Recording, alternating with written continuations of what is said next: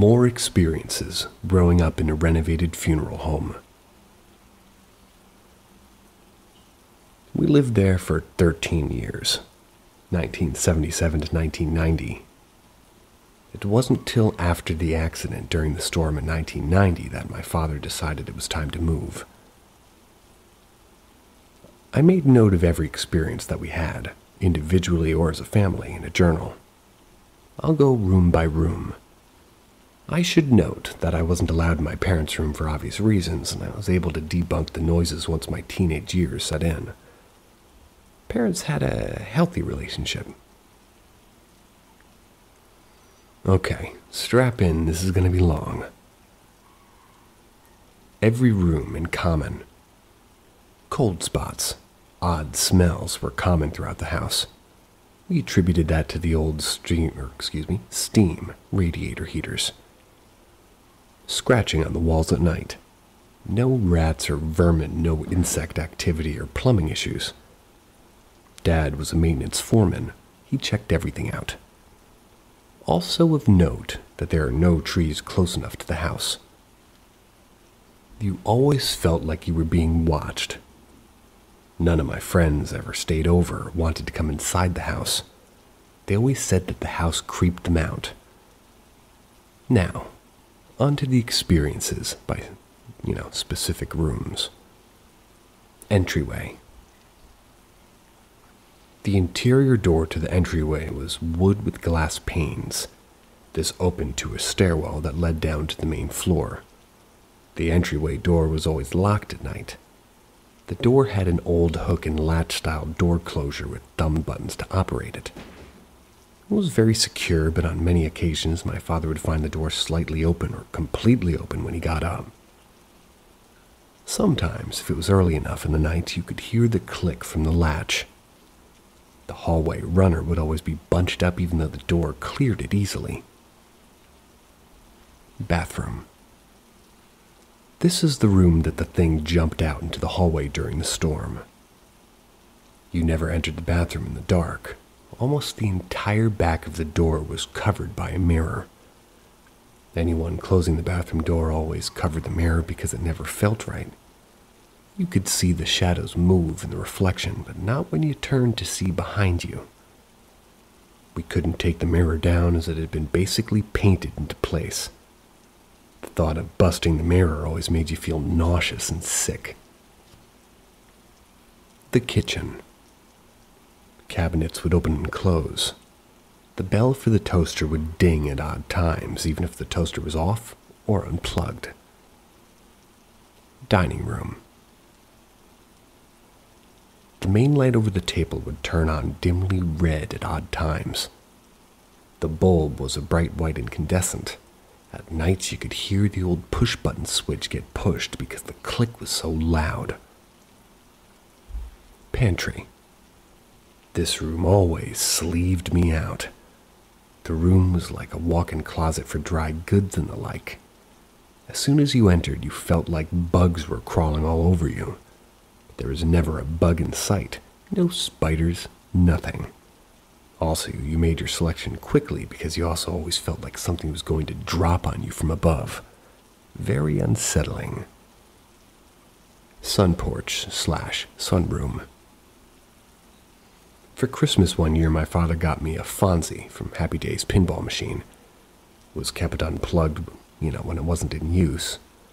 On a few occasions, you could hear the chug-chunk of the flippers on the sound of the ball rolling down the game field. Dad thought the game was malfunctioning, but it wasn't. There was also an electronic bowling lane. The ball would roll around the room at night sometimes, and the game played music. Ride of the Valkyries. And that was if you got a strike. The music would sound at odd times and off speed. This is also where the attic access was. Attic. Now the cool thing about the attic was that the former funeral director had a full bar and billiard table in the attic. And that was along with the spare guest room. How we got that stuff up there is a mystery because the attic entryway was super narrow. Oddly, the attic was calm. I remember a wood carving just past the door that depicted Ireland, and etched into the wood was I don't know what language this is. Beyond eir eg fair orthu siodun land thar on tarsio. When we moved, we took the wood carving with us with permission. I'm only the third generation in the family who wasn't born in Ireland. My dad hung it on the front door of our new house. My grandfather could read Gaelic and translate the meaning, and it roughly translated into, Ireland protect those that cross this threshold. Apparently, I cannot read Gaelic.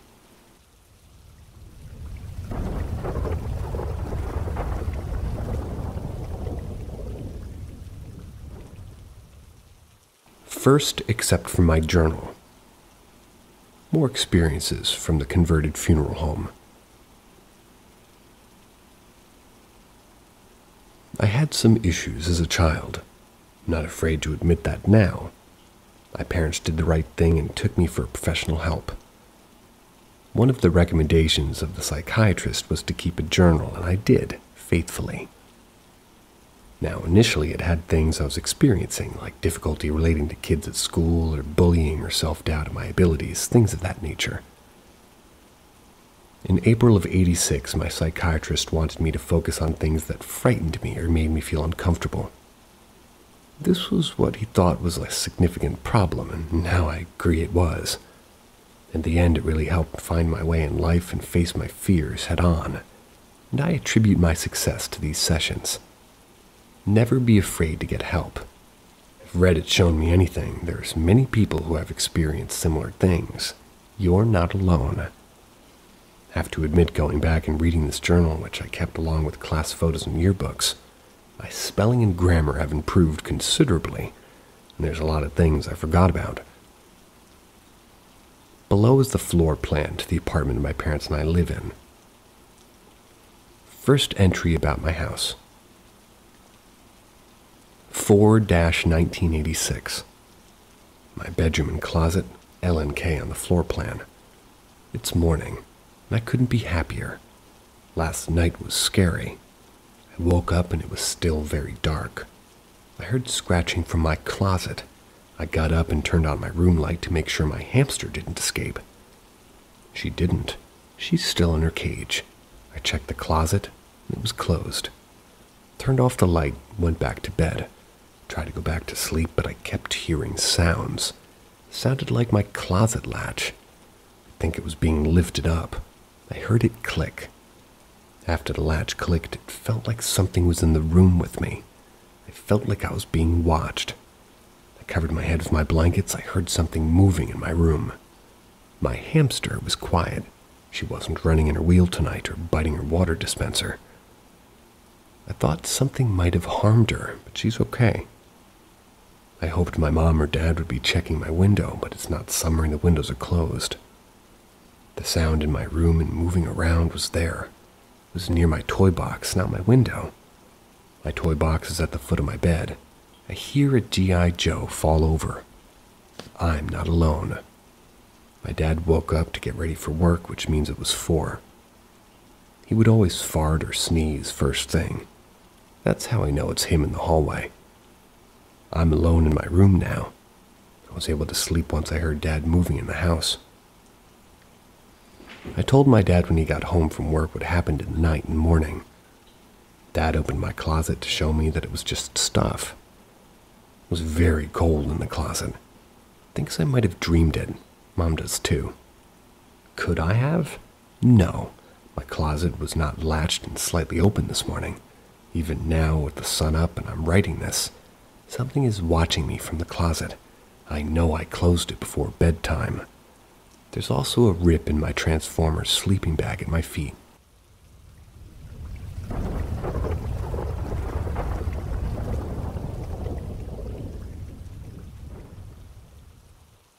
Second excerpt from my journal.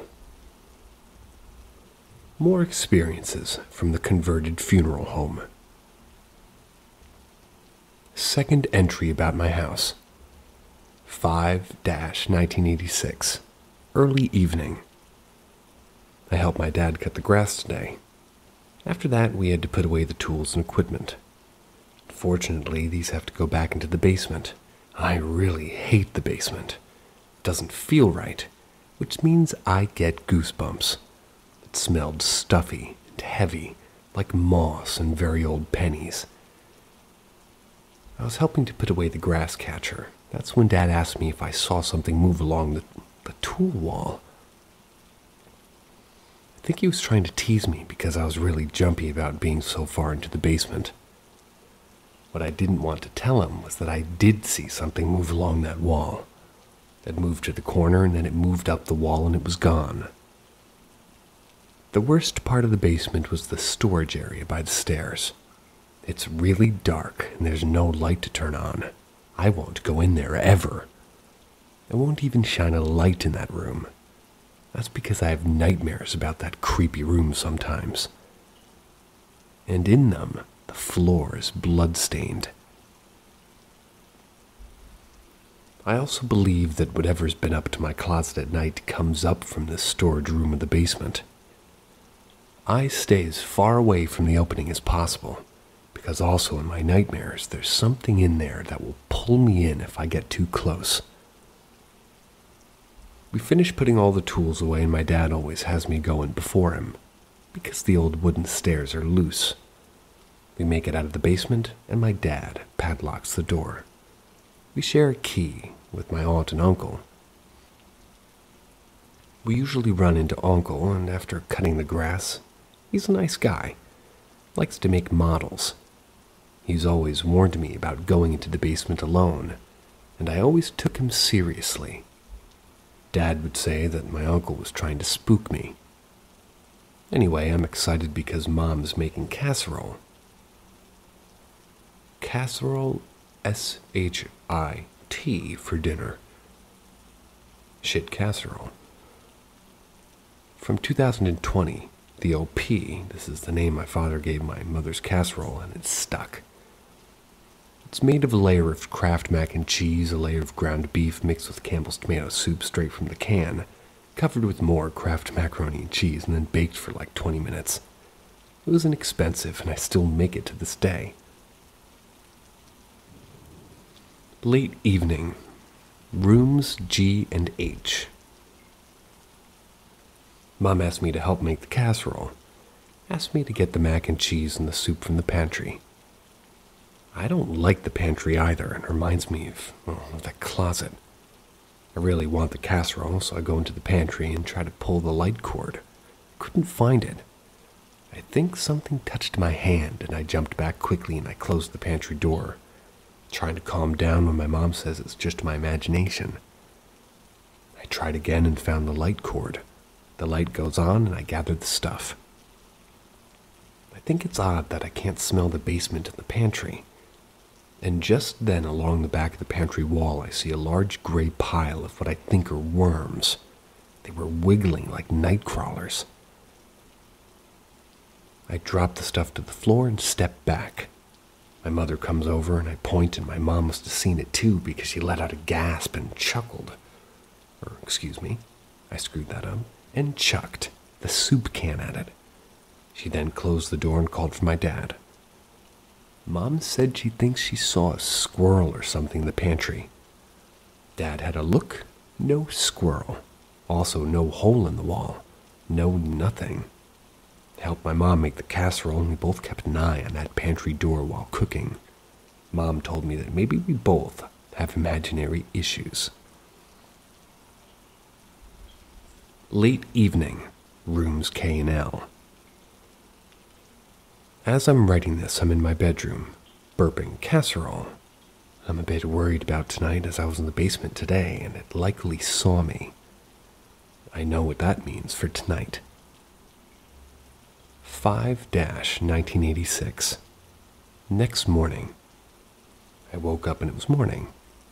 I guess helping Dad cut the lawn and that must have helped me to sleep through the night. I hear my parents talking in the kitchen. Mom was asking Dad if we could figure out why all the kitchen cabinets were wide open. I heard them talking about maybe the house settling, or maybe I didn't close them tight after helping with dinner cleanup. At the close them tight part, I looked over at my closet, which was again partially open, and the hairs on my arms stood up. I jumped at the sound of 3 knocks on my bedroom door. I looked over expecting to see one or both my parents, but no one was there. I then heard 3 knocks from the closet door, and I bolted from my bed, kicked the closet door closed, and went right to my parents, knowing I couldn't explain that I made sure the cabinets in my closet, for that matter, were closed.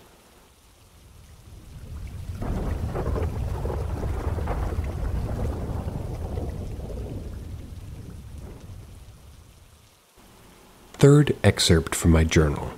More experiences from the converted funeral home. Third entry about my house. 6-1986. Afternoon. My parents got me the Dungeons & Dragons red box. I'm really excited because I got a chance to play in summer camp last year, and it was really fun. My therapist said I needed something to focus my imagination on, to give me an outlet. I'm not sure why I needed a wall plug, but he's the doctor. My cousin, 3 years younger than me, is coming over today for the weekend. I'll let him know what goes on at night here. No one seems to believe me when I tell them the things that I've seen, except my uncle. Evening. My room, my cousin will be here until Sunday. We spent a bunch of time reading the Dungeons & Dragons rule books. My cousin wanted to tell scary stories. I told him that we're unlucky. Well, if we're unlucky, we will be in one. And I explained what I'd been seeing lately. He laughed it off, but requested we use a nightlight. Night. My room. My parents had gone to bed, and my cousin and I had just finished going over the rule books. We were coloring in the dice numbers and trying to make our first characters. We lost track of time and soon discovered that we were almost like 1:30 in the morning. We decided it was time to turn in. I checked the closet. It was closed and latched. We had sleeping bags, Transformers for me and Spider-Man for the cousin. We continued to goof off a bit when the room got very cold, like a window got opened. Just as my cousin went brrr, we both heard a loud click. We both peered over the top of the bed and we saw the closet was no longer closed completely. We also noticed the nightlight was getting dimmer and the room getting darker. Suddenly the room went pitch black. It was pitch black as the nightlight went completely out. There's 2 large windows in my room, but there was not even any moonlight coming in. When the nightlight came back on in the closet, it was more open and we both saw something dark in the corner near the window.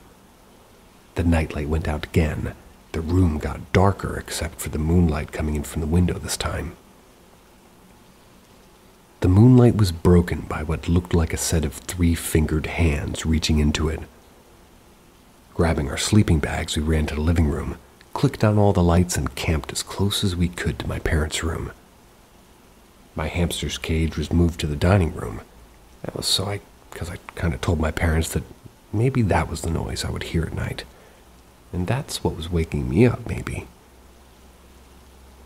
She had been in her exercise wheel when my cousin and I ran from my room. I remember hearing the sound of her running in the tube to get to her nest area. Then the house went silent. Silent until my dad tripped over my cousin. He was about to chew us out for making noise so late or early, but a door slammed in my room. He went to check it out. We camped out in the living room. When my dad came back, he said he'll fix the closet latch, that we shouldn't be reading monster books so late at night, sliding the red box to me. Oddly, though, he said we will spend the rest of the weekend at my grandmother's house. My cousin vowed to never spend the night at my house again. Entryway.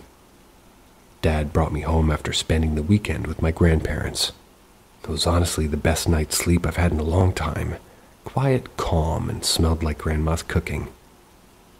As we get closer to home, just seeing it, I feel sick to my stomach. On entering, I actually stopped and dropped my overnight bag. The house felt different. Before I left with my cousin, it felt spooky and frightening, but now the only thing I can feel is just seething anger.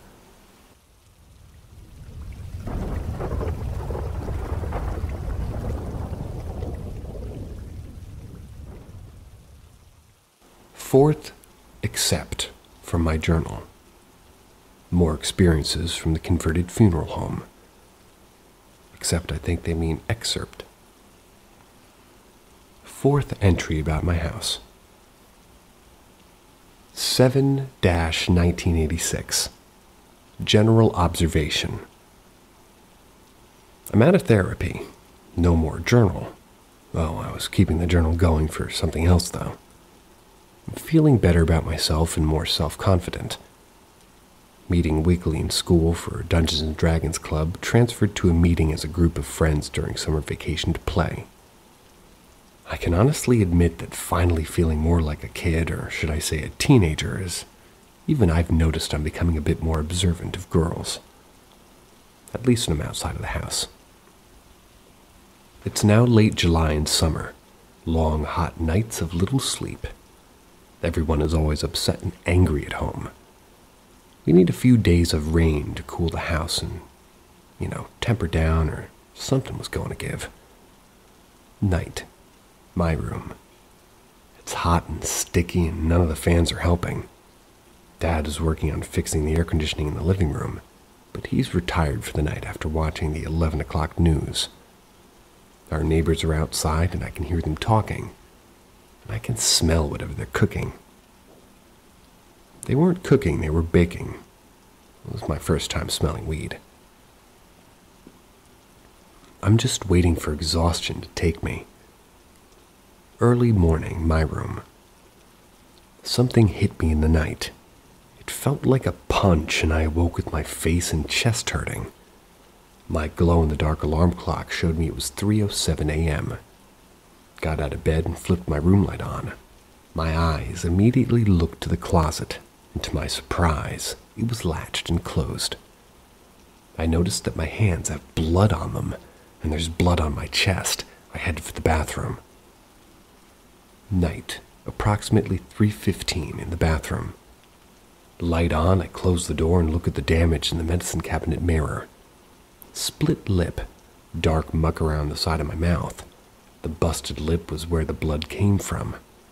There's 3 marks on my chest as big around as a quarter and they hurt.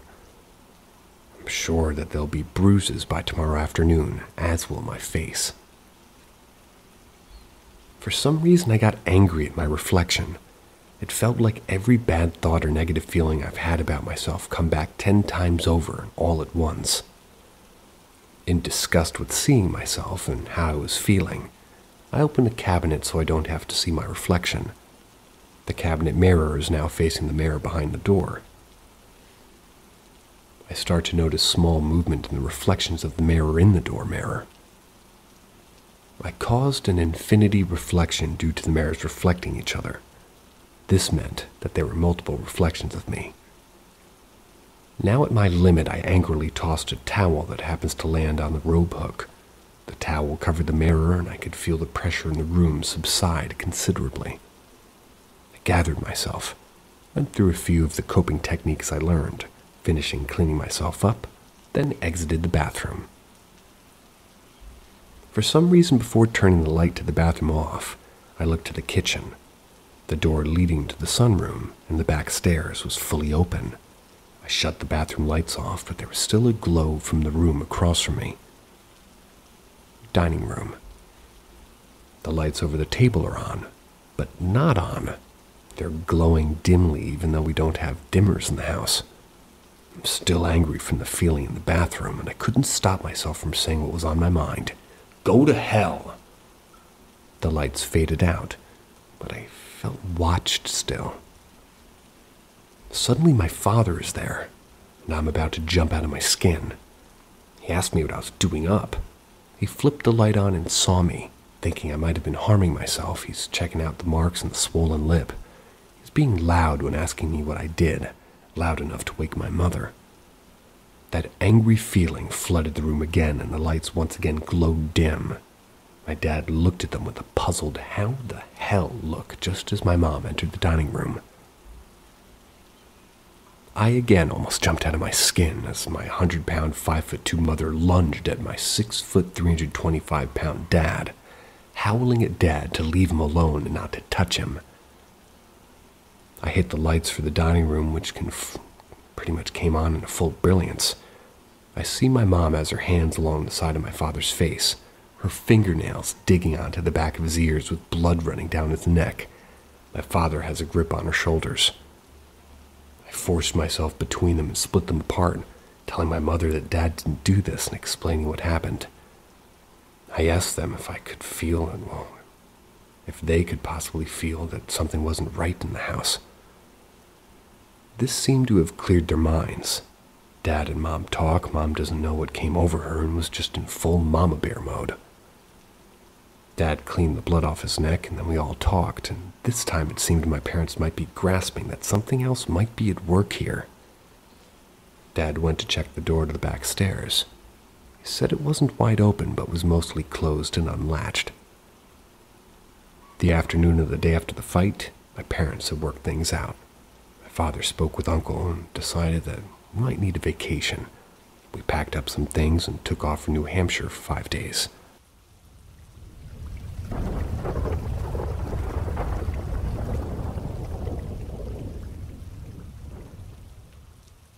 Fifth excerpt from my journal. More experiences from the converted funeral home. Fifth entry about my house. Information from my father in 2013. So I've now reached the point where, as an adult, I started talking to my dad about all the crazy things that happened to us when I was growing up. I'll provide that information as applicable. My age when talking to my dad, 40, my age for the century, 14 going on 15. My dad was 40. I was at this point, or rather, it was at this point that Dad revealed the house was a funeral home before being purchased and renovated into a multi-family house. According to my father, the activities started when I was very young, only a toddler. It happened one evening after one of my aunt's friends felt something about the house and wanted to have, and did, hold a seance. Then the feeling in the house changed from just creepy to horrific because my aunt realized the seance must have been the reason that the house had activity. Unfortunately, she doubled down on the issue by having that same friend come in and do a cleansing. They didn't know what they were doing, just enacted something that I'd read in a book according to Dad and likely did it wrong, just riled everything up. My dad believed that moving was the best option for us, as nothing seemed to follow once you left the house, really. To that end, my parents were trying to save me, excuse me. I need coffee. To that end, my parents were trying to save for a down payment on a house, but we had a string of health issues that would undercut the savings. Examples will be coming up. My father believed that they, my mom and himself, were not in control of their emotions for the fourth entry. When we went on vacation, everything went back to normal between my parents and I. Also, while on vacation, my uncle had the house blessed by a priest. This priest was a friend and kin to my uncle, same Irish clan, and this is what seems to have dialed everything down for a while, about 2 years. That changed in July of 1988. 7-1988, afternoon outside the house. Hello again, my journal. It's been a while. Things have been quiet at home. Creepy, but quiet. I've returned to you today because I was helping my aunt and uncle load food up for our family barbecue. While carrying the trays of food, I noticed movement in the basement window. My mom and dad were outside loading our car, and my uncle was behind me. My aunt will not enter the basement. What I witnessed was approximately level with the basement window, which would make it about 6 feet tall. About my height now. It had a human-like shape, head and shoulders. Its head moved quickly side to side. Uncle. Seen it too, didn't you, lad? I think so. It's been biding its time, looking for a way out. Biting. Yeah, what is it? Our clan called them Jimhan. Dheamhan. Demon. And they're not natural. They find a way to feed on fear, anger, and sorrow. They sow these emotions like crops, then harvest the field. Well, journal, looks like I won't be sleeping the rest of my time here. Parents are saving for a new house. Night.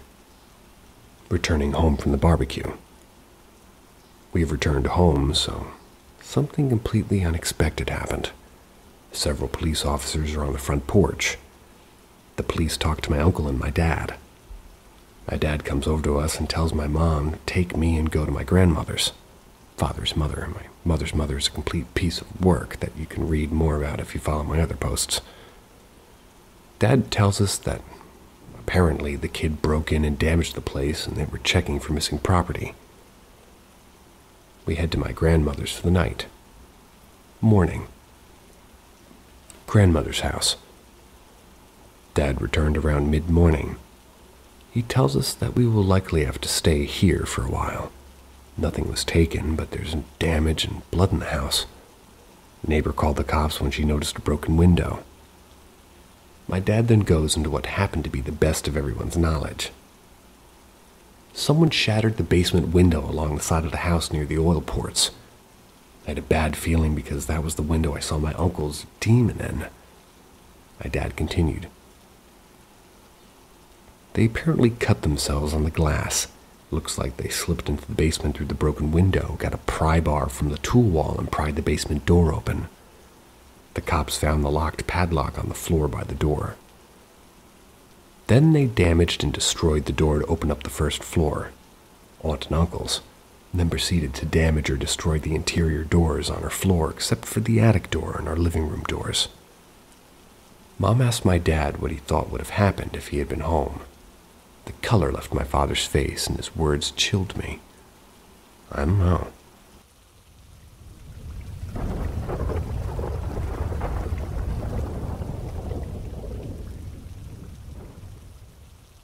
Sixth excerpt from my journal. More experiences from the converted funeral home. Sixth entry about my house. 9-1988, afternoon.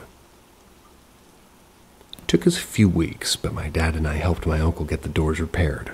That was on the first floor in the bathroom. That was all undamaged. All the other door had been hacked into by a pry bar.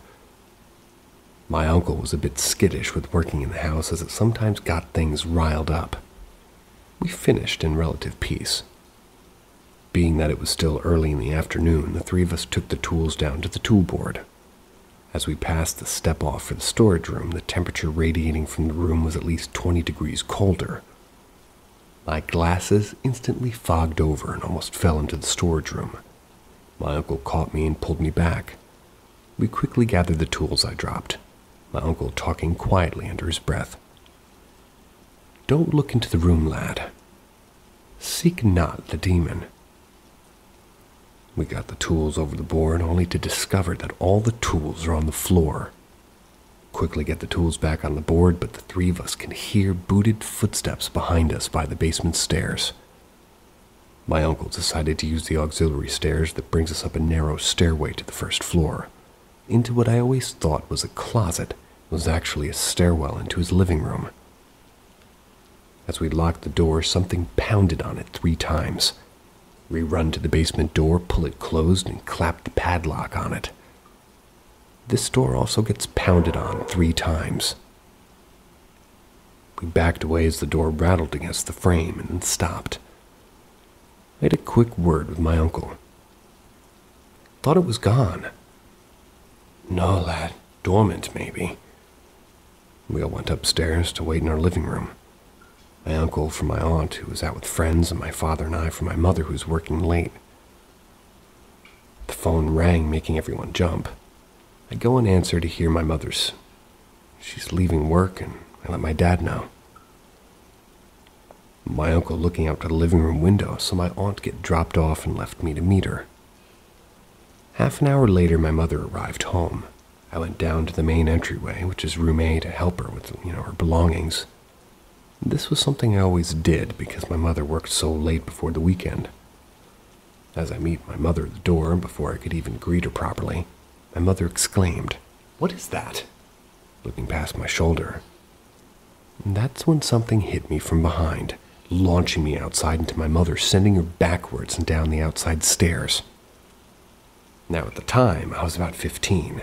I was eye to eye with my father at 6 foot, even the 200 pounds, give or take a cheeseburger or 3.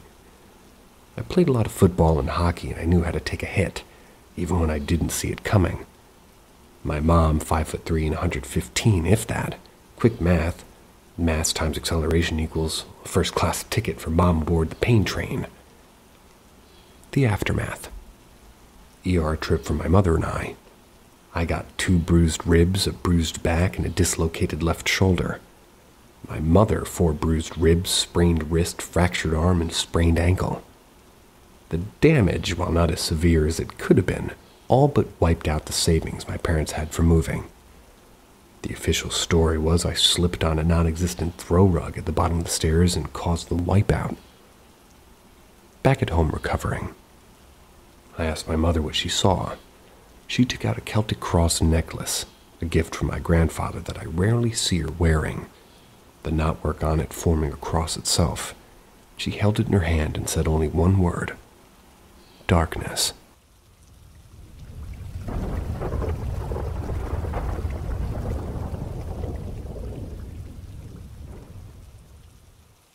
Seventh excerpt from my journal. More experiences from the converted funeral home. 7th entry about my house. 12-1988. I recovered quicker than my mother from the September experience, but with the holidays coming, everything's feeling a bit better. Family tradition is to start decorating for Christmas after Thanksgiving. This means Mom gets to breaking out her carols and vinyl, and yeah, I'm that old, and the Sears system belts out Bing, Nat King Cole, 3 tenors, and the like. I help my uncle decorate outside: plastic toy soldiers, giant plastic candles, big bulbs, string lights, and a big plastic Santa that gets put up at the ledge outside our living room window. We secured it to the ledge and make sure that there's no tension on the cords. The house, however, is still creepy. You can hear footsteps in the night, banging on the doors and occasionally walls. We all had this uneasy feeling with the bathroom mirror, to the point that we permanently hung a thick cloth over it. But no big activity since September. Christmas is typically a safe time of the year. Christmas Eve, my uncle always has a huge party, lots of laughing, singing, drinking, lots of Irish prayers answered. This was a saying my uncle liked to use when a bottle of Irish rye was empty and had an unopened one magically appeared to replace it. Now, traditionally, my uncle will announce that he thinks he hears reindeer bells, which gets the kids wanting to go home and officially ends the party. This year, however, it was a younger cousin who shouted, "I hear Santa's footsteps," about 2 hours before the party was set to end. Sure enough, there's loud footsteps overhead when all of a sudden the room breaks out in peals of young children screaming, as right out the large front window Santa swung back and forth, extension cords wrapped around his plastic neck. My father and I bolt upstairs because we know the plastic Santa was right in front of our living room window on a large overhang. I reach the stairwell door. To my surprise, the door's closed and locked. I get out my key and I open it. As my dad gets out on the landing. I had honestly expected it to be open. Inside, all the lights in the house were off, including our Christmas lights. Grabbed the flashlights that's on the kitchen counter near the door. Kept them there for emergencies. Shine the light down the hallway. The bathroom, the pantry, the living room, the parents' bedroom. Doors are closed. Hallway runner is pulled back to the living room door. We go down the hallway, open the door to the living room. It takes a moment for my father and I to register what we see. The living room window is wide open and the plastic Santa gone, but the window plastic sheet is intact and still sealed to the window frame. We tear the plastic off, pull the Santa up, and secure it back in place. We close the lock, and Dad gets the plastic to seal the window once again. There was no wind and no ice. Dad finishes applying the plastic sheet and tells me to go get my mother's hairdryer from her dresser top so we can seal up the plastic. I get the hairdryer, and as I return to my father, I forget about the hallway runner. It tangles up around my feet and I fall. As I'm on the floor, I think I see someone in the light of the door frame to the stairwell. But when I pull myself up, no one's there. I give the hairdryer to my father, and about 10 minutes later we have the window sealed up. The stairwell door bangs once. Then we hear another door bang and assume it's the basement. We go around and discover the Christmas lights unplugged, which we most definitely know they were not when we left. We returned to the party. No one seems to have noticed anything. Explained to my uncle in private what happened. Family starts filtering out and the party ends. My father slips me a swig of rye, to which I cough and sputter and gulp, but do keep it down. No style points on that one, though. My mother returns from the midnight mass. We retire upstairs and change in the house. It's like entering the eye of a storm. It's suddenly calm and peaceful, but you know it's only temporary. Just like tonight. See you next time.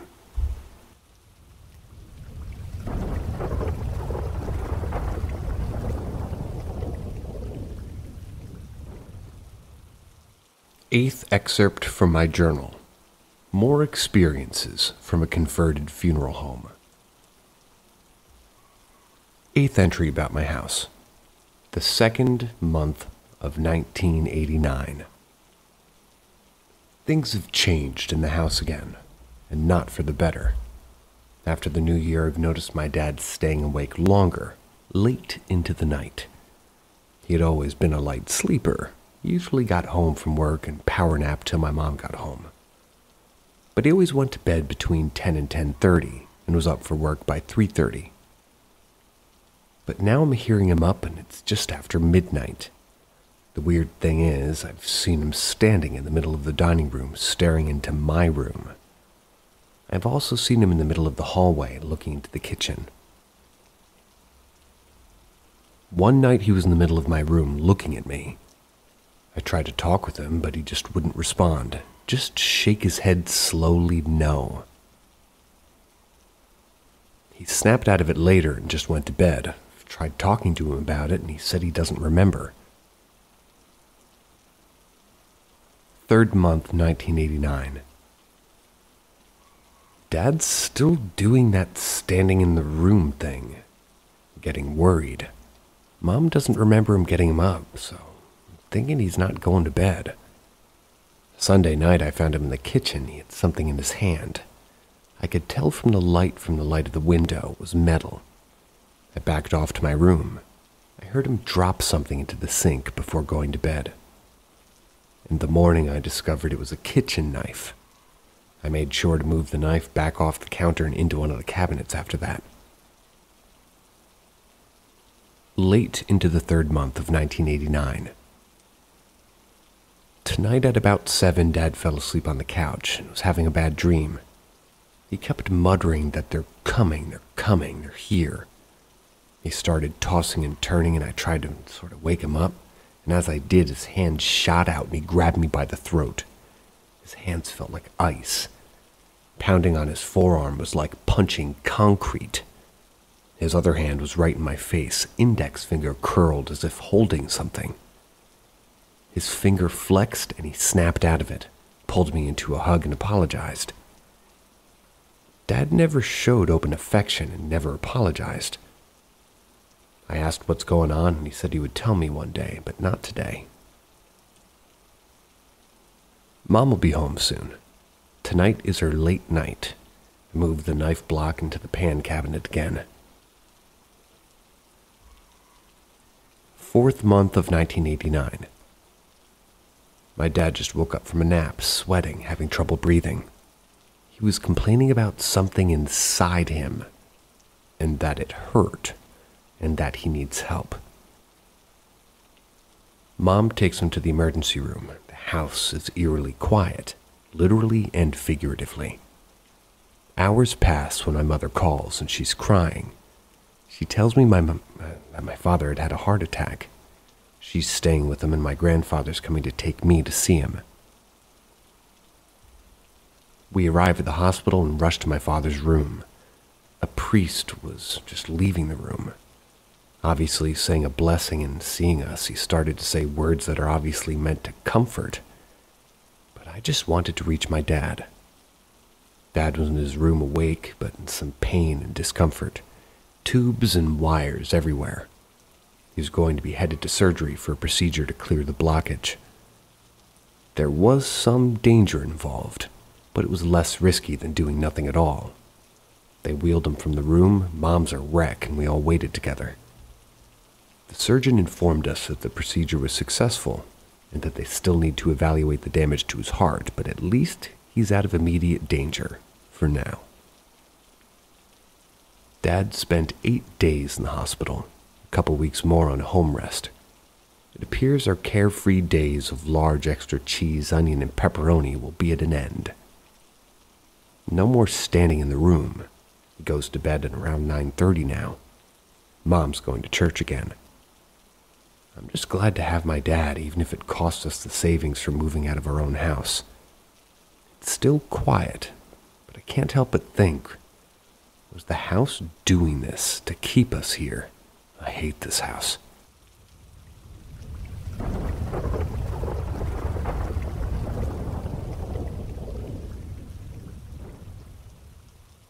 Ninth excerpt from my journal. More experiences from a converted funeral home. 9th entry about my house. 6th month of 1989. I really don't know what's going on with the house. Dad's recovered well. We go fly fishing on the weekends. That's with both of my grandfathers. Mom goes out with friends or visits my grandmothers. Basically, we try to be home as less as possible. Mom said something tried to push her down the stairs after she got to the top. She caught the handrail and didn't fall, but had a gnarly bruise on her shoulder. This kind of freaked her out, as seeing as how it hadn't been so long since I was a human wrecking ball. We, Dad, Uncle, and the paternal grandfather have been working in the attic, and they've included me. We're all building it into an attic Irish pub. Something is not happy about the pub. We have to use the back stairs to get to the attic, and every time we carry bags up, they split. Plastic tote handles snap, and the cold radiating from the basement door is so strong you can sometimes see your breath. My uncle and grandfather are great woodworkers, and the pub is coming along nicely. My father's been teaching me billiards, 8-ball and 9-ball, and we're learning snooker together, despite not having a 12-foot snooker table. My grandfather brought over a handmade plaque that read Sullivan's Pub. It has Celtic knots around the border and the phrase. Well, a phrase in Gaelic. My grandfather explains that everyone in his thick brogue, listen here lads, Pa got some old magic from home. And this here means that Ireland protect those that cross this threshold. He hung the plaque just over the door. The attic, where we would go to watch sports, shoot pool, and sort of became a place where the clans came together. It was finished on July 4th, 1989. The 7th month of 1989. We're starting to hear animal noises, all kinds of animals. Then there are scratches, deep scratches being left on the floor and walls near the attic door. The scratches are always in groups of 3s. The wall has been pounded on at night. My closet is once again creaking open, despite the hook and eye lock on it. Now I'm also seeing something walk past my door in the early morning hours, and it's huge. Blocks out the streetlights from the living room window. There's also a smell to it again. It's like wet moss and old copper pennies. There's scratches on the inside of my closet door and walls. Also, I'm seeing eyes outside my window. These could be the old barn owl, but it's never sat looking into my window all night. My friends don't come over anymore, and they say even just standing on the porch makes them feel unsafe. One even went so far as to say it felt like something bad was going to happen.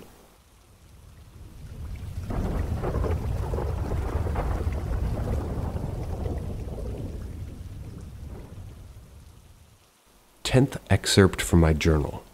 More experiences from the converted funeral home.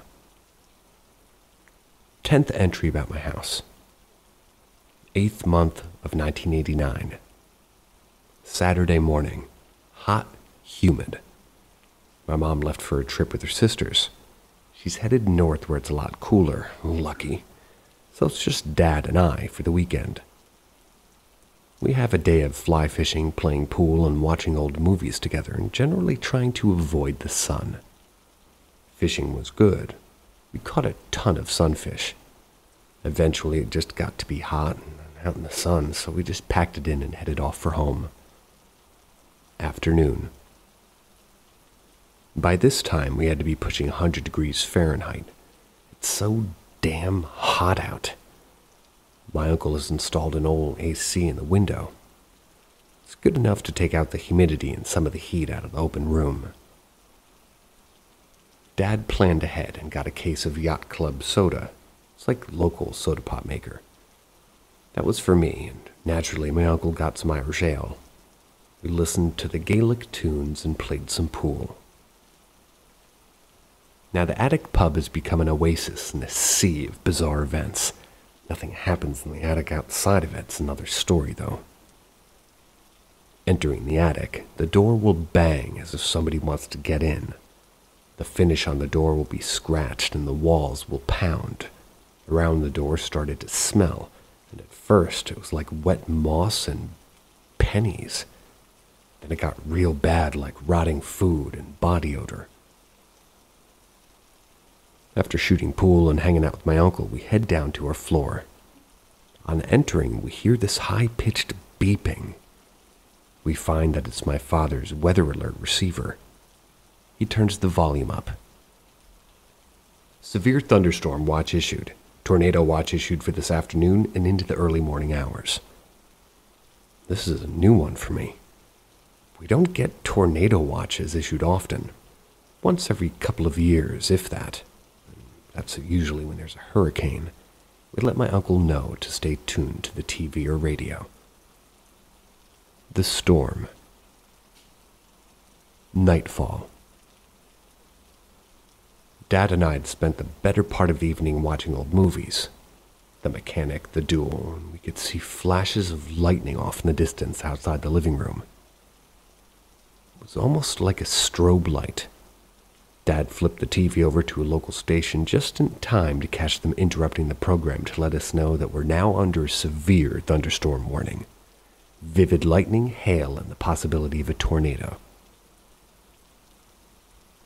Now we both realize how this could go bad. If a tornado did form, we would have to head into the basement. And at night, and during a storm, knowing what it was like down there. Now we could hear the thunder rolling. The flashes of lightning were brighter. We turned the living room AC off and opened the window a bit. My father believed that the opened windows helped equalize some of the air pressure in the event of a tornado. He said he learned that in the Army.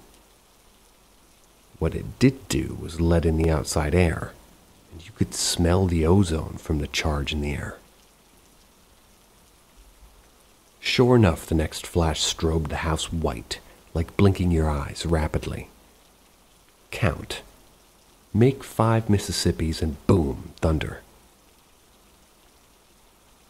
Next lightning strobe lit the house up green, and I happened to have been glancing toward my room. I saw that my closet door was wide open, and my father asked me if I saw green when the lightning flashed.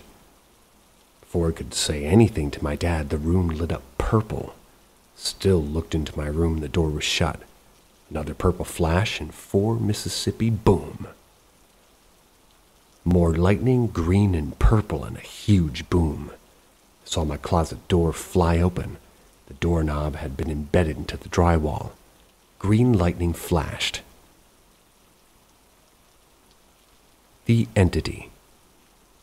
I'm writing this the following morning, in the safety of daylight. I never want to go through what happened last night again, and I'm hoping my memory is accurate. I'm sure this will haunt my dreams for years. I remember the sudden absence of electronic sound as the power cut out. The crack of thunder indicative of a ground strike. black punctuated by flashes of green and purple, constantly rolling thunder. Dad asks me to get the extra candles and flashlight from the stash in the kitchen, while he gets Mom's candles from their hope chest. I remember leaving the living room and going to the hallway, closing my parents' room, and the lightning is flashing and the thunder so loud. They're both nearly constant. The heart of the storm must have just been over us. The winds picked up and started howling like a pack of wolves. I could see into the kitchen, the door to the back stairs, and it was wide open.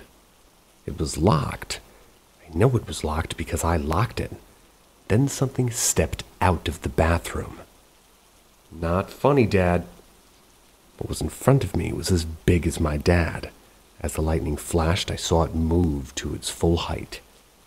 The hallway was at least 8 feet high and 4 feet wide, and this thing took up most of it as it was much bigger and wider than my father.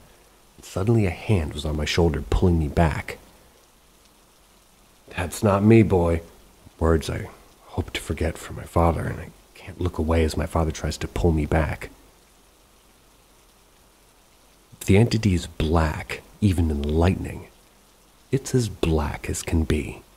It had arms long and thick ending in hands, and it touched both side walls of the hallway. These hands appeared to be what I can only describe as hawk-like talon. It had a massive head, and the lightning would reflect back from 3 points, one higher and centered, the other 2 about where you expect eyes to be. It tilted its head like a dog hearing a high-pitched sound and then started to move its head side to side till it was moving it like a blur. Only the color of the lightning flashes reflected. It started to move at us. My father pulled me back hard and we just about entered the hallway and shit. A peal of thunder mixed with every kind of animal cry you could think of tore down the hallway. The entity gouged the wall near the pantry door, and when it howled, the area under its eyes got even darker. My father flung me into the living room, stepped inside, and closed the door behind him. We lit my mother's candles that she had in the living room. The light cast shadows on the walls. These shadows moved differently than the flickering of the flames, like they scurried under the door and away from the light. The lightning flashed, the thunder boomed, the winds howled, and the thing in the hallway slammed the closed door. My father moved to shut the door between the living room and the dining room. The living room was closed off. Dad opened the window and we would jump out if we had to. Each door pounded, dining room, then hallway, and the shadows would creep under the door only to shrink when the candlelight touched the door. My dad took down an antique wood-framed polished silver mirror from the wall and put it behind the candles, reflecting the candlelight on the doors. The animal sound continued, got louder. Something walked up and down the hallway. A thunderous crash from outside as a huge part of oak tree came down. Lightning flashed. Still that odd green and purple color. The storm raged for a while longer, and it felt like hours, but we didn't have power, so no idea what the time was. We waited for the thing to burst into the room, but it never did. The candles burned all night. The storm passed. The smell of wet grass and broken wood replaced the ozone. All became quiet in the house, except for the dripping of water.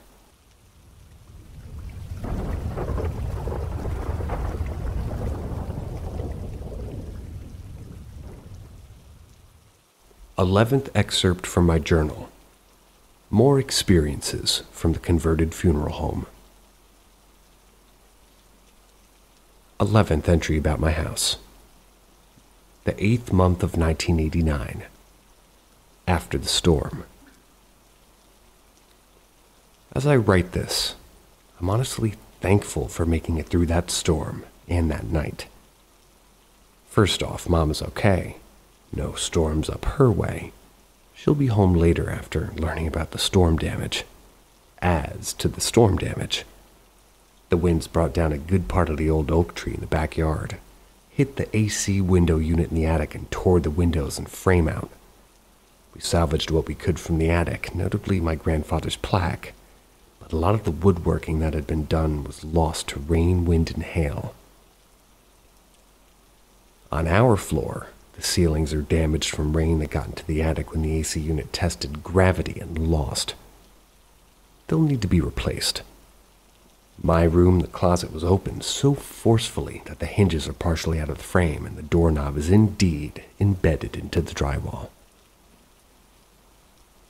I can't be positive, but I think I hear a faint whisper from the permanently open closet. I tried using my mother's boombox, dating myself again, to record on cassette, and yeah, that old, but I think it's too soft. The hallway was slashed down the drywall, 3 furrows dug about 3/4 of the way through. Whatever did it, well, I know what did it, but it was sharp, and it likely could have palmed my entire head with no difficulty. The living room door and frame were badly damaged. The hallway runner got stuck down the hallway and ended up in the sunroom. From the sunroom, we could see damage to other houses.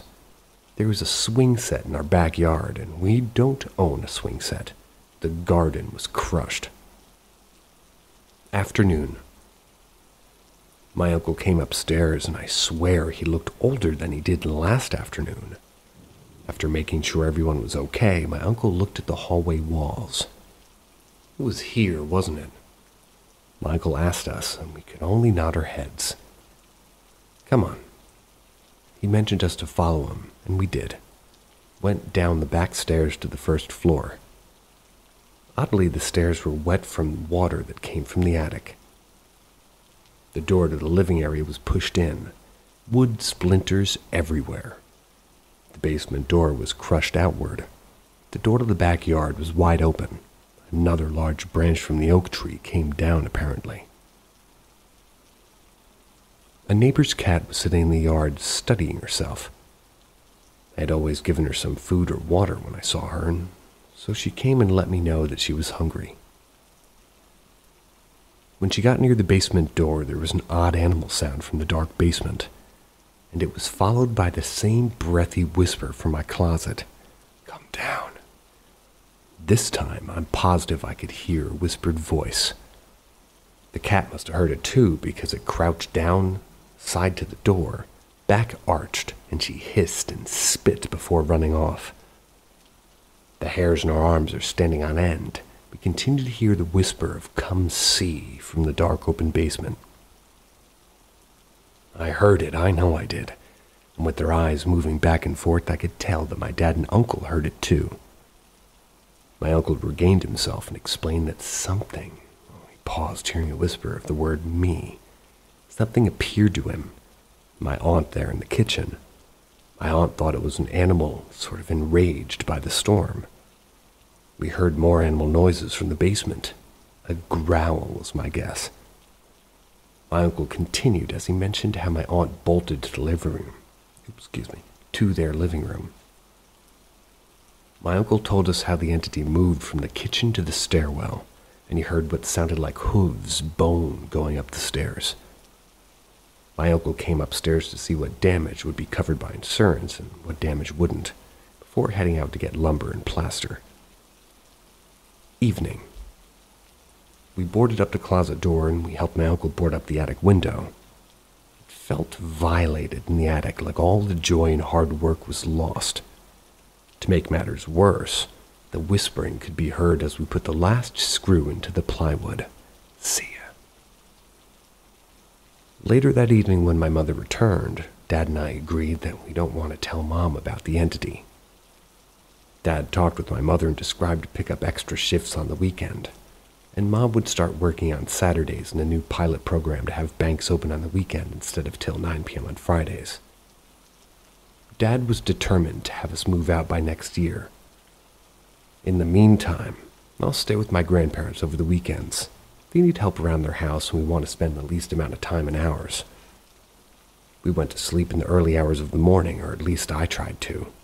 I kept hearing the squeak of a wood screw slowly turning. I was startled awake by the sound of a wood screw falling from a height and hitting the hardwood strip just before my bedroom carpet.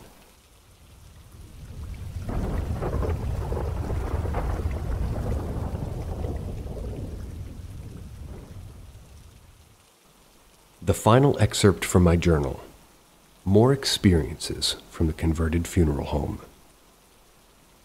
12th and final entry about my house. The 4th month of 1990. It's the 90s. Aside from the annoying whispered enter the closet at the basement, the loud thumps and sets of 3 thuds. Things have been going well. But any time I don't see that thing, things are going well. First off, I've been accepted into a state-run vocational high school. I'm also trying something new. Well, new to me. I'm trying to quote-unquote come out of my shell more. I'm hoping that a more positive mindset might help keep the thing away. So yes, things are going well, and in fact, over the past several months, after I slimmed down holiday season and a bit of luck, we might be moving.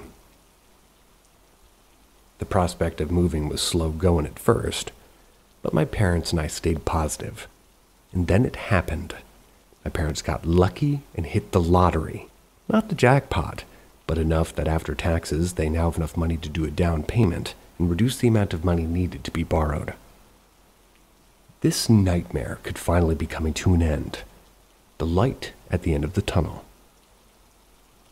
There are 3 solid knocks on my new, since the storm, closet door. This seems to happen more and more to remind me not to get too happy. So I gave the door the finger. I'm not letting this place take this joy from me. 6th month of 1990. My parents are assholes. Well, only in the sense that they pranked me good.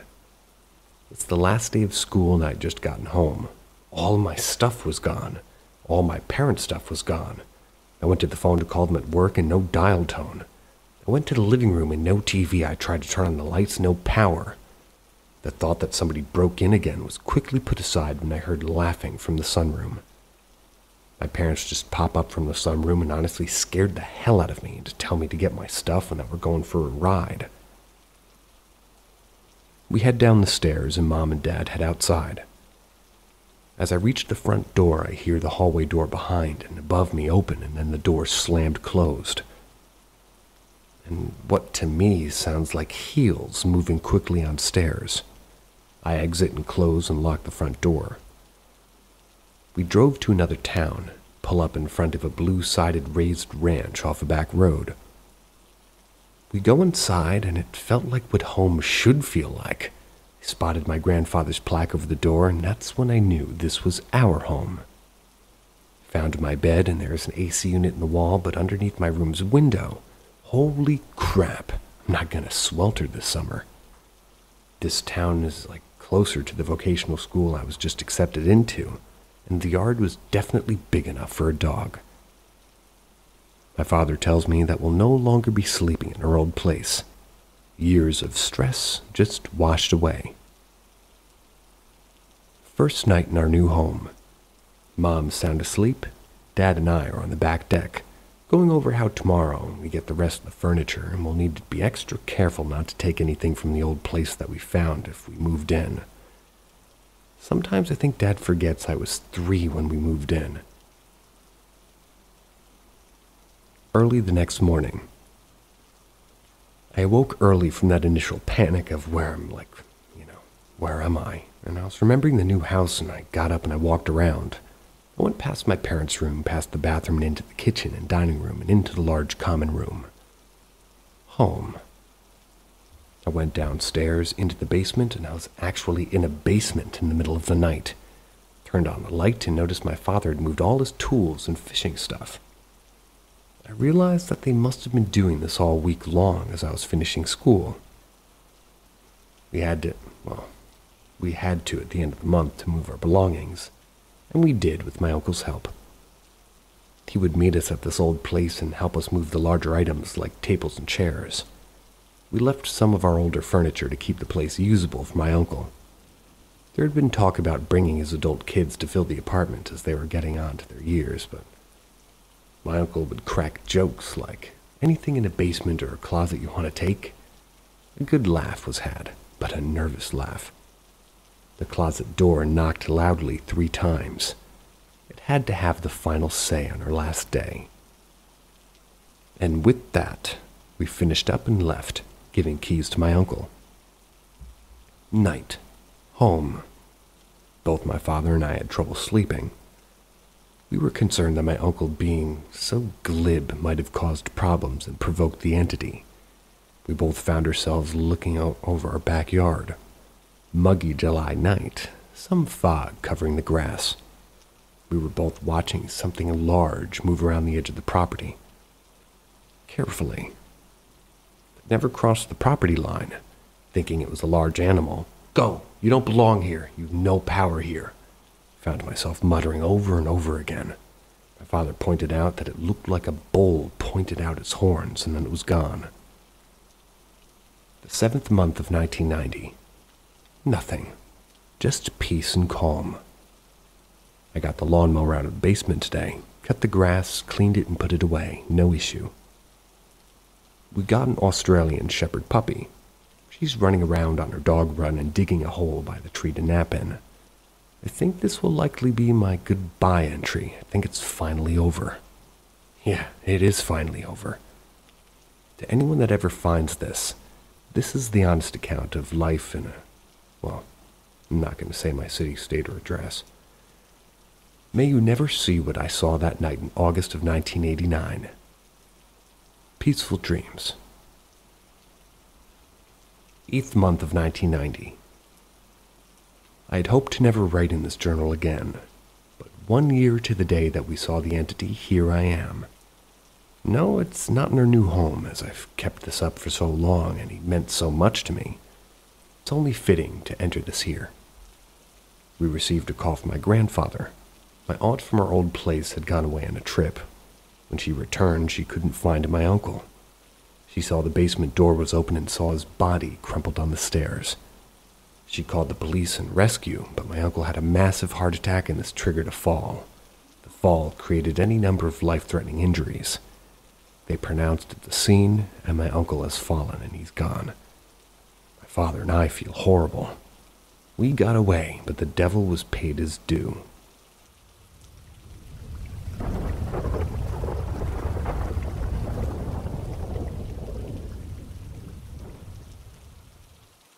This is a long one, but it is the scariest paranormal / reincarnation I've ever experienced. It's titled Blast to the Past.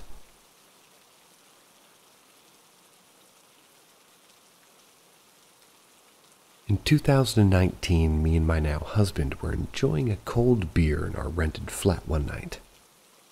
We were daydreaming of the future and scrolling through Rightmove. We were looking at properties out of our price range, wondering what it would be like to live in and own one of these homes. This is kind of something we often did, sending each other properties that both of us knew we wouldn't be able to afford. I would often make the comment of, "That's it, that's the one." My husband would respond with, "Ah, yes, I'll take 2 for that price." Well, this night was like no other.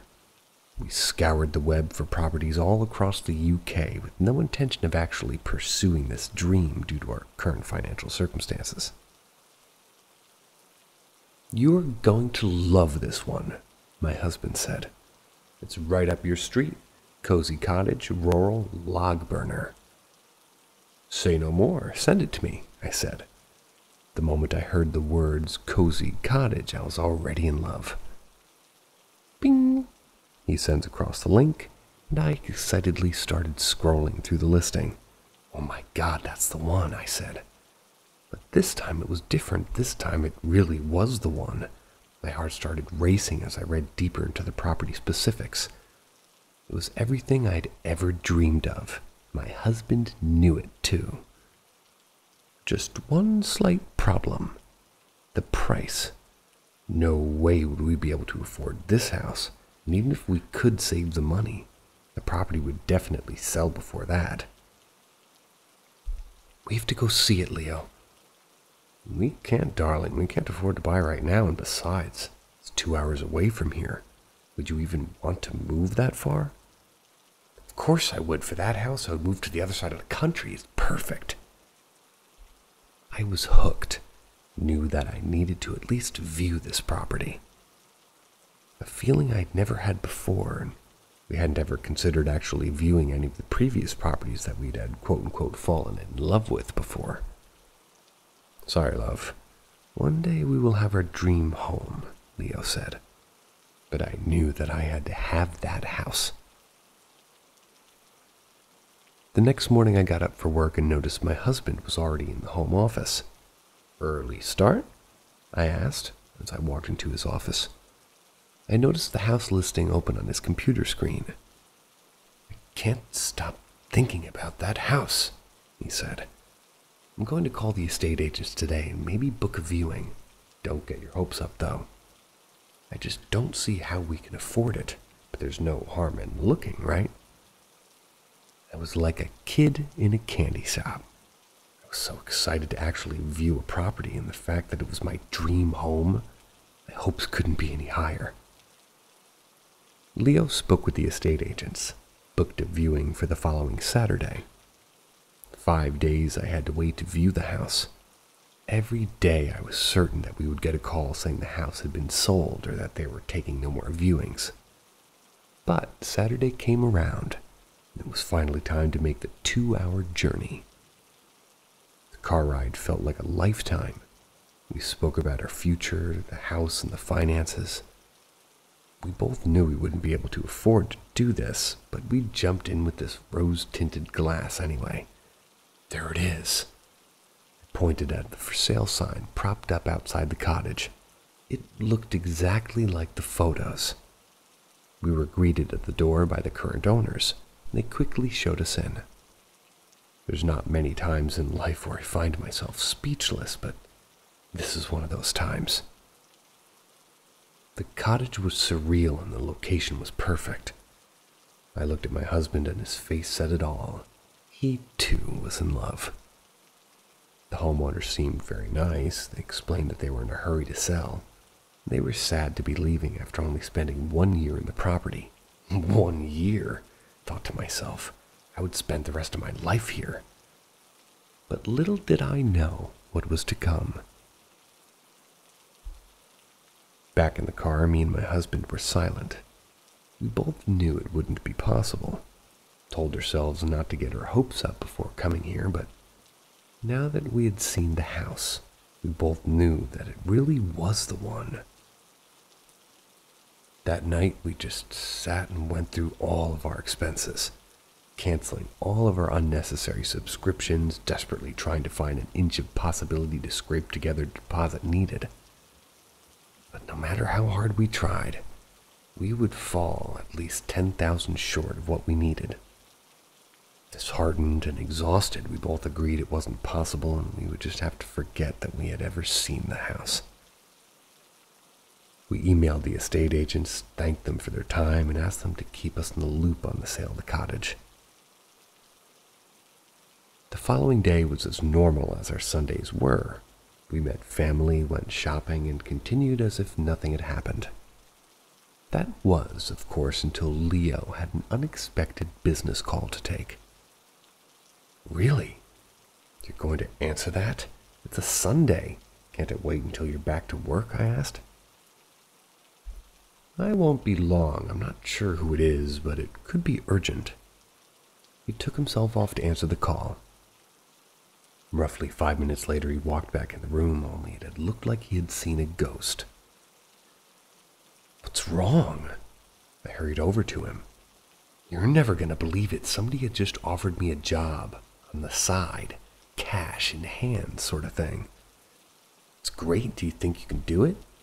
You're quite busy as it is. I asked the question, but I knew he would say yes. He's kind of a workaholic. You don't understand, Chloe. This isn't a small job. They've offered me $10,000 to do this for them. Are you serious? Couldn't believe what I was hearing. It was like somebody above had sent an angel. All I could think about was the house. I accepted it straight away. I needed to start working on it tonight. They need it desperately. That's fantastic. 10,000. It's exactly enough for the house deposit. He finished my sentence off. We were both slightly weirded out by the coincidence, but have always lived by the motto, If it's meant to be, it will be. The following morning, we rang the estate agents first thing and placed our offer on the house. By the afternoon, we had been accepted and had already received all the legal documents to fill in.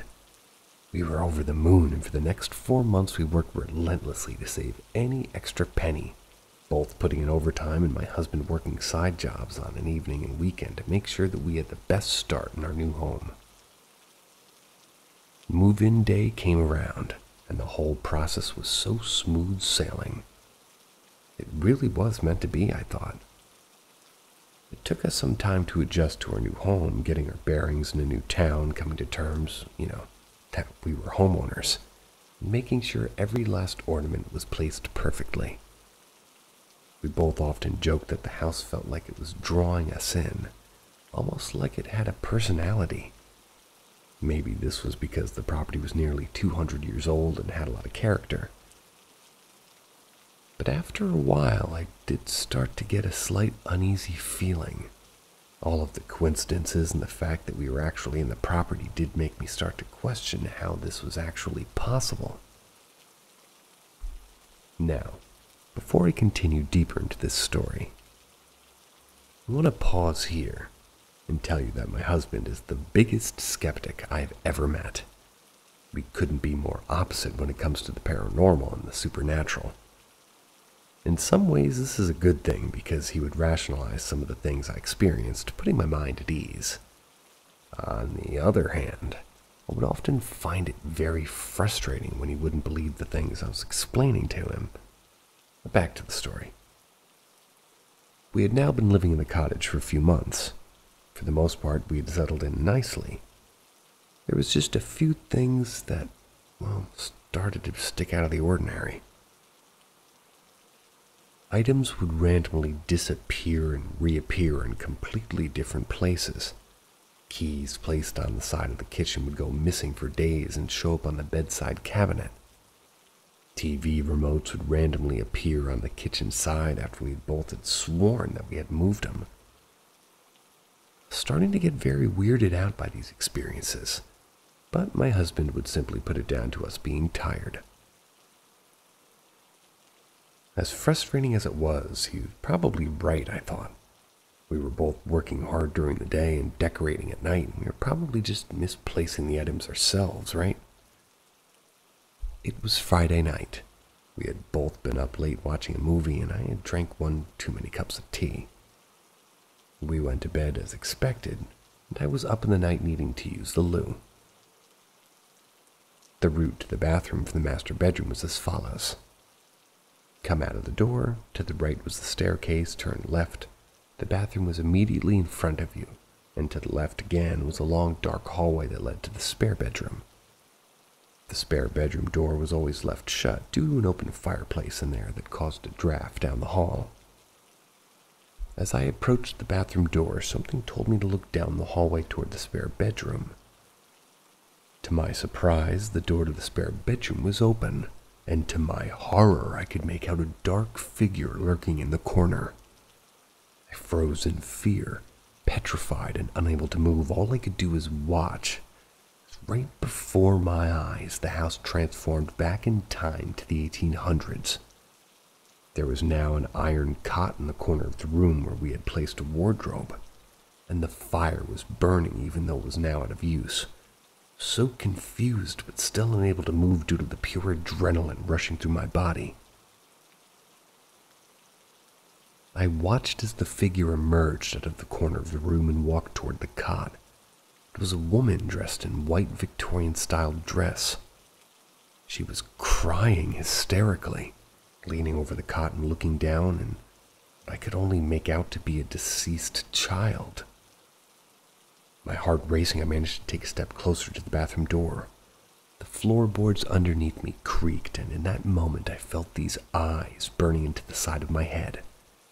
She saw me. I screamed, ran back into my bedroom, and slammed the door shut. What is it? My husband jumped out of bed. I saw a woman in the spare room, but it wasn't the spare room. It was different. It was like it was in a different time zone, and You what? He asked, still half asleep.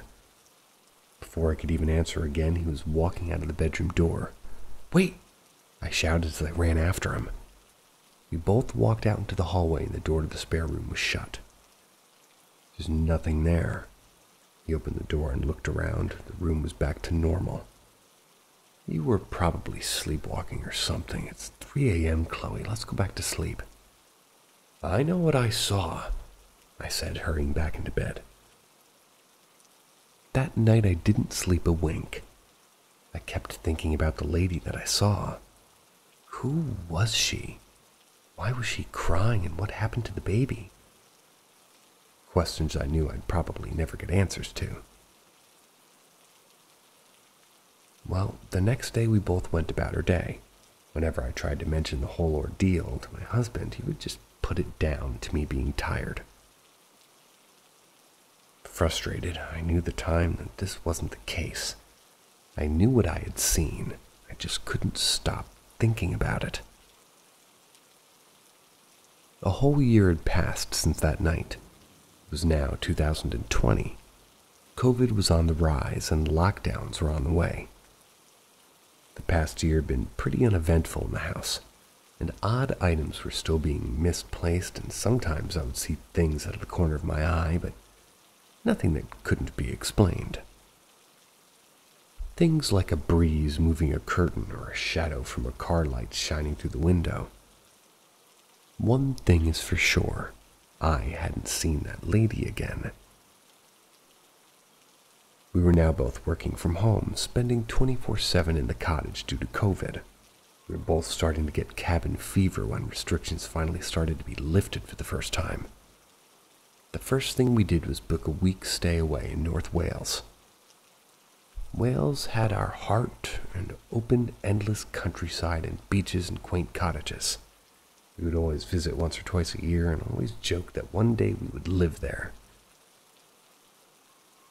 On our visit this time, though, we walked past an estate agent's in a small village and saw an advertisement for a small cottage, and for the first time it was actually in our price range. "Look at this."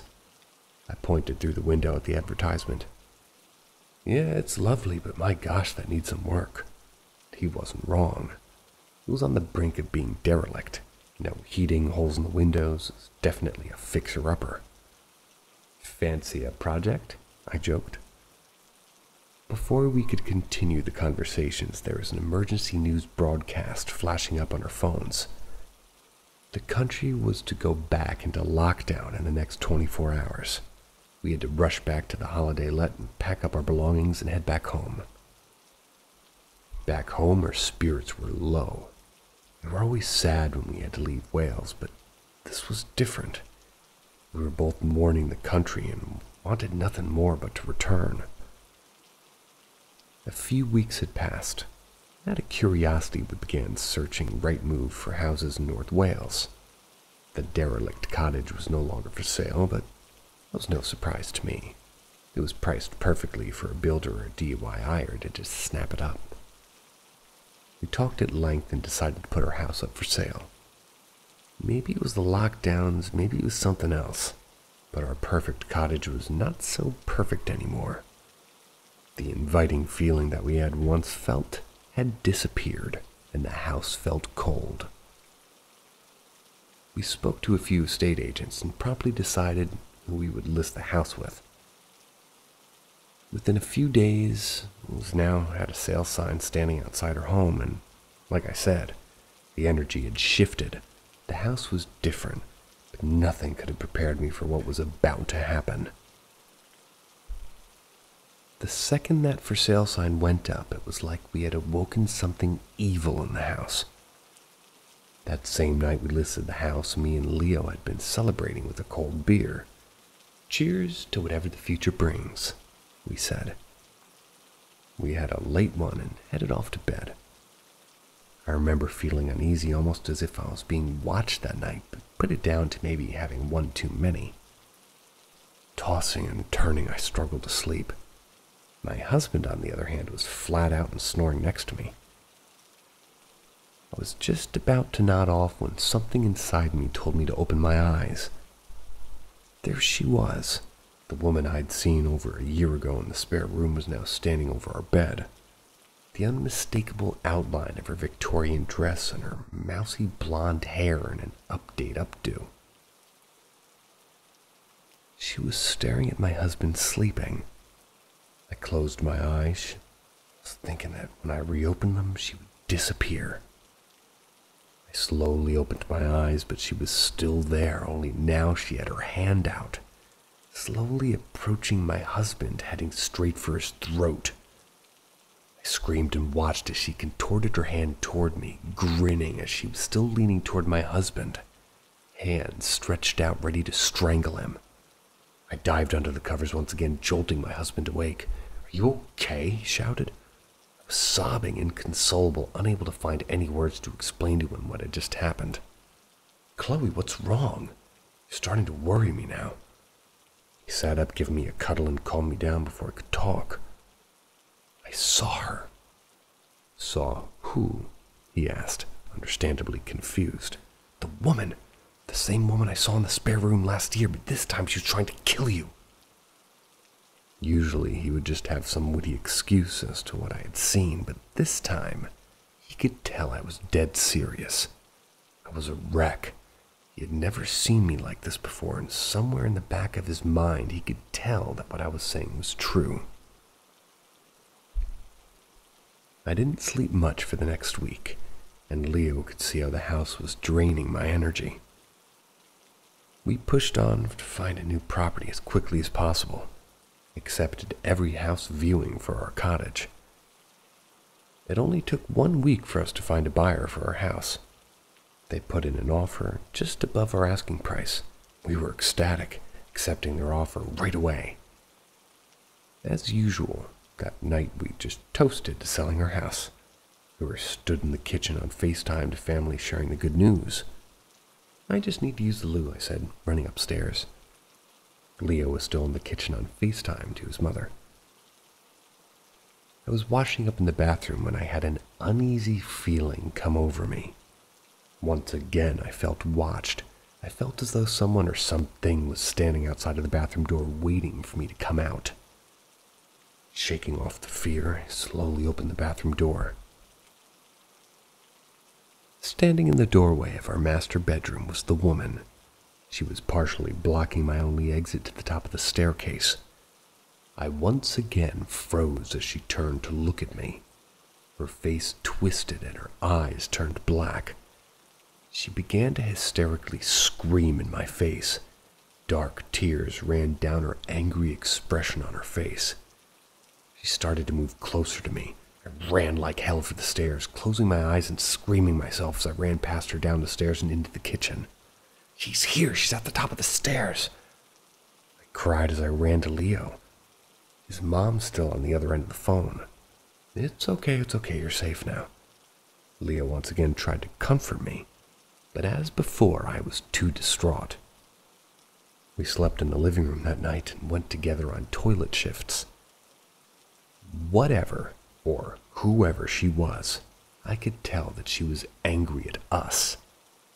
Maybe it was because we were selling the house, I don't know, but something in that house had changed. Over the next few months, we were dealing with solicitors and estate agents on a weekly basis. Nothing about this house sale was smooth sailing. We still couldn't find a house to move to ourselves. Our spirits started to dampen when we lost our first buyer and we had to relist the house for sale. We had decided that if we don't sell again in a fortnight, if we hadn't found a house ourselves, then we would have to take the house off the market. One evening we were scrolling through the internet for houses as always. I spotted the house that had started all of this. The derelict cottage in North Wales had been relisted, but this time for even cheaper than before. I showed my husband and we agreed to book a viewing. The following weekend we drove 3.5 hours out to Wales to see the property. We had never been to this area before and we knew nothing about it. For all we know, it could be cheap because of the area. Well, nevertheless, we still went. Upon arrival, we noticed just how rural this house was. There were no neighbors, no main roads, no street lights. Just this tiny cottage standing amongst fields and fields of farmland. Area can't be that bad if there's no one here, Leo joked. What a view, though. I pointed toward the end of the garden, and that view was like something out of a painting. It was in that moment that I knew that it didn't matter what the house looked like on the inside. That view was worth millions to me. We looked around the property and quickly realized it needed a lot of work, maybe more than we were capable of. For some crazy reason, we both loved the house. We thanked the estate agent for showing us around and asked if there had been much interest. Yes, we've had 5 more viewings today and lots more over the weekend. We hurried into the car and knew if we wanted it, we'd just have to move fast. I don't know what it is about that house, but I feel safe in there, I said to Leo as I was buckling my seatbelt up. Yeah, I know what you mean. What do you think about all the work it needs, though? He asked. It's a lot of work, but that view is amazing. It'll definitely be worth it just for that. We drove 1 mile up the road, pulled over, and rang the estate agents immediately. Unbeknownst to me and my husband, he had decided to put in a lowball offer explaining to the estate agents that the property needs a lot of TLC and it wouldn't be possible at the price listed. Thought he was crazy as the sellers had already listed the property for $40,000. $40,000 less than what they had done in the first time around. We waited eagerly for a call back from the estate agent, worried that the sellers would be offended by our offer and wouldn't want to negotiate with us. To my surprise, they accepted the offer. Not only did they accept our offer, they canceled all of the viewings that were booked to take place for that afternoon, too. We raced home so excitedly, but also a little shocked at what we had just done. We were not DIY professionals, and this was a big move, even further away from friends and families, and, well, upon arriving home, we received a phone call from our estate agents. We received an offer on our house, once again above asking price. This time it was a first-time buyer who wanted to move quickly as the house that we had just purchased was empty and the chain was short. We accepted straight away and began to prepare for the paperwork. A few months passed and we were starting to pack the house up one evening when the doorbell rang. It was my neighbor. We hadn't spoken too much before, but she had been clearing out the loft and she came across an old journal. She explained that the journal was written by a lady who once lived in my house many years before. Thought I would like to read through it. Thanked her and took her up on her offer. That night after dinner, I sat in the dining room table and began to flick through the journal. Turned a few pages before suddenly being stopped in my tracks. Right there in front of me was a portrait of the woman I'd been seeing in our house. Underneath the painting it read, Jane Smith. I continued over the page. June 16th, 1856. Today I laid my sweet child to rest. I couldn't read anymore. Leo, get in here, I shouted at him through the living room doors. My husband, too, couldn't believe his eyes. Everything I'd told him about this woman was now written in this diary that had been handed to me by my neighbor. I spent the rest of the night delving deeper into her history to find out if she married a nobleman and went on to be some kind of, famous person in the Victorian era. Because of this, she was pretty easy to find on Google, and a few universities in the area had done some studies on her life. I spent hours researching this woman, and I came across something quite eerie. Minus the fame, me and her hadn't lived too much of a dissimilar life. We had the same family setup, both experienced hard times, and had lived in similar areas. Obviously, we also lived in the same house. All of these, though, were just coincidences, I thought, until I saw a study paper online. It read that after living in our current house, she too moved to North Wales with her husband. But not only did she move to North Wales, she moved to the exact same town that we were buying our new home in. I was officially creeped out. Was this woman following me, or was I following her? Or was her in a past life and I'm now reliving this life in a different timeline? Are we related, or is this all a coincidence? A million questions flooded through my mind. In a panicked state, I slammed the diary shut and promptly took it back to the neighbor, never wanting to look at it again. After this, the house sale went very smoothly. Never saw the woman again, and we moved into the derelict cottage in North Wales. We were busy renovating the new house. We didn't know much about the history of the house and suspected it to be around 300 years old. I did some digging and found out that the house was used in the World War as a safe house to house children from Liverpool. And that is exactly what this house is, a safe house. We've now lived here for 3 years and felt nothing but safe. We've transformed this house into a home, and even though the no neighbors middle of the nowhere situation could seem a bit creepy at times, the second our doors are locked, we feel so safe and protected by this home. That was until about a fortnight ago. Me and my husband went for a short walk to a cemetery down the road from here. You know, admiring the old headstones. We were reading out the names of the people who laid to rest there. And then we saw it. Jane Smith died 1868, followed by the name of our current house.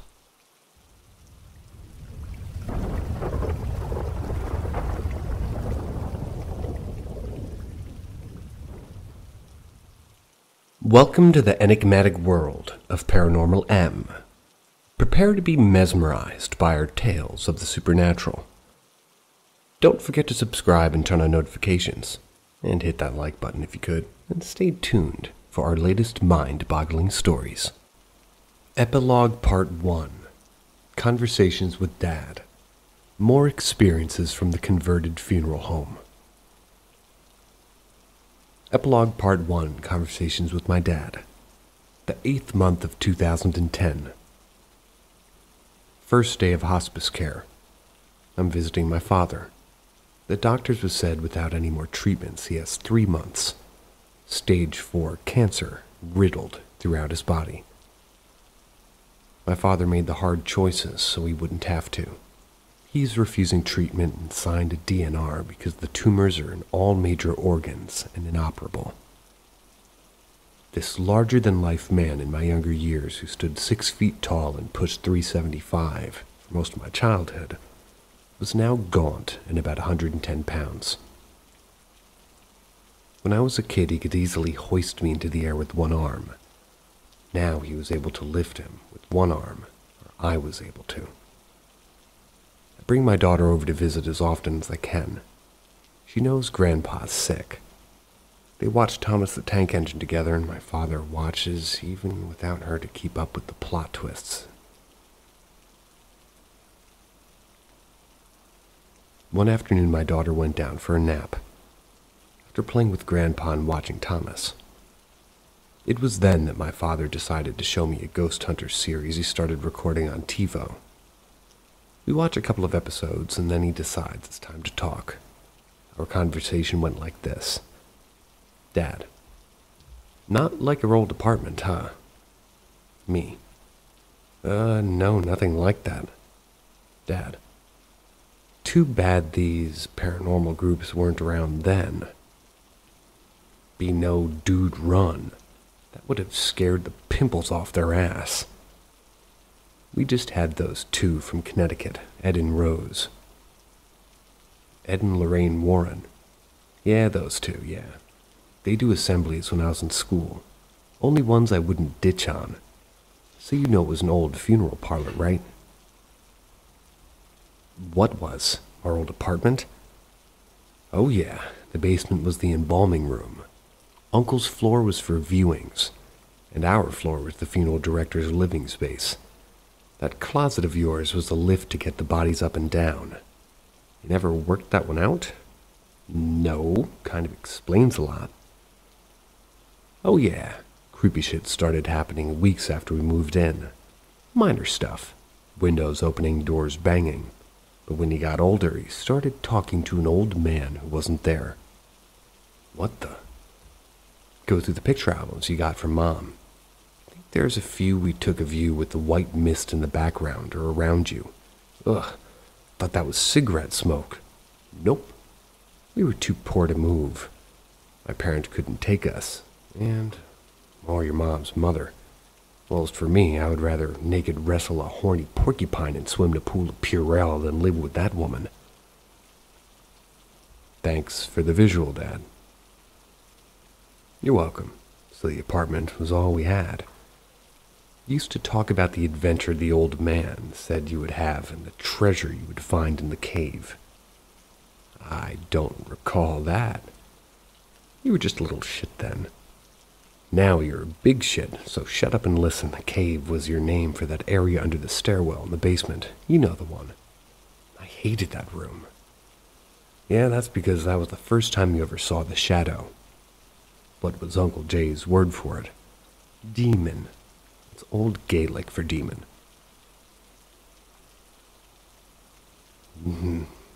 Yeah, Uncle Jay enjoyed teaching you the old language, but anyway, from that point on, it was like head under the blankets, monster in the closet. He stopped talking to the old man and thought he wanted to hurt you. You're creeping me out now. Well, it did get worse. The treasure you spoke of was the safe that was built into the foundation. Uncle Jay did some checking into the background with the funeral guy. Not a good man. 5th generation asshat businessman, and a convicted con man to boot. He was known for slipping valuables into the safe from the deceased. His partner, incidentally, was the one who set up a room in the attic and got the pool table up there.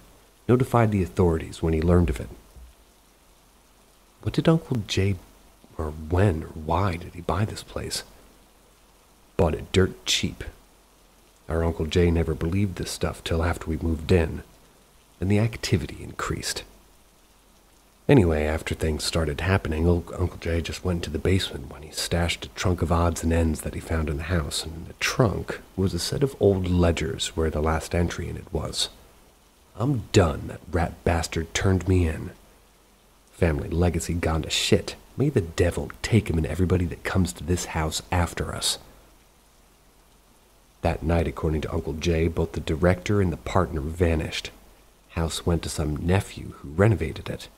Sat on the market for a while, and Aunt and Uncle snapped it up cheap. When Aunt G's friend heard it was a funeral home, she was all gung-ho to have those communication parties, bringing in those Miss Chloe psychics. Got to the point where Uncle Jay had a priest come bless the house. Things quieted down for a while. Then the break-in. The doors and thresholds were damaged. The blessing was vacated, and it came back seething mad. Go on. You mean you never wondered why we had your grandmother come get you from school instead of coming home?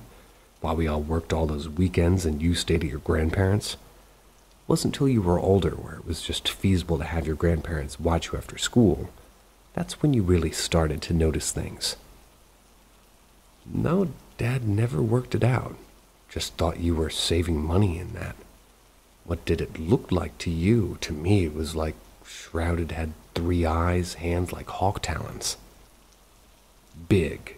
3 eyes, long horns pointed toward clawed hands. Darker than dark around it. After that night in the storm we were leaving, come hell or high water. Got lucky, got the cash for the payment, got out. Your mom had a priest bless the house. The grandfather kind of just carved and buried the 4 stones. You know, I would see that damn bull shadow in the trees outside our property sometimes. First night we saw it together, and then it took Uncle Jay. You know that, right? I believe it took him from us. Saw it again the night you moved out, over the nights leading up to your mom passing. The day we put down the dog, and now I see it like it wants me to know that it's waiting for me. My dad's meds kick in, and it was lights out on the Painkiller Express.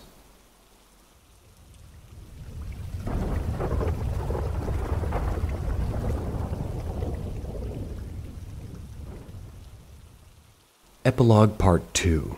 Conversations with my cousin. More experiences from the converted funeral home. Epilogue Part 2, Conversation with My Cousin. 9th month of 2010. The last time I saw my extended family was at my father's memorial. Or, if you will, an Irish funeral. I sent off booze, food, stories, and accomplishments of the deceased. Part memorial, part comedy roast. There you have it. It's there I reconnect with my cousins. Let's jump forward several months.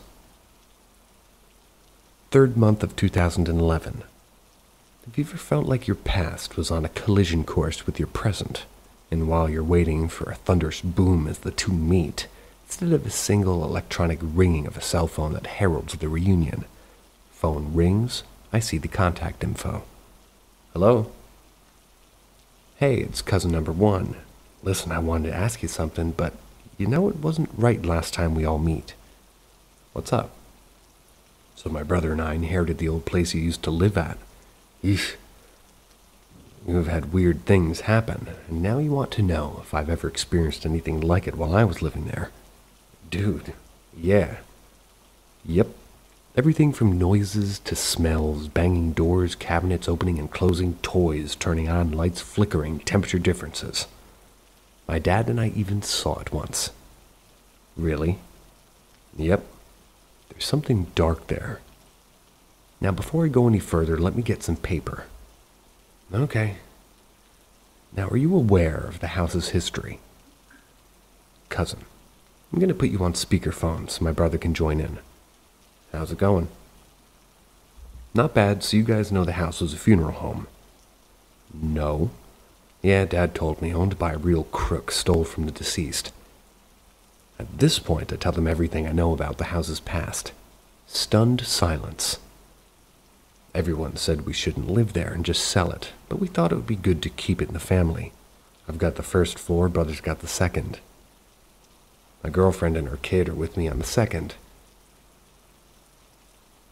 If you got your kid in the back, at least the backmost bedroom, that used to be my room, and if I were you, I would change it. That closet. It uses that closet. It tormented me for years with that damn closet. Yeah, we found it open several mornings in a row, and sometimes at night I can hear my kid talking. I asked him if this morning who he talks to, and he said the old man that lives in the closet. We switched rooms, but it's still opening, and it's like being watched all the time. My father told me I saw an old man when I was a kid. He was trying to get me to go to the basement. Yeah, nope, we don't keep anything in the basement, not after the movers got hurt. What happened? We hired some guys to move everything out of the attic and the basement. Attic was fine, but guys had a hell of a time in the basement. One guy fell down the stairs, and one guy trying to get that safe moved had fallen on his leg. That crew quit over the basement, so we hired another crew, and dude, one guy lost 2 fingers trying to move that safe. He swears something bit them off. It's the only thing remaining in the basement. Yeah, this creeped me out just as much typing as it did hearing it the first time. Some friends and family wanted some of the things in the house. Anyone that took anything returned it within a week, said it made the house feel creepy. Has anyone seen it? Seen what? I explained the entity as I remembered it. And how I remembered it was different than what I had in my journal, and I'd forgotten my father saw it slightly different than I did. No way. Yep. Look. It seems to build and then does something really frightening. Then takes time to savor the chaos it created. Then it starts up again. Honestly, don't screw around with it. It can seriously screw with you.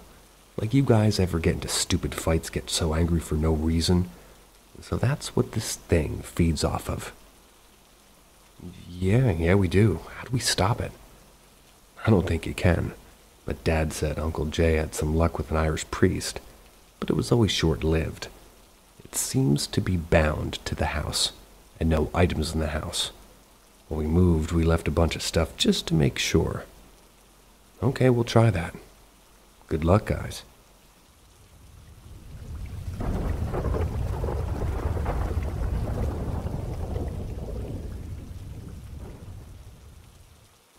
Epilogue Part 3. Conversations with my cousin. More experiences from the converted funeral home. Epilogue Part 3. Conversations with my cousins. 11th month of 2011. Cousin 1 calls me and tells me that they have moved out, and why.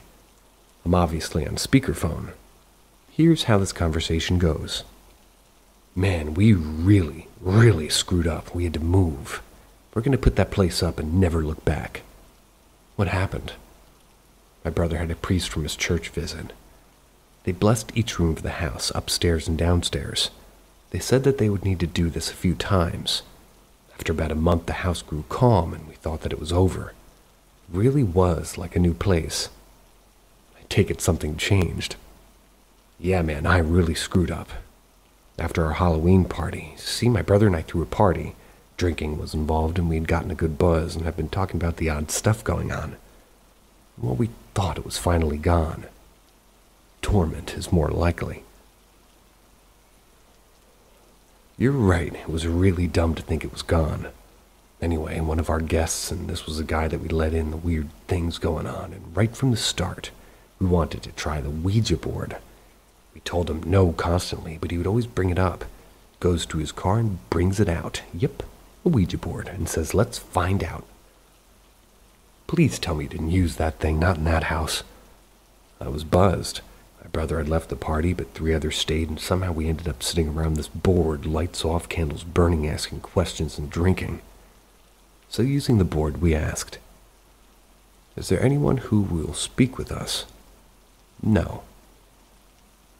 No one will speak with us? Yes. What's your name? No response. Were you alive once? No. What are you? We are. What are you doing here tonight? Waiting. What are you waiting for? Blood. At that, a glass on the table tipped over and shattered. We jumped up and a few of the candles went out and we continued. Did you do that? Yes. Are you going to show us more? No. Are you trying to harm us?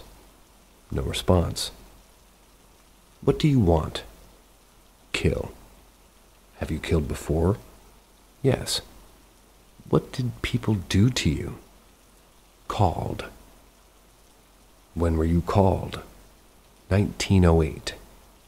Why were you called? Revenge. Revenge on who? Thief. Doors begin banging in the house. The sound woke me up and my girlfriend and I swapped bedrooms with our kid. The room felt uncomfortable and cold, and I know I heard something in the closet. We heard the banging, but we continued. Is that you again? We're here. When did you come to this house? 1925. Why stay in this house? Sorrow. The mourners woke you? Hunger.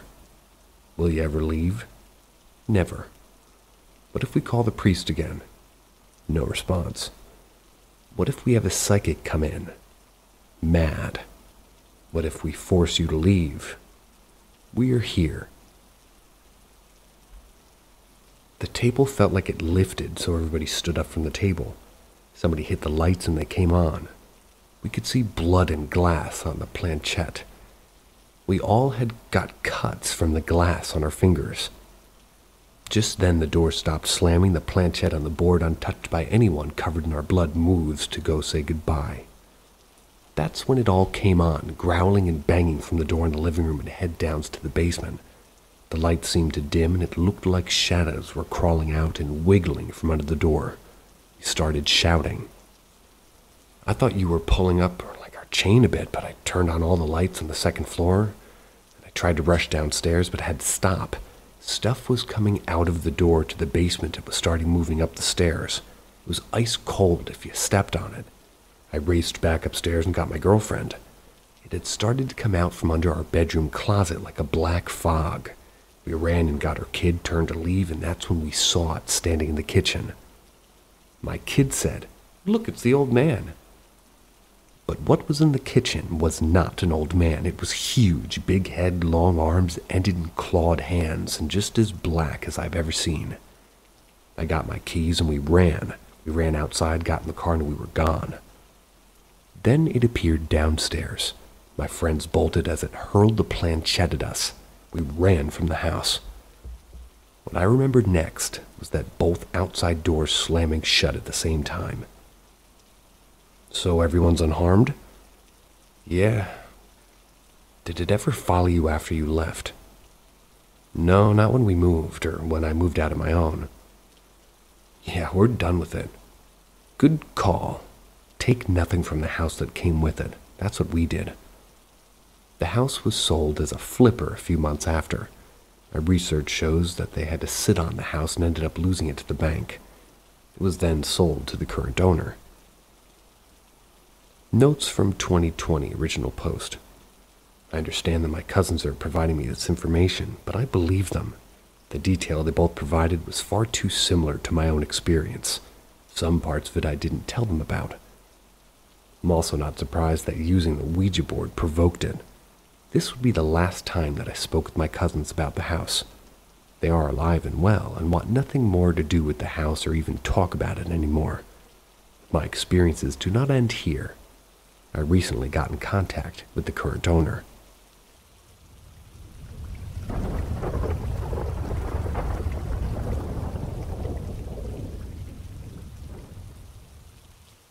Continued activity in the converted funeral home, Part 1. Present day, my initial contact. I reached out via snail mail to the current owners of the house.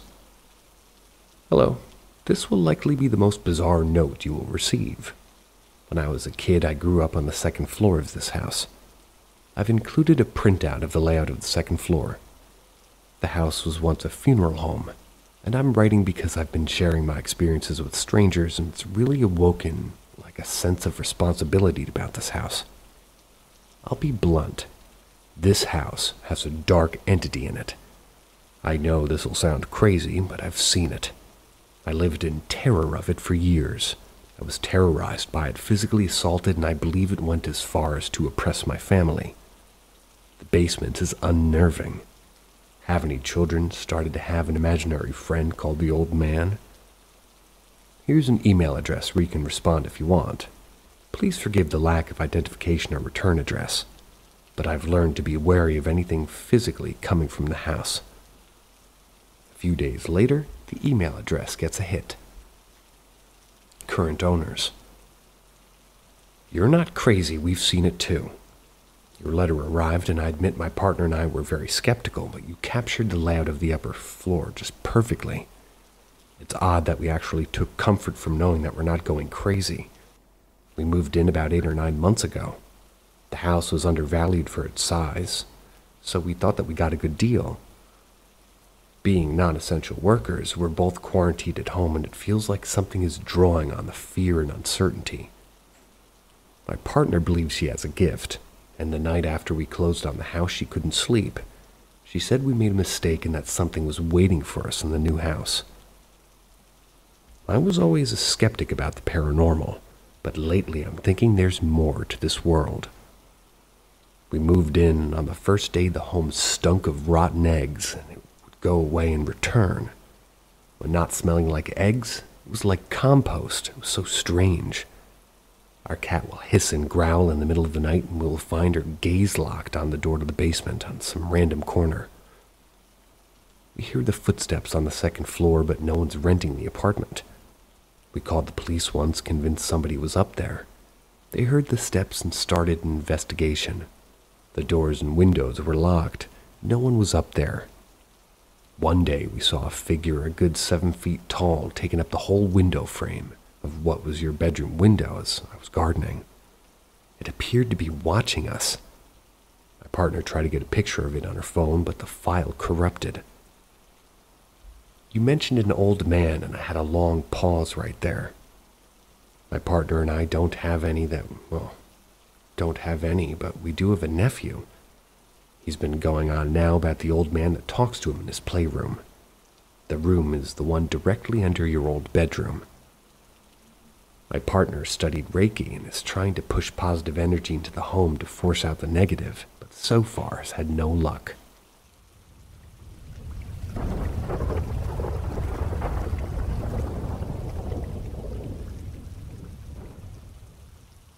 The Musings of a Poltergeist Survivor. Summer 2014. The Davenport Hotel, located in downtown Spokane, Washington. You could say this was the period in the Bottle House where the activity was at or near its apex. Tina and I are suffering daily attacks, so much so that I started viewing my business trips as vacations, a timeout, if you will, from the phantom onslaughts. When you start preferring a cramped hotel room over your bedroom at home, that's when you know you're being tormented beyond measure. But that's where I was mentally at that time. Any hotel I stay at on business trips has become my safe house, my place of refuge, my place of zen, or so I thought. It happened on the third night of my stay at the hotel. I'm in a deep sleep when the comforter suddenly gets yanked off of me. And when I say yanked off me, I mean yanked off me. Think drill sergeant arriving in the military barracks at 4 a.m. and yanking the sheets off a private. That's how abrupt it was. I wake up immediately and see the sheet that was once on me now lying on the floor a few feet away. The room is pitch black. Was someone in the room with me? Of course not. All I could do was turn on some lights, rise from my bed and survey the room, waltz over to where the bedsheets were lying, pick them up and return to bed. I'm frightened, but where's this going? What's going to happen next? I don't know how long it took me to fall asleep again, but I eventually did.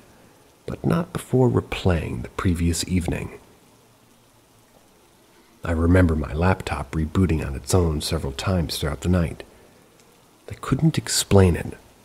I remember having so many problems with the hotel's Wi-Fi that I had to call downstairs and complain. A technician arrived minutes later to investigate. And like the equipment malfunctioning happened in the Bottle House, the technician couldn't find or explain the root cause. The Wi-Fi was working fine in every room except mine. Looking back on it now, those events in their totality reveal I was not alone. This leads to my second story, later that morning. I woke up again at 7 a.m. the next day. I saw my cell phone was off and fully charged, but off. I didn't turn it off before I went to bed. Doing so would violate the agreement Tina and I, we had this when either of us was traveling. That's to keep our mobile phones fully charged and accessible. It upset me to see my phone was off, and after the phone powered up, all these text messages came pouring in. The first text message at 2 a.m. read, "The door slammed in Kim's room. Kim didn't hear it or even wake her up. Call me." No answer. Minutes later, another text message. Loud banging came from the hallway and loud banging from the guest bedroom. I keep calling Kim, but she won't answer. I comb through the other missed text messages and I see more missed messages. This one came in a few minutes ago. It reads, "Loud bangs, loud bangs. Kim was taking a shower and the door slammed shut on her. We're leaving." I got Tina's voicemail every time I called. According to Tina's morning text messages, it sounded like Tina and Kim were being run out of the house. I finally get a hold of Tina about after the 10th time of trying. Tina was on her way to work when she answered. So what happened? According to Tina, a series of bangs and door slams. Kim's bedroom door slammed shut. Kim didn't wake up.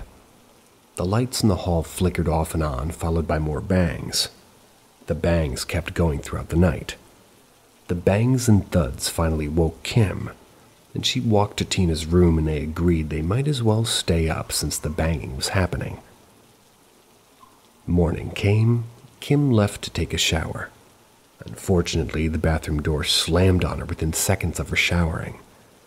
The incident startled them so much that they said, "Screw it, let's get dressed and get the hell out of here." Both ladies were pretty much running for the door. Tina even told me the last banging noise they heard was right when they reached the garage door to leave the house. Kim says to Tina, and I quote, "I'm never coming to your crazy house again." There's a lot to unpack here. It might be difficult, but try not to focus on individual events for now. Instead of relying on everything you think you know about the poltergeist, please absorb what I just told you. This was a well-orchestrated attack in 2 locations, an attack that spawned several questions and revelations, those being as follows. Poltergeists can be in 2 places at once.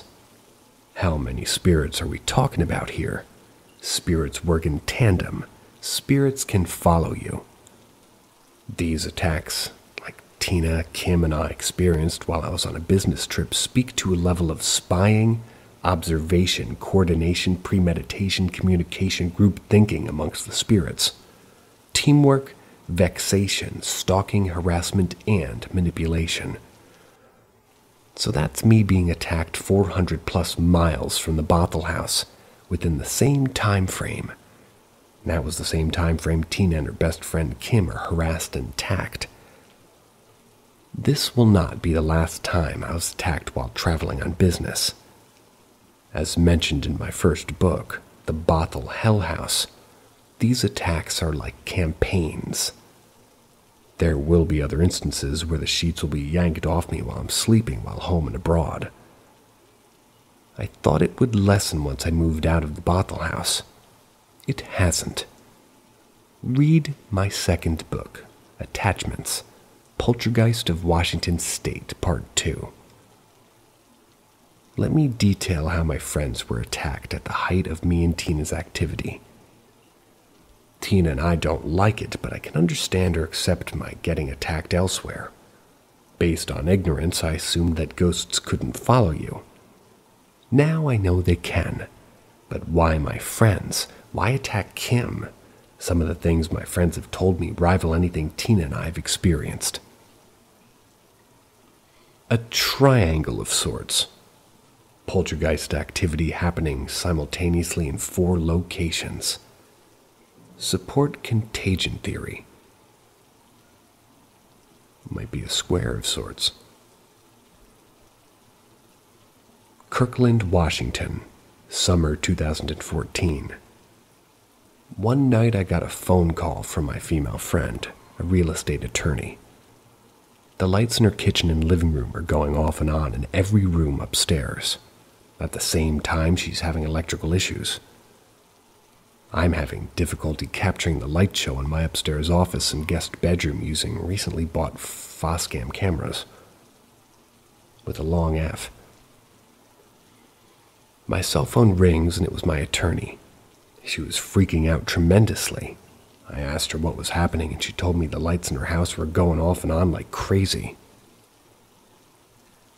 The way the lights inside her home in Kirkland, Washington were going off and on was identical to how the lights in our house were behaving at that moment. The odds of 2 homes having the same issue 20 plus miles away from each other is zilch. Simultaneous light phenomena in 2 locations. Months later, my friend told me about these instances, which I believe led to us becoming estranged. We used to communicate often, and now we don't communicate at all. California home.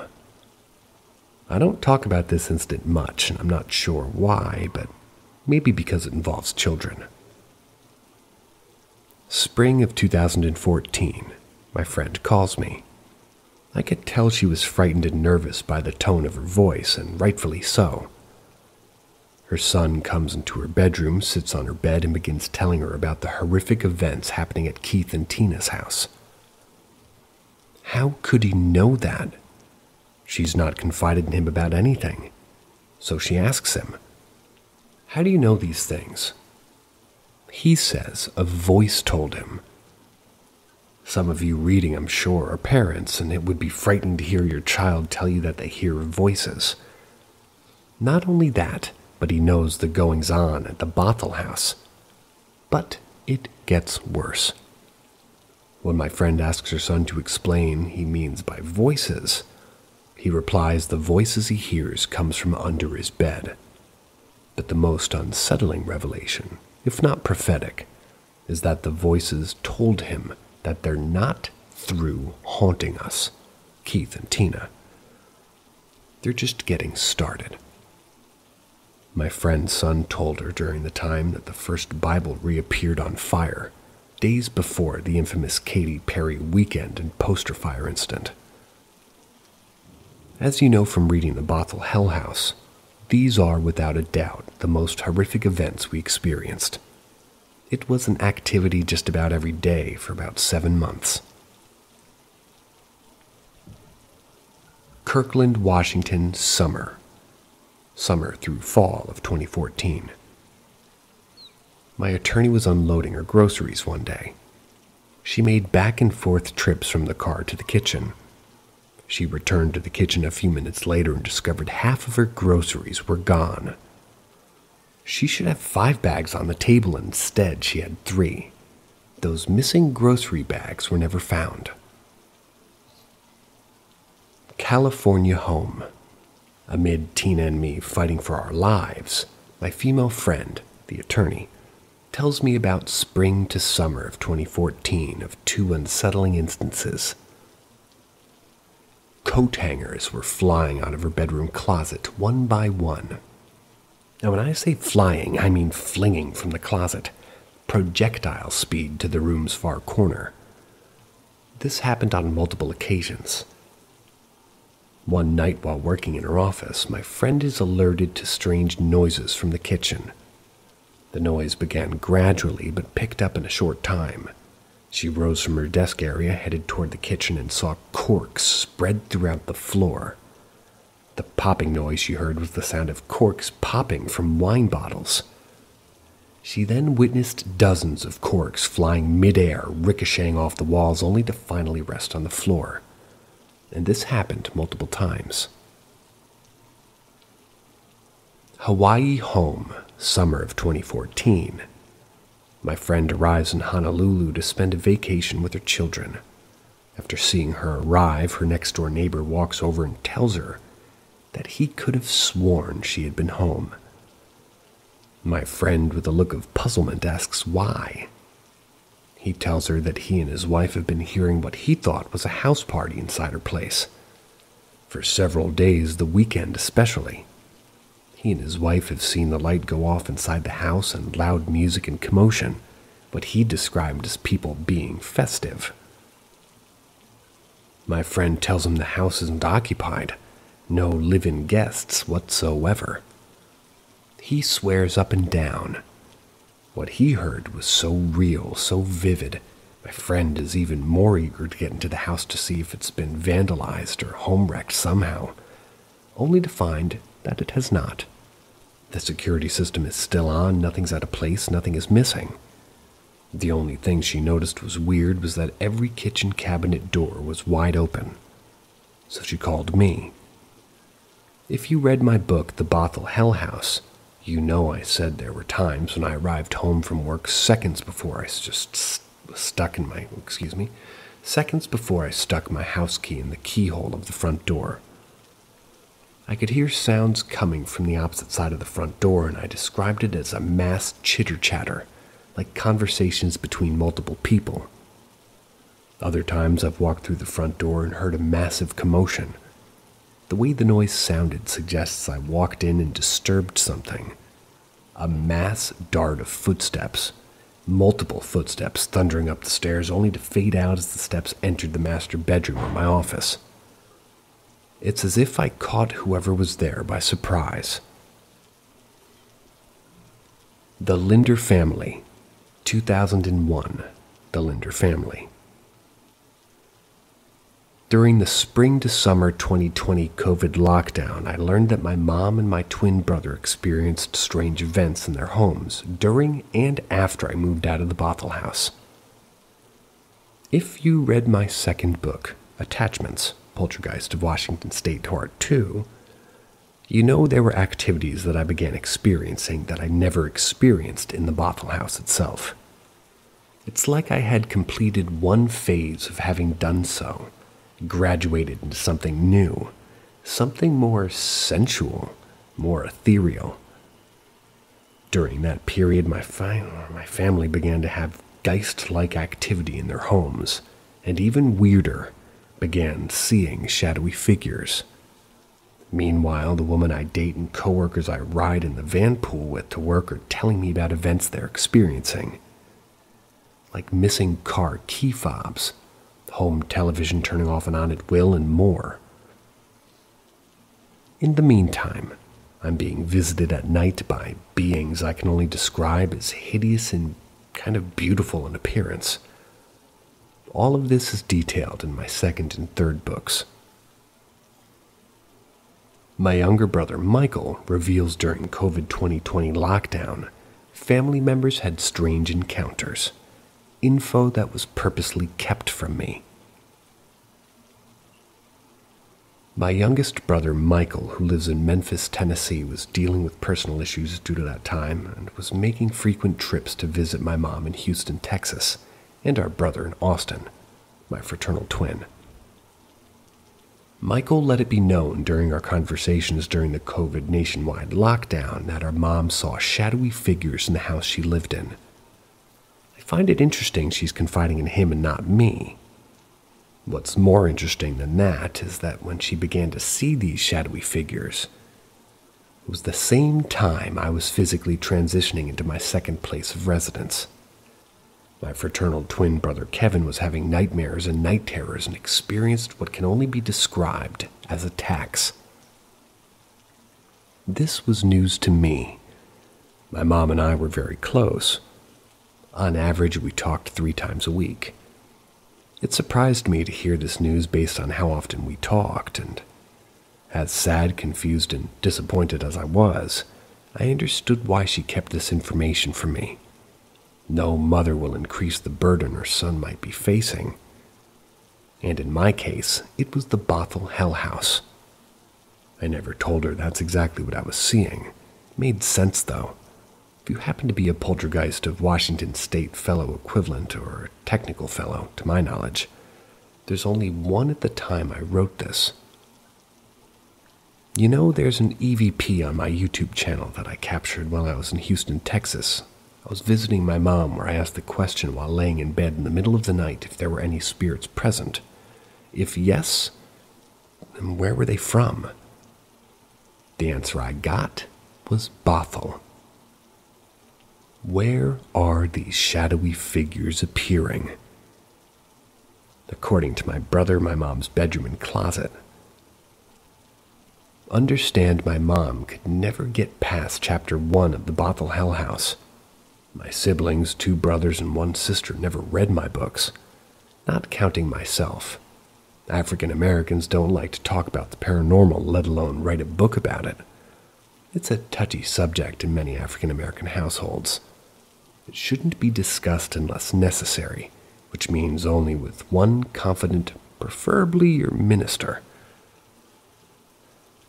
My brother visited my mom multiple times a month from 2016 to 2019, and this gave him front row seats, to see what my claims were that she was seeing. My mom would call him to investigate what she would describe as a movement out of the corner of her eye. Having never watched the Travel Channel, she described a shadow figure moving about in the bedroom closet. According to my brother, it became an every-night occurrence. These shadowy figures my mom saw out of the corner of her eye while she watched TV in bed were the size of a small mammal. Not only did she see them, she heard them. Like Rhoda Jimenez, previous tenant of the Bothell House. My mom was very religious. Although Rhonda could substantiate my claims when I met her, She never uttered the words poltergeists, spirits, paranormal, and so on. Neither did my mom. Individuals outside the paranormal community, me included, don't utter those words. We say shadowy figures, because that's precisely what it is that we saw. A shadowy figure. The organic description is given where demons and poltergeists are concerned. In my opinion, that's the most authentic coming from the mouths of babes. People like me without prior knowledge of the paranormal or poltergeists. When I confronted my mom about what Michael told me, she tried to deny it and in the end, in a dismissive tone, tried to lessen her story's value. Michael told me the times he spent the night at her brother's house. He witnessed what can only be described as a nightmare on steroids. Upon visiting our brother in Round Rock, Texas, my younger brother, a highly educated school teacher, said he was awakened in the night by screams. Kevin, our brother, was screaming profusely while in what can only be described as a deep sleep. His legs and arms were wailing, suggesting he was fighting off something. I know this description all too well. I was dealing with it days after moving out of the Bothell house, which is the same period my younger brother Michael visited our brother Kevin's house, my fraternal twin. I sincerely hope whoever is reading this and absorbing what it is I'm trying to say, based on everything I said, the paranormal community has a lot of catching up to do.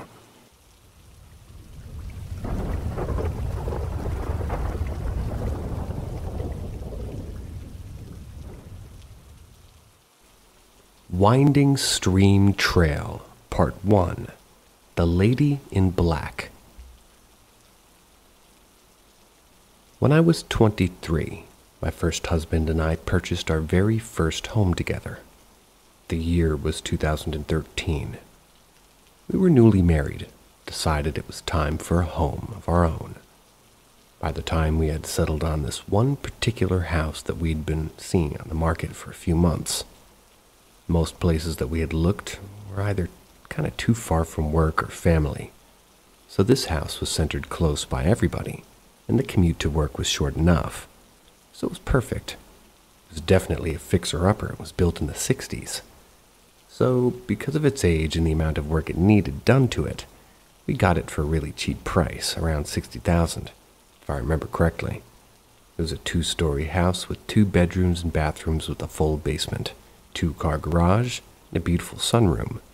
In the backyard was an underground pool with water so green it looked black. The whole yard was fenced in and extremely overgrown. The house sat on a very wooded and secluded plot of land, so wooded that even from the street you'd have a hard time spotting the house unless you were really looking for it. The first 6 months went off without a hitch. I acclimated to the house and my new surroundings pretty well. I can't remember exactly what started it, but after a while when I was home alone, things started happening. Small things.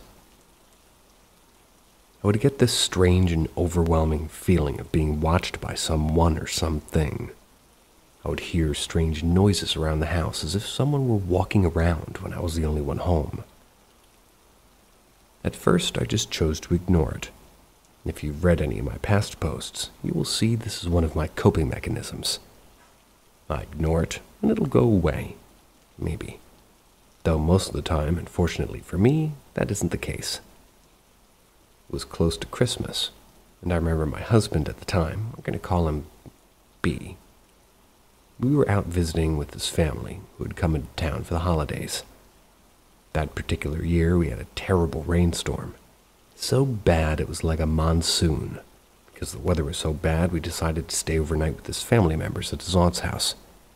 Make the journey back home the following day. When we arrived home the following day, we were grateful that we didn't have any downed trees or damage to the house. Huge pine trees spanned the entire yard, front and back. Or so we thought. Our washing machine and dryer were located in the basement. I've never been a fan of basements, ever since I was a little girl.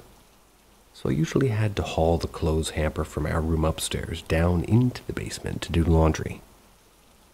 When I got down into our basement, it had completely flooded out from the rainstorm the night prior. Everything that was down there was completely destroyed. We instantly felt the pains of being first-time homebuyers.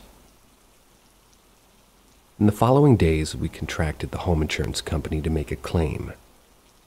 After work one afternoon, B asked me to take photos of all the damage in the basement to send off to the insurance company.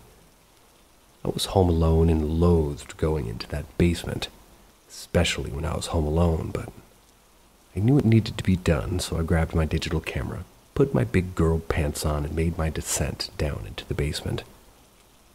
When I reached the door, I expected to be met by water, but since a few days had passed, most of the water had been absorbed by the walls, and the excess had leaked out through the garage door and into the yard. There wasn't much light down there due to the basement not being wired correctly, and the drop ceiling made it impossible to install any lights. So I opened up the door that led into the garage, used the only source of light from the basement bathroom, and began snapping pictures of the basement. At first, everything was fine, but then I snapped a picture, and what I saw absolutely baffled me entirely. In this particular photo, there appeared to be what looked like long white ghost hooks falling from the ceiling, the kind of hooks they use in slaughterhouses to hang meat onto. I snapped a few more pictures to see if it would show up, but they didn't. But I was able to catch a few more light anomalies, like orbs flying around in the photos, but nothing like the hooks from the first photo I took. Wish I still had these photos to show as proof, but unfortunately, so much time has passed that they've been kind of lost over the years. After a few more minutes of snapping photos, that same overwhelming feeling I mentioned before came rushing in on me. Except this time it wasn't just a feeling. Standing there alone in the basement in this big house with no one else around, I heard the distinct sound of a voice standing right next to me. I couldn't make out what it said or if it was male or female, but I knew I heard it. My eyes widened with fear as I scanned the basement. I could feel the heat rising in my cheeks as my heart started to pound out of my chest. Something was down in that basement with me, and I was wanting no part of it. I instantly ran through the door that led to the two-car garage and called B, frantically trying to tell him what had just happened and what I had just captured on camera. Naturally, he played it down, shrugged it off. To him, it was all in my head and nothing more. Admittedly, I was frustrated and annoyed and felt dismissed entirely. Fast forward about a week or two. By this time, I had all but forgotten about the basement incident. Life was back to normal and continued as usual, and I was getting ready for bed on this particular night. I was usually in bed way before B. I'd be laying in bed watching TV as I fell asleep with the volume turned down really low, because I'm a light sleeper. The only real noise in the bedroom was from a fan blowing on me to keep me cool. If you've ever been to Georgia, then you know how hot it can get in the summer months. Eventually I fell asleep, but my peaceful slumber wouldn't last. I woke up to that old familiar feeling of being paralyzed and unable to move or speak. Except this time I was seeing everything around me. My eyes scanned the room, and at first I didn't see anything until my eyes shot to the foot of the bed where my feet were. Sitting there at the foot of my bed was a woman. I was instantly scared and didn't know what to do, so I just kept staring at her. She had long black hair that spanned down the length of her back. She was wearing what looked like a solid black kimono or a dark monk robe. I couldn't see her face at first because of the way she was seated and positioned. Then after a moment or two, she began to move. She turned her head to look at me, and when she did, I noticed that she had white bandages wrapped around where her eyes should be. The wraps appeared to be covered in a dark substance, almost like dried blood. She began crawling toward me, grudge style, and when she began doing this, for some reason, my reaction was to look away. She didn't like this at all, and it did nothing to deter her. Not even a moment later, I was face to face with this thing. When she reached my face, I could feel her hair on my skin, and her mouth opened. It was circular and black, and when I say she started trying to suck my soul out like a Dementor from Harry Potter, I literally mean I could feel this as it was happening. At first, I was just letting it happen. It felt weirdly peaceful. I remember thinking to myself briefly if this is what dying feels like. Then it's actually pretty peaceful. A few more seconds pass, and it's like I snap out of whatever daze I'm in, and I realize I need to fight back or I may die. When I say I was instantly filled with rage and void of fear, I mean it was like a switch kind of just flipped. I was no longer scared of this thing, and in fact, I was extremely pissed off. Literally heard myself cursing this thing out and telling it to get off me. I was all fight and no flight. A few moments later, I was able to get myself out of it. My brain and body were once again on the same track. Sat up out of bed, my heart racing, and B was sound asleep next to me. My eyes darted and scanned the room to make sure nothing was there, that it was safe. And of course, I didn't see anything there, and this would be my second run-in with sleep paralysis, and my first experience with the lady in black.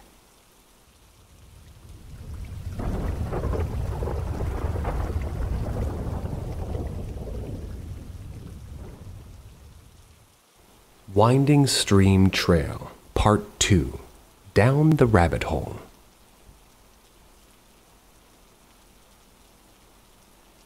Towards the end of this 2-week period, I had another episode of sleep paralysis. So much for feng shui. This was the first time I'd experienced episodes so closely together. There was at least a year or two that separated my first 2 episodes. This one happened as I was falling asleep and not waking up. I remember on this particular night I was having a really hard time getting comfortable and falling asleep. I'm not certain how long I was tossing and turning, but it must have been for at least a few hours. I just remember at one point being aware that I felt like I was floating down. What I can only describe as being like a stream of soft silk. It flowed like water in a stream, but it was so soft that it didn't have like a cool or warm sensation to it. I distinctly remember thinking to myself, this feels really nice. I'm just going to relax and see where this goes, because I had been struggling to fall asleep for so long. I was extremely naive to think that, well, after what I'd just been through previously, this relaxing and somewhat soothing experience quickly turned into something much more disturbing. As I began to indulge in the silky river and allow myself to drift off, I was met with the most evil and sinister-sounding laugh you could possibly imagine coming from outside around me. Not in my head, but right next to me at my bedside in my bedroom. Though my body was paralyzed, there wasn't a sensation of heaviness on my body like there had been before in previous episodes. And even though it was a struggle, I was able to fight my eyes open, at least enough to see around me. That usual intense fight-or-flight emotional response was more than apparent, and once again, I was all fight. Felt like whatever this thing was intentionally trying to scare me, like it was getting some kind of sick, twisted enjoyment out of tormenting me. I mustered all the strength I could in my neck to turn my head to the side of the bed where this laughter was coming from. The challenge of struggling to open my eyes was just as difficult, but I was eventually able to get my sight positioned exactly where I would have been standing. There was nothing there. I could see really nothing at all, and I'm not quite sure if most people would have the same response to these things as I do, but I instantly got pissed off. I began to order my brain to snap out of it, and every muscle in my body to start moving. I wasn't able to try to force myself to go to sleep after this. After some time writhing, I was able to finally force myself up and awake. Sat up straight in bed, and right away looking around the room, my eyes darting to every nook, cranny, and crevice. The room was dimly lit by a silent TV screen, the only noise coming from the ceiling fan above. My husband at the time was once again asleep soundly next to me, none the wiser to anything that had just happened. I didn't understand what was going on, and I had no one to talk to about it. The few people I did decide to share it with usually didn't even know how to respond. Things only continued to ramp up after this. My energy levels started to greatly decrease. I was sleeping 12 to 16 hours a day and sometimes more. No matter how much or how little I slept, I would feel completely exhausted. Forcing myself up and scraping myself out of bed to even go to work was misery. At this particular point in time, I was going through a lot in my private life, and I was extremely unhappy in a lot of areas.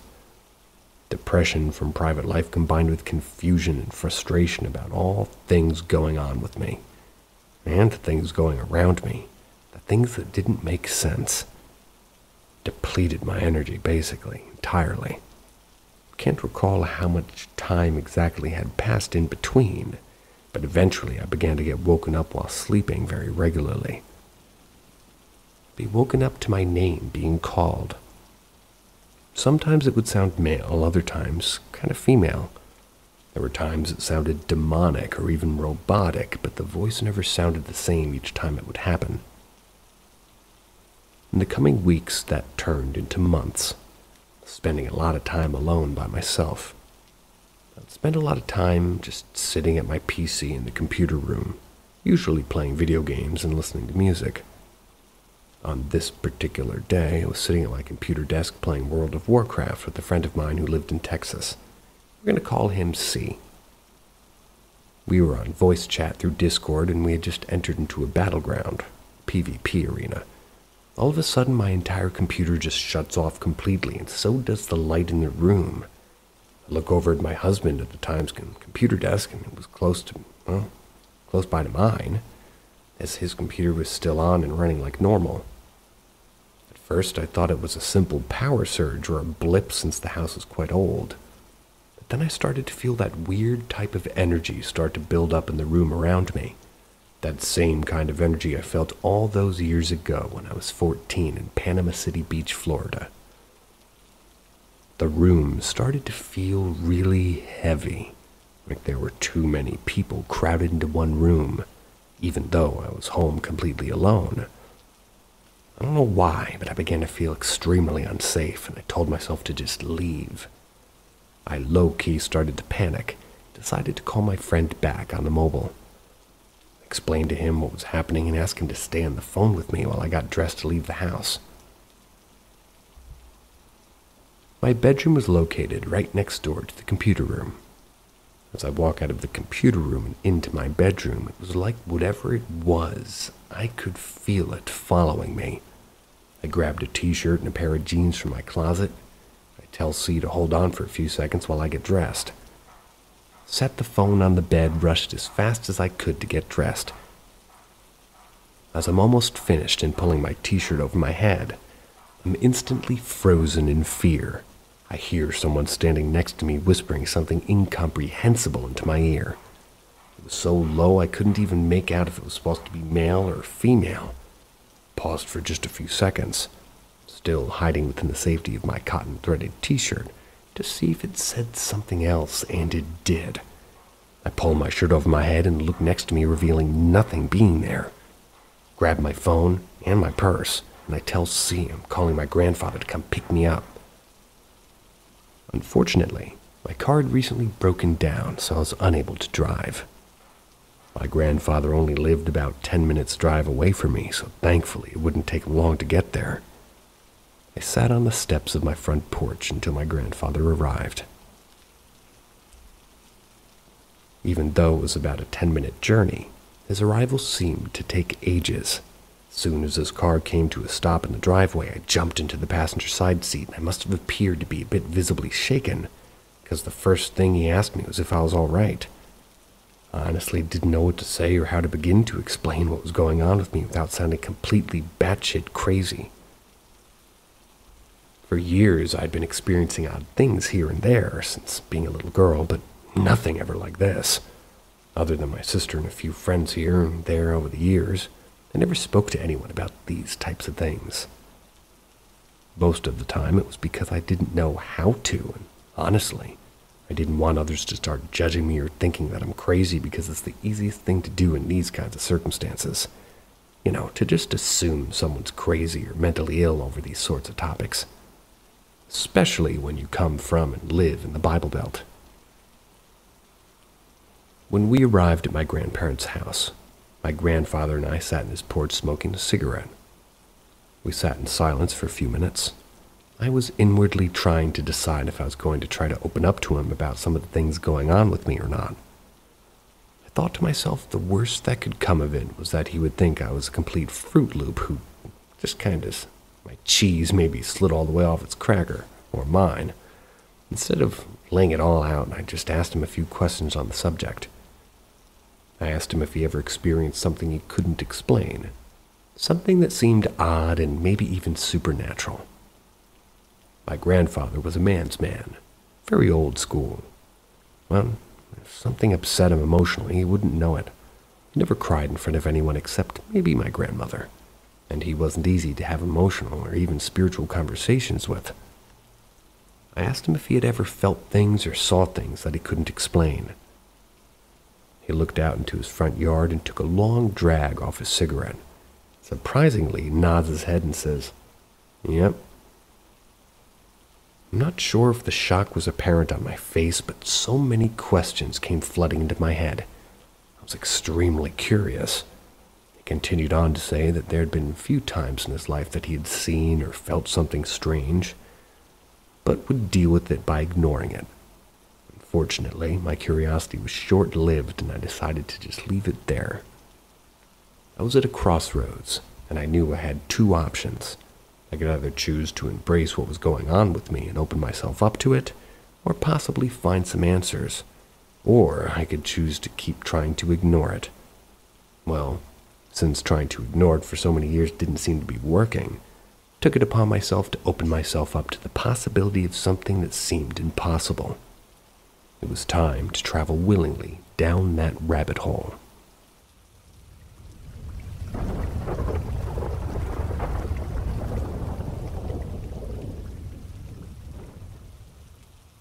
The missing key, car key fob. For millennia, one of the questions surrounding poltergeists regarding missing items in homes is where do the missing items go? Nearly every case on record has reports of items disappearing.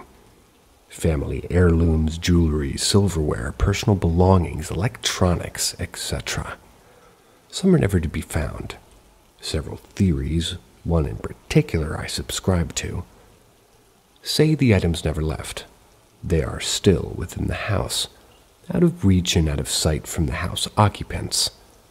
Some believe the items are appearing in other people's homes, appearing elsewhere. If you consider the stories of items appearing inexplicably in homes that no one inside the house owns there might be some truth to that. And with good reason, with good evidence. Evidence from the Bot Hell house. And from other poltergeist cases too, and I might add. But there's a third theory, a subset of the second theory I just mentioned. Items that go missing are often found elsewhere in the home, sometimes immediate, other times within days, weeks, months, and yes, even years. The items found in other parts of the home after it's been registered as missing is almost always out of place, perhaps suggesting it was strategically placed. Example number 1. One of the weirdest phenomena Tina and I experienced while living in the Bothell home was the incident where we woke up in the morning and found kids' toys placed dead center on the steps of our staircase. Kid toys on the coffee table, kid toys on countertops, and we don't have kids. It doesn't take a rocket scientist to know that these toys were put in places where they would be noticed immediately. But that's benign activity. The more sinister example I have of an item gone missing only returned to a different location inside our home. Example number 2. It is the Bible that went missing inside our home, summer of 2012. I placed this Bible on the lamp table in our living room downstairs. It was gone the next morning. When did it return, you ask? Spring 2014. Not only was it returned in a different location of the home, which was right outside our master bedroom doorway, but it was returned on fire. I think we can all agree there's not a more frightening experience inside your home than waking up to a fire you had no role in starting. Items reported missing in poltergeist-infested homes only appear elsewhere inside the home point to intelligence. An entity with the ability to know the difference between good and evil, and in doing so ignites a Bible on fire at the base of our doorway while we slept in a deliberate act. Well, seems like a deliberate act. A calculated act. If that doesn't run into contradiction to RSPK, I don't know what does. But the third example I want to provide is an example I believe that the paranormal community has grossly ignored, or worse, isn't prepared to deal with. And it involves my missing car keys, my key fob. Within days of moving into the Bothell home, one of the first, if not the first, things I noticed to go missing was my spare key fob, otherwise known as my car keys. This car key fob I kept in a plastic glove box about the size of a 6-inch shoe box. Inside this plastic glove box is where I kept my personal items. Items like Star Wars cards, comic book cards, and personal information, like birth certificates and family photos. One day I went to retrieve an item out of my glove box, and it was then that I noticed my spare key fob was missing. How can something I never used be missing? Fast forward a few months later, something very peculiar and uncanny started happening. Those who've survived a poltergeist haunting will tell you poltergeists are exploiters of the everyday routine of humans. It's one of their primary modus operandi. I don't know how to say that. Modus operandi. Something that fits the description given by many being like a trickster. It became irritable to me, but at the same time dismissive. Me leaving for work each morning and within seconds of entering my car, seeing that my car trunk was open, unlocked. It had to have been the middle of 2013 when I noticed my car trunk was always unlocked. Not open, but unlocked. And that's when I would leave for work in the morning. The first time I noticed my trunk was unlocked was when I got into the car. Before starting it up, I would see the trunk light lit on my dashboard. That icon, if lit, means your trunk is open. Not important, I'll just get out my car and raise the trunk, slam it down, problem solved. Weird, but why do I find myself doing this 2 or 3 times a week now? I'm thinking somehow, some way I'm fat fingering my key fob. What does fat fingering mean? Fat fingering is when you inaccurately strike 2 keys at the same time with 1 finger. It's not a huge inconvenience to get back out of your car, walk to the car trunk, raise the trunk itself, and slam it shut. But a few seconds is all it takes. Not a huge inconvenience if it happens now and then. 3 times a week? What's up with that? A year or so later, I'm still asking myself the question, why is my trunk light always on? Why is it always open? And that's before I get into it each morning and what's going on. My routine each morning when I leave for work is very simple. I kiss Tina goodbye, close the house, the front door behind me, get to my car, climb into my seat, and there on my dashboard is the trunk light. It's lit. Nothing weird about that if it happens once. Nothing weird about that if it happens several times through the course of your lifetime. It's been happening to me 3 or 4 times a week for over a year. I feel stupid for not realizing it sooner. The spirits have been using my spare key fob. They've been hitting the unlock trunk button on the key fob, and they've been doing this within seconds of me walking out to the front door. Up until now, I thought I was fat fingering my key fob, and I was wrong. How do I know it was them doing this, you ask? Well, they made a mistake, which is extremely rare. I left for work one morning like I always do. I get all the way to the car door and then realize I don't have my keys on me. I'd left it in the house, but guess what? I'm standing at my car door and I can see my dashboard. Why is my trunk light lit? How can my trunk light be on when I don't even have my keys on me? I haven't unlocked my car door yet, and that's when I realized I haven't been fat-fingering my car fob at all. It would seem I ignored my intuition a year or so ago when I asked the rhetorical question, why am I always doing this? Given the location of the trunk button on the car key fob, where it's located makes fat fingering unlikely if not impossible. One's finger would deliberately have to go out of its way to touch the trunk unlock button. Not only that, but you also must hold it down considerably longer to activate it. When you look at it from a scientific or psychological point of view, it's hard not to appreciate the knowledge about poltergeists being revealed here. Somewhere we can't see, for a lack of a better word, spirits operating the missing key fob it stole from me. Theo Cam's razor loyalists of the world will say it's Tina. Tina's the culprit. They overlook the fact that Tina doesn't, know that my extra key fob existed, let alone knew where it was, and number two, she sometimes left the house before me and was out of town. It's not a leap to believe my spare car key fob, the one I never used that went missing hours after I moved into the bottle house, is the device being used to unlock my car trunk. That's not a supposition. Another revelation would be my dismissiveness. A dismissiveness that I'm embarrassed to admit lasted for over a year. But here begins the lesson. The poltergeist in question needs my level of dismissiveness to carry out its work. All poltergeists do. Those familiar with me and Tina's ordeal have heard me say over and over the times I've come back to my office or bedroom and found the room light off. Could have sworn I left the light on. Who turns a light off in a room if they know they're immediately coming back? I know I don't. The same thing can be said about the television.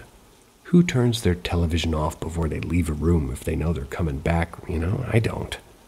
But, and this is a huge but, maybe I did turn it off. That's the level of dismissiveness I believe science needs to analyze. And doing so will help us better understand the nature of poltergeists.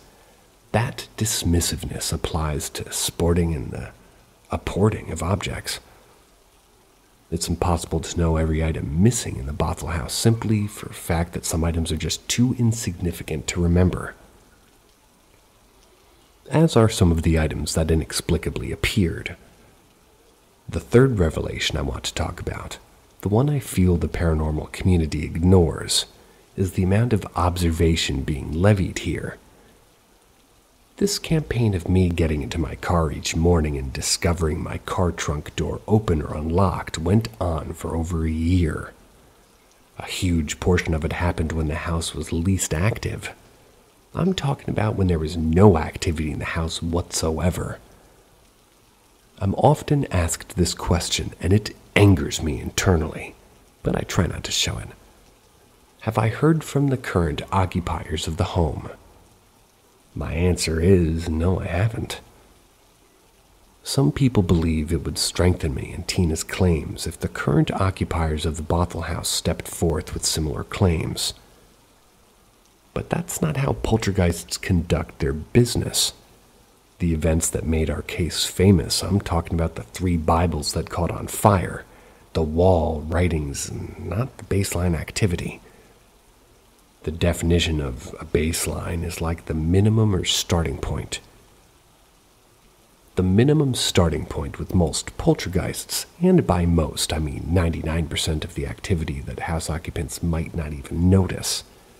Objects disappearing, phantom noises, knocking, strange sounds, electrical issues, phantom doorbell ring, TV turning off and on, lights going off and on, battery drainage, appliance malfunction, etc.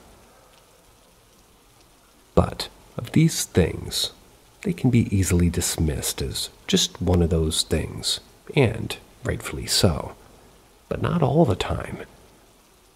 It's my belief that most poltergeist cases go undetected and unreported. Parapsychologist Steve Mera, he said it best when he said, "It's possible the current occupiers of the home will have things happen and just not know it. The activity I regard as baseline activity camouflages itself extremely well in the things that we consider routine. I can't tell you how many times I had a certified electrician over to troubleshoot the house's electrical system, only to find that there was nothing wrong. How many times have we had the cable guy over? How many times have we had the appliance mechanic over? How many times have we had the ADT security guy over? How many times have we had Verizon over? How many times have we had Comcast, now Xfinity, over? How many times have we had the utility come over to investigate things? Nothing was ever found wrong or out of the ordinary. You can't fix what's not broken, that's all they would say. The spirits in question never entertained the possibility that I might forget my car key or my car fob one day. Had I had my car keys on me, I would still have been dismissive. Their level of observation and desire to observe me, leave the house each morning and all that, and in doing so they unlocked the trunk of my car for almost 2 years unabated, not only speaks to a level of trickery, observation, patience, and commitment, but dedication. That's the point I want to bring home for all who read this. Study this. Read 3 books I've written. Reread the cases you've already studied or acquired. Ask the house occupants, your open cases, to tell you things that they haven't told you. Do all of that and more, and you'll begin to see. We're dealing with intelligent third-party entities, no RSPK. So, where is my car key fob? I never recovered it. It was never given back to me. What happened to the other items that went missing in the home? Where do these items go? I believe these items are on a person or the spirit themselves. A veil, otherwise known as a hidden curtain, sort of shrouds their basic makeup. It keeps them and the items they steal hidden from us. These items that go missing the world over are not sitting in some poltergeist cave or poltergeist storage facility, although that would be cool. Nor are they in crawl spaces or cavities of the home. Science tells us that there are dimensions, and the majority of them hidden that we can't even begin to comprehend, let alone see or exist within millimeters of each other or us. Don't like to talk about dimensions? You feel that sci-fi? Then how about spectrums of light? Think about it. Our visual system can paint a vibrant portrait of the world. Its palette of colors is quite limited, as we only see between 390 to 750 of the full electromagnetic spectrum, and that's while the remaining trillion wavelengths escape our view. Infrared waves are a portion of the light spectrum that follows red. They have longer wavelengths than visible light, ranging from 700 nanometers to 1 millimeter. This renders them invisible to humans in almost all conditions. That's just one example. My conclusion being humans with the naked eye don't come close to seeing anything in existence. Some of these missing items are still in the home. Tina, I, and anyone else for that matter are just blind to them. I believe some items that went missing are appearing or will reappear in the Bothell house. Remember the letters from previous tenants reappearing in the kitchen drawers after Tina and I moved in? Drawers that were occupied with stuff that we put in, and other homes throughout the world for that matter. Some items will reappear in the neighborhood of the Bothell house if it's not there already. If we study carefully what the entity said in the Blair Witch House to John Bell and others, combine what it said with the findings in the Bothell house and add in the info from the other poltergeist cases, it's intelligent to believe items poltergeists take in one house do or can reappear in other homes. And I would also replace your trunk sensor on your car, just to rule that out.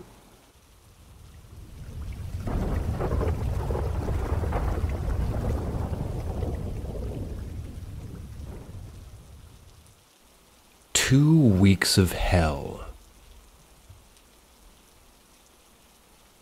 Every summer, my grandparents would go on a cruise. They had both worked incredibly hard their entire lives, and in retirement, would treat themselves to a couple of holidays a year. They had a lovely home that I'd spend every Saturday night at as a child, and every summer, when they went on their cruise, they would ask me to stay and look after the dog. I loved it. I was in my early 20s and still lived at home with my parents. This was a chance for a bit of independence, to have the house to myself. I'd done it for a few years up until this point, and instead of throwing parties with my friends, which I'd previously done, I was looking forward to spending some time with my girlfriend and chilling out. My grandparents filled the fridge with my favorite foods, always left me a bit of spending money. My granddad was always leave me a crate of beer in the garage. Awesome. The first night, me and my then girlfriend didn't do anything special. We loved the freedom and loved that we were going to get to spend a full 2 weeks together by ourselves. We watched a movie and decided we would go to bed. While she was in the bathroom, all the power cut in the house. Nothing out of the ordinary. Went to the kitchen, found the switch, and boom, there was light. We got in bed, put the telly on. I used to not be able to sleep without the TV on. I'll explain more later. I went to sleep. I remember waking up and there was screaming coming from the TV. I looked at the dressing table clock and saw that the time was 3:33. Incredibly cliche, I know, but true. I immediately laughed it off and dozed back to sleep. The next day, we both went to work. Both returned to my grandparents' house in the early evening. We chilled out doing what young couples do and decided it was time to go to bed. Before I went to bed, though, I'd always let Bonnie out, my grandparents' beautiful dog, to go out and do her business on the back garden. My grandparents' back door led onto a conservatory, which then led onto a patio, which then led onto the back garden. I unlocked the back door, turned down the lights to the conservatory and patio, and moved towards the conservatory door. Bonnie didn't move from the back door. After a bit of convincing with rich tea biscuits, I managed to convince her to the conservatory. There was no way I wasn't letting her out and having to scrape up dog poop in the following morning. I unlocked the conservatory door onto the patio. Before I had a chance to fully open the door, there was a large thud that came from the conservatory window on my right. I stood frozen for what felt like an hour. I calmly closed the door, stood in shock, wondering what it could be. I wasn't scared at this point, just incredibly startled. I looked down at Bonnie, who was staring up at me. Decided it would be fine if she did her business in the house that night. Nasty. I went to bed with my heart still pounding, but didn't mention it to my girlfriend. I woke again the next night with someone on the television screaming, 3:33. At 3:33, not screaming 3:33. The next day was my day off from work. My girlfriend was working, though. I had the house to myself. I had nothing special planned, and I was just going to chill out and play some PlayStation. I'd pretty much shrugged off the thud ordeal in the conservatory from the night before. Bonnie hadn't left any presents for me, and she did run the fastest I've ever seen her run out into the back garden when I opened the doors that morning. couldn't stop thinking about being woken up at 3:33 for 2 consecutive nights. I wondered what the consequences of it happening 3 times might be, laughed it off again, and tried to enjoy the rest of my day off. Mid-afternoon, I received a phone call from my girlfriend telling me that her car had broken down while at work. This was a huge bummer, because we lived over 70 miles apart, and I knew that I wasn't going to be able to see her for a while until it was fixed. She apologized that she wouldn't be able to stay with me while I was dog sitting, but I told her not to be daft, and that we'll see each other again as soon as possible. That afternoon, I went for a shower. I was just lathering myself up when I heard the phone ring. I let it ring, knowing that if it's important, it'll go to the answering machine and I can ring them back.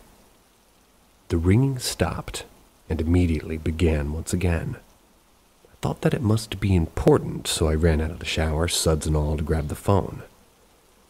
When I answered, no one was there, just silence. No dial tone. Someone was on the line, but not talking. I must have said hello a dozen times before the line cut dead. The second it did, the doorbell rang. Now I was in a precarious position. I'd ran out the shower full-blown naked to answer the phone and not taken a towel with me. The phone I'd answered was in the kitchen, by the front door, and it was at the end of the hallway on my right. I sheepishly stuck my head around the corner toward the front door to see who it was. There was no one there. Only a couple seconds had passed by, but whoever had rang the doorbell had already gone. I wasn't scared. I wasn't concerned, as it was broad daylight. I got back in the shower, and within a minute, the phone and the doorbell were ringing at the same time. I immediately got out of the shower, wrapped myself in a towel this time, headed for the door. No one was there yet again. The phone had stopped ringing the second I left the shower. I carried on with the rest of my day, and that night I didn't wake up at all, much to my relief. The next day I was in the living room watching television. I was sat in my granddad's electric reclining chair. It was a comfy beast. It was placed in the far left corner of the living room with the TV in the far right. On the left of the chair was the window looking out toward the street. The window was huge. It was actually 3 separate windows with a beautiful pattern running through all 3. While I was watching television, the doorbell rang. This was quite strange, as my grandparents lived in the corner of a cul-de-sac, and if anybody had driven or walked to the door, I would have seen them. I didn't think much of it, as I must have been engrossed in whatever rubbish I'd been watching. Bonnie was up on all 4s in the hallway, staring at the door. I thought that maybe it was my auntie making sure I'd not burned the house down. When I got to the door, no one was there. Again. Now I was becoming a little bit more distressed, and being myself was making it worse. I thought that maybe it was burglars scoping the place out, seeing if anyone was home. That night, just before bed, I went to let Bonnie out, opened the back door, turned on the lights to the conservatory and patio, and opened the conservatory door. To my horror, on the patio was a mangled bird. It had no head, and the left side of its body had been torn off by something. What shocked me the most was that it was still walking about. I didn't know what to do, so I rang my girlfriend. I was explaining to her what I'd seen. When I looked back onto the patio, the bird had gone. I went outside to check to see if I could find it, but it had buggered off like it was never there. I decided that Bonnie could do her business in the house again if she must. Nasty. At this point, it was all becoming a little bit too much for me. I spoke to my auntie and asked if my cousin and his girlfriend wanted dog sit instead. I explained that my girlfriend couldn't stay anymore anyway, and that they'd probably appreciate the time alone. They obviously jumped at the chance. Cowardice, I know. That night I went home and thought that it would have now all been over. I was wrong, dead wrong. A few days after I'd got back into my comfort zone and was just sat watching TV in my bedroom, when out of nowhere there were two loud strums on my acoustic guitar. I sat there in disbelief for a moment, but then decided I'd had enough. I asked whoever did it to do it again. The hairs on my arms rose with anticipation and fear. I asked multiple times. Luckily, nothing. I decided it's probably best I went downstairs where my sister and Mom were. As I went downstairs, I heard the guitar fall over. Couldn't bring myself to tell them what had happened for fear of them thinking I'm nuts. Another few days had gone by, and at this point I was exhausted. Even though nothing serious had happened and I'd not seen anything, I felt like I was going crazy. I decided it's probably best that I have an early night. I put the television on for background noise and faced the wall. Within seconds, I heard my television shut off, followed by heavy breathing. I laid with my eyes shut, terrified, as I heard the breathing get closer. It was deliberate and calculated. Each step it got closer, the louder the breathing got. I was frozen in fright. As it approached the bed, I could feel its breath on the back of my head. Every hair on my body stood up as I could feel whatever it was lurking over my body. A few agonizing silent seconds passed, followed by a gigantic roar in my ear. I jumped to my feet, laid down position. I don't think I'll ever be able to do it again. I stood there breathless, pouring in sweat. I was absolutely terrified. I looked at my clock, and I saw that it was 2:15 in the morning. I'd gone to sleep around 9-ish. What felt like seconds had actually been hours. Scared to go back to sleep, I tiptoed downstairs not to wake anyone. But to my surprise, all the lights were on. I walked into the living room and my mom was awake having a cigarette. I asked what she was doing up so late. She explained to me that she had just had a horrible dream in which me, my sister, her, and my stepdad all awoke in the middle of the night because things were floating around the house. We'd somehow all gained telekinetic powers and can control everything within the house. I laughed along as she explained the ludicrous dream until she had got to the end. At the end of the dream, we were all downstairs dumbfounded as to what was going off around us. Then we all heard a terrifying roar come from the upstairs. We crept as a family up the stairs, following the sounds from above. As we got to the top, it was apparent that the sounds were coming from my room. We went in together and all gasped as we saw a demonic hand open the hatch to the attic. That's when she woke up, and the dream ended. I didn't share my dream. Later that morning, I became so tired that I could resist sleep no longer. Got back into bed, looking at the hatch that led to the attic. I dreamt that something was trying to pull me out of bed by my feet, and when I woke the next morning, my right foot was covered in scratches. The events had really begun to take a toll on my mental well-being. I daren't sleep, and I didn't want to be left alone. I dreaded coming home from work. But over another few more days without incident, I was starting to feel a bit better and less like a nutter. I was at home with my mom playing PlayStation in my room when my mom asked if I wanted anything from the shop. I told her I was fine. I didn't think anything of it when she left. The second she left, there was a loud bang that came from her room. At this point, I'd had enough. Just like when my guitar had played, I encouraged it to do it again. This time, it immediately responded with 2 large bangs. I rose up from my chair, walked into the landing where all the bedrooms met. I stood there staring intently into my mother's bedroom. It was pitch black. I asked it to do it again. This time, nothing. I walked into her room and turned on her light to see books laid out across the floor, obviously the cause of the noises I'd heard. I stood in the middle of the room and dared them to do it again. A madman talking to himself in his parents' bedroom. Nothing. I'd had my fill of whatever had been happening to me, decided that enough was enough. I told them exactly what I thought of them, using every expletive that I could think of. Some manic, crazed lunatic screaming at the abyss, telling them all to fuck right off. A few minutes later, my mother came back from the shop.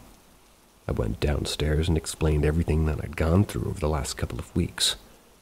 She patiently listened to me, and it felt great to get this nightmarish burden off of my chest.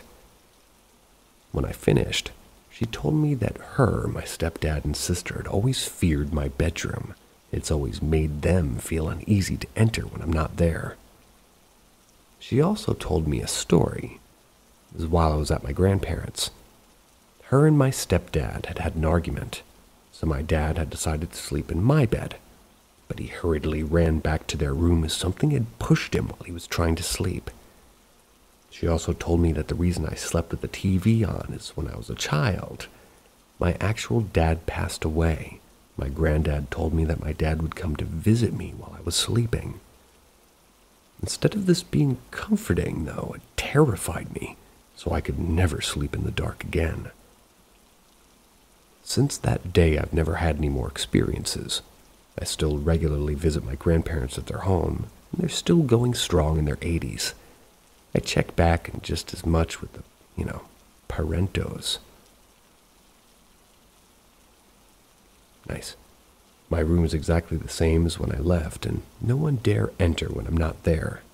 I was surprised that when I moved out years ago that my sister never took it, because her bedroom was tiny, but the unnerving presence feels towards it was too much for her.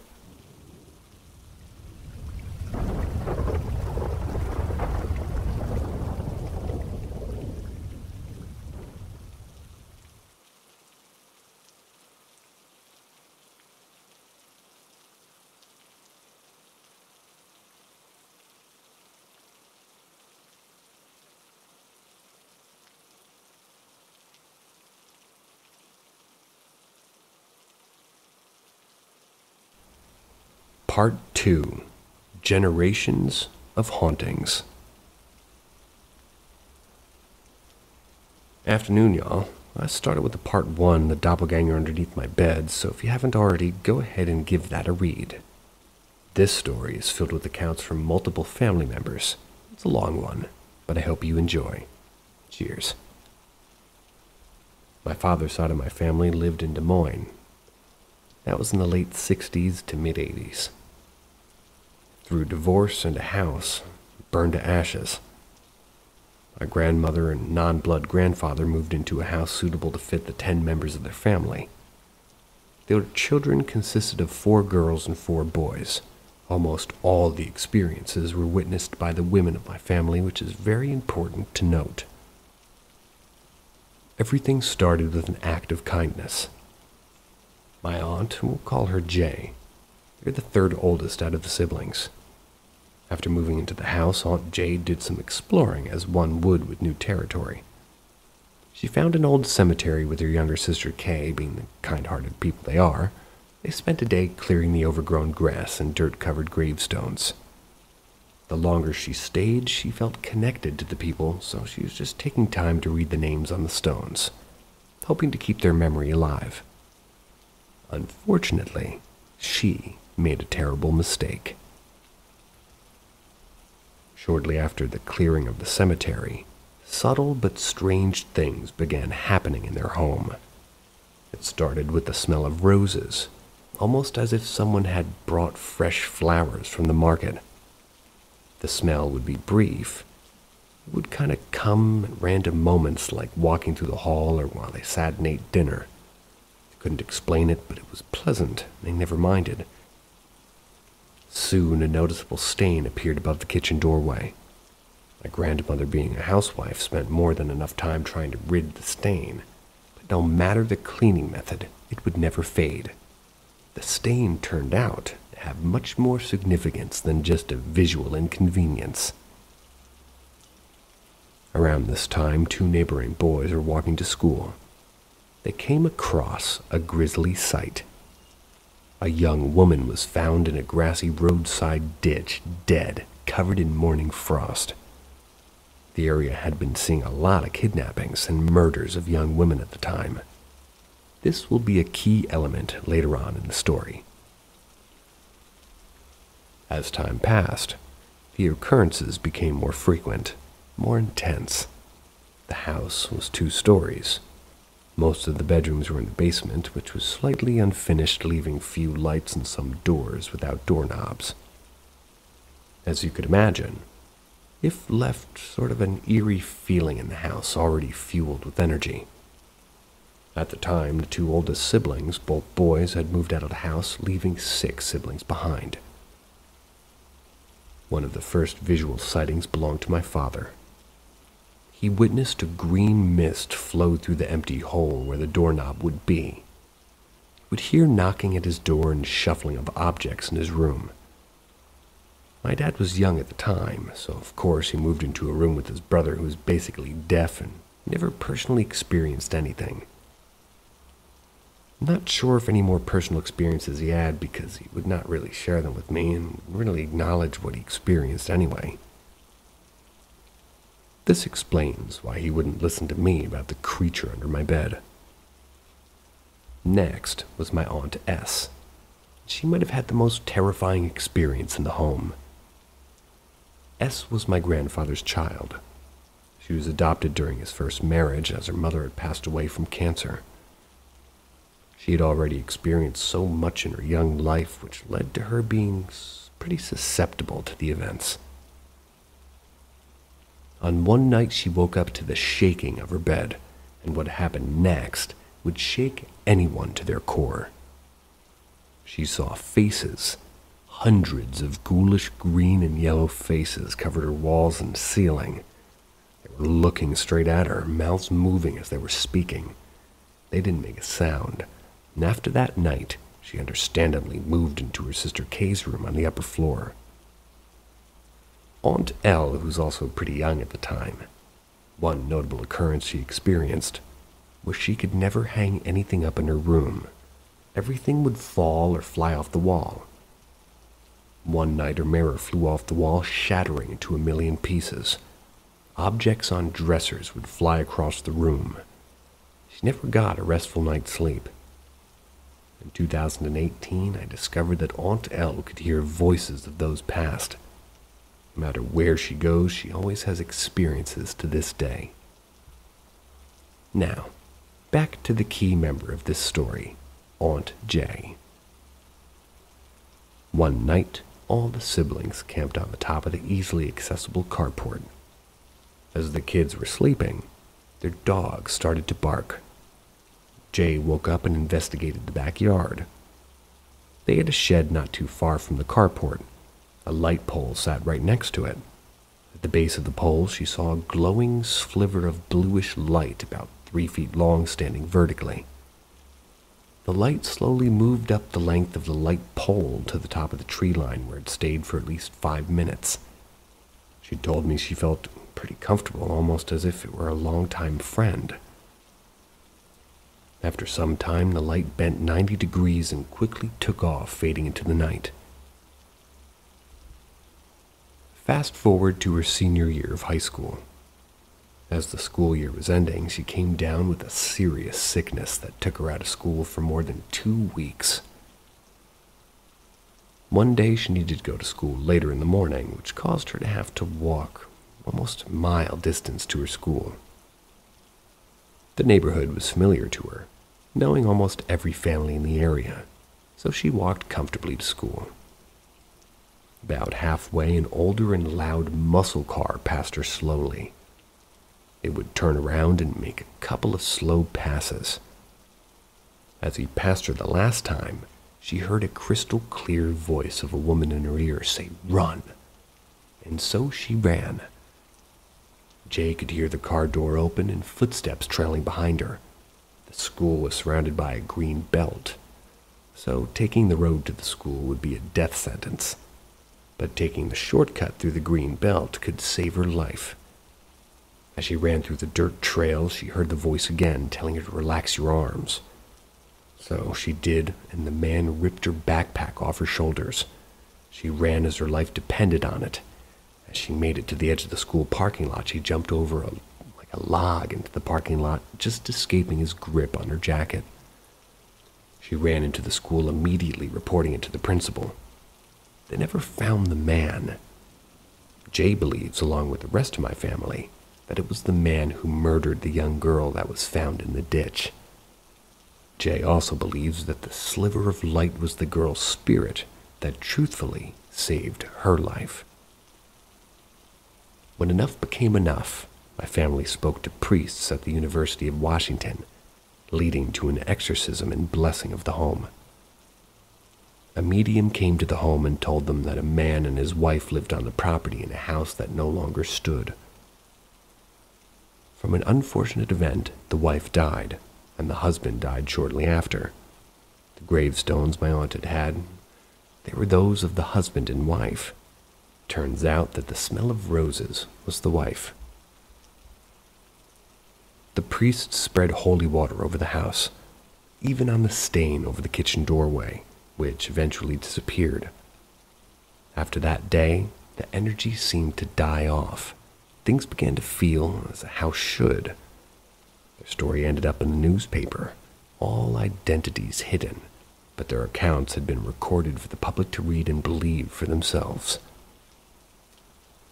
Most of the family moved to Idaho, which led a new family to move into the home. They discovered later that the daughter had an imaginary female friend, but she wasn't imaginary at all. There's no updates on that family or their experiences. With my 8 aunts and uncles, I have 9 cousins, and 7 of them are male and other 2 are women. Remember how I said the experiences were mostly felt and witnessed by women? Well, my 2 cousins and I have had numerous experiences throughout our lives. My cousin T had an imaginary soldier friend. He would talk to her and tell her things a young girl would have no understanding about. My cousin K recently had a heartbreaking experience that revolved around a murder of a young girl in the Seattle area. She would see her everywhere she went, the grocery store, walks, and within the hallways of the hospital she worked at. Turns out, the young girl had been murdered by a family member, and her murder hadn't been caught until recently. And as for me, my experiences started when I was 7 with the terrifying experience of the doppelganger under my bed. In my early preteen years, I lived with my mom and brother in a newly built house. But at this time, I'd gotten an iPhone 4 to be exact. My friend had stayed the night. She was one to be obsessed with her looks, so she decided to take selfies on my phone. Upon looking at them, we discovered a face. It was hovering over the fabric of the couch. When she had took a picture, it was dark and the TV was playing in the background, but it was bright and no light would reflect off the fabric of the couch. After finding one face, we discovered 3 more. The faces were absolutely evil looking. They were cloudy but translucent, yellow eyes and mouths. They were open, exposing large teeth. My mother made me delete the photos, but I regret deleting such powerful evidence of the paranormal. Years passed without another profound experience, but I always felt the energy of certain places, always feeling uneasy and sad when I shouldn't. Fast forward to 2018. I went on a much-needed family vacation to Seaside, Oregon. I was accompanied by 2 friends who wanted to explore the area. Close to Seaside is Astoria, which sits at the mouth of the Columbia River. The area is notorious for the dangerous ocean waters that have caused hundreds of shipwrecks in the early years of its settlement. We wound up touring a historic Victorian manor originally built by Captain Flavel. Although rich in history, the energy was non-existent. We moved deeper into the town to get our fill of the history. We were directed to an old firehouse turned museum. There we met an older gentleman by the name of Dr. D. He was a local college professor but did tours of the firehouse in the summer. Through curiosity and respect to the building, we quickly became trusted companions. He led us to the second floor to a door that led to a stairway to the third story, which was the firemen's quarters. He explained that if the door was locked, we weren't invited, but if it was unlocked, we were welcomed in. The door was unlocked, so we made our way up the stairs, the railings and windows filled with dusty cobwebs, a path that didn't seem well traveled. Once we reached the top of the stairs, I began to feel like we were invading on someone's space that we didn't belong in. We turned around and headed back down the stairs to the second floor where there was 2 rooms of exhibits. While crossing through a doorway into the other room, my friend quickly turned around explaining that the lights had just flickered on and off numerous times. Once I stepped into the room, I was immediately stuck to one spot. I stood in front of the glass case ceiling and an old uniform. I couldn't move from that spot. I was overcome by sadness and despair, feeling that energy being drained out of me. As we stood there standing in front of the case, the light began flickering. Dr. D explained that those lights were all connected to one switch, so there's no reason for one case to flicker. Eventually, we were able to step outside. I sat on the curb regaining my energy, but still stuck with a pit in my heart. To this day, I can still very clearly recall that feeling. 2018 was the year I moved from Idaho to Seattle. This is when the stories were passed down to me, and I eventually got the chance to see Des Moines' house. It still stands looking friendly on the outside, but the terrors of my family still resonate within its walls. From my experiences, I always wondered why I saw and felt things that others didn't. I soon discovered that the women in my family are sensitive to the spirit world, which only leads to more questions. I don't know what lies ahead of me, but I'm sure my experiences don't end there.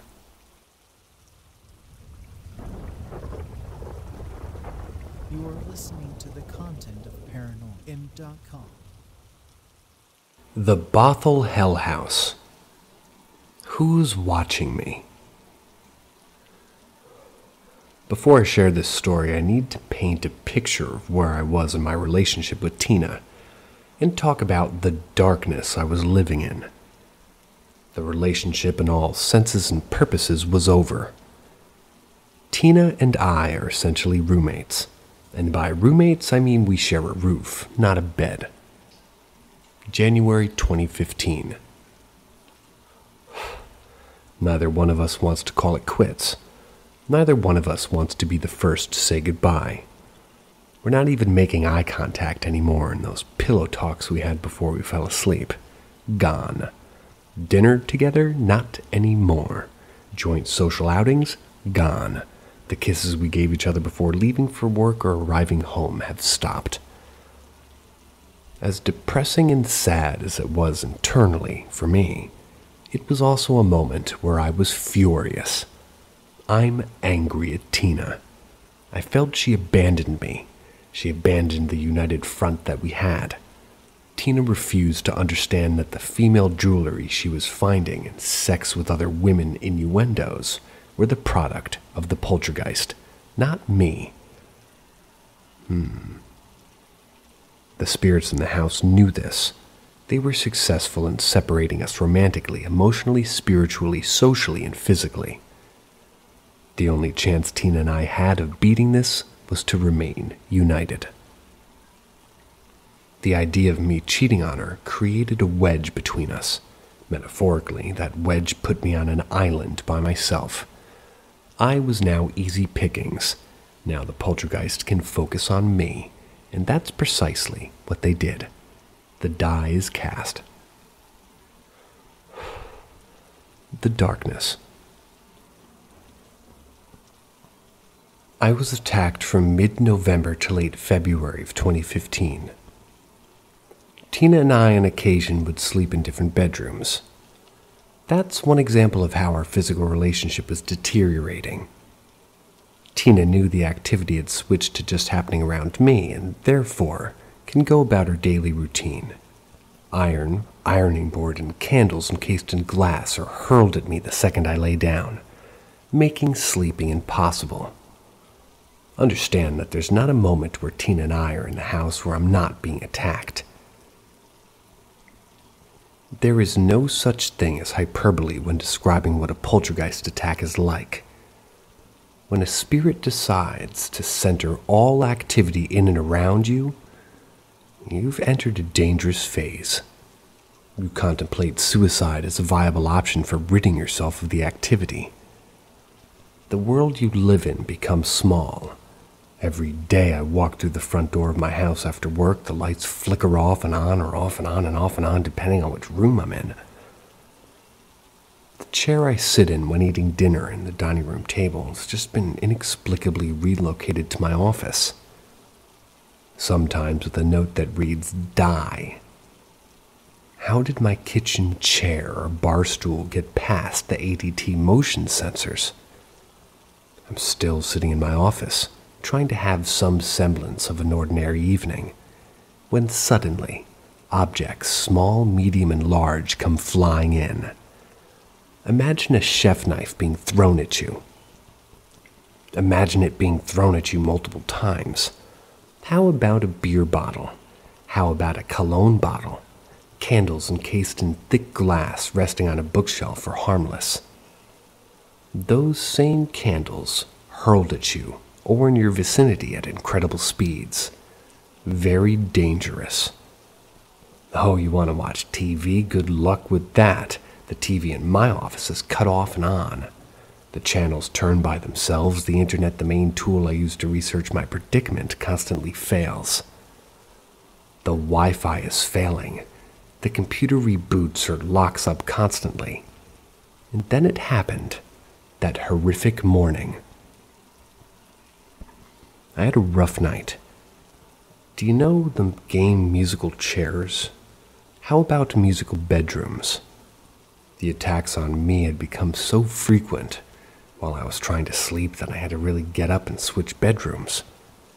That used to buy me and Tina a day or two of no activity. Not anymore. Now it just buys me a few hours. Where poltergeists are concerned, you take what you can get. This morning I couldn't sleep.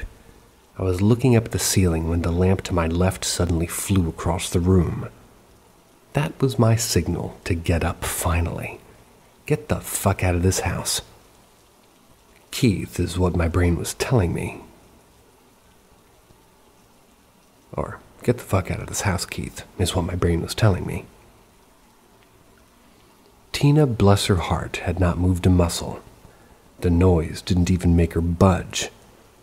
The time it took to shower and shave, pack my suitcase for my business trip, grab my laptop bag, and touch the front door had to have been less than 30 minutes. I was in a hurry. I'm shaking with fear. I felt evil in the air. I felt the darkness. That moment where the predator is about to snag its prey, and that was me.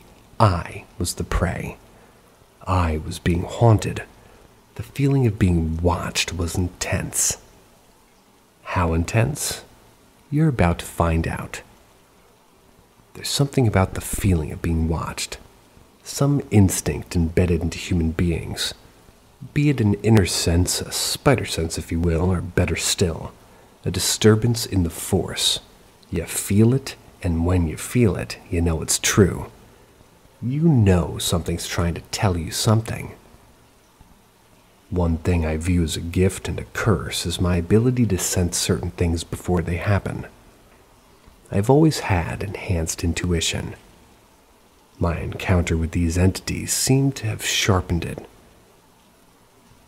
What is weird, if not scary, is that the entities also know it.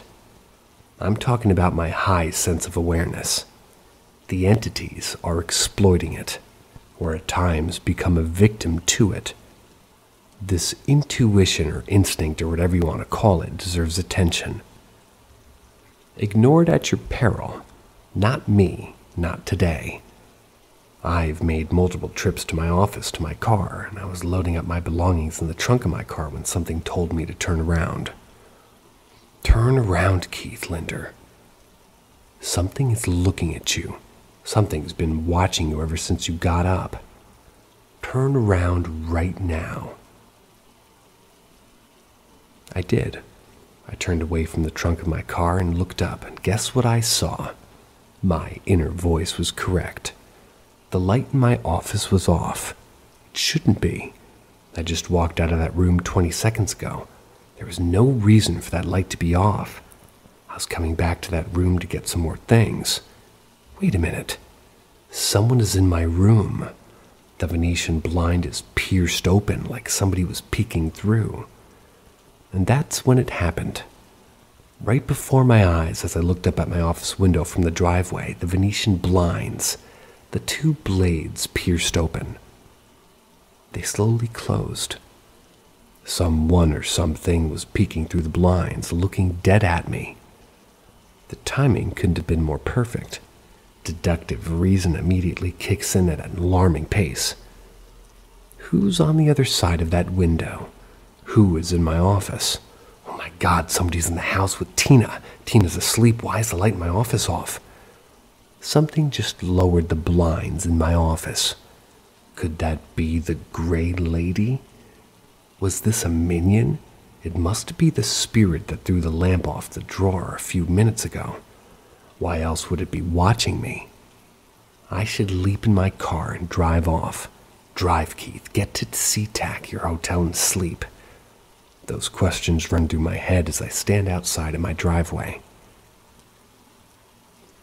I can't leave right now. Tina's inside the house. We might not be on best terms right now, but I must save her. So I run back into the house, passing her bedroom using my peripheral vision, and I see that Tina's still sleeping in the same position.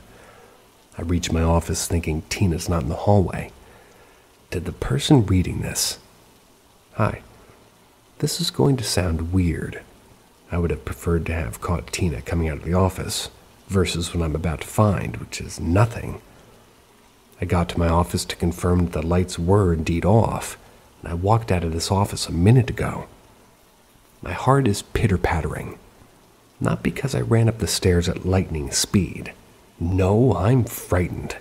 I just saw two of my Venetian blinds open and close while standing next to my car. An invisible hand between two blinds implied someone or something was peeking through my office window. It was looking down at me from the second floor, from inside my office. The most horrific part of this ordeal, and there are many, was when the two Venetian blinds or blades narrowed and closed, implying whoever was looking at me knew I was about to rush back into the house, or that they were done looking at me. I left the house 10 minutes later, heading straight to the airport. The message I got from whoever it was behind those Venetian blinds was, "Don't worry, Keith, we'll be here when you get back."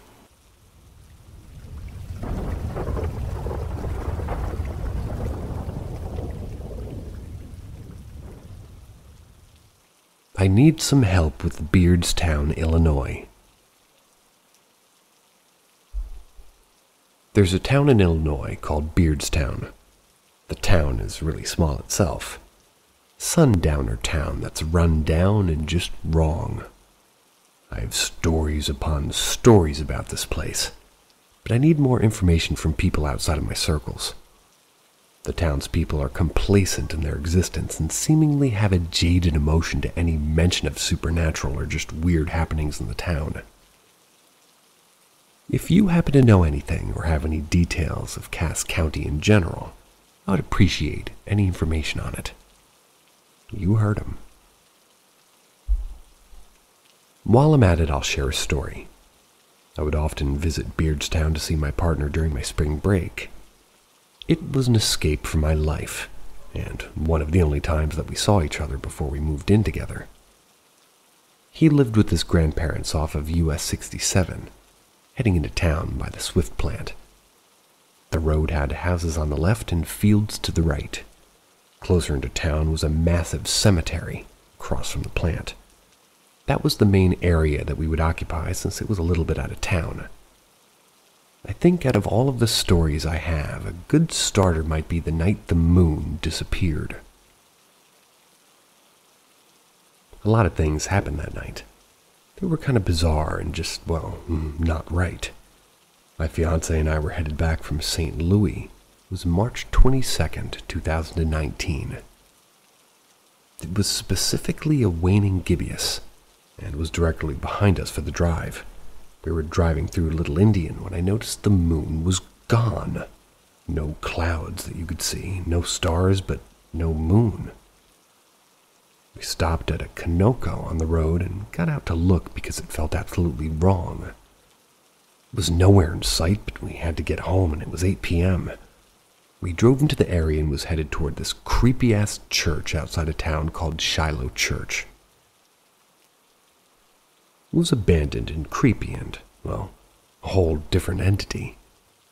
The road before and after the church is covered in thick trees and had a dip in the road. This area would have a thick fog and mist and sometimes have misty people-shaped figures just chilling in the road.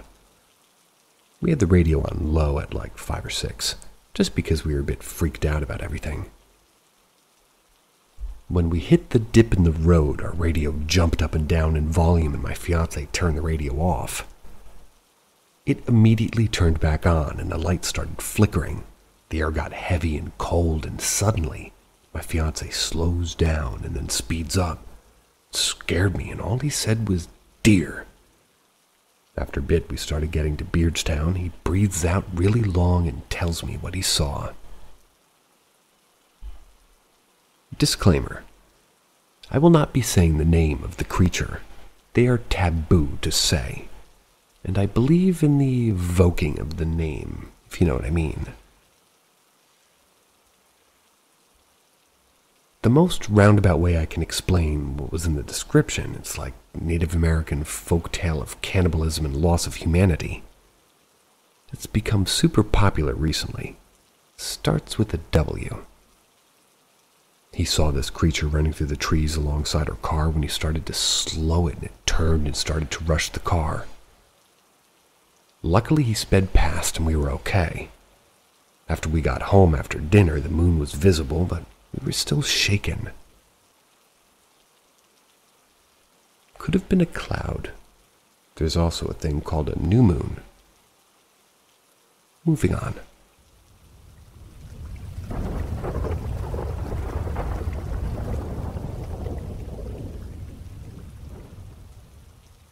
I Need Help with Beardstown, Illinois, Part 2. Anyway, the spookies. These are accounts from my partner, and I mentioned in the first post for background his grandparents lived there. He would often go there for summers and breaks for school. It's unsettling and definitely informal, since these were talked about in a group chat.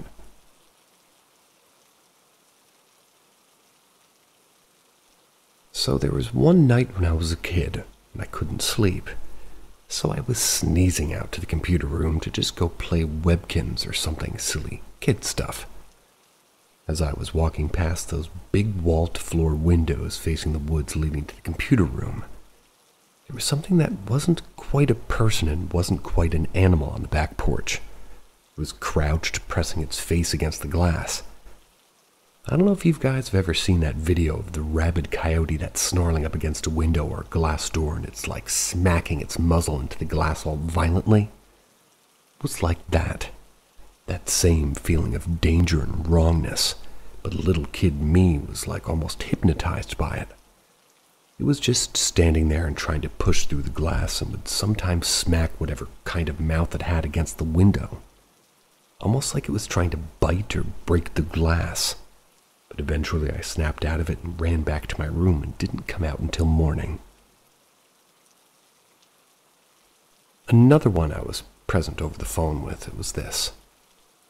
When we were long distance before 2020, He would call me frequently while I was doing schoolwork. It was pretty late and he calls me and says that he's having a massive shriek-like scream that happened down the road from him.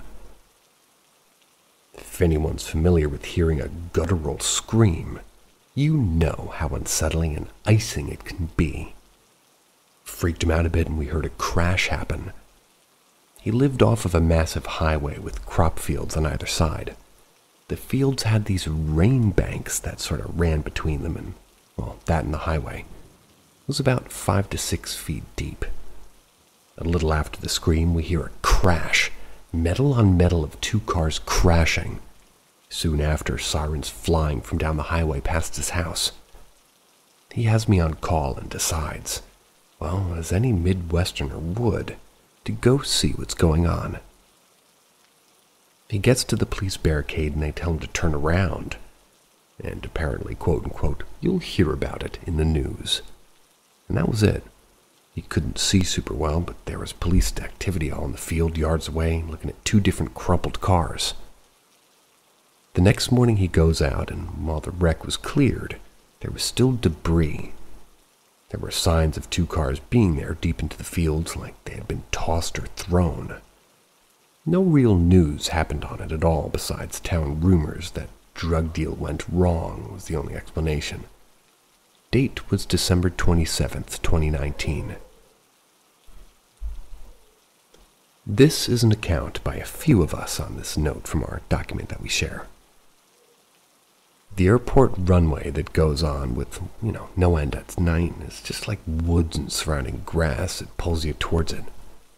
Strange shadows in the grass, you could say. There's an old airstrip near my partner's home at the time. It's one of those small private aircraft runways with a few hangars and little to no security at all. The runway is planted in a field with lots of wood surrounding it. I've been to the airstrip a few times, and every time it was not fun. It scared me straight out of the gate. It was eerie and too silent to be in the woods. We've had a few interesting things happen, but the main one was not being able to walk to the end at night.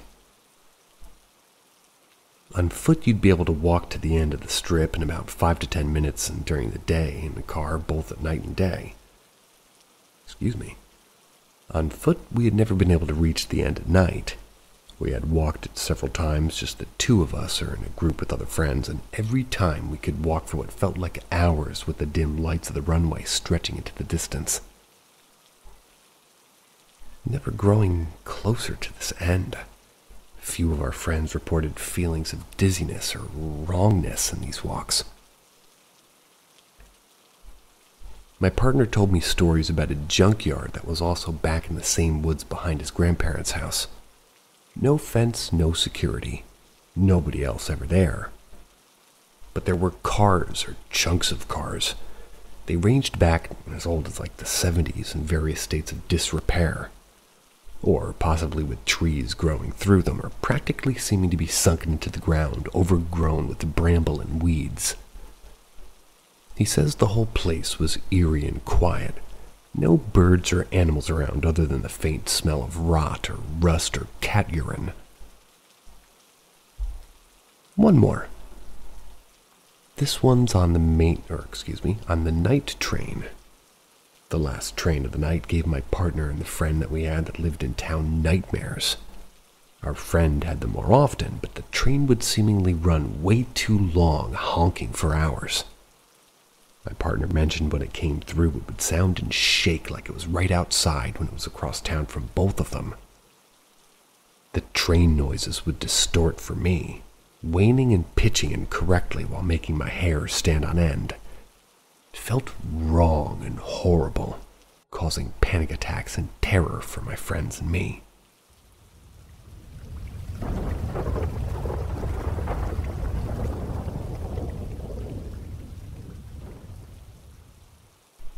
Ask Reddit. This happened to me about 10 or 15 years ago, in my early 20s or late teens. I don't think I've ever really honestly considered what I saw. I've told the story to a handful of people, and each time they've all had the same response. Aliens. Honestly, I don't have a better explanation. I just don't know. My best friend, his younger brother, and myself were headed toward their home late one autumn night. We were coming in from downtown area in an old Civil War town, located smack dab between D.C. and Richmond. Most people's houses in that town are accessed by one highway that runs the length of the entire county, but my friend's house was way out in the boondocks. Now, you could go way down that highway and eventually make it there just fine, but there was a much faster route using the back roads, and of course, we took the back roads. We weren't strangers to those country roads. The brothers I was with, they'd ridden on them their whole lives, and I've been around long enough to have grown comfortable with them as well. Truth be told, though, they were creepy and dangerous, especially at night. People drove way too fast out there, lots of accidents. As we wound through the heavily wooded serpentine streets, we came to a four-way stop. Straight ahead of us was a dirt road. Yep, that's the way we were heading. It was one of the only dirt roads in the whole town, as far as I know. Now, like I said, we knew this area, and driving down that dirt road was nothing new. We did it all the time, and it's strange, though. See, the road leading up to it is paved, and then it suddenly just becomes dirt and rocks for about a mile or so. Then back to normal, state-maintained road again. Not sure it ended up like that, but in any case, we went right on down that road.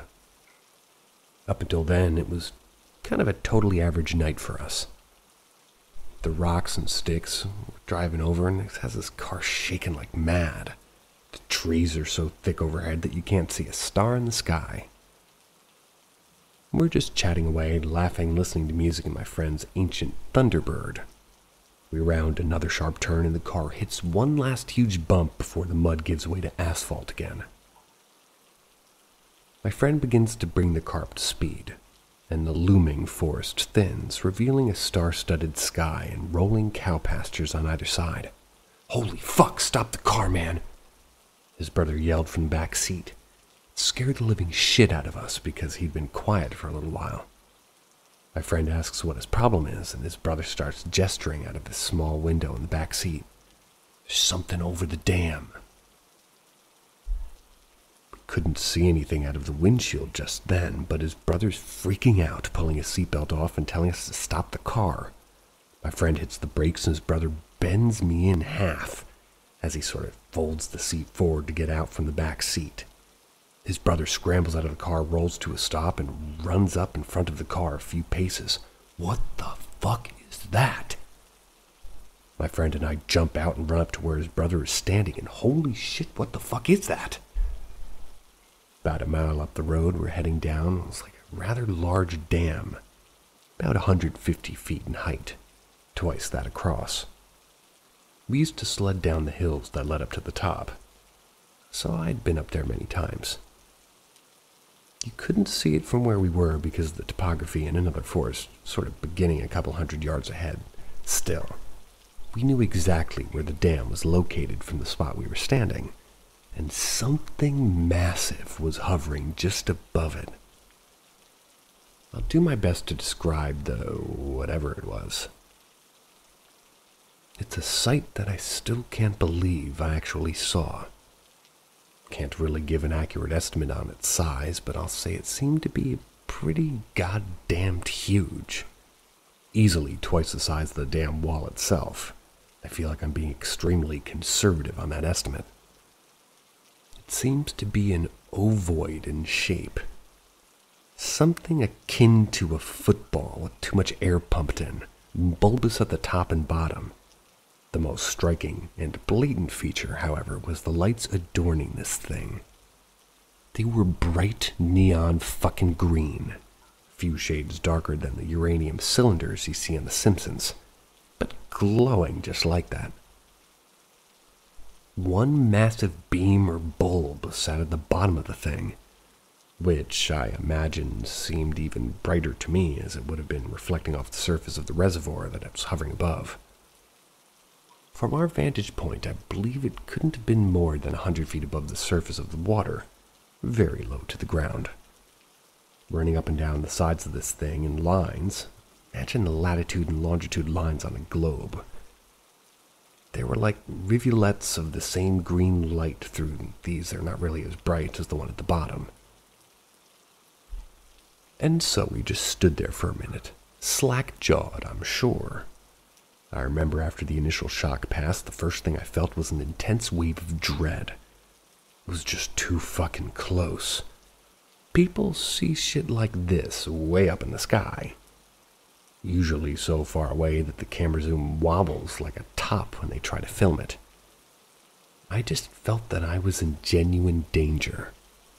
It quickly overpowered the sense of awe that had first hit me. That dam probably wasn't even a mile from where we were standing, and what's more, my friend's house was literally across the street from it at the top of the hill. I can't rightly say much about the thoughts I had, or, well, what I may have said in those moments. I just recall feeling overwhelmed and more afraid than I've ever been of something like that.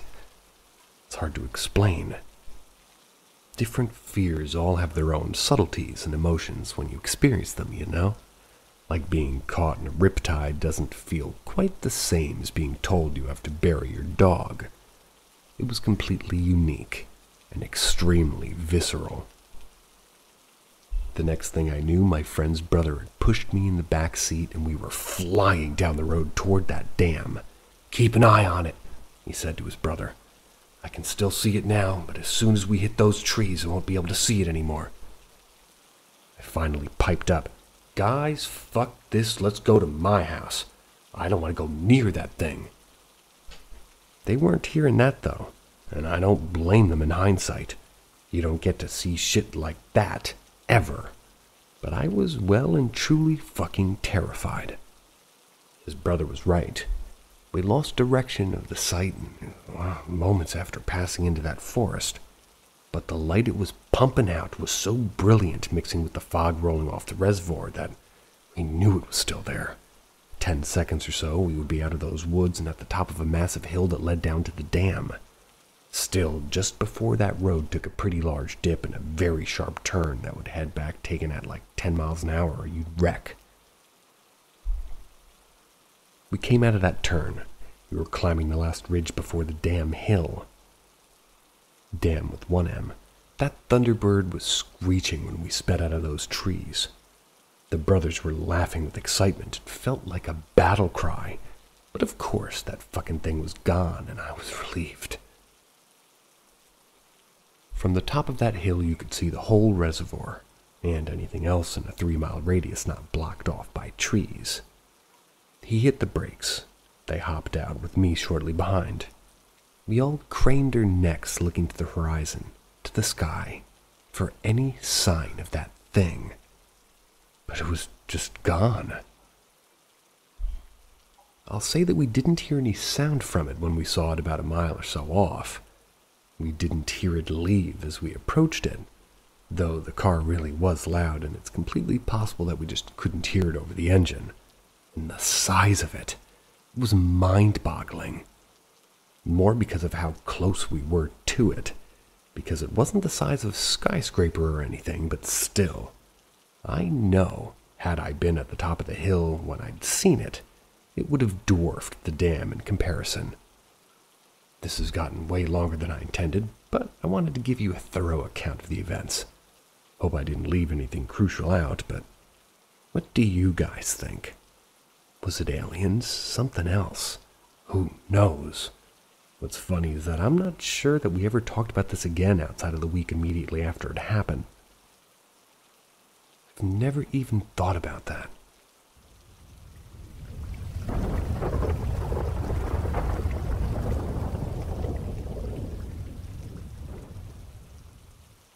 Dorm Stalker Mimic.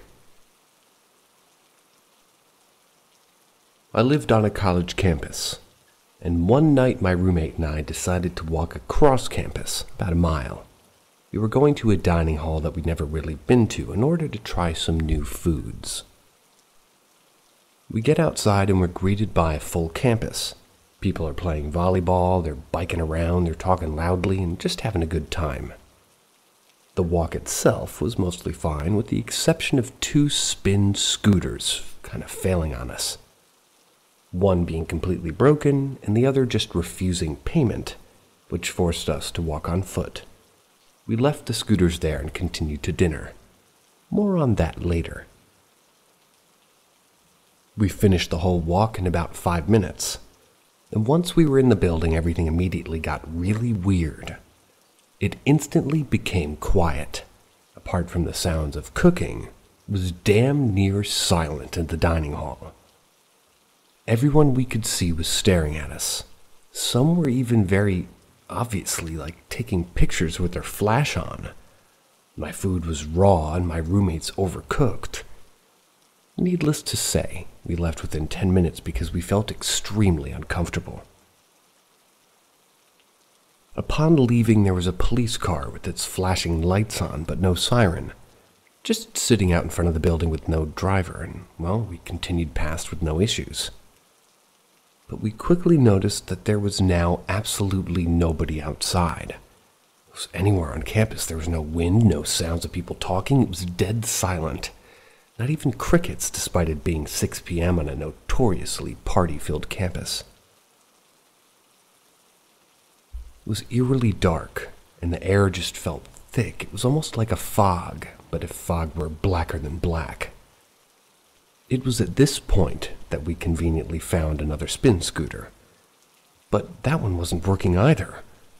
Creeped out, we just started walking back to our dorm. As we got close to the dorm, a group of 2 or 3 boys on spin scooters screamed at us as they passed from behind.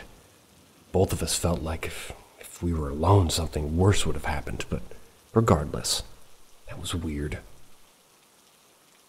By that point, we were approaching the first spin scooter that we tried to use, and someone was trying to ride the completely broken one, but it actually worked for them, despite its motor being stuck and the brakes being cut for me. We just confusedly stared after them, not understanding why it was broken for us. We finally made it back to the dorm, taking the same walk at the same speed. But it had somehow been nearly half an hour instead of 5 minutes like our first walk had. It was on this walk that we believe we picked up another presence that we began to follow. Or rather, it followed us. That was for the next few months, from November to February, and then we moved off campus. Getting back to the dorm, we had already begun to feel paranoid about everything. But that really sank in as we started to see things outside our dorm room window. We were on the 3rd floor and would catch glimpses of dark figures standing still halfway behind the trees. We closed the curtains when we both saw a face somehow peering into the window despite the height. Freaked out, we began to talk and the previous paranormal experiences that we've had, and in doing so, prompted the entity to begin mimicking the exact experience my roommate had when a family member passed away. On the 1st anniversary of the death, she was listening to a song that was given to her by family members. She felt a warm presence next to her, feeling almost reassuring. She played the song for me, and oddly enough, it's entitled Not Alone. And at the same time in the song, it happened to her in the past, we felt waves of some force from behind, just kind of above us. It eventually felt like there was something between us obstructing our hearing of one another. It wasn't warm like she had described. It was instead cold and paralyzing. But it was tangible to both of us even though we mentioned it. I could see a reflection in a nearby lamp, and the other lights positioned between us kept disappearing from the reflection. The wardrobe across from us kept cracking open on its own, which was weird, considering how much force it took to open on purpose. This stopped whenever we started talking about it, but started right back up if we ever mentioned it again that night. The dorm room itself felt off ever since then. we'd started to see normal shadows in the room grow darker than ever before. We had new shadows appear from nowhere. We thought that we saw things out of the corner of our eyes, faces peering through the decorative plants, dark hands around the doorframe, figures crouched behind the chairs, and shadows darting underneath the beds. On top of these, we continued to see figures and faces outside our window. At this point, we no longer felt like we belonged on campus at all. People consistently stared at us, even going so far as to turn around while driving just to look. People stared from across the street or even way ahead or behind us, and more pictures of us were taken nearly every time we left the dorm room. It began to mimic sounds that were common. Someone had been sick before winter break and was coughing for a while, but the sound continued after break, although it sounded uncanny, as though the muffling of the sound through the wall was artificial. Perhaps that it was being produced in the room with us. The sounds became predictable and were just somehow wrong. First it was the coughing, then it began to mimic the sound of a very distinct dangly earring that my roommate wears, even when I was alone. She even took it out to test it, and we both still heard it. It began to whistle at us too. Neither of us can find an example of what it sounds like anywhere online, but it's a single high-pitched whistle that typically has a little upsweep at the end. I have perfect pitch, and eerily enough, the sounds were exactly the same every single time. The same pitch, the same length, and the same tone consistently. The whistles, coughs, and earring sounds, it was like listening to a loop of those sounds around us all day, every day. On some of the worst days, the color of the light itself would look completely different in the dorm room when we felt its presence, but we both always noticed the exact moment it returned to normal. During the weekends, we were lucky enough to be able to drive home and stay over, but the sounds followed us. They could even be heard from inside the home. On some occasions, figured out exactly how to mimic our voices, almost exactly. I've heard her say my name in the house when she hadn't said anything. We both heard a separate disembodied voice as well, typically just a loud, My roommate used to get regular sleep paralysis. Well, I've never had it myself. And on one such night, we were seeing an abnormal amount of the creepy stuff mentioned earlier. She was slipping into sleep paralysis. All of a sudden, while I was talking, I passed out and saw the entity's face, up close and personal, to which I immediately woke both of us, and the entity left right after that. And since then, her sleep paralysis has completely stopped happening. I've attached a picture of the face that I drew that night because I couldn't get it out of my head. You might have to brighten it, it's a wee bit dark. All of this added to a lot of other stresses that we were facing at the time, which prompted us to make the decision to move away from campus, after which all of the activity stopped entirely. We're not too freaked out by any of this. We both had our experiences before, but this absolutely felt like the most hostile. It often felt dangerous and like it was out to get us. Beyond just being scared, it physically instilled feelings. We're mostly wondering if anybody's had similar experiences.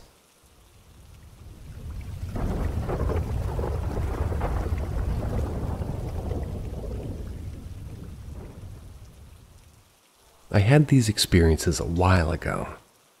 Can anyone tell me what they mean? Part 1. So back in about 2012, I was about 6 years old. We lived in a house in Abilene, Texas. So, turns out, as I learned all this house info years later, the house was placed on an old cemetery, and it was haunted.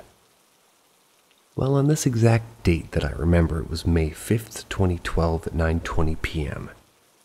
I went to sleep and I started dreaming. The dream was my siblings in our bunk bed.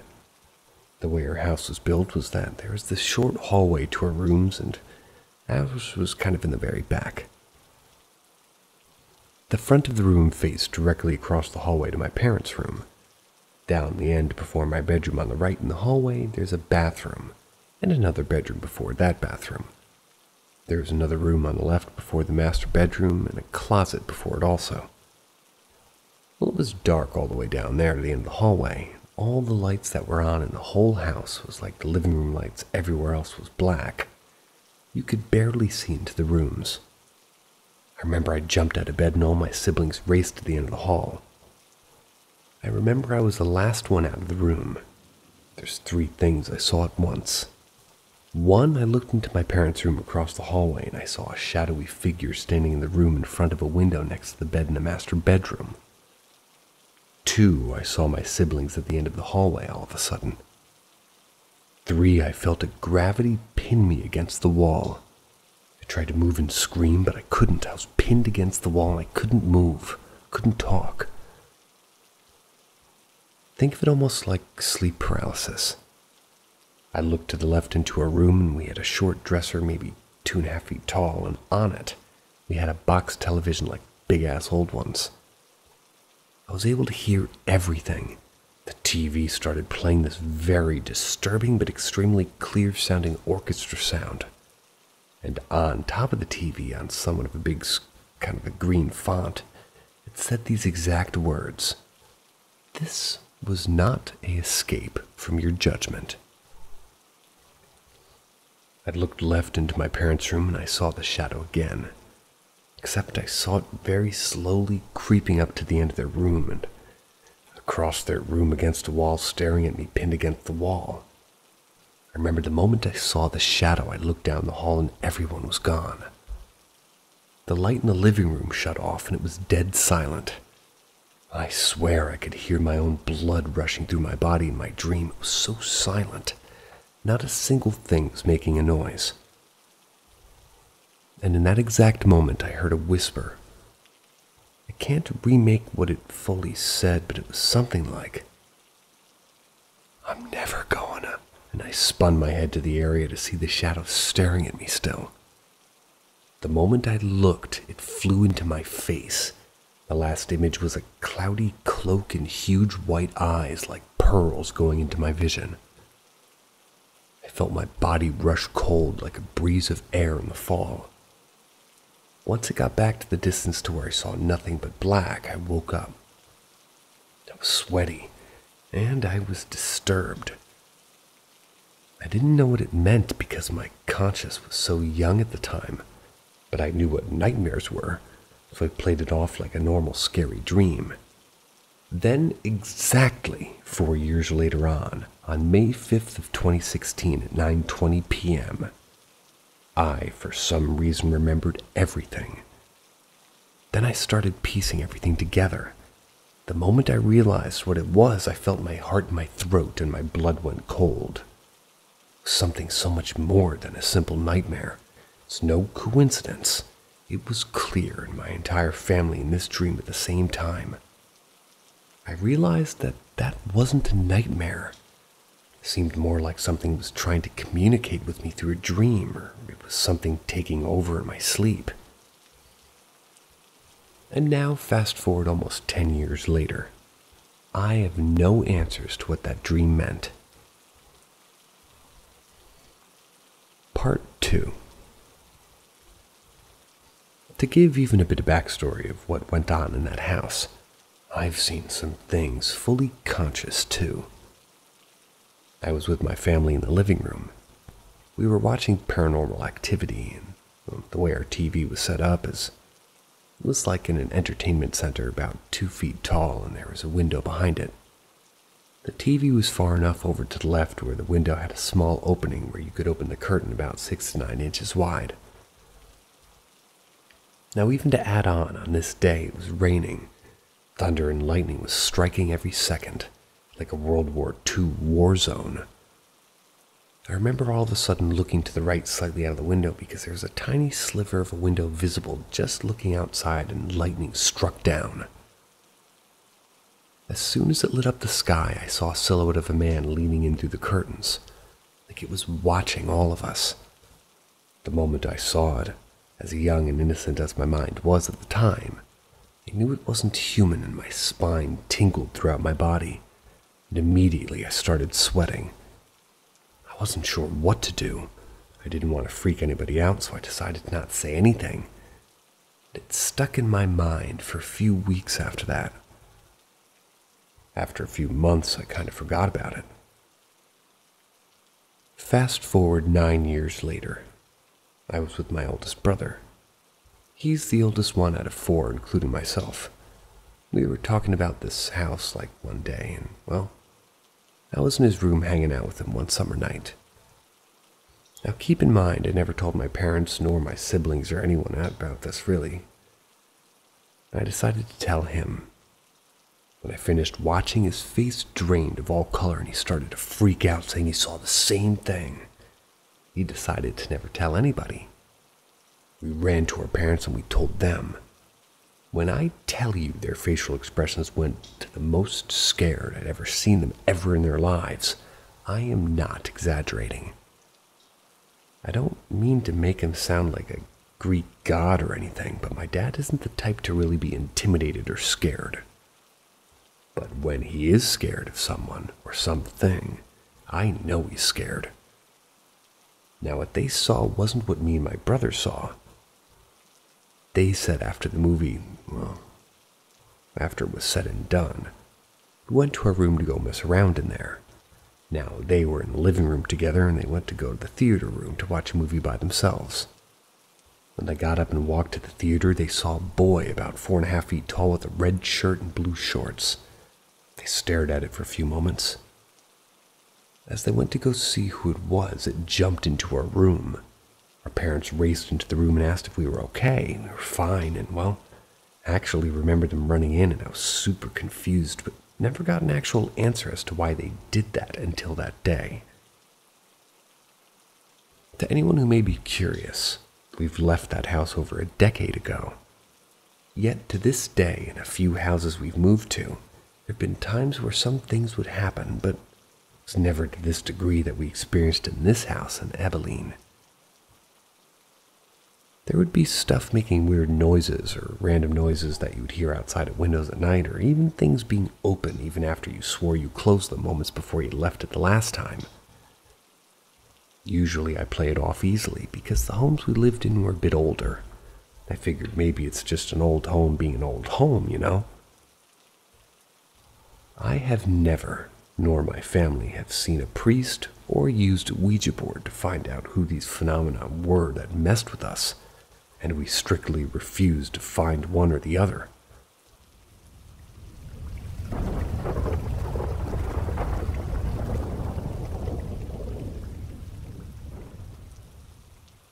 Weird Occurrences in My Home, Part 1. I've had a lot of people asking me about my family's funeral home that I live in, and if anything scary has happened. I actually have a lot of stories. This house is definitely haunted, but I think it has more to do with the house's history. It was a very large boarding house before my dad had bought it. There are a lot of doors because of that, and my bedroom door even still has a number on it from when it was. I have so many stories I don't even know where to start. All of them revolved around my older daughter, who seemed to be the focus of a lot of activity. I'll start with one that's more recent. One day we heard a crash above us from the attic that sounded like a piano being dropped. My husband was bathing our child, so I got my dad, who's working, and we went upstairs. When we got up there, we didn't see anything that fell. We did, however, find a wooden plank that was nailed in the middle, the size of a street sign. On the plank, there were initials written in fresh chalk. Never had seen it before, and neither had my dad. That was one of the very first incidents. So last year I was pregnant, having a new baby in December, and I'd been scouring the attic for my newborn clothes for the first. I was up there 2 days prior, searching all over, including this spot. I went out that afternoon and sent my husband up there to find stuff. And when I got home, went up to talk to him, and he showed me this handmade wooden cross thing. It was hanging from the board with the initials on it from a dog leash. I was so freaked out because I know for a fact that it was not there the other day. I would have hit my head on it.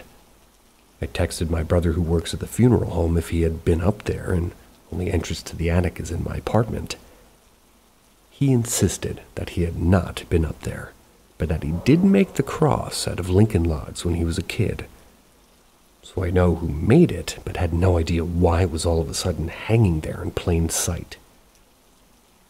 My husband really thought someone was messing with us, or I just didn't see it the other day. But there's no way in hell I didn't see it hanging at eye level. He took it down, swung it back over, kind of dangling down. My brother's freaked out now too because he made the cross, but he didn't attach the dog leash. We don't even have a dog. The leash was most likely for my brother's girlfriend's dog when they lived there, but I'd never even seen it. It was so creepy and I never figured out what it was.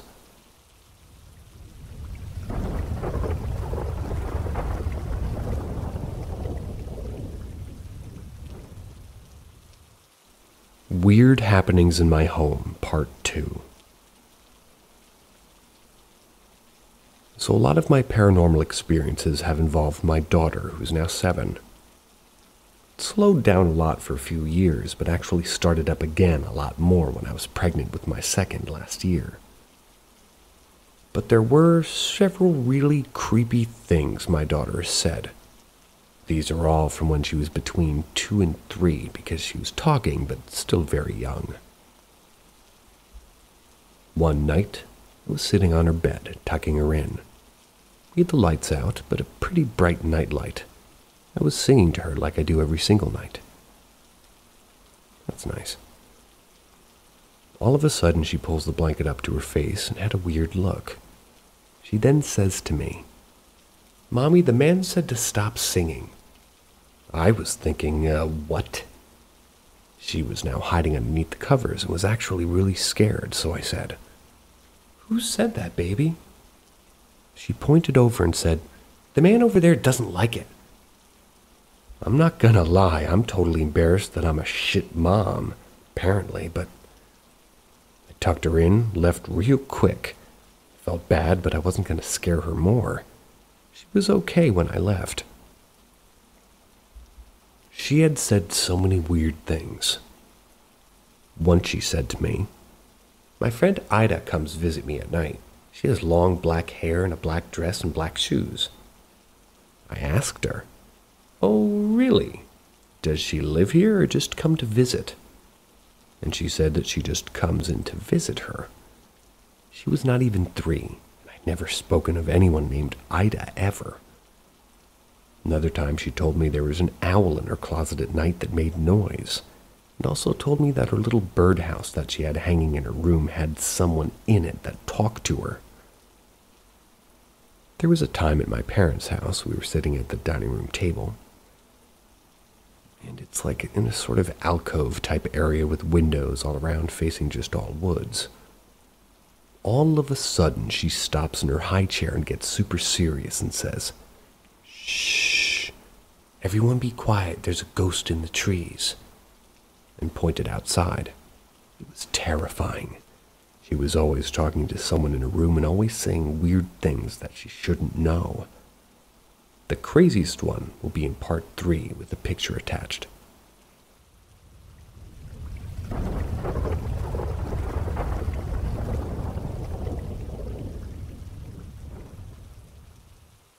Weird Happenings in My Home, Part 3.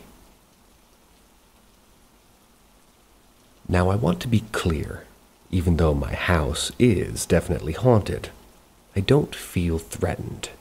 It's just there. My husband and I to this day feel ice-cold movement that comes and goes. We hear banging at night and we hear voices. We've had things go missing. I'll be in bed and think that somebody came in when they didn't, or something will hit the bed when I'm alone. We also have a ghost cat who jumps on our bed and has even touched us. But this particular event happened 6 years ago. My daughter was supposed to be napping. She was in her crib and I was laying down in my bedroom with the video baby monitor. I kept checking it because she was unusually riled up and talking and laughing and just wouldn't go to sleep. But she wasn't crying at least, so I let her be. A few minutes later I picked up the monitor to check, and when I picked it up I thought she was sitting on the right side of the crib. Then a second later I realized that she's standing to the left. So what the fuck is that sitting on the right? It was clearly a baby. I watched it on the monitor and it moved its head a few times, which scared the shit out of me. I took a picture of the screen for proof. Thank God. And you can see what I caught. I went in a few minutes later after calming down and she was laying down. There were no stuffed animals of any kind in there. I checked. There was not a cross connection with another monitor because it's one that had absolutely no internet hookups. Just a camera and a hand screen. It was so insane. I actually had a ghost hunting group ask to come to my house, but I declined. Really didn't want to know, or make it worse.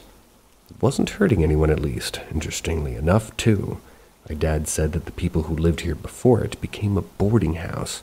It was like a family that had several kids, and apparently they had maids who lived in the attic. Just so many crazy things that have happened, but this one was so scary.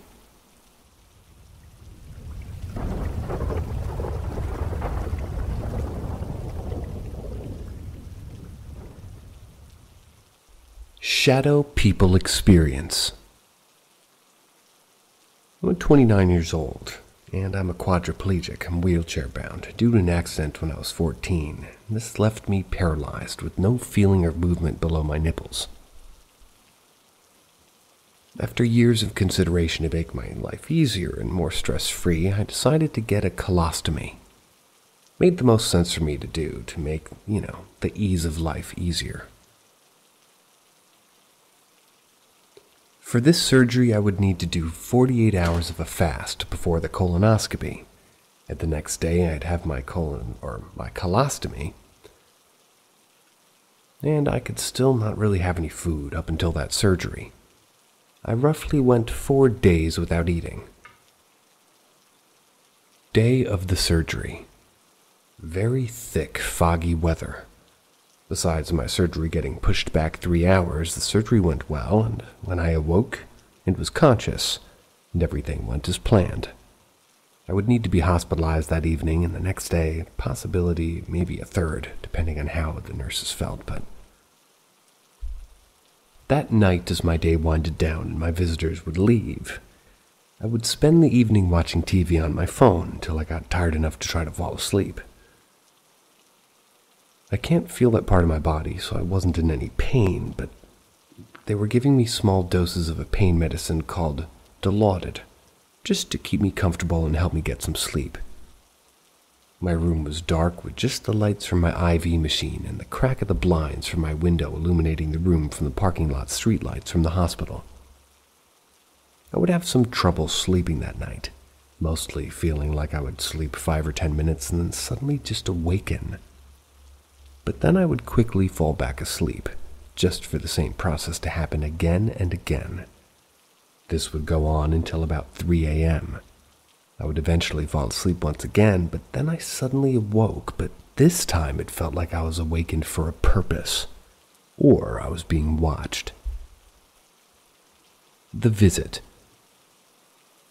When I woke up lying in my hospital bed, something out of my right peripheral caught my attention.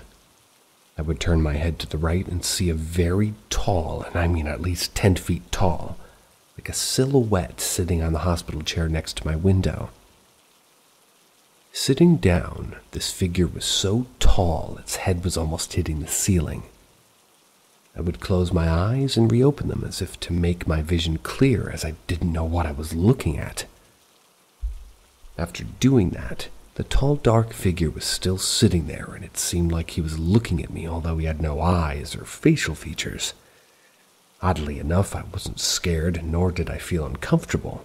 Almost quite the opposite, as it almost seemed like it was there to comfort me. I would look at the figure and say, "Hello?" And in the fraction of a second, almost as if I had missed him making a move, he was standing at the side of my bed. He was towering over me, looking down. It's at this point when I almost skip time. At the next thing you know, I'm laying flat on my back, still in a room that's completely white with no walls.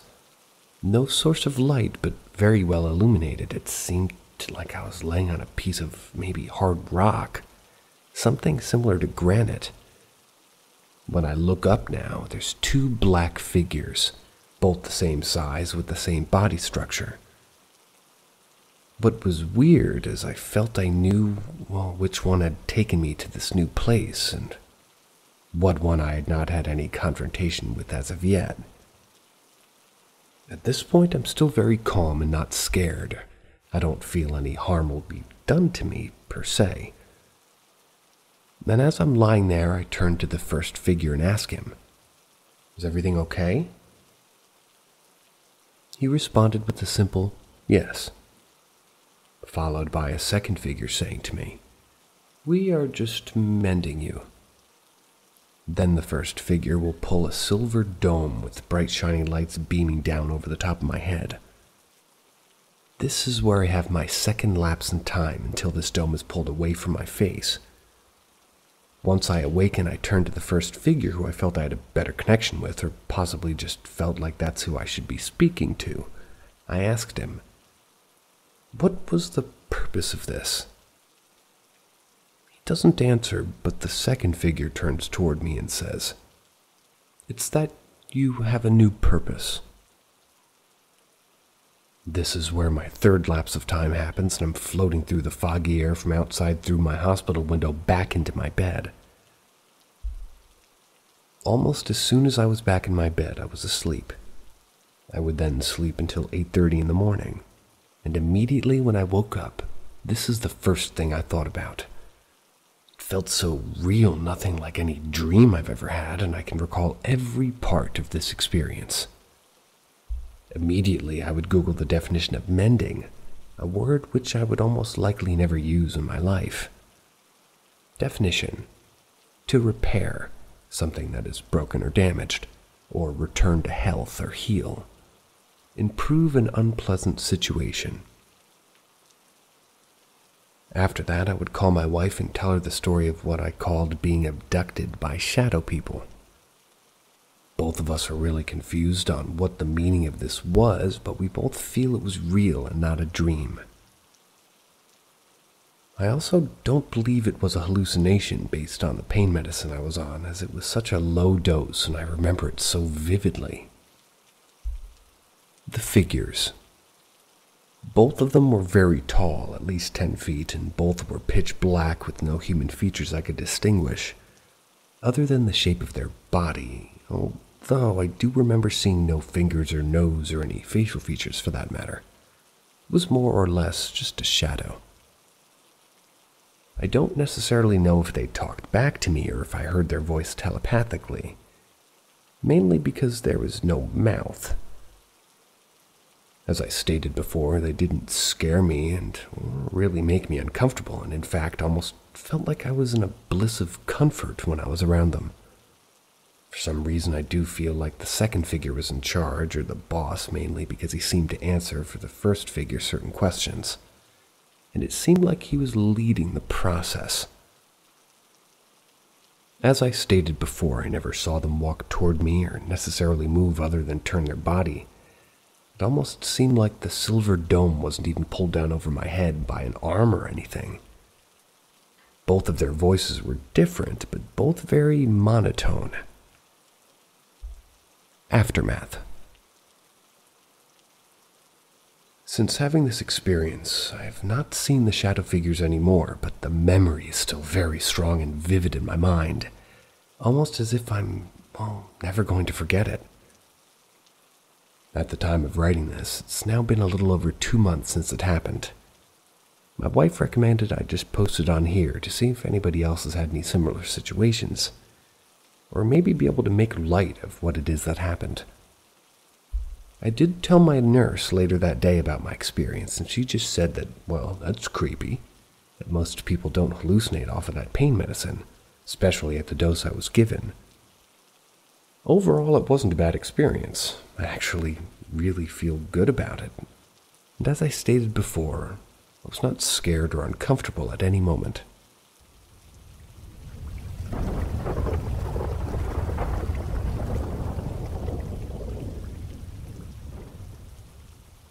Spirit following my husband.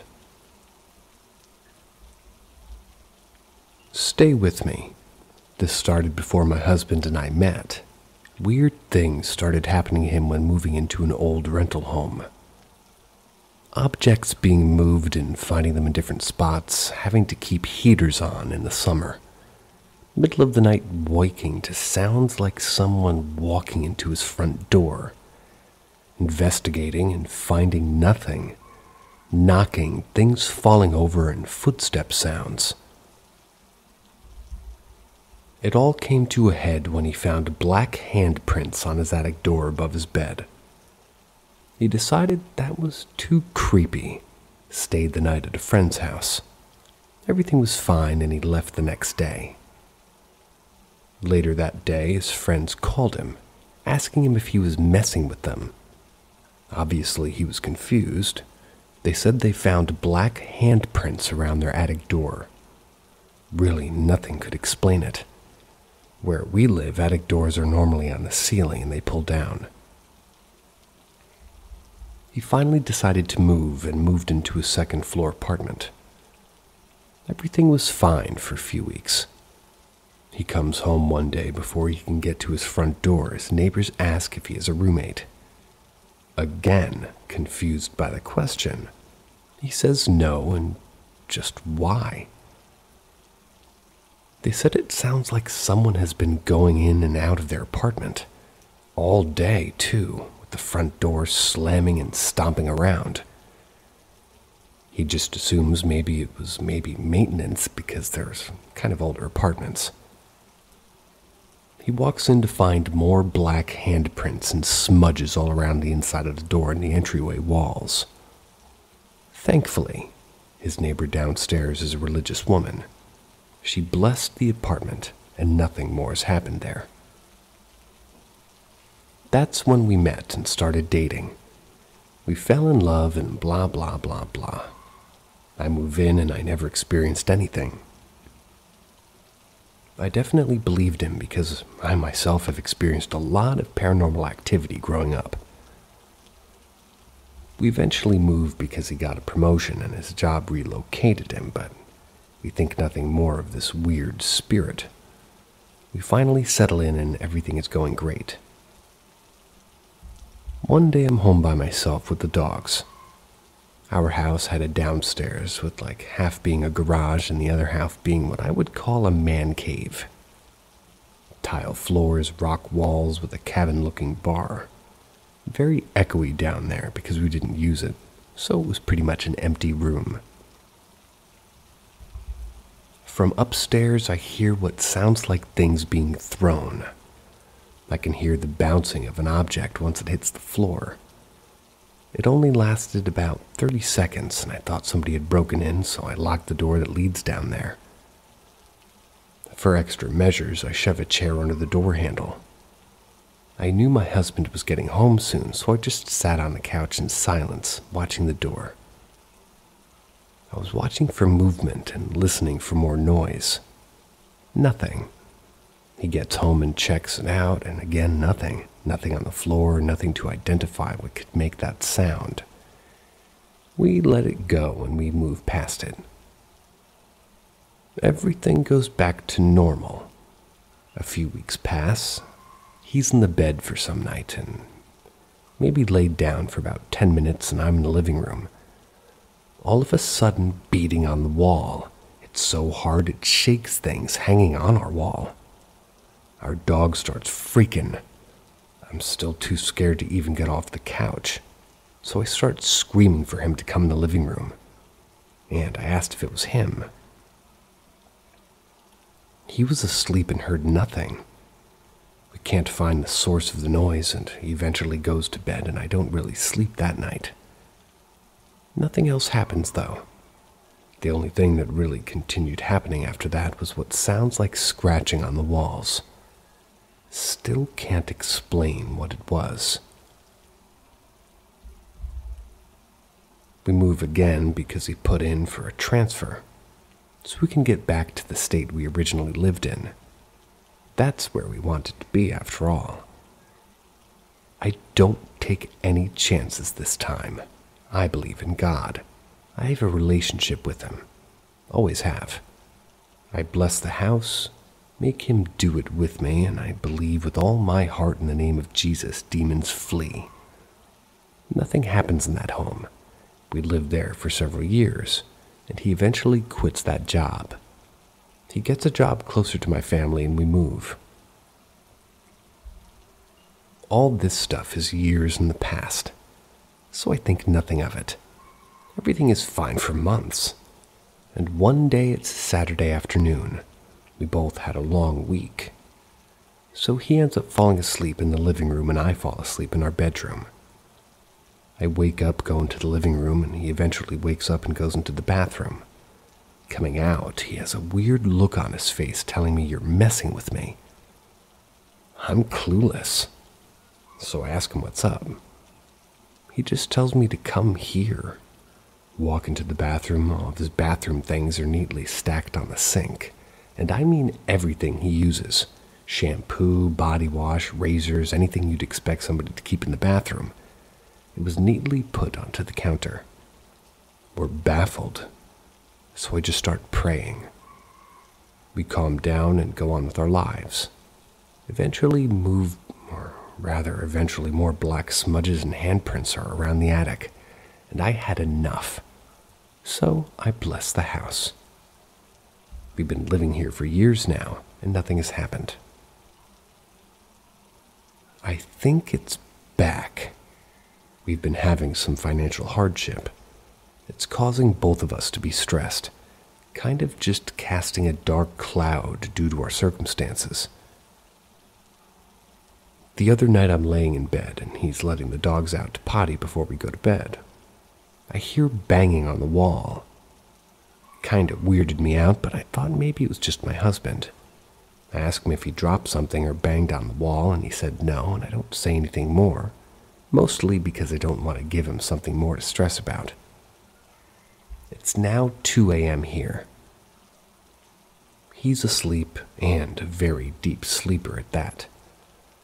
I walk into our bedroom and I swear I heard a very deep voice say, "Hello," in a whisper tone. At this point, I don't even freak anymore. I'm just over it and looking for advice, looking for somebody with a similar story. Any idea what this thing really could be and why it's got a grip? How does it keep coming back? Why does it keep coming back in general? And will it always be like this? I'm just looking for some answers. Please help. This is not a made-up story, and I wish it was fake, but it's not. And let me also say I've been seeing stuff out of the corner of my eye a lot lately, but I've thought nothing of it till the banging and whisper, thinking now I've actually been seeing something. I've also been hearing whispering when drifting off to sleep, but I've just been assuming I'm having a dream. Now I'm not too sure.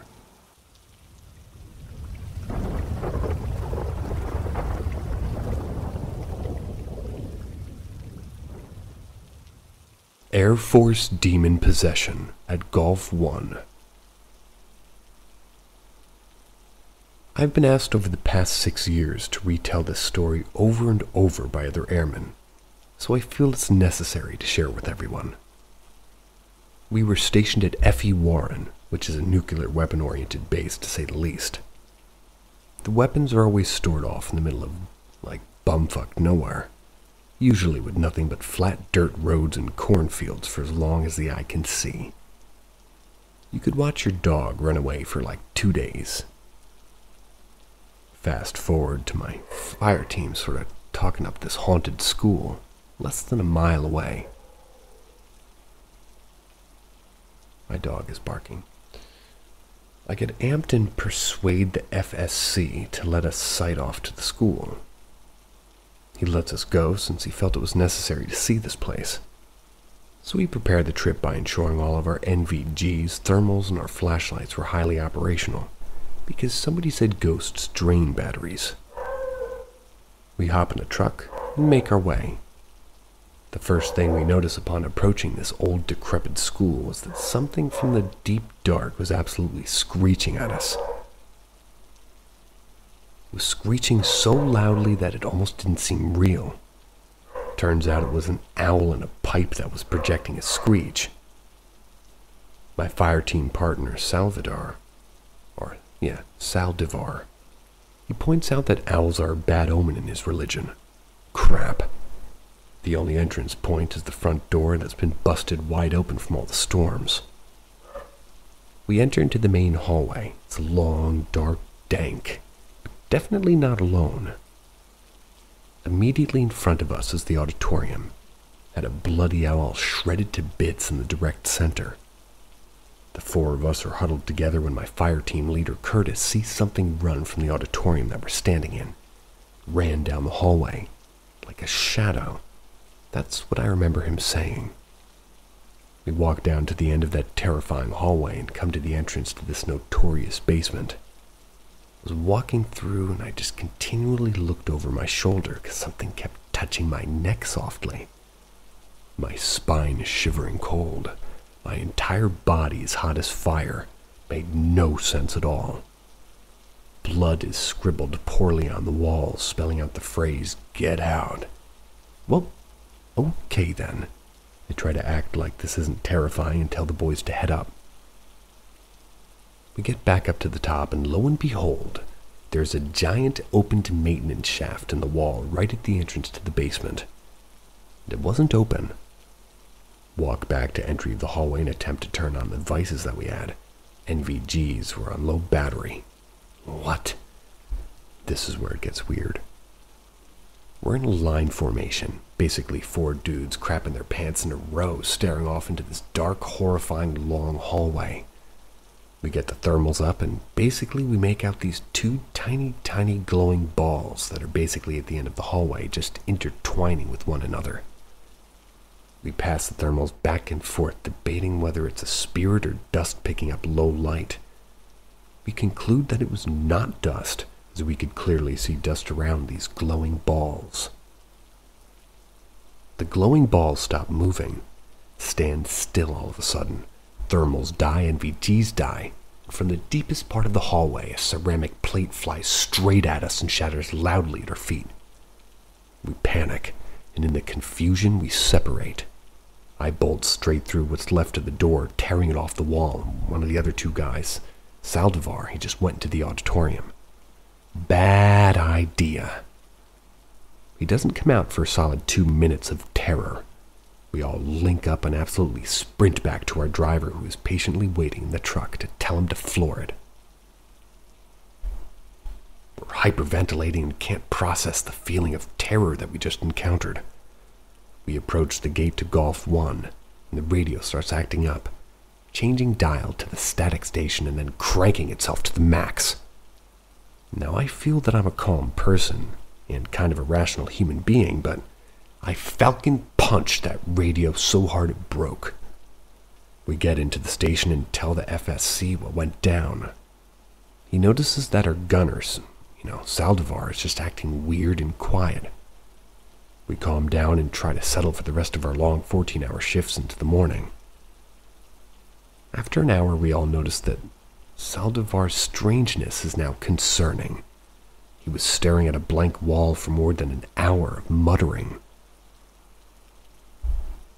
We went up to the FSC desk, brought the concerns to him. I tell him that I'm not a religious man, but I think we desperately need to pray with him now, and that I think he's going to harm himself. Saldivar's a great happy dude. We know it was the spirit.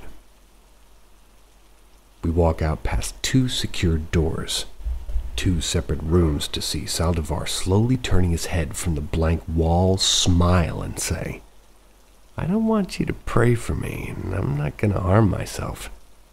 I pooped my pants right there. This was not my friend, and it's not humanly possible to have heard our conversation.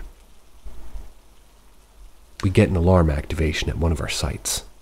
Always a rabbit or something. And I'm seriously worried. It's a long drive to the site, so I'm just drilling him with questions about what's going on. Mostly met with hostility. While on site, I conduct the exterior walk-around. And this is where Saldivar, who's been watching us off-site at the HMVV with the thermals, yells at me to stop walking. That's when he tells me that there is a red figure following over me.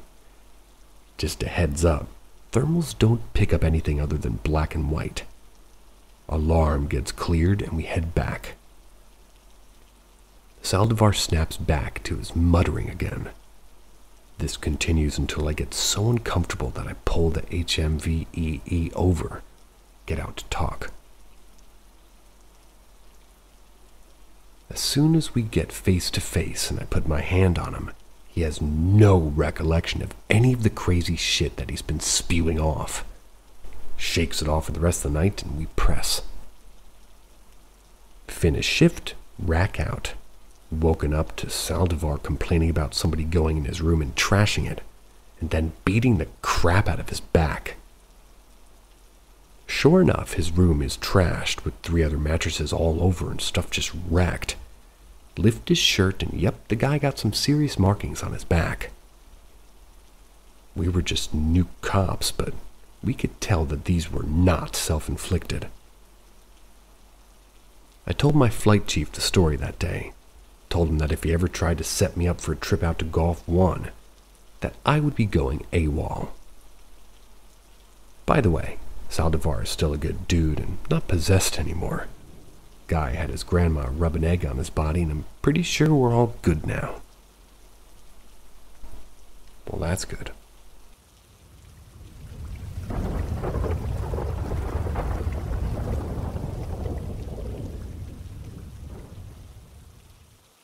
My experience that I remember the most.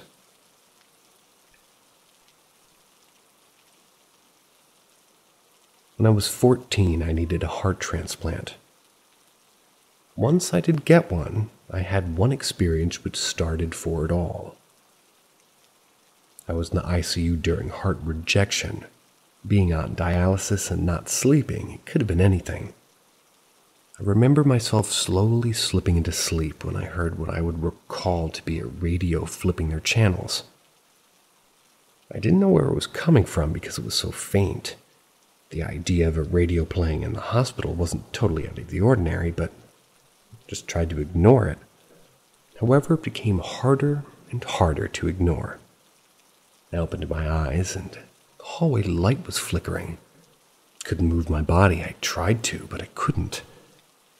That's when a black entity appeared, standing straight, its long fingers that came to a point. It seemed bulky, its eyes glowed white.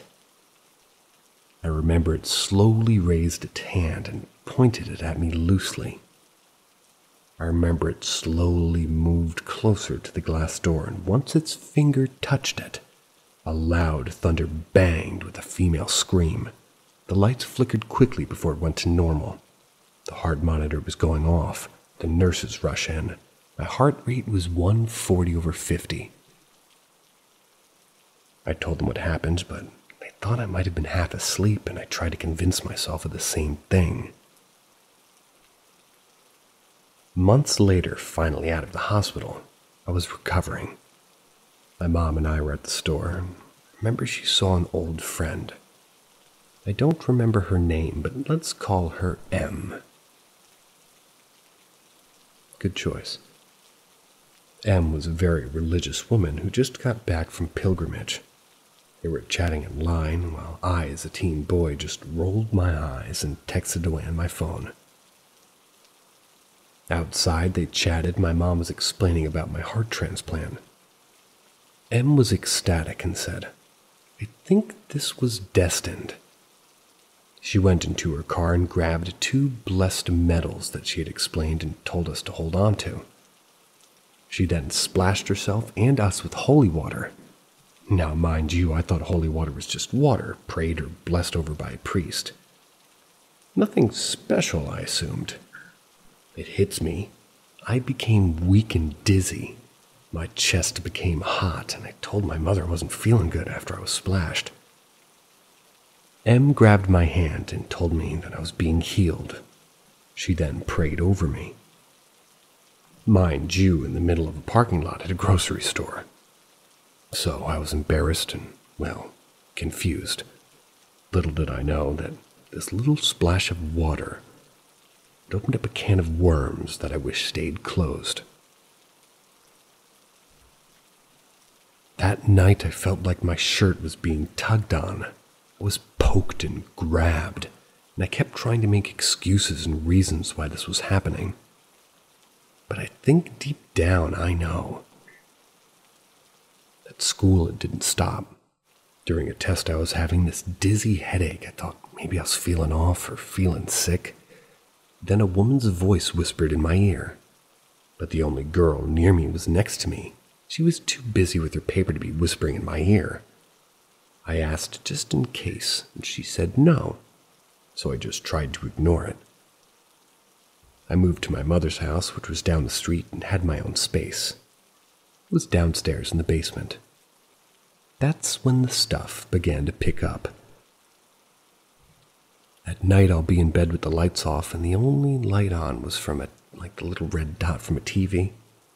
And the two windows above letting into the moonlight, but this is when I began to realize there's more to these paranormal things. Seeing shadow beings sitting on the shelving and on the table in my room, and seeing shit climbing on the walls and ceiling, hearing things talking when I can't see them. I can hear my door shake, seeing things run by the window. It happened almost every night, and I got so used to it I just didn't care. One night I was trying to sleep when I felt the room get cold. I heard this loud growl in my face.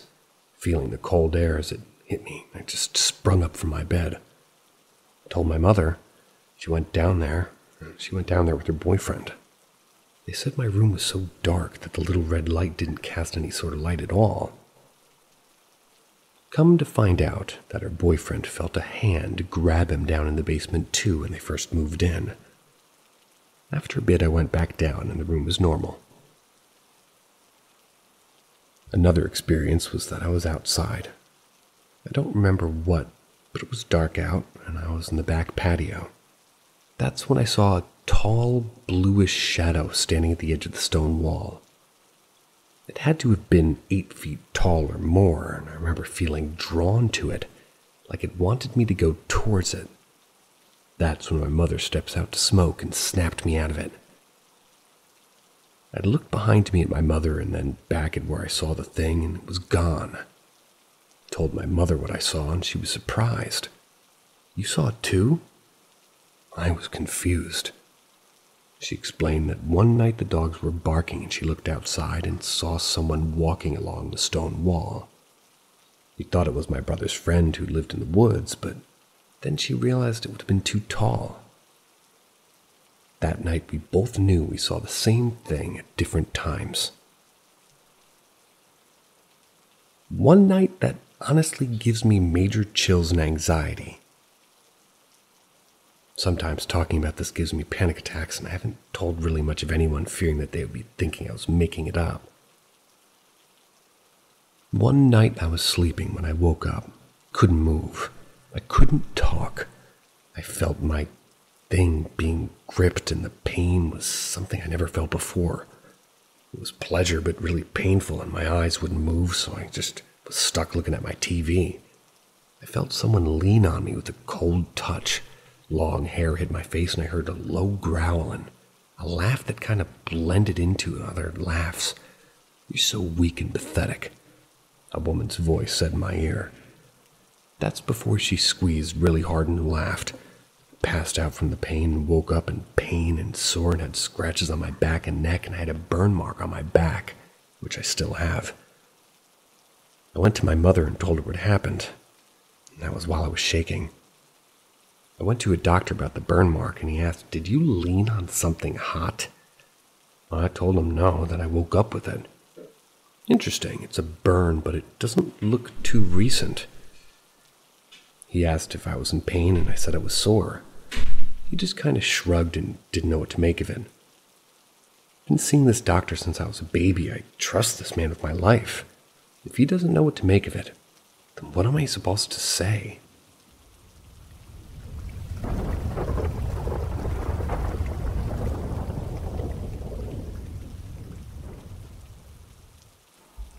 Poster fire.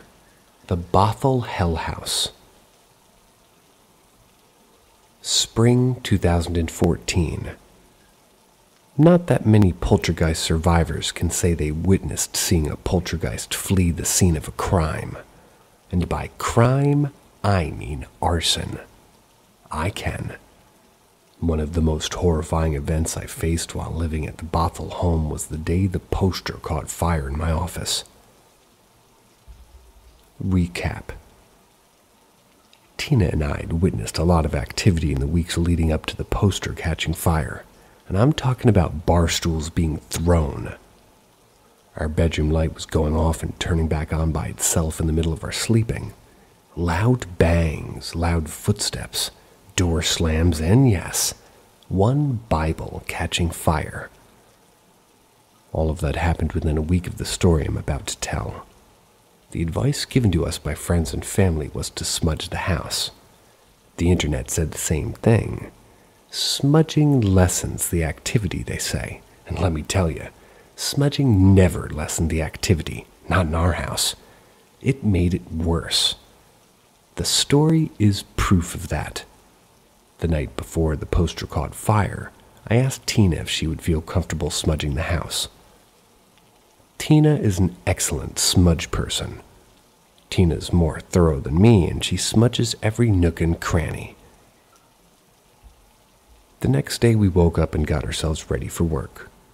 Nothing unusual about that morning except the house was still smelling like burnt sage, which I thought was good. Your house should smell like sage if you smudged the night before. I later found out that smudging before going to bed is dangerous, extremely dangerous. I compare smudging before going to bed to kicking open a fire ant bed before having a picnic. Tina and I got up that morning and did what we always do. We got ready for work. The feeling of being watched had lessened. 30-odd minutes later of us waking up, Tina walks up to me and kisses me goodbye. Now it's just me in the house. The only thing on my mind right now is just beating Seattle traffic. I gotta get out of this house and get to work. A few minutes after I stepped into the shower, it happened. The devil arrived. Every fire alarm in the house starts going off, and I'm standing in the doorway of my bathroom half dried off thinking, oh shit, it's happening. I knew right then and there something was up. I didn't know what specifically, not yet anyways, but something is up though, and it is not good. I remember running through the master bedroom and reaching our bathroom doorway, and that's when I saw it. I feel a large mass run right by me. I cannot see what ran past me, but I can only feel it, and it was huge, taller than me and wider than me. All I could hear besides the fire alarms going off was this loud stomping sound. My eyes and ears turned toward the direction of the stomping noise and followed it downstairs, and suddenly, the front door of the house opens wide, slams shut. That is it. The door just opens wide on its own and slams shut. That's when my brain says, give chase, Keith. Give chase. I'm thinking, give chase to what? I still haven't determined if someone's in the house. I haven't seen anything. The door just opened and closed on its own. What am I chasing? So I do what my brain says. I run down the stairs, reach the front door. I should be able to get a good glimpse of the intruder as he's leaving the house. I throw my hand on the front doorknob and nothing happens. The front door does not open. Correction, the front door doesn't budge, not even a centimeter. I must have fought with the doorknob for about 2 seconds before realizing that I had a fire to deal with. Smoke is billowing from my office upstairs. I run to my office, and there it is, ladies and gentlemen. There is the fire. The wall behind my computer desk is on fire, the poster specifically. How many seconds have transpired between the fire alarm going off and where I am standing now? 30 seconds maybe. The first thing I do is kill the fire as I toss my damp towel over it. The fire didn't put up a fight. It was gone. I turn and run downstairs again. The house is filled with smoke. I get to the front door and try to open the front door, and again, nothing. The door will not budge. This is the same door I saw open less than a minute ago. The doorway felt like it's been welded shut. The fire alarms are still wailing in the background, and I can taste the chemicals from my burnt poster in my mouth and nostrils. And that's when it dawned on me. The house is not the one under attack. I am. Think carefully about this, Keith. The next few decisions could be your last. What are you going to do? I was in shock at this stage because I remember the events vaguely at this point. Suddenly I'm on the phone with the 911 operator. I'm screaming to her that my house is on fire and she's maintaining her level of professionalism, asking me in a calm voice, "What's my address?" Every time I utter my address through the phone, enormous amounts of static breaks out. And I'm talking about loud electronical, interference. We go through this, I can't hear you, can you repeat your address routine for about 30 seconds? Finally, she gets my address, and in doing so, lets me know that the fire department is on the way. I hang up and call Tina. Thank God she answers. Tina can hear the fire alarm screaming through the phone, and I blurt out to her to come back home, the house is under attack, and I hang up. The front door, for reasons I cannot explain, finally opened. It opened within seconds of the fire department arriving. How ironic. The firemen dart in and, at my urging, proceed up toward the office. They said I did a good job putting the poster fire out, and Tina runs into the house a minute after they arrived and grabs me. I was half naked and shaken like a leaf because all I could remember was Tina throwing blankets over me. I'm shivering, and I'm shaken like a wet puppy, and I'm not afraid to admit that I was crying and quivering like a baby. You would have thought somebody had doused me in a tub of ice water, cubes and all, and that's how cold I was. The fire department never could determine the cause of the fire. Tina and I knew. This is the second fire incident that we've experienced.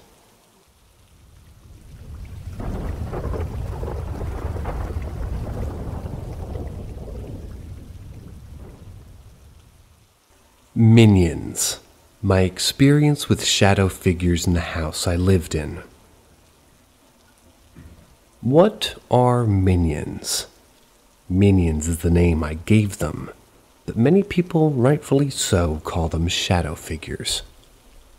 No matter what time period the story emerges from, the story or description given is the same. Someone experiencing unexplained activity in their house. In most cases, malevolent activity. Reports seeing shadowy figures moving out of the corner of their eyes. The Bothell house is no exception. I remember the first time I saw one, and eventually 2, 3, 4, 5, and so on. I was sitting in my office upstairs, bouncing between surfing the internet and watching the TV. By this time, we had multiple activities. Objects catching fire, Bibles catching fire, small, medium, and large objects being thrown, loud bangs, phantom footsteps, door slams, wall tappings, lights going off, lights turning on, then off again by themselves, bed sheets yanked clean off you while sleeping. These are the symptoms of a poltergeist infestation. So is seeing shadowy figures out of the corner of your eye. And there I am watching TV, minding my own business, which, by the way, is the perfect time for poltergeist to do something. And they do. My office upstairs, the layout is structured in a way where I can see the upstairs hallway, then my doorway, and at all times this would be pretty visible while watching TV. And that's when it happened, from left to right. I'm watching TV and all of a sudden I see movement out of the corner of my eye. I turn in the direction of the movement. The brain does that instinctively, and there it is. This miniature creature looking like a gremlin creeps across my doorway. It's sort of hunched over and yet standing tall. It was walking stilted-like from left to right and crosses the complete doorway. It's gone from being in my peripheral view to being in my complete view. I'm not quite sure what it is I'm seeing, and in my opinion, that's the human brain being in denial as to what's really happening. It's in denial of what it's actually seeing. This thing, for lack of a better word, tippy-toes across my doorway until it gets to the bedroom to the right of me and disappears. I get up a few seconds later to investigate. I go to the room and I saw whatever it was creeping into, and of course nothing is there. There will be multiple occurrences such as this in the Bothell house. Anyone who's seen a shadow figure will tell you there's nothing like the first time. The first time, like most poltergeist incidents, breaks the seal. What do I mean by that? Days, weeks after this incident, I began seeing more than one shadowy figure. Oh yeah, multiple shadowy figures. No longer moving left to right, nope, now walking directly towards me. But this is the interesting part. As they move closer to you, it looks like they're moving farther away and vice versa. For reasons I can't explain, at least not here, they would go in and out of frame, meaning that they would disappear and reappear, sometimes closer to you when they originally appeared. Sometimes they reappeared farther away. Why is that? But why the term minions? Well, based on what I've seen, and I've seen a lot, these shadowy figures, I believe, were responsible for 85% of the Geist activity in our house. I believe minions, what some call shadowy figures, are responsible for the majority of poltergeist activity. The EVPs, unexplained voices captured by paranormal teams, and parapsychologists from the US and UK, over 600 plus to be exact, suggest that these shadowy figures, minions, work in tandem. They group think. They're the ones that poke me at night while sleeping. They pull sheets clean off the bed, and of me while sleeping. They're responsible for the mattress indentations, the pulsating I feel coming from my bed mattress and pillow. Yep, pulsating, like a heartbeat. Indentations like invisible paw prints, like a stealth invisible small pet, like a small cat or a small dog making its way towards you while you're laying in bed. Awake or asleep, it doesn't matter. You feel the indentation nonetheless until it reaches you, then suddenly a swoosh feeling. I liken it to touching those electric cattle fences that farmers and ranchers use to control their cattle. I touched one by accident as a kid. The swoosh I feel after whatever it was reached me. That sudden jolt. Not painful, but very uncomfortable. Frozen, numbing, tingling, and in some instances euphoric, if that makes sense. But the biggest shock of all, the one that sort of relieved me the second I heard about it. And rightfully so. Someone else, a previous tenant at that, experienced the same thing. It's proof that I'm not crazy.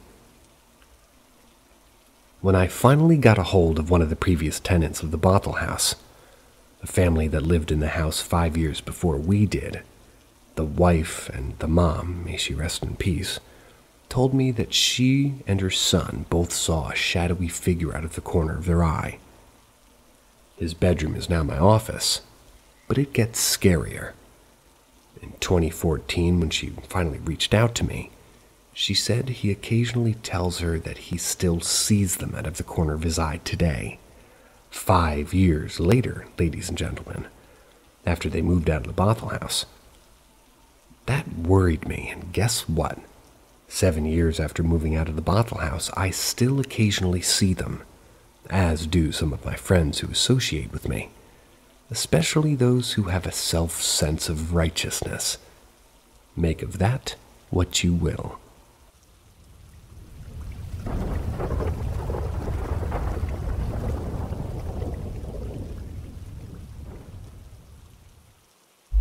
The Fireside and its Happenings in Montana. So my family used to own a small restaurant and barn. It's in Sims, Montana. It was the main draw of the whole town because it was one of the first things you saw going down the highway. That and a gas station, and obviously seeing a restaurant on a long drive was appealing. The Fireside passed through many hands while I lived in that town, so it was very exciting at the age of 7 to learn from my grandmother that she had bought it from the previous owner, and that the whole family would be moving in. So I need to explain the layout of the place so you can understand where things happened. When you walk through the front door, you have the restaurant to your left and the bar to your right. At the front of the restaurant, half was a counter to give your order. Behind that in the bar was the kitchen and the freezer. And that, well, past that, rather, was the house section. That's where my whole family lived. Lastly, at least to the left of the counter, was a more fancy dining room with red carpet and wooden chairs and soft red padding on them. In total, there were 3 ghosts in the Fireside. I say 3, but only 2 of them were ghosts and the last one was something else. I'll speak about each one and the encounters me and my family had separately. The first ghost was always at the end bar and would randomly show up and disappear. Even some customers saw him. He wasn't creepy or frightening, but was rather very friendly. I remember one time I was walking around and saw him out of the corner of my eye. He'd looked up at me and smiled and vanished. He appeared to be like a farmhand, given his attire with work boots, denim jacket, pants, and a hat. He also had a rather old and long gray beard. We don't think he died there, but resides there because it was a place he enjoyed in life. I don't have many stories about this ghost because really all he did was sit at the end of the bar, but he was a welcome present guest. The second ghost was an older woman. She was always in the kitchen and behind the bar. She was very kindly and sweet dressed in an outfit that seemed to be maybe placing her in like 1841. Some encounters I remember was once I was in the kitchen being a dumb kid. I was running around and nearly tripped, but a hand caught me, placed me back on my feet. Turning around, I saw a glimpse of her smiling at me. And me being a kid, I smiled back at her even though I couldn't see her anymore. I also remember saying thank you. Another encounter was one my grandmother had. She was in the kitchen cooking something, can't remember, but washing dishes.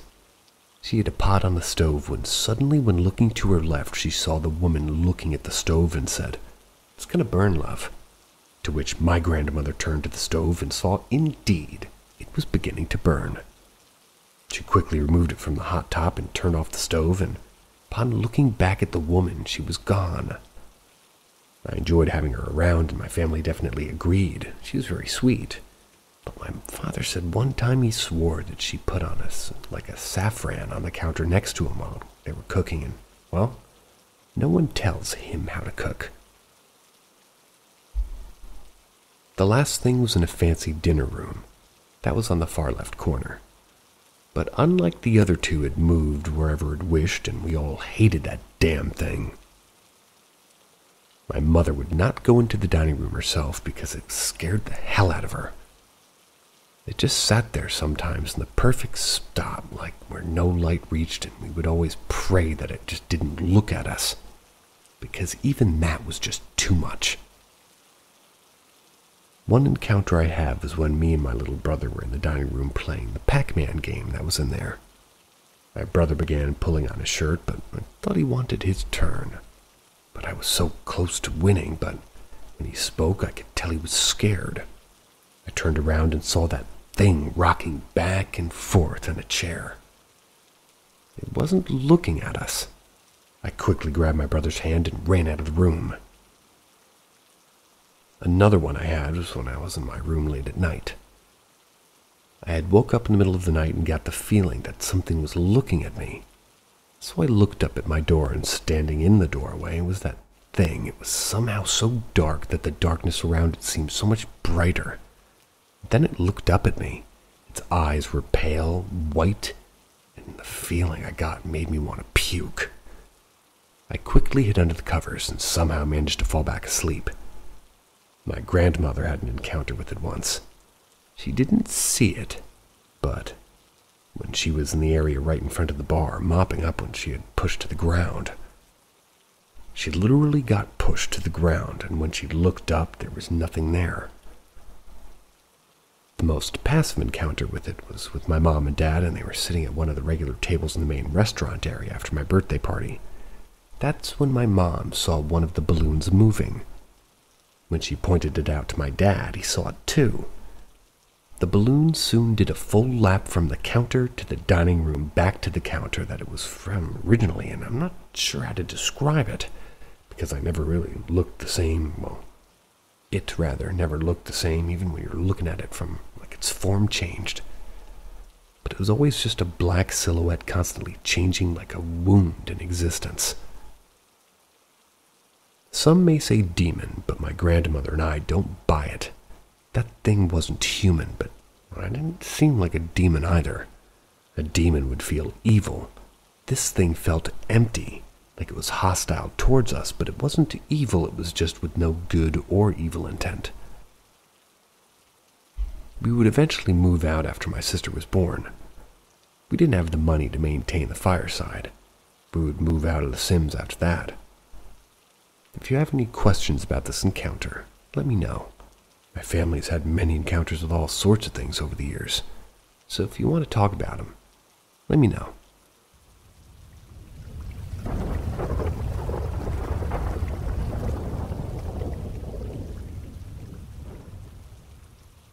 Hotel Ghost.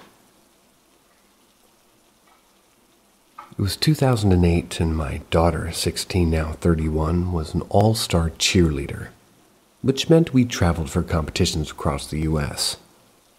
We were living in Maryland at this time and headed to Ohio. I decided to drive instead of fly. It was way cheaper.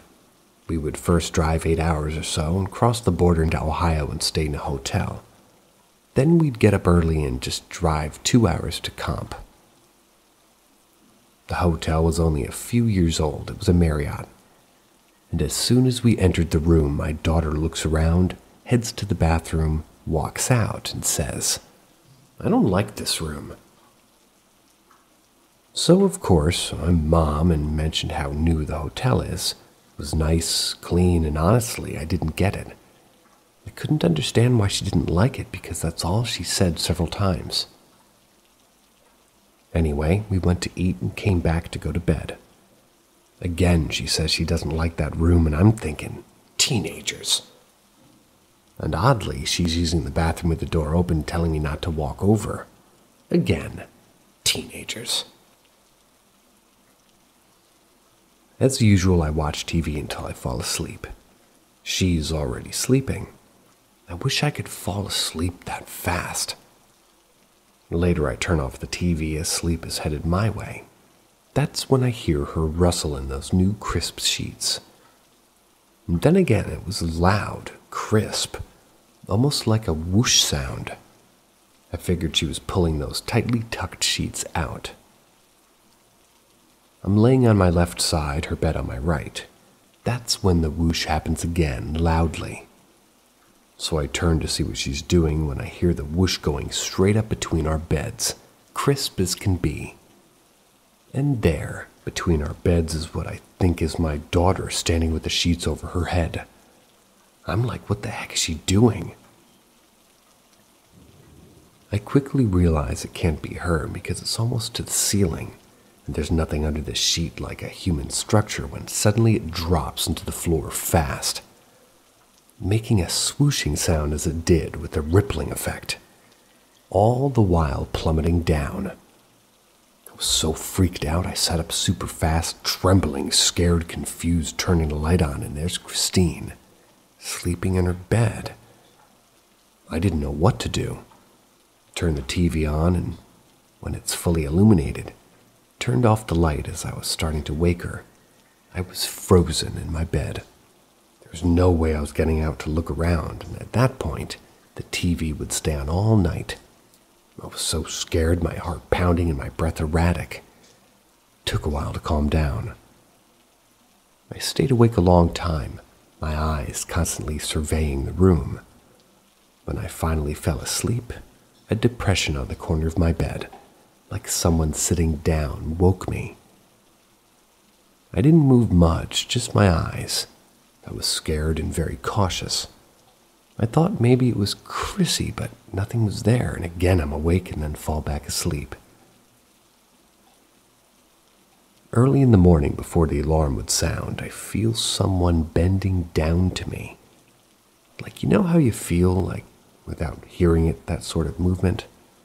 And then a kiss is planted on my cheek. I froze, popped open my eyes, and nothing is there. Nothing. It wasn't my daughter. At that point, it's time to leave. So when I wake my daughter, she said something to the effect of, "Good, I'm ready to go." We go to the lobby with our bags and get breakfast. It was 6 a.m. While we're at the table, she says to me that she had a terrible night's sleep. I kept her up, apparently, and now I feel bad and apologize for the TV when she asks why did I keep sitting on her bed during the night and why the heck did I kiss her cheek this morning? Excuse me? What? This happened to her too? We sat there discussing what the depression felt like. The kiss, a man, and I think she thought I was messing with her. So I tell her about the crisp sheet thing rising and falling when she blurts out, "I told you I didn't like this room. I knew it was bad." It was at that point that I realized why she didn't like the room. Not because she was a moody teenager, but because she felt something that I did not. She told me when she walked in the bathroom, right away she felt as if somebody died there. That they took their own life, that it was dark and foreboding, and that's why she wouldn't close the door when she was in there. But what she hadn't clarified to me was why she hated the room so much. Honestly, if she had told me, I would have changed rooms. But here's an even creepier part. After we discuss this, I see a girl at the front desk. Decide to go over and ask her if the hotel is haunted. Now, this was a new hotel, but I did it anyway. The clerk asked, "What room are you in?" I answered, and she stood still, looked at me, and walked away into the back room and never came out again. I stood there for 5 minutes, nothing. I gathered her things to leave, and she still hadn't come out. When we were walking out of the sliding doors, I saw her peek her head out and pop in quickly. So bizarre. Or was she messing with me? Who knows? I don't have a lot of paranormal experiences, but the ones I've had have stuck with me. I didn't feel any foreboding or darkness in that room, and it simply scared the crap out of me. Chrissy definitely locked into something I couldn't sense upon arrival, and I've always thought of myself to be sensitive.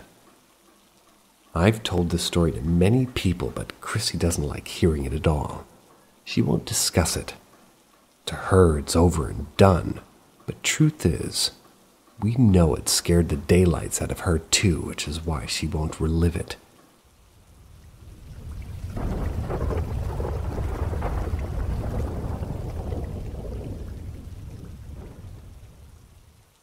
threatening entity / possible possession. I'll start off with explaining my family and living situation. My wife and I have 3 children. Her daughter who is 7, my son who is 9, and her son who is 10. We don't have any children together. My wife and I share a bedroom. Her daughter has her own room and our boys share a room with a bunk bed. Her son sleeps on the bottom bunk and my son sleeps on the top bunk. There's all 3 of us, full time, and visit the other parents every weekend. My son has always had some behavioral issues that stemmed from us living with my parents for some time and things that they allowed him to get away with when they were watching him. I feel as if I'm also to blame for some of his issues because I'm not a super loving, affectionate person. I believe that every child needs that from their parents. When my wife and I first started dating, my son got along great with her 2 children aside from some jealousy and selfishness traits that come from being an only child. But as the relationship progressed, the 2 boys started butting heads a bit more. For the past few weeks, my son's been calling my stepson an idiot multiple times a day. He gets in trouble for doing this, and when asked why, he chose to call names. He says he doesn't know and just tears up like he's confused. He's also been staring and glaring at my wife with a blank expression that makes her feel extremely uncomfortable. He's also lunged at her a few times in a threatening manner. My son has never done these things before, and it just seems like it started to happen out of nowhere. We have him in counseling and we're working to resolve these issues. Before I get into explaining the events that we experienced last night, I want to explain the one previous experience we had in our bedroom. My wife and I were laying in bed one night. I was asleep and she was awake. She started nudging me, which woke me up, told me that she was seeing a shadow figure in the corner of our bedroom. I looked and didn't see it at first, but as my eyes adjusted to the darkness, I could see it as well. It was a dark, translucent figure that stood maybe 5.5, 6 feet tall. It was just standing in the corner of our bedroom. We stared at it for maybe 2, maybe 3 minutes, and it started to fade away until it disappeared completely. Neither of us felt threatened or unsafe, but we were definitely creeped out. That was about 2 years ago. We haven't had anything else happen until last night. Fast forward to last night. We were playing a video game online, Call of Duty. I was with my sister, her boyfriend, and a couple of their friends. It was around 7:30 and I started to feel dizzy and nauseous, so I told her I was going to head to bed. She woke me up around 9:30 to smoke a cigarette with her, but I started to feel dizzy and nauseous again, so I headed back. Laid there for a while, unable to sleep, and started to get cold chills and goosebumps and had an uneasy feeling. My wife came to bed at around 11 and fell asleep pretty quickly, but I was still unable to sleep. I laid in bed for what I assume was about half an hour and started to hear thumping and tapping around our house. Some noises were in our bedroom and some sounded like they came from our kitchen, some from the kids' bedroom. I then heard what sounded like one of our kids walk down the hallway and into the hallway bathroom and slam the door. Thought that was odd because none of our kids slam doors and they usually don't wake up in the middle of the night to use the bathroom. I started to hear light talking, whispering almost. Then I heard a female voice say my name. "Do you want to go do that thing?" it said. Thought it was my wife asking me to go smoke, so I attempted to roll over and ask her why, but I was unable to move or talk. I started to think that I was experiencing sleep paralysis, which I've never had before, but I knew that I was definitely awake. I thought about some things I've read on Reddit and other places online about commanding spirits or entities to leave my home, or leave me alone at least. I was finally able to say, "Leave me alone," and when I did, I saw a light flash in her bedroom window and saw something drop from about shoulder height onto the floor, which made a loud thump sound. It reminded me of someone dropping a cell phone or a TV remote. I started to freak out, but was finally able to move, so I shook my wife's arm and woke her up. I had her turn on her phone light and nothing was there. I got up and turned on her bedroom light and started looking for whatever it was. Nothing was there. Explained what happened to my wife, and she was obviously scared at this point. We laid in bed for a few minutes and started to hear thumping noises coming from the boys' room where all of our 3 children were sleeping. So I got up, turned their light on, and checked on them. But they were all asleep. I laid back in bed, and a few minutes later we heard something fall in the boys' bedroom again. I got up, turned the lights back on, and saw that a book had fallen off the top bunk onto the floor. But the book was open, face down on the floor. Think of it as an A with a spine facing up and the 4 edges of the book touching the floor. The book was about 2 feet away from his feet and the foot of his bed. So I didn't think that he would have been able to knock either of them off. Her 2 children woke up when I was about to leave the room and followed me to our bedroom, so we let them sleep on the floor. I must have fallen back asleep, but a few minutes later I awoke to my wife hyperventilating, and she said that she had looked in the same corner of our room, saw the figure again, but this time it was standing over her 2 children in the middle of the room. I looked, but I couldn't see it, and she said it had vanished again. We heard a few more thumps and thuds throughout them, but nothing really happened. My wife seems to think something may have attached to or possessed my son, taking his behavior into account, that is, and I'm scared for the safety of my son and my family in general. Our neighbor is a pastor of our local church, and I'm going to speak with him after work tonight to see if he's willing to come bless our home and see what his thoughts are.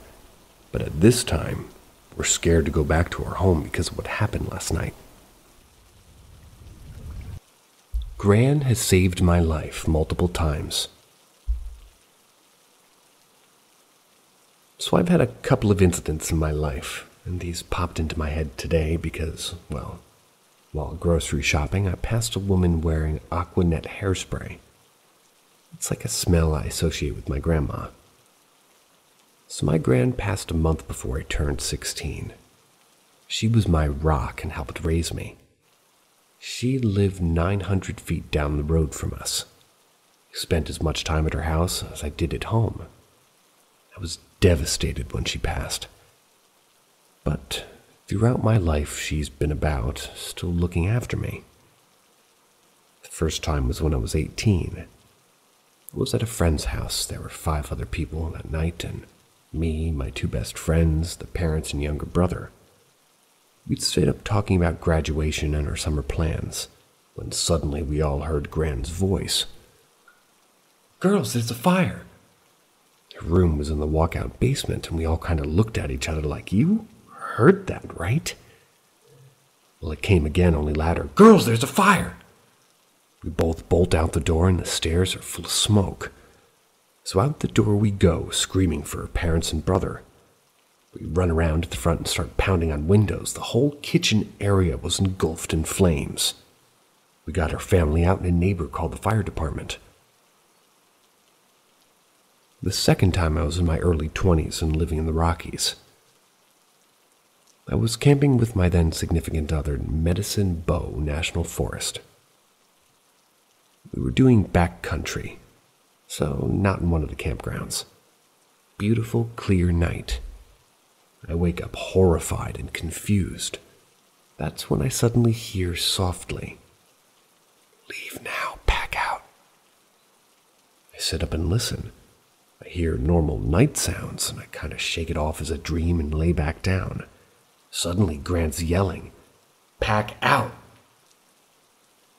My significant other sits bolt upright. "Who's yelling?"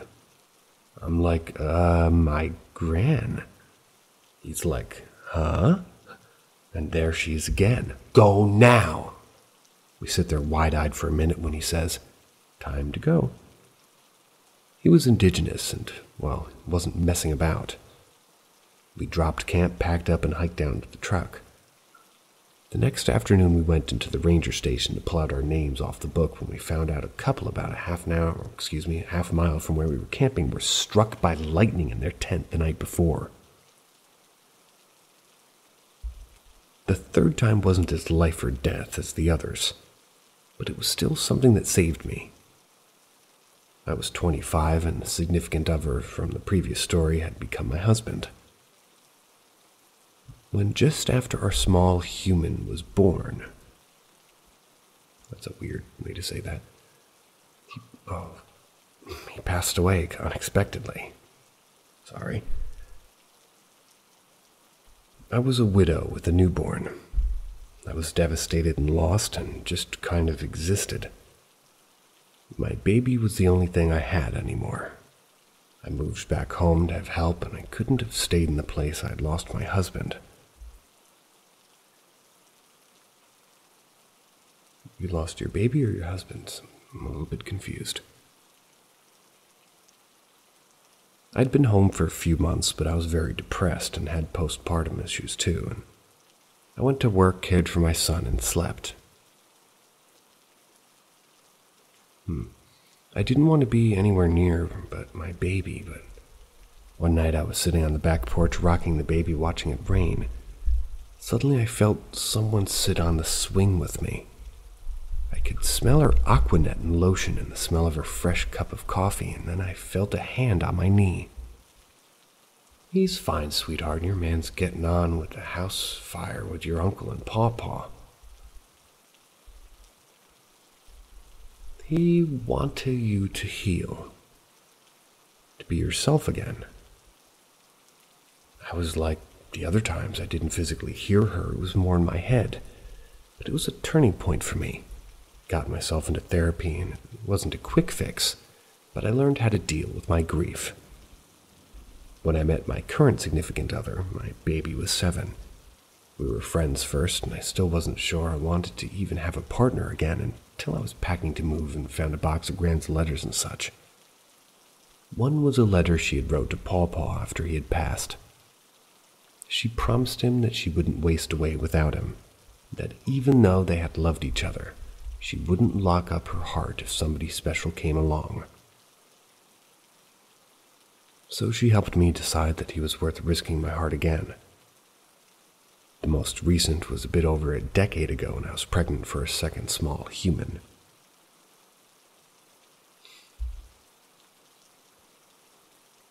A baby. I worked a closing shift. I was on my way home at about 10:30 p.m. Dark country, 2-lane blacktop road with cornfields on both sides.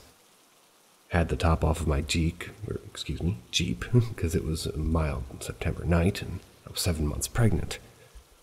I wasn't going fast, probably 50 miles an hour, and as I was coming up to an intersection where the crossroad had to stop, the smell of cornfields was suddenly gone. Instead, I smelled Aquanet and my Grand's lotion, almost overwhelmingly so. Then, clear as a bell, her voice said, "Stop." I slapped the brakes, sliding to a stop, stalling out as a full-sized truck blows through the intersection not 20 feet in front of me. The smell got even stronger for a brief moment before it was gone. I was so shaken up it took me 3 tries to start my Jeep. Those are the ones that really make me believe that the other side isn't as far away as we think. I need some coffee.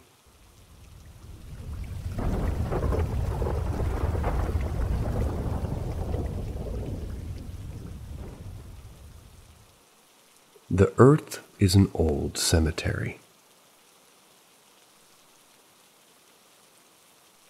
The earth is an old cemetery. Life and death have occurred on every inch at some point in time. We do not know how life came to be.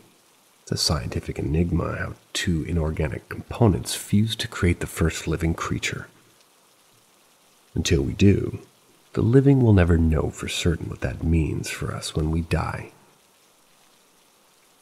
You must know the recipe to know how the ingredients will separate. Hundreds of generations of observation after observation gives us clues, but nothing conclusive. Every civilization on every continent through the millennia has similarities despite their vast differences and distances. Something about us lives on. Is it the strongest who make themselves the most known? Given the strongest accounts of the life after death as often visages of a soul repeating their last moments or returning the anniversary of something or searching for their biggest heartbreak in life. It would suggest the weakest are the ones who are more often than not caught closest to the physical realm they're no longer a part of. The stronger, more well-loved of us may stick around for a while to get your attention, let you know all is well. But eventually, the wafts of cologne or feeling of a loved one's hand or hearing a departed favorite songs playing softly in the next room that has no radio, these odd occurrences cease to occur in time. Is it that the spirit has moved on? Or that maybe the property has changed hands and such attempts are lost on a new owner, not being in tune with the communicating spirit to pick up on their residual energies? Well, given how old the Earth is, and how the number of people alive today, approximately 8 billion, still less than 1% of the number of people who have already died. Or rather 1% of 1% of the people who have already died. There's a good chance any house, new or old, will have a lingering presence. People cling to the notion that these spirits are bound to something and can't leave a home or a property. But when weighed against how buildings and property lines are temporary and changing through history, this belief doesn't seem to hold up. It seems that while the soul retains some human traits to stay among the familiar to the energy may not overlay current buildings, street, land divides, etc. of the living. Farmer Bob's most peaceful moments may have been walking his beloved cow along the paths out to the field every morning when he was alive. And 100 years later, that path he walked in life could very well now be several houses or apartment complexes. Maybe these complexes experience odd and unexplainable disruptions, such as minor electrical malfunctions in appliances or discorporated footsteps in the hallway of the 2 to 3 apartments now over a long-gone path at about 5:30 a.m. This is as Farmer Bob continues his favorite trek to the field. If nobody was awake for 25 years at 5:30 to catch the flicker of the lamp or have enough silence and subconscious connection to hear those shoes fall, does that mean Farmer Bob is a new haunt, or that somebody brought him in? Or is G.I. Joe just crazy being the first one to notice when he moved in on the 26th year after Farmer Bob died? So used to his 30 years in the military of getting up at 4 a.m. to drink his coffee in solitude before heading out to PT. So much so that he continues the coffee routine after retiring, and as such sees the lamp flicker or hears the footsteps. Animals, for being the lower evolved species in our egocentric minds, do have higher evolved eyesights and hearing than humans, and also are more obviously in tune with multiple planes of existence and energy, sensing earthquakes before they happen or jumping away from predators' sneak attacks from behind at the last second. Who's to understand your neighbor's crazy-ass cat crashing the blinds off the window every night? Maybe it's because she's seen the visage of a T-Rex walking his hunting grounds through their living room every night. We can't, and we won't, until we fully understand the recipe for life, its entirety. You might know that combining hydrogen and oxygen into H2O will give you life-sustaining water, but you might not understand that if you don't combine them exactly right, you'll end up with H2O2, hydrogen peroxide, a life-taking poison. If you believe you have a spirit, chances are you do. Doesn't mean it's new. Doesn't mean it's old either. Just means something changed in your life or schedule or daily location to pick up on the repeating spirit energy. Doesn't mean it's good or bad or has any ability to even perceive you in return. If spirit energy can turn 2 non-living compounds into a living cell, it can certainly cause other non-living items in their path to blink out of existence momentarily. Like turbulence in an airplane's wake, unintentionally tossing smaller planes out of the level flight path and disappearing from the view of the passengers. The passengers aboard the bigger jets, that is, when the smaller crafts are jumped upwards and downward, but once control is regained, returning to the visible range on the same flight level as the plane again. Remember, though, this plane of existence and time is yours. You have the authority. The spirit wouldn't join the body if the body didn't provide it benefits somehow. So if the occurrences bother you or become a nuisance, you can issue a cease order by telling it to stop. Put on your parent voice and attitude. You have the same emotional force requirements of crossing a divide as you do bringing a 5-year-old in from playing for nighttime bath.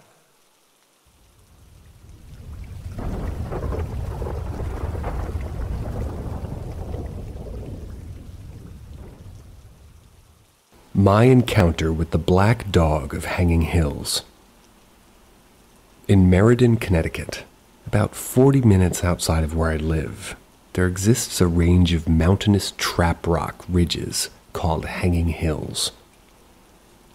The easiest way to get to them is to park in a wooded mountainous park called Hubbard Park. Take a trail that starts with a slightly intimidating passenger bridge that crosses over the highway. I'm afraid of heights, but always try to challenge myself by going hiking and putting myself in slightly uncomfortable situations, to overcome my fears. In the spring of 2014, my wife, or girlfriend at the time, we decided to take our umpteenth hike up Hanging Hills to see Castle Craig. It's a stone tower that stood at the end of the main trail and overlooked the cliffs. The city of Meriden in Quinnipiac Valley, and for the umpteenth time, we launched into a discussion on the drive there about the legend of the black dog. I find ghost stories that have any shred of historical reality to them intriguing. Well, I guess you could just say mostly because the representations of ghosts on TV or YouTube these days involve people becoming easily scared by shaking or noises in abandoned locations. The legend of the black dog is an exception. That's because it involves the legend itself and the story of two geologists from the late 1800s. They apparently encountered it and actually documented it. The legend has that you see the black dog of Hanging Hills once for joy, twice for sorrow, and 3 times for death. There are plenty of legends of black dogs in folklore, which sort of tell a similar tale. The two geologists, W.H.C. Pynchon and Herbert Marshall, they were conducting research of the area in the winter of 1891 when they encountered the black dog. According to the story, Pynchon had seen it once. Herbert had seen it twice before. Herbert didn't believe in the legend. After ascending the hills again alone, Hubert supposedly fell to his death. I remembered the image of the black dog from W.H.C. Pynchon's story, which clearly every time we hiked up the mountain. This time was no different. That particular day, my girlfriend and I encountered a hiker on the trail that was letting his black dog without a collar roam loose. We weren't sure whether it was to mess with people or not. The dog wasn't little like the one depicted in Pynchon's story. Rather, it was bigger, like a lab terrier mix, and friendly too. It came up to us and started panting at our legs. "Sorry about that," the hiker said as he caught up to the dog and us. "Not at all. I bet you love having a little bit of legend with you around here." "Oh yeah, the ghost dog," the hiker said, forcing a laugh and grimacing as he had heard that one too many times. As he walked away, my girlfriend made a comment about my obsession with the stupid dog and not wanting to hear about it. We made our way to Castle Craig about 20 minutes later. Unlike the trails off the highway, the main trail from the park is not long or difficult other than a large hill at the end of it. We took pictures at the top of the tower and by the cliffside, and not really thinking anything more about the black dog. We had made so many trips up to the tower and seen so many hikers with black dogs that the legend almost seemed like a joke at this point. "Want to take the main trail down or the road?"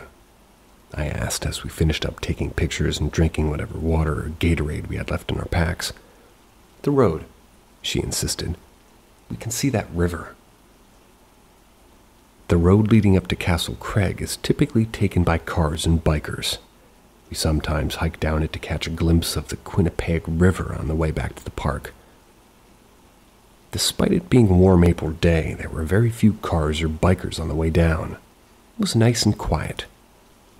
About a quarter of a mile into our walk, my girlfriend tugged me on the shoulder and pointed to a figure on the side of the road between some shrubbery. It stood about 10 feet ahead of us. "The hell is that?" she said. I took a step toward. She tugged on my shirt and shook her head. "Is that what—" I nodded. All I could do was nod. The figure was small and resembled a black dog with floppy ears and a hot dog tail, much like the one in Pynchon's illustration. I wouldn't have thought that much of it if not for the fact that the figure was blurry. It wasn't the distance between us that made it blurry, and there weren't any fog-related conditions that day. It was almost as if Mother Nature had taken the dog in a Photoshop program and used the blur effect on it. Even when I took a step closer, to my girlfriend's hesitance, it still looked blurry. We were frozen otherwise, though. I didn't think to take a picture of the figure. There was an unknowing understanding between us that we shouldn't approach and just wait for it to cross. As the figure crossed the road, it didn't look at us. It just dawdled with its nose to the ground. For the rest of the hike, we were silent. We both knew what we saw, but couldn't put it into words. It was only after a while that I said I should have taken a picture, but deep down, I felt it was a good thing that I didn't. Seeing the figure wasn't frightening, but it wasn't pleasant either. We've been back to the Hanging Hills many times since, and we never encountered any luck or sorrow. Just a memory of a little blurry black dog and an understanding that, well, when you see an actual paranormal entity with somebody else and understand what it is, there isn't really a question about it. I've read many stories posted online since about the black dog. Few have described what we saw. Black dogs run loose in the park all the time, and a number of encounters we read about seem like fabrications. We're just in Along Mom's Story number 2. We moved into the home, redecorating, normal things. My husband worked swing shifts, and I worked day shift, weekends off. I was home alone at nighttime often. I started to notice weird knocking and sounds outside hitting the house. Seemed like a regular occurrence. Then one day the kitten stood straight on her back feet and growled, staring into the dining room. I got up, and as I walked into the room, those knocks and dings started up again. This room was the only room that the noises were present in. I decided to knock back if I heard it knock. A faint knock, a knock like it was coming from the basement. I knocked back hard. I was waiting and listening. I received a hard return knock in the dining room. I headed downstairs to the basement. Only items in the area was our washer and dryer and dirty clothes. Nothing scary or weird, but the knocks and pings coming from the dining room above. Now I was annoyed at this knocking. I went back to the dining room and knocked in a pattern. Once, then 3 times. Waited for an answer. This ghost knocked twice back. Hard. My kitten Violet is now on the kitchen counter again, standing up on her back legs growling. Violet can see it clearly. I decided to leave the house to drive to my husband's job site and tell him what was going on. He promised to look around when he got home. The knocks happened while he was looking around. The knocks continued off and on, still didn't say anything to my mom. Then one evening we were home together watching a movie. We both dozed off. To me, it felt like my husband got off the couch. I opened my eyes, and a man dressed in a gray sweatsuit stood before me. His head and hands were grayed out like old TV snow. I quickly closed my eyes and opened. He was still standing in front of me. The face had not filled in. I yelled my husband's name, and the figure vanished. My husband again checked the house. No sign of a man, knocks or pings. Made the call to my mom. They were planning to come out and explain to her what was going on at the house. Mom advised me to burn cedar and blow at the apparition. During that time waiting for them to arrive, I didn't stay at the house alone. Violet kept growling even though the other two cats were starting to growl and looking at the dining room. My parents arrived and my mom asked to sleep in the bedroom over the dining room. After the third night visiting, Mom said it was time. Mom announced after she performs the ceremony. Mom told us for 3 days after we will not speak about it. She started singing Dine Peyote songs and walking the property in all the rooms of our house. During the prayer portion, a large clanging noise emerged from the dining room. The ceremony was plain, simple, and lasted roughly about an hour. 3 days later, we asked my mother what was going on. Mom stated there were 2 separate ghosts. The first was a boy who frequented the left side of the property. Mom encountered him looking at the second-story bedroom. This was the bedroom over the dining room. The boy was pelting rocks at the window and walls. Mom asked the boy why. This young boy said that he wanted to talk to my friend. My mom said, "Your friend's gone." The previous owner of the house had 1 son. The young boy said he wanted to talk to him before he did, and by it, he meant that he was going to kill himself. Mom told the boy it was all over. That day can't be relived. The young boy didn't know that he was dead. Mom helped him to leave and go on to the light. This poor boy had been trapped repeating the sad day over and over. The knocks and dings and pings as him trying to get our attention, to find his friend, as he tried that fateful sad day. The second ghost. The apparition was a person who lived here. He meant no harm but loved the home dearly. Mom asked him not to appear like that. "You're scaring the hell out of my daughter." Mom advised me to just sort of talk out the terms of staying here with us. We spoke to him and stated happy to have you here, and we'll treat this house right.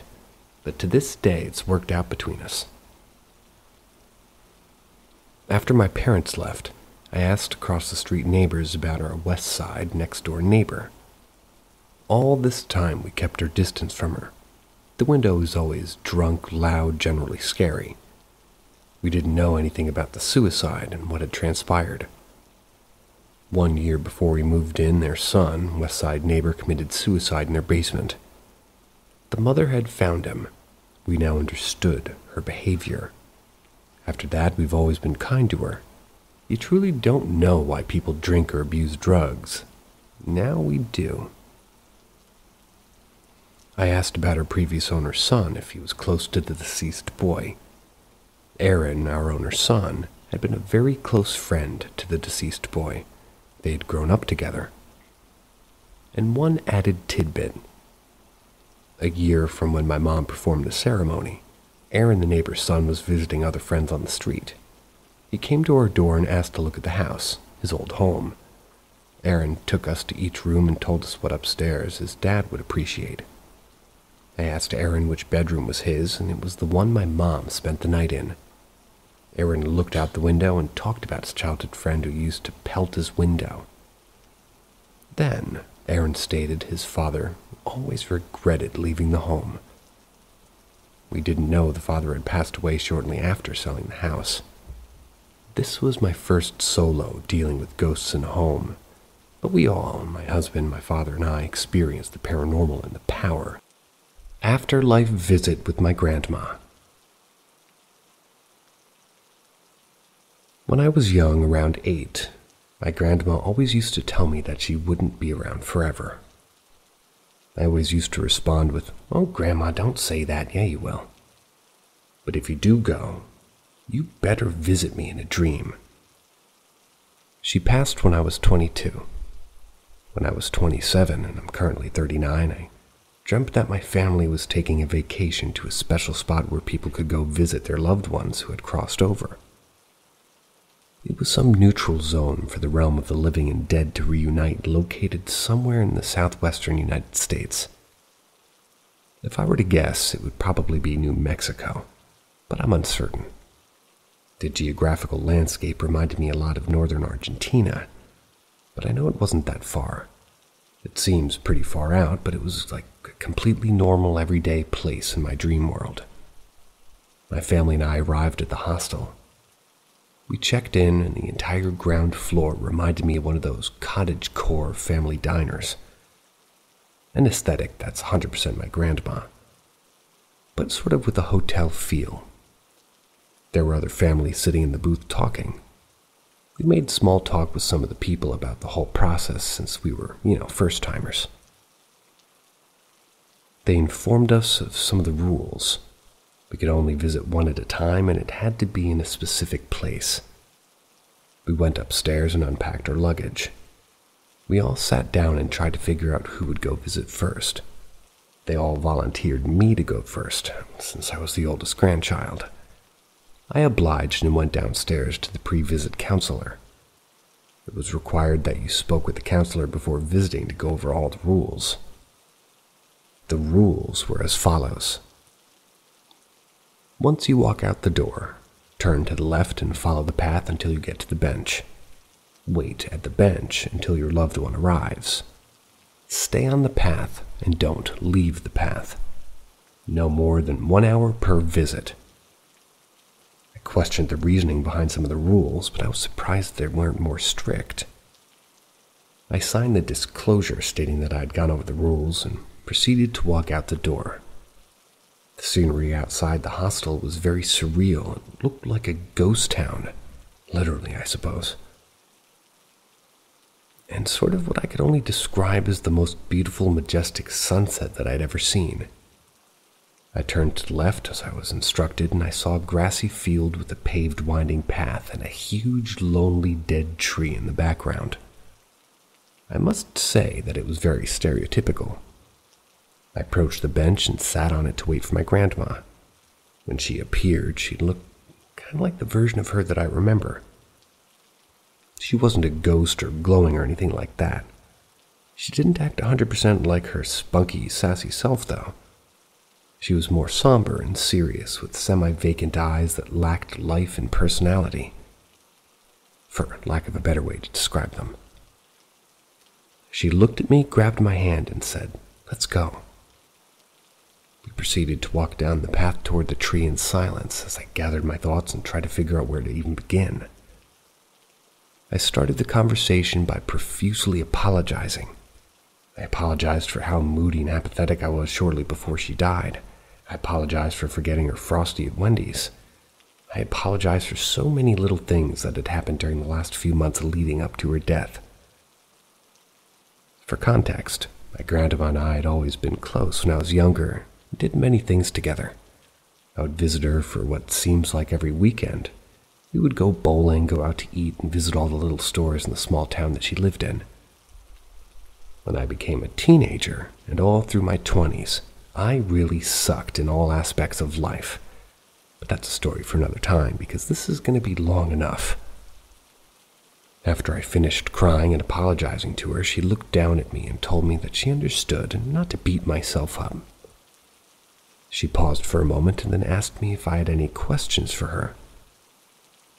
Of course, the first thing I asked her was what the afterlife was like. She looked at me and told me, "Well, it's not what you think it is. There are no pearly gates, nor angels or anything like we're told. It's more like the life that we experienced before, but different. I don't know how to explain it, but it's not what you think." I sort of understood what she meant, but not really. I then said, "So it's not like heaven or hell? Are the consequences for our actions like there are consequences for our actions in this life?" She then proceeded to tell me how every action that we do here while alive, on Earth, It's quantified with either a positive or negative amount, depending on how good or bad the action is. At the end of our life, we all have a score that determines the outcome of our afterlife and what it will be like. I tried to wrap my mind around what she had said because it simultaneously made perfect sense and blew my mind. Can't remember what else we talked about, but the end of the path led back to the front door of the hostel. We said our goodbyes and I gave her a big hug, but was still left feeling sad and empty while walking toward the entrance. As soon as I walked through the door, I woke up. I don't know if any of you reading this have ever seen the series The Good Place, but I tripped out after watching it and seeing their version of the afterlife. Doug Forset's mushroom trip and prediction was exactly what my grandma described. The Good Place didn't come out until 2016, which was about 4 or 5 years after I had that dream. I'll never be sure if she actually did come to visit me. Took her long enough. Or if it was all in my head. Who knows? It's pretty crazy either way.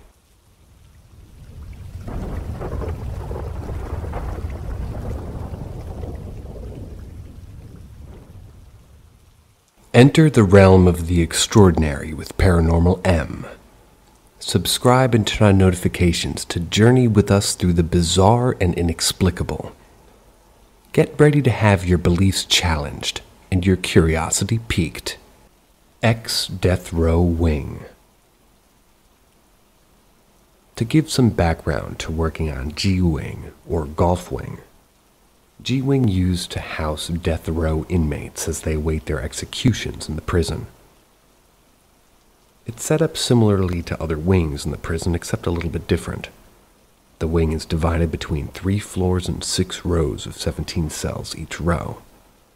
We no longer house death row on the wing, and the first floor is the only floor with inmates housed in the cells. These inmates are open population inmates placed on disciplinary confinement. The second floor contains 5 supermax cells. The third cell down on the right side now is actually held Ted Bundy. It's a supermax cell. The rest of the cells on the second floor are empty and still have TV stands. The third floor is empty as well with regular cells. Our recorder deck is a small 15 by 20-ish foot on the second floor where we have a desk set up and a few chairs. Bathroom, break room with a fridge and a microwave. The quarterdeck is where the officers chill at while in between rounds and activities. The staircase that goes to all 3 floors is directly to the right of the quarterdeck next to up front of the door wing. The wing is also generally dark. In the emptiness of the wing, keep in mind this wing is meant to hold over 100 inmates and only holds about 30-ish inmates on the first floor. Give the wing a dead silent, foreboding feeling.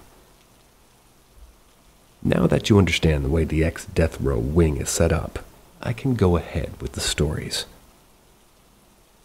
When I first started working in the prison, I was told by many COs that G-Wing is the easiest wing to work due to you only having to walk the 2 rows on the first floor, making your rounds quicker and easier. However, the trade-off is that the wing is fucking creepy. Long, dark, empty rows, flickering lights out of place, noises, footsteps, doors opening on their own. This wing had it all, but everyone picked it because, after all, it's the easiest wing to work. I finally worked G-Wing, the first time about a month ago. And I still remember the first time I've ever dealt with something just so unexplainable. I entered the wing at around 6 p.m.-ish and proceeded to do my first rounds, basically just making sure all the gates are locked, showers, closets, pipe chases, everything. After doing my round and everything was locked, and all my inmates were good, me and the other CO started shooting the shit. Around 9 p.m., the first weird thing happened that made us all question it, but not really freak out. We had the second floor pipe chase open on the quarterdeck, our smoke spot, and I and another unnamed CO were just burning up when we heard loud clangs above us on the 3rd floor catwalk. Keep in mind, the only way for someone to go to the 3rd floor catwalk in the pipe chase would be to have the house keys to unlock that pipe chase, which were on my hip. We brushed it off as a rat kept smoking, and continued the shift.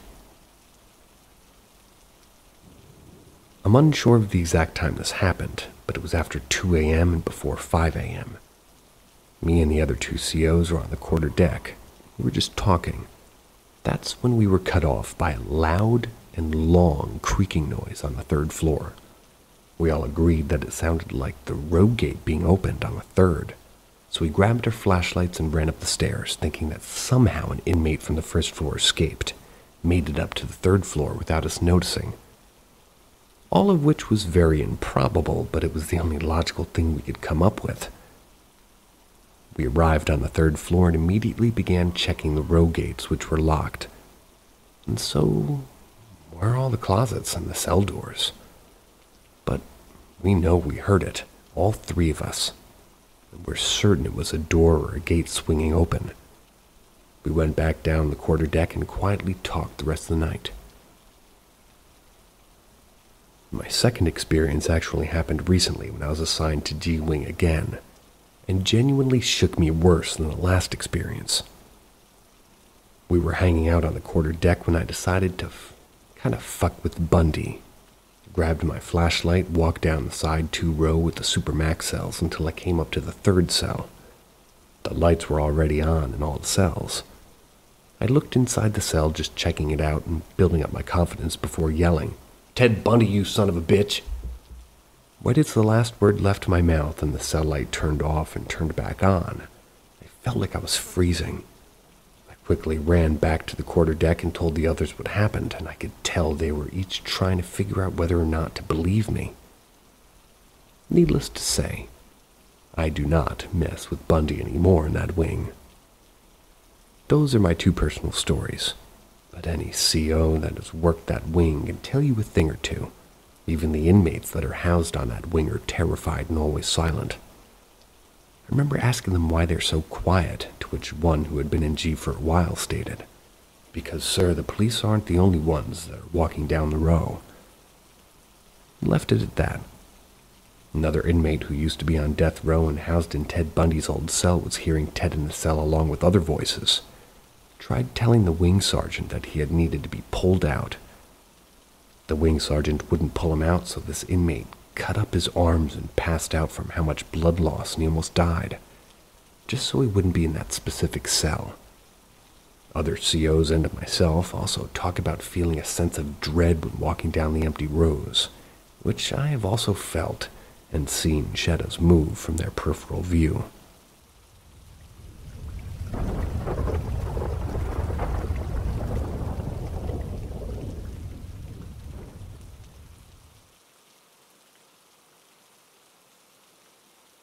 Objects thrown across wine cellar. TV turned off and on in childhood home. These were both in the early 90s when we didn't have phones with cameras. In both situations I experienced or was aware of experiencing. I had a witness which thankfully kept me from feeling like I was crazy. I don't live in the home anymore, but before I moved, I was like the 4th generation born and raised in the home since it was built after 1906 earthquake. Both my great-grandmother and great-grandfather died in the home. My great-grandmother in the back room and my grandfather on the steps. Before moving into the home after my grandfather passed, I had never sleepwalked before. Numerous times I would wake up in our lobby in our garage and chalked it up to just sleepwalking. My dad would tell me about things that happened when he was a kid in the home, and I took it as a dad joke. We had an old wine cellar accessible only from the backyard, but the back porch and steps were so rotted the wine cellar was left to decay with a pile of tools within it. In my preteens, me and some friends decided to turn it into a hangout or a clubhouse. While clearing out the wine cellar of tools and junk, a buddy of mine named James set up a ladder up to remove some of the stuff from the loft that was above, and well, until almost as if the ladder was lifted from its angle against the loft and fell backwards, knocking James off the ladder and knocking a small square cutout from the opposing wall. When I asked my dad about why there was a cutout, He said my great uncle who built the house used to make wine for the family and ran pipes from the cellar into the garage for processing. We left it open and even used it as a secret entrance to bypass the back porch since it led right up into the garage. My mother wasn't happy with it being left open because having the open square into the garage led to cat prints on her clean car for over a month. So she had a neighbor nail it shut when I was at school. 1 week later, I was woken up in my bed by a buzzing in my ear like an amplified mosquito. It sounded like I had headphones on. So I decided I was over it and I wasn't going to try to find it if it was a mosquito. I'd just go to sleep in our living room. I grabbed a blanket and a pillow and headed down to my hallway. At the same time, my dad was coming from his room on the opposite end of the hallway towards our bathroom, but I beat him there first. When I was done, I went to grab my pillow and blanket off the floor. With my dad standing right next to me, I heard this click-clunk of my old tube TV turn on in my room down the hall. You could see my TV directly from the hall, so it lit up the hall and I got chills. When I asked my dad, "Did you see that?" He thought I had my remote with me and turned it on myself. When I told him the remote was in my room, he joked, "It's probably your great-grandmother fucking with you." But I felt very uneasy. He told me to go turn it off. As I walked into my room, I could see what it was on the TV, and it was the Jerry Springer episode where he was speaking with devil worshippers. As I reached over my bed to turn the TV off, it turned itself off while I was like a couple inches from reaching it. I said nope and went to the living room. For weeks I felt uneasy, no longer comfortable with assuming it was spirits of my family. I didn't notice till we moved, but my overall persona became darker after my 13th birthday. Nothing worrying at the time, I just kind of chalked it up to me being a teenager. But I blacked out my window and started to collect skulls that seemed as if they found me. A cat skull that fell out of a ripped bag and a bag of dirt, a rabbit skull that my dog unearthed, kind of left it at my doorway, and a deer skull that my grandmother thought I'd like after a deer died in her yard. I would note that when we left that house, I felt a release of influence. About a month after the TV event, a friend of mine left his Nintendo game in the clubhouse, so we went down the rickety staircase to get it since the secret passage had been closed. Now this was the craziest thing I'd ever had happen to me. When I opened the door, I reached to turn on the light, and the square panel in the wall, which was nailed shut by my neighbor, dislodged, flew across the entire room and snapped in 2 pieces along the opposing wall, which was about 8 feet straight. It didn't drop in its trajectory, it flew straight across with enough force to break it. Both me and my friend Ernesto got so spooked we hopped 2 neighbors' fences, banged on their back door to let us in. We didn't go back into the room for a year. When a neighbor was down on his luck, my parents said he could stay in there. So my dad braced the steps and moved into the old wine cellar. He would tell me the door would open on its own while he was sleeping, that he heard voices, and very upset one day asked me why I was jumping on the back porch for so long one night. But each of the times, he was the only one home. We sold the house in '99, but to this day I've wanted to go back like it's been calling me. I'd love to do a spirit box or an EVP there, but would hate to freak out the family that lives there now.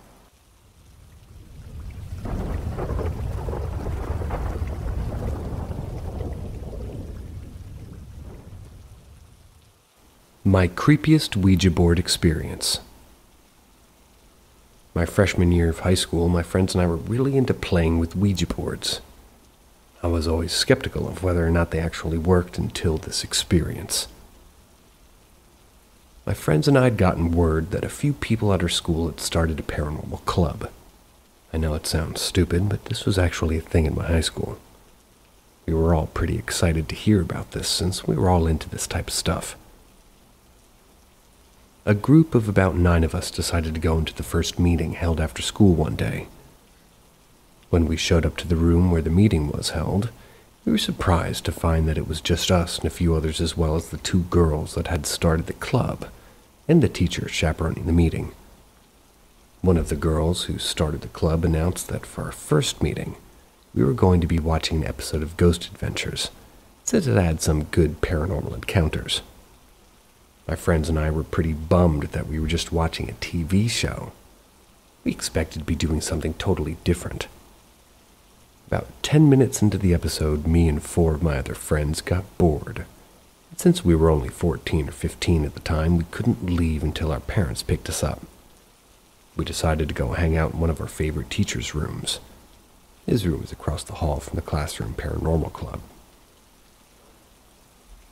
We told the teacher that we were at the Paranormal Club across the hall, and we joined because we were into playing with Ouija boards. So my friend had the bright idea that we should play one in his room since, she knew how to make them. Our teacher was reluctant at first, but eventually just let us do it. My friend grabbed a piece of paper and a pen and scribbled down yes and no in the letters and numbers. We got a makeshift planchette. I think we used like a quarter or something. We sat down at a table and started the game. We asked it, "Are you there?" And it slowly slid to yes. Then we asked, "What is your name?" It first slid to D, then O, then N, and we quickly slid to goodbye. Since this wasn't our first time coming in contact with a spirit named Don. So a little backstory. This Don spirit had come through on multiple occasions when my friend Megan would play the Ouija board. He would say he was one of her family members who had passed, but upon asking her parents if they had a deceased relative named Don, they assured her they didn't. So whenever Don came on the Ouija board, we knew just to slide to goodbye and not talk to him, since we thought he was bad news. Right as we told Don goodbye, the Paranormal Club leaders had burst into the classroom saying they'd been looking for us, asking why we were ditching their meeting. One of them walked closer to where we were sitting, saw the Ouija board. She started scolding us, telling us not to mess with Ouija boards because they're bad spirits. We assured her that we knew what we were doing, since we had done this so many times before. The girl sighed and let us get on with our game. She turned around to leave the room, but before she walked out, she told us about a girl who went to our high school back in the 90s or something. Said that she died nearby. She asked us when we were going to play the Ouija board if we could find out this girl's name. We agreed, and both girls left the room. I'd like to emphasize the fact that none of us knew this girl's name, let alone that there was a girl who died near the school. We thought it'd be pretty cool if we could find out her name, though, through the board, but didn't expect much. We then asked the Ouija board again, "Is anyone there?" It stalled for a minute, then slowly creeped to yes. I asked something along the lines of, "There was a student who died here. What was her name?" There was a long pause, and then the game piece started to move. It first slid to S, then A, then R, and then A, and then H. Sarah. We all froze for a moment. My friend Megan broke out the silence, and everything was just... Eventually, by asking the board what your name was, it spelled out Don. We all slid the planchette to goodbye as fast as we could. We then started joking about Megan's so-called relative Don and how he was always trying to mess with us. A few minutes passed, and the leader from the Paranormal Club came into our classroom again from across the hall. She said, "Hey guys, we did some research on the internet and we figured out the girl's name. It was Sarah." All of our jaws dropped. I immediately started getting goosebumps. And I'd like to remind you that none of us had any prior knowledge of this girl who passed away, since it happened almost 20 years prior. We told her that Sarah was the name that we got when we asked the Ouija board. She got excited and told me that me and my friends should follow her across the hall. We looked at the computer that she had been doing her research on, and sure enough, Sarah's obituary was pulled up on the screen. She was struck by a car while attempting to cross the main road. The girl also said, and this chilled me to my core, that she found another obituary for a janitor who worked at my high school in the 90s and committed suicide. His name, Don.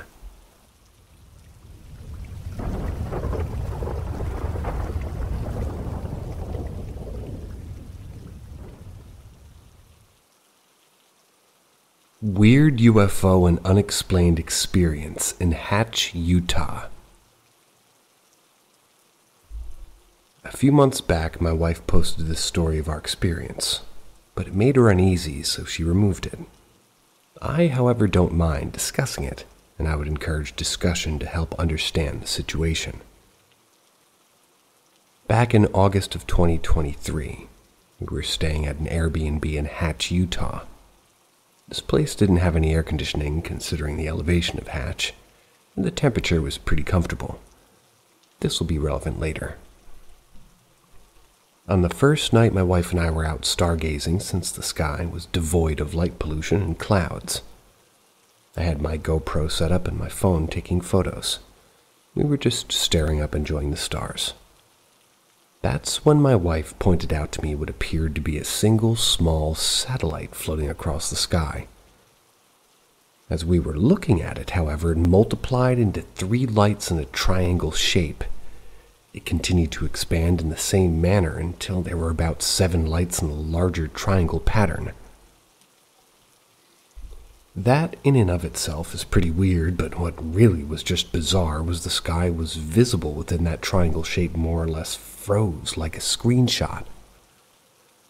And then after, that section of sky was moving with the triangular while the rest of the sky around it was stationary.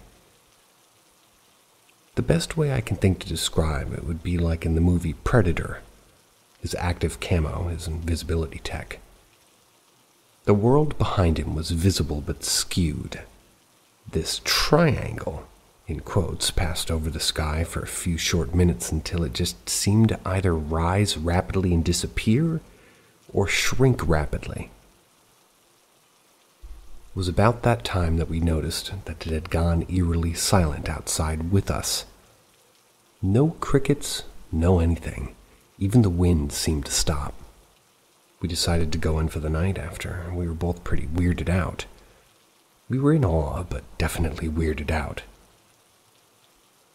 I got some good pictures of the night sky, but of course, that's kind of the usual that they didn't see anything weird in them. A few hours later the same evening, when we were getting ready for bed, I wanted to try a long exposure setting I had found on my GoPro. So I was standing on the porch taking pictures. That's when I heard this whistle. Now, I'm not an overly superstitious man, but I've heard stories, and not wanting to take my chances, I didn't return the whistle. There was a second whistle shortly after the first that expedited my decision to go back inside. Weirded out, we laughed it off, locked the doors, and went to bed. Mind you, that due to the lack of air conditioning in this house, and the windows were all open for airflow. An hour or so later, after we were asleep, my wife wakes me up to ask if I heard that. It was at this point that we both hear very clearly a deep growl and breathing like that of a bear or a large animal outside our window on the porch. Not loud, but bassy. We could hear heavy footsteps on the porch as well. We woke our friends up and turned on all the lights and looked around. There were no footprints on the dusty porch and none in the soft mud around the porch. So this experience we just cannot explain. Of course, our friends were asleep in their room and didn't hear a thing. And they didn't experience the earlier sighting outside either. Nothing else weird happened while we stayed there for the rest of the trip. The final thing to have happened, and this is the part that really weirded my wife out, it was a month or so later when we were back home. We were in the kitchen making dinner when she looked up and there was an owl sitting on the fence. It was just staring into the house at us. I wasn't, at least at the time, aware of the correlation between alien sightings and abductions and the sightings of owls. But I am now. To our knowledge, we didn't have, lost any events or any time or anything like that. But it just kind of felt like we saw something we weren't supposed to see, and they were checking us. seeing if we were cool. For my wife, this is all a little bit too much, and it made her just uneasy, especially to stare at the stars anymore. I, on the other hand, am still very much intrigued. We haven't noticed any more owls as of late, so who knows if it was a coincidence or not. As I started this post stating my wife had posted before, this YouTube show called Belief Hole had reached out to her, asked if they could feature the story, which they did in an episode back in August.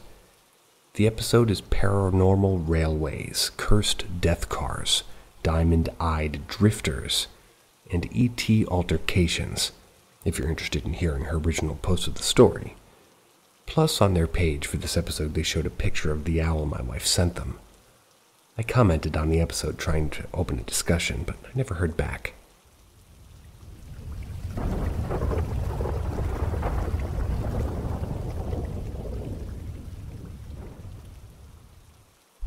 My first night shift. I'm from Australia, and I used to work at a 24/7 rural petrol station in a small town called Barham. It's on the Murray River, and if you don't know, there are quite a lot of spooky stories around the river. If you ask any local, they will have a story to tell. Anyway, when I started the job, I was told not to mind the shadows that you may see get picked up on the security cameras. Maybe that was as these cameras were constantly recording. You could watch the cameras on a small TV behind the counter. My boss said that they come and go around the petrol pumps, and sometimes the light would go out over the pumps. He said to ignore it, and if you want, you can stay in the back room until a customer walks in. When I asked why, "What are they?" In the most Aussie way possible, he goes, "'Cause they aren't customers. They aren't your friends. Fuck shit happens if you acknowledge them." With this, I started my first graveyard shift. Lucky for me, they had just put someone else on the shift with me because I was new, but that didn't prepare me for that night. It got to about 2 a.m. in the morning before things started to get weird. Every now and then, the fridge lights would flicker, or the radio would go in and out of static.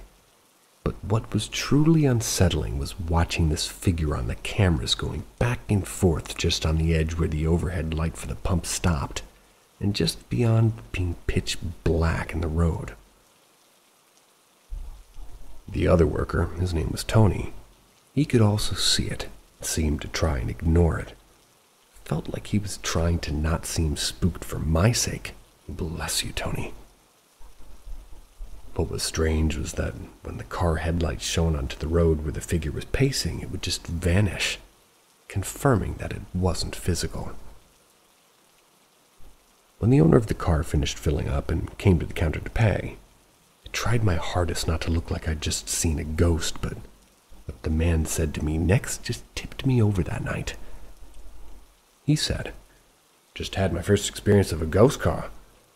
See his tail lights and they suddenly gone. Creepy shit out in the bush tonight." The understatement of the year. Needless to say, I'm not ashamed to admit that I quit that job after 4 days, as I couldn't bring myself to work another night shift there. And still till this day, I don't know how anybody could. It was a wild experience. We fast forward a few months later. I had gone to a mate's house for a bonfire in his parents' property. We would call this a gatho.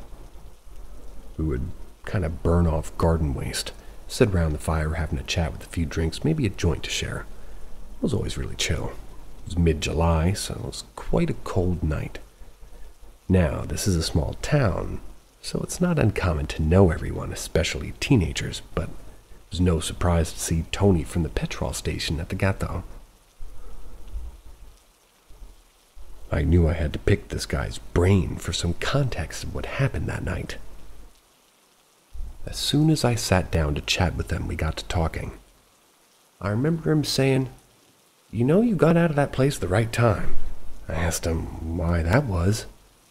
"Did something happen?"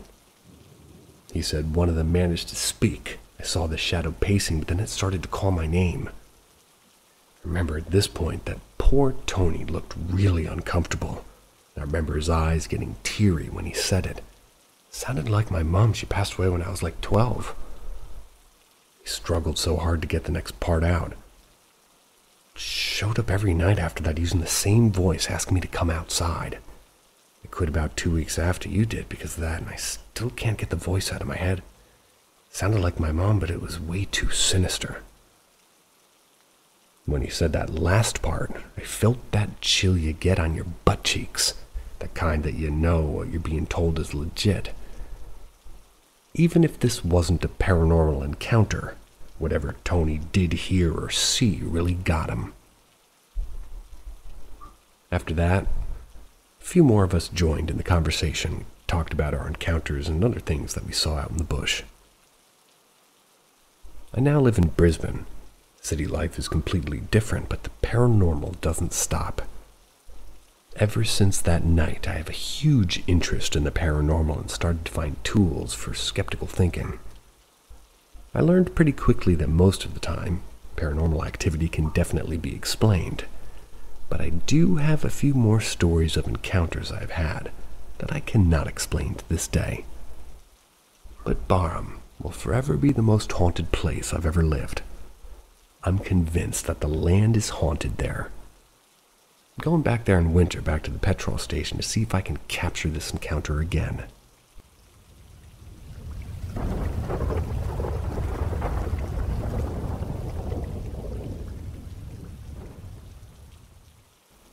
Historic homes always equal ghosts. So back when I was in college, I dated a guy whose childhood home was very close to the university we both attended. Now, this house is part of a historical home district in the South where if a home is of a certain age, you're not allowed to change it or destroy it. Any updates must be approved by the city and retain the historical integrity of the home. All of this to say that this house was essentially almost the exact same since it was built in the 1800s. Now, we would often hang out at this house to visit family and would sometimes stay over to keep his dad company. Knowing I love ghosts and a good history lesson, he'd informed me that growing up, the family had seen ghostly apparitions and experienced a few things themselves. So before I start my story, I will explain a few of the others from their perspective. The way the home was built, there was like the kitchen and living space downstairs and the master bedroom. There was a second story that involved a tiny wooden staircase that led into a long hallway with the bedroom to the left and at the top of the stairs, and a bedroom almost directly in front of the stairway exit, and then a bedroom to the right at the far end of the hallway. The bedroom on the far right was mostly used for storage, and that's it. He informed me that he and his sister would sometimes see an apparition in this room of a woman in the 1800s fashion clothing, hair in a bun, full-bottom petticoat, etc. She would always be looking out longingly through the window in the bedroom. If approached, she would always disappear. The second story was one that my ex and his mother had experienced. His mother unfortunately passed away from an illness, and at this time she was progressively getting sicker. I say this because, as some people say, the closer you are to birth or death, the easier for you to see or relate to spirits. Anyways, the ex was stopping by his home to pick up some items and just run in and out. He had parked his car in the driveway that was visible from the windows when in the sitting room. He ran in, grabbed his stuff, saw his mother in the sitting room, and said hello. He made it to his car with his items and got back in when his mother called him on his phone, asking him, "Why didn't you tell me that you had a guest with you? You should know better than to not introduce a guest when you bring them over. It's the South, traditions and such." He was confused and had no idea what she was talking about. He asked her back, "What do you mean? It's just me here." To which she replied, "No, there's a girl sitting in your passenger seat. I can see her right now." To which he then noped the hell out of his vehicle and went back inside. There was also always random bangs and noises that one always just chalks up to living in an old house. However, whenever we would stay over, I would always have the same dream of what looked like someone in like a shape of a man. It looked like a black shadow always standing at the edge of our bed. Now, this is the real incident I experienced on my own. One day when I was attending class, I'd realized I'd forgotten to print out something for a presentation, as I'd mentioned his house was close by the school. I checked with him to see if it was okay if I ran back to his dad's home and printed off my assignment there. He said that there was no issue and that his dad was actually in business meeting, so he wouldn't even be home, so I wasn't bothering anyone. I rushed over to the house, up the stairs to the bedroom, which had the printer in it. It happened to close the bedroom door for some reason and got to the laptop and began trying to find the assignment and print it out. While I was sitting and waiting on my printout, I began to hear someone walking downstairs. I was confused as no one should be home, so I'd called my at the time boyfriend and asked if he was home. He told me no, that he was on the way to class.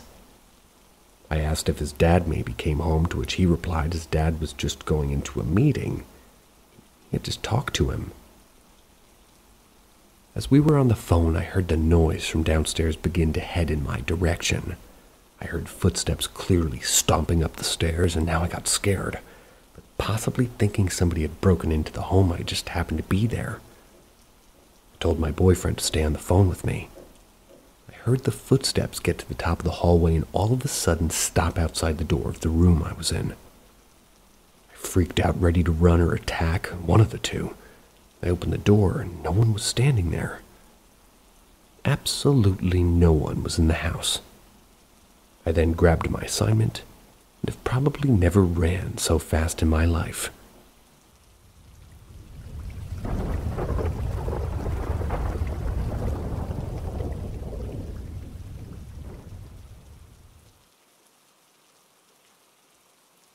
I know excessive detail is against the rules, but please read this, as I've no other way of telling this story from a few years ago.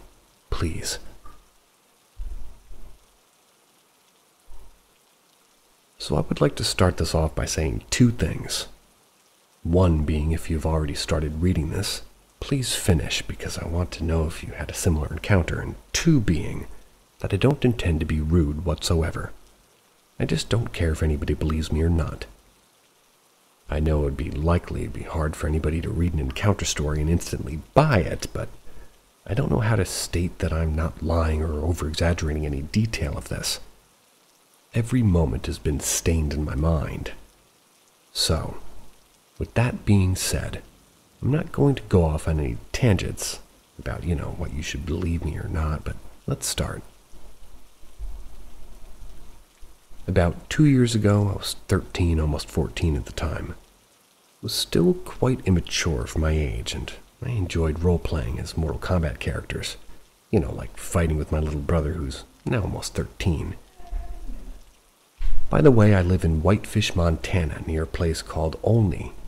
It's surrounded by woods, pretty much. I also have horses basically everywhere on our property.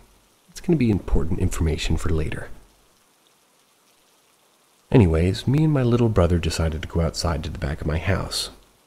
That's where this road is that's about 400 feet in length, leading up to what I would say is about 8 round hay bales. To pretend to fight each other with wooden swords that we had custom detailed and made ourselves. I was cosplaying as Sub-Zero. My brother was wearing regular clothes, and we just started walking away from our house towards the hay bales because we intended to fight on them. Once we had gotten about halfway there, which took like a minute, we were almost at the end of our horse pen that was fenced in next to our house, reaching halfway to the bales. I remember my brother leaning down to tie one of his shoes that had been messed up in the lace. It was the right one, I think. I'm going to get straight to the point, as too many details about everything, but this is what we both saw, and it still makes me very nervous and sweat. I looked over at him and immediately heard a loud, trampling, sprinting sound coming from the hay bale area. I looked up at them and saw what I thought to be something resembling a human but extremely tall. The hay bales were stacked 2 up and I think 4 across.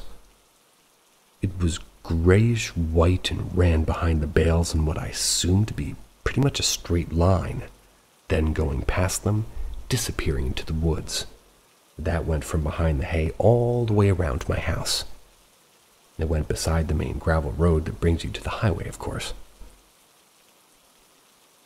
I immediately freaked the fuck out and tried to yell to my brother right beside me, but only managed to basically talk super fast to him with an inside voice. He as well looked up very quickly because he had heard the running too. There was a small pause where my brother sounded confused, and right as he did, it came running back to the hay bales once again, stopping this time behind the 3rd row of the 2 stacked one on top of another ones. So fucking tall that we could both see almost the entirety of the thing's head. Then it kind of ran forward a little bit and then straight back towards the woods, never to be seen again. I just want whoever's reading this to, point out that this all happened in the span of 5 to 8 seconds, and saying that whatever this was running in a complete, saying how fast it was, it's a complete understatement. Had to be running at least 40 miles an hour or fast enough to where we could both barely make out what it looked like in detail. Just the overall appearance. It looked to me as kind of like a rake, but way taller and more slender looking and gray. I remember my brother yelling, "What the fuck?" and literally so do I, so we full on bolted back to the house in probably 15 seconds. I got there first, yanked my brother in the door and slammed it harder than any other door I've ever slammed in my life, and I locked it. Of course, my parents didn't believe us at all, even though I was on the verge of either tears or a heart attack from adrenaline. They said it was probably a fucking moose. A moose. Hopefully I'll get better answers here than from them, but if not, then that's okay, I guess, and to be honest, I really do hope people believe me. It feels like a dream thinking back on it, just as it did the day after the incident.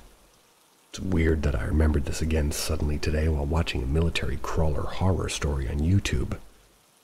Probably because my mind blocks it out as a false memory or a dream, even though I have a second eye witness. If my brother wasn't with me, I doubt I would ever believe what I saw.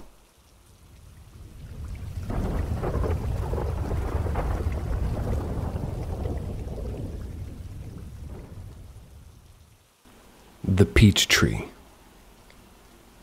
For most of my life, my grandparents lived in a small town on the border of Maine and New Hampshire.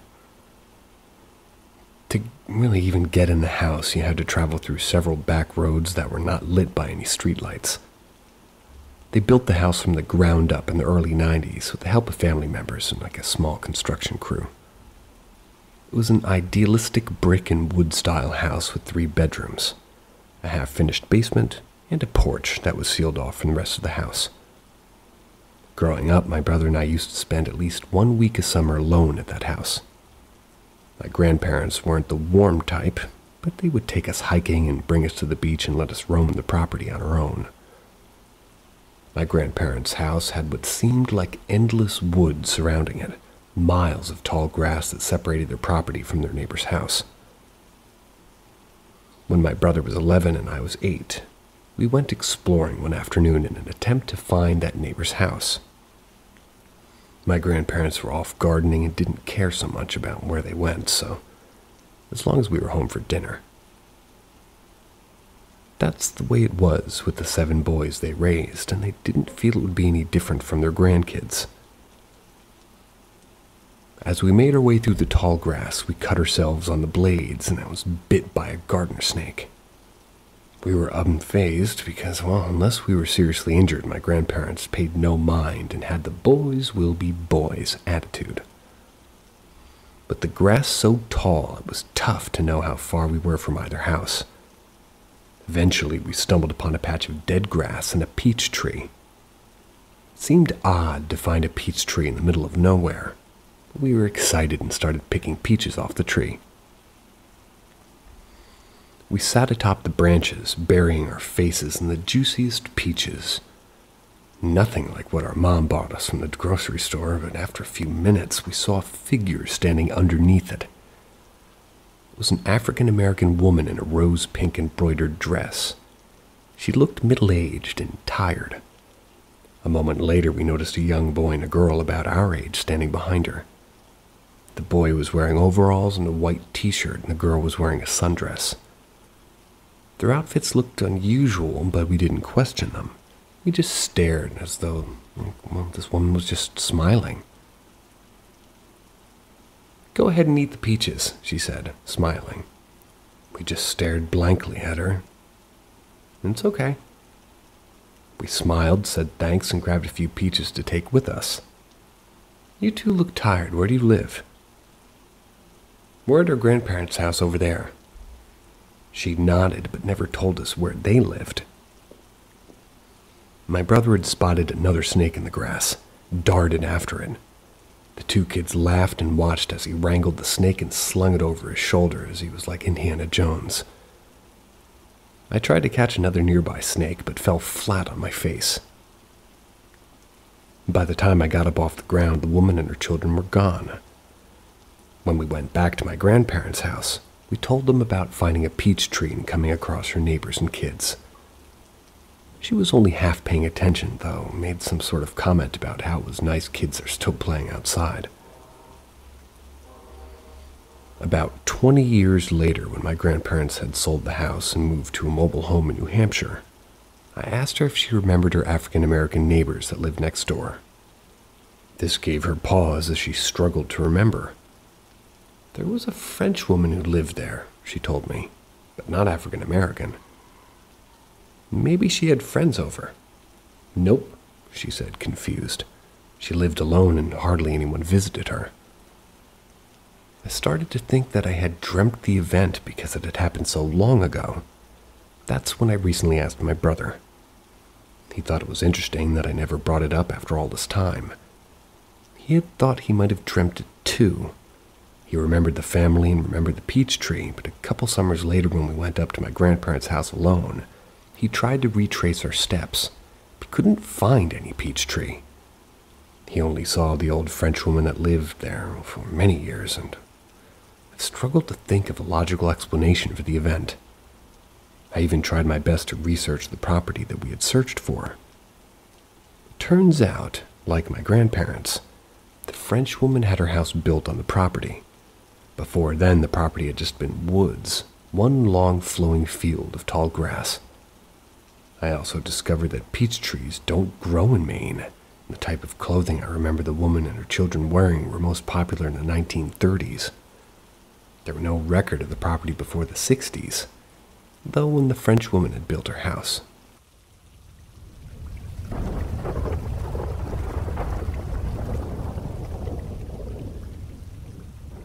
Stratford Trickster.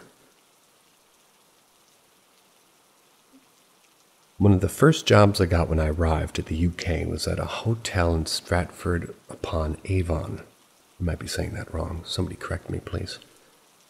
I was a receptionist.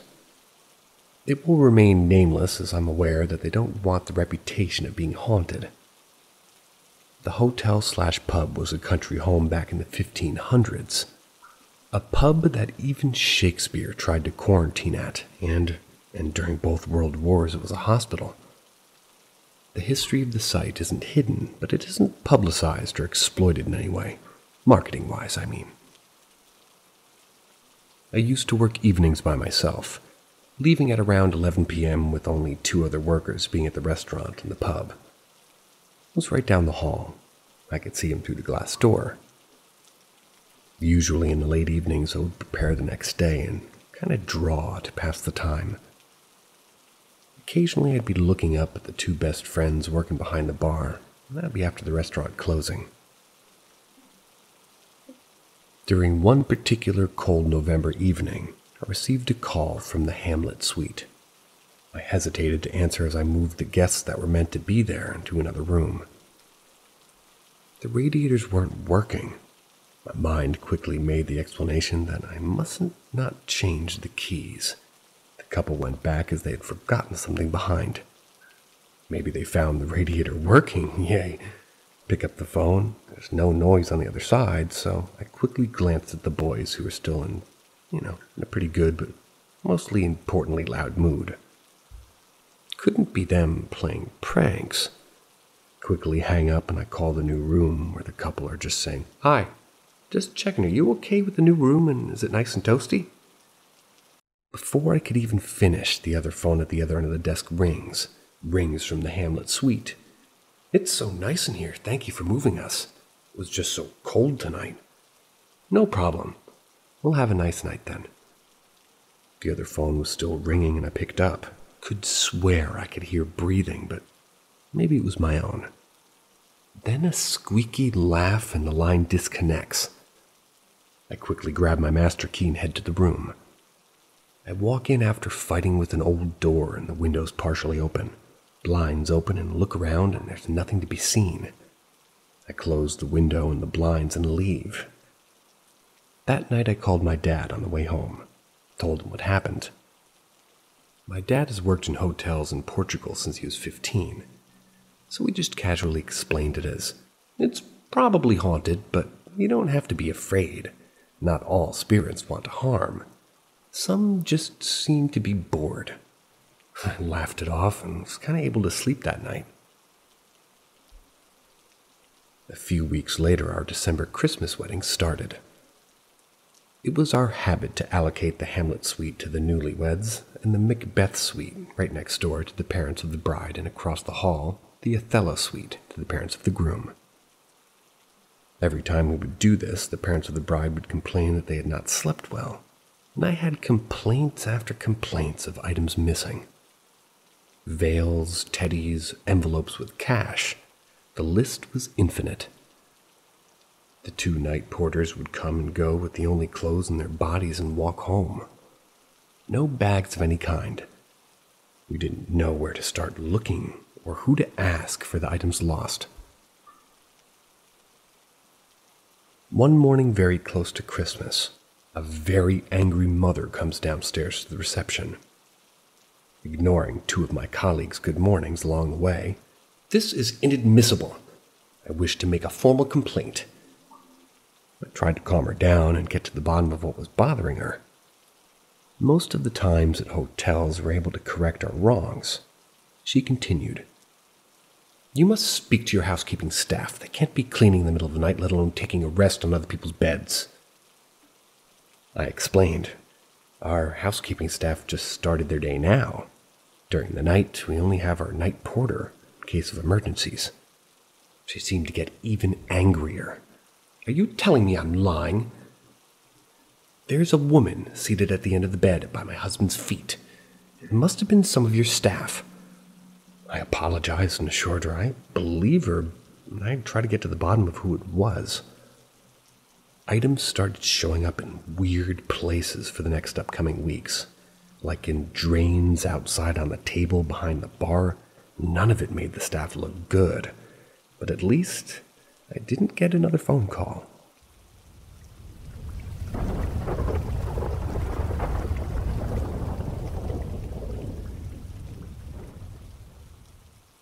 My first ghostly experience. My very first experience happened when I was 7. We had just moved into a small farmhouse in New Hampton, New York. The house still stands, albeit in disrepair, but it's there. When we moved in, it was a series of spiderwebs, dirty floors with the attic full of stuff that I didn't want, and the bedroom that I would share with my 3 sisters full as well.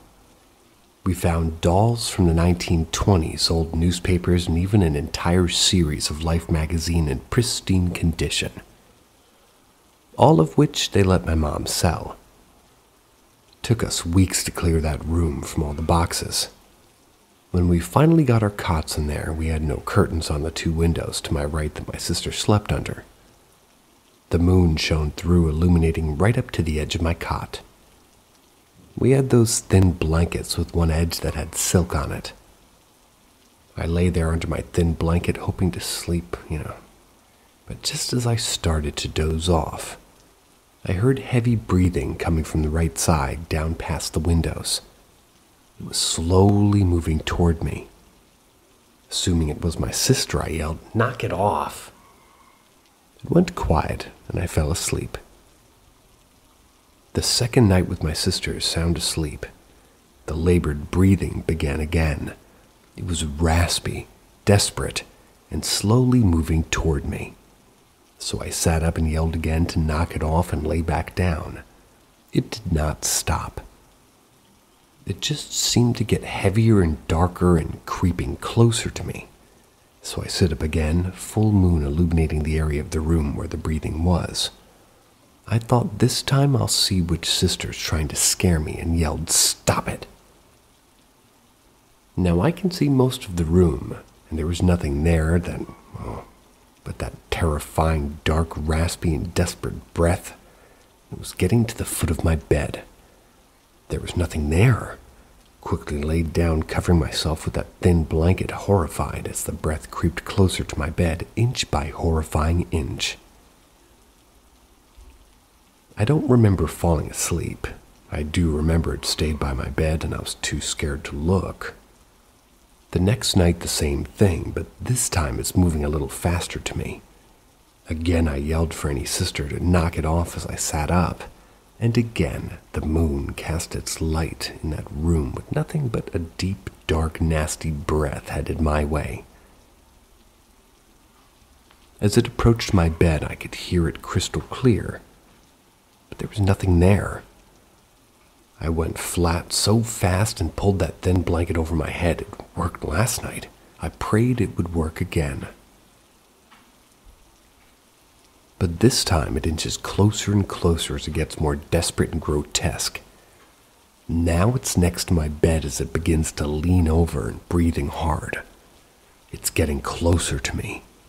Suddenly I feel hot breath upon my face as the terrifying heavy breathing is right on me. I was shaking.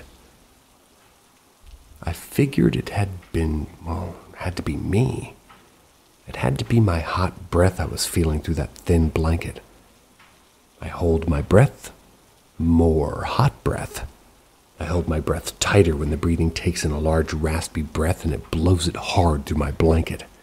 I froze, terrified. I figured this had to be like my sister because I held my breath and the breath does it again so fast as I was whipped back. My blanket fell down to look and it was hovering me. The room illuminated perfectly, but there's nothing there.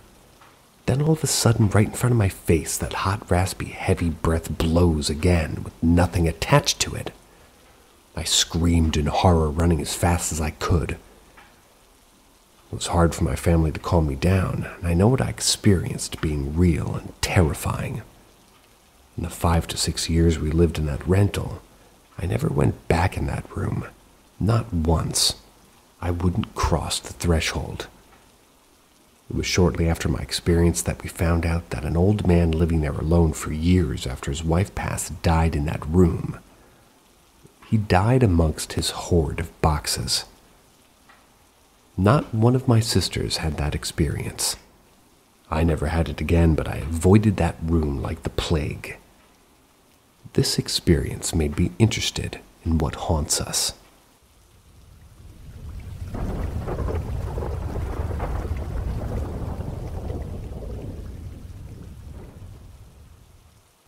Was it a death wish, or just bad luck? A bit of background before we get into the story. For as long as I can remember, I've experienced strange things. Usually it's just hearing voices calling me or seeing various entities, etc. But this particular story is more of a series of events that led to a conclusion. As a kid, there was one instant where I was walking home from the neighborhood pool with my brother and a couple cousins. I reached the crossing a minute or two before them and decided not to wait for them. I looked both ways multiple times, not seeing any cars. I started crossing the road to the next crossing. My brother started yelling at me to stop. I turned to look back at him and asked why I didn't stop at the intersection. When I told him that I did and looked several times before walking, he told me that there was no way that I could have stopped because they weren't that far behind me and I didn't stop. They would have seen me. It wasn't safe to cross. I argued back that it was safe to cross, and I started crossing, and he looked me dead in the eyes and said, "If that car hadn't stopped, you'd be dead." And that's when it dawned on me to look around again. There was a black sedan with tinted windows sitting just inches away from me. I hadn't seen it or heard it drive up. So between the ages of 8 and 17, I almost drowned several times. The last time was probably the scariest. I was at a youth camp with a friend's youth group, and we had gone for a swim in the lake during free time. So a group of us decided to swim out to the boat to go jet skiing. It wasn't very far swim, maybe a couple 100 feet or so, and I wanted to ride a jet ski in an environment where it wasn't storming. Halfway there, for whatever reason, I decided to turn back. I swam back, and once I reached a spot where I know I could stand, I stopped. But as my right foot touched the bottom of the lake, a hand grabbed my right ankle and pulled me under.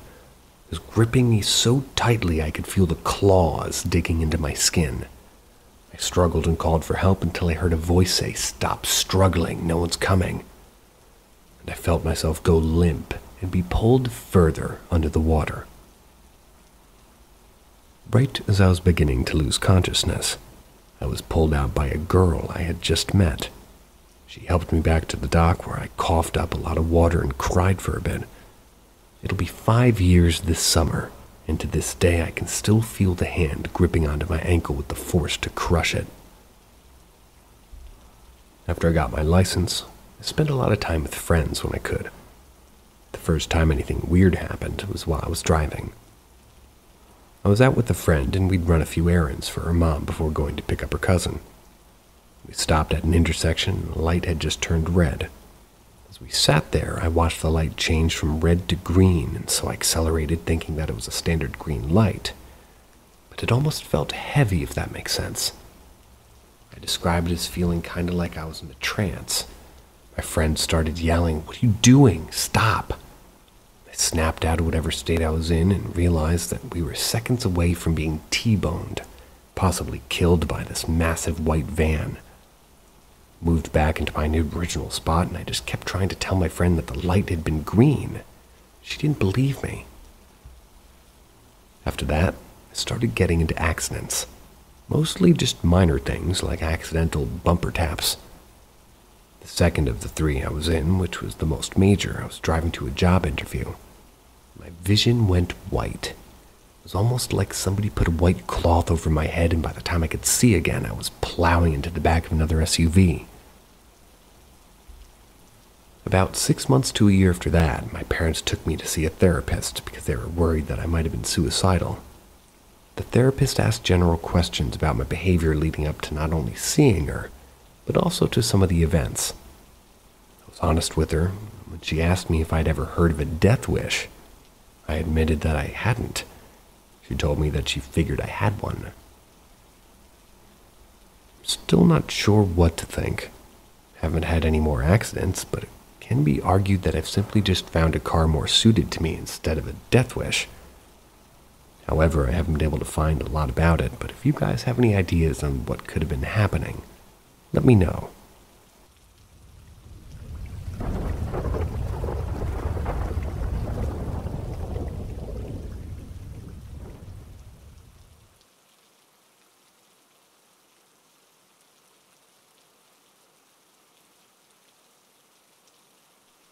In the ceiling. My dorm in sophomore year of college was haunted.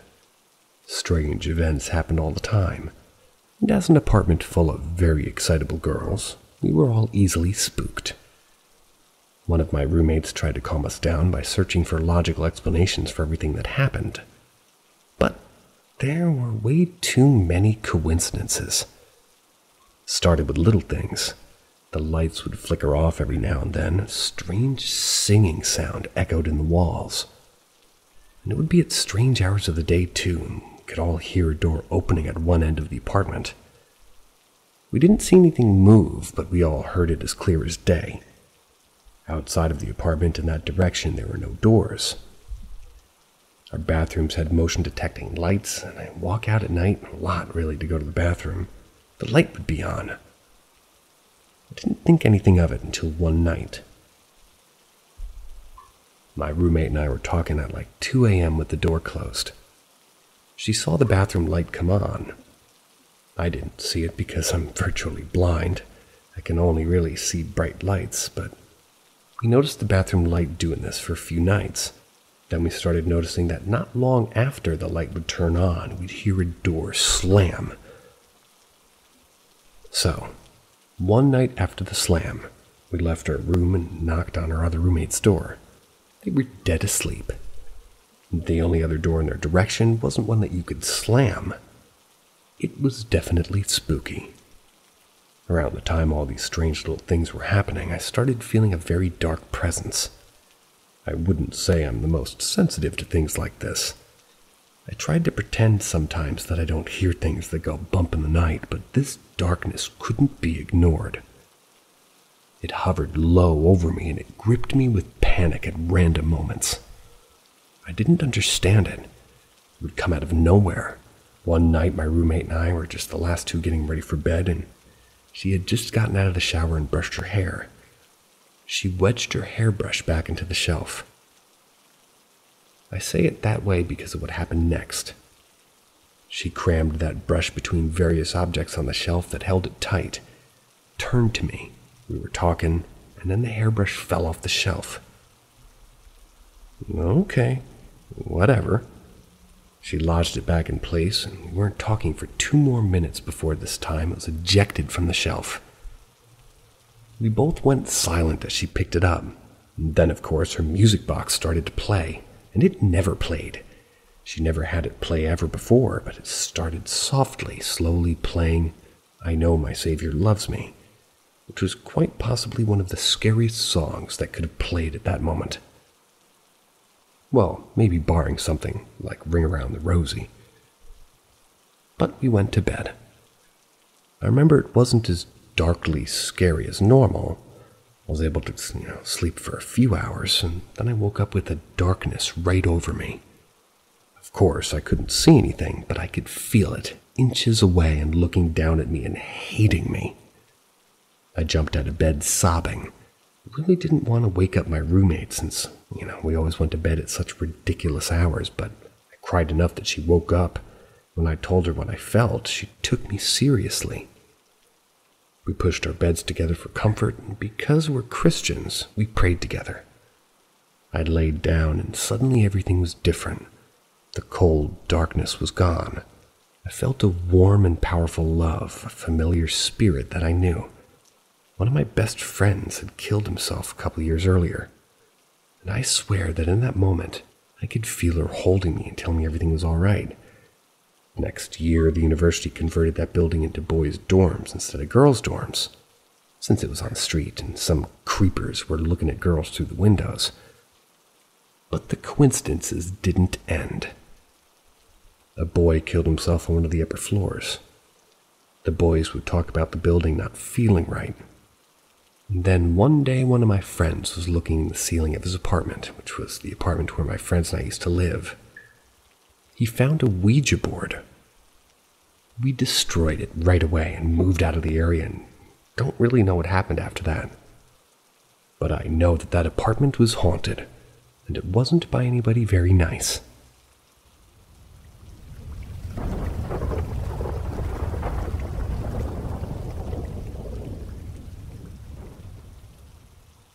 Friend's spirit or mental break. So in order to understand this story, I have to rewind all the way back to when I was in the 1st grade. I had a friend named Blanca. The thing that amused me about Blanca was that, her name matched her appearance. She was pale, and when I say pale, I'm talking she could have stood by a wall and maybe she'd blend in. Her dark brown hair with straight-cut bangs contrasted this, making it more dramatic. She had or has a twin, but I don't remember the twin's name. Blanca didn't really speak ever, but we were just always kind of together at school. She did speak once that I remember. That was her counting pennies.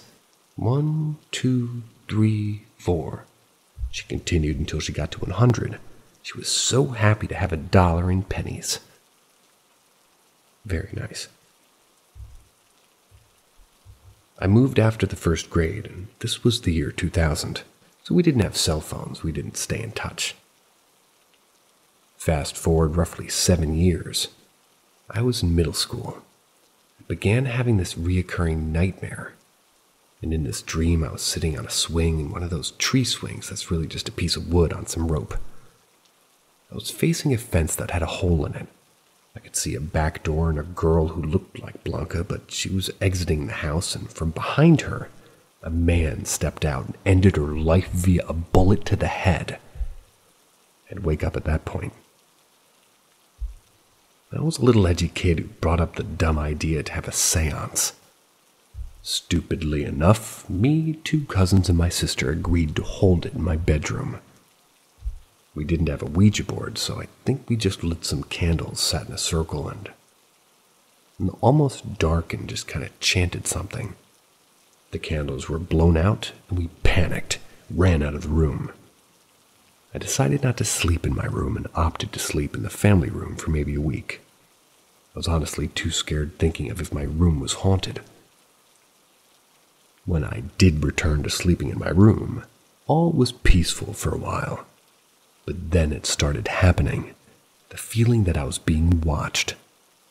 Every now and then as I was trying to sleep, I'd get that feeling. When I looked, it would be a girl in the corner of my room, and she looked exactly like Blanca. And I mean 6-year-old her, like since I didn't know her long enough to see her age. She would stand in the corner with her head down. One night I asked, "What do you want?" To which she simply looked at me. She looked miserable. But then she just disappeared. Over the next year or so, I would also get the same feeling for different reasons. I would open my eyes one night to see a bunch of men in suits and top hats just staring down at me in my bed. Blank expressions. They surrounded my bed. I quickly closed my eyes and pretended to sleep for fear of them doing something to me if I looked at them too long.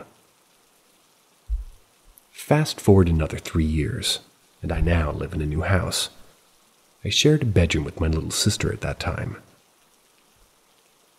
One night as I was trying to sleep, and my sister was already sound asleep in her bed across the room, I looked over to my sister's bed. I saw the same girl. She was sitting on my sister's bed. I wanted to scream, but I couldn't even breathe. I tried, but no sound would come out, and finally, when I did manage to breathe, she was gone, and honestly, I was just more focused on breathing at that point. After that, I never saw the girl again. I'd looked for any obituaries or anything I could find, but I was a kid when I knew her, so I didn't know her last name. I still do wonder sometimes. Also, I'm aware that, she sounds like a stereotypical spirit anybody would make up, but this is what the maybe spirit looked like, and also what my friend at the time looked like, so still unsure if it was real or if I was really paranoid and gullible. See ya. Thanks for listening.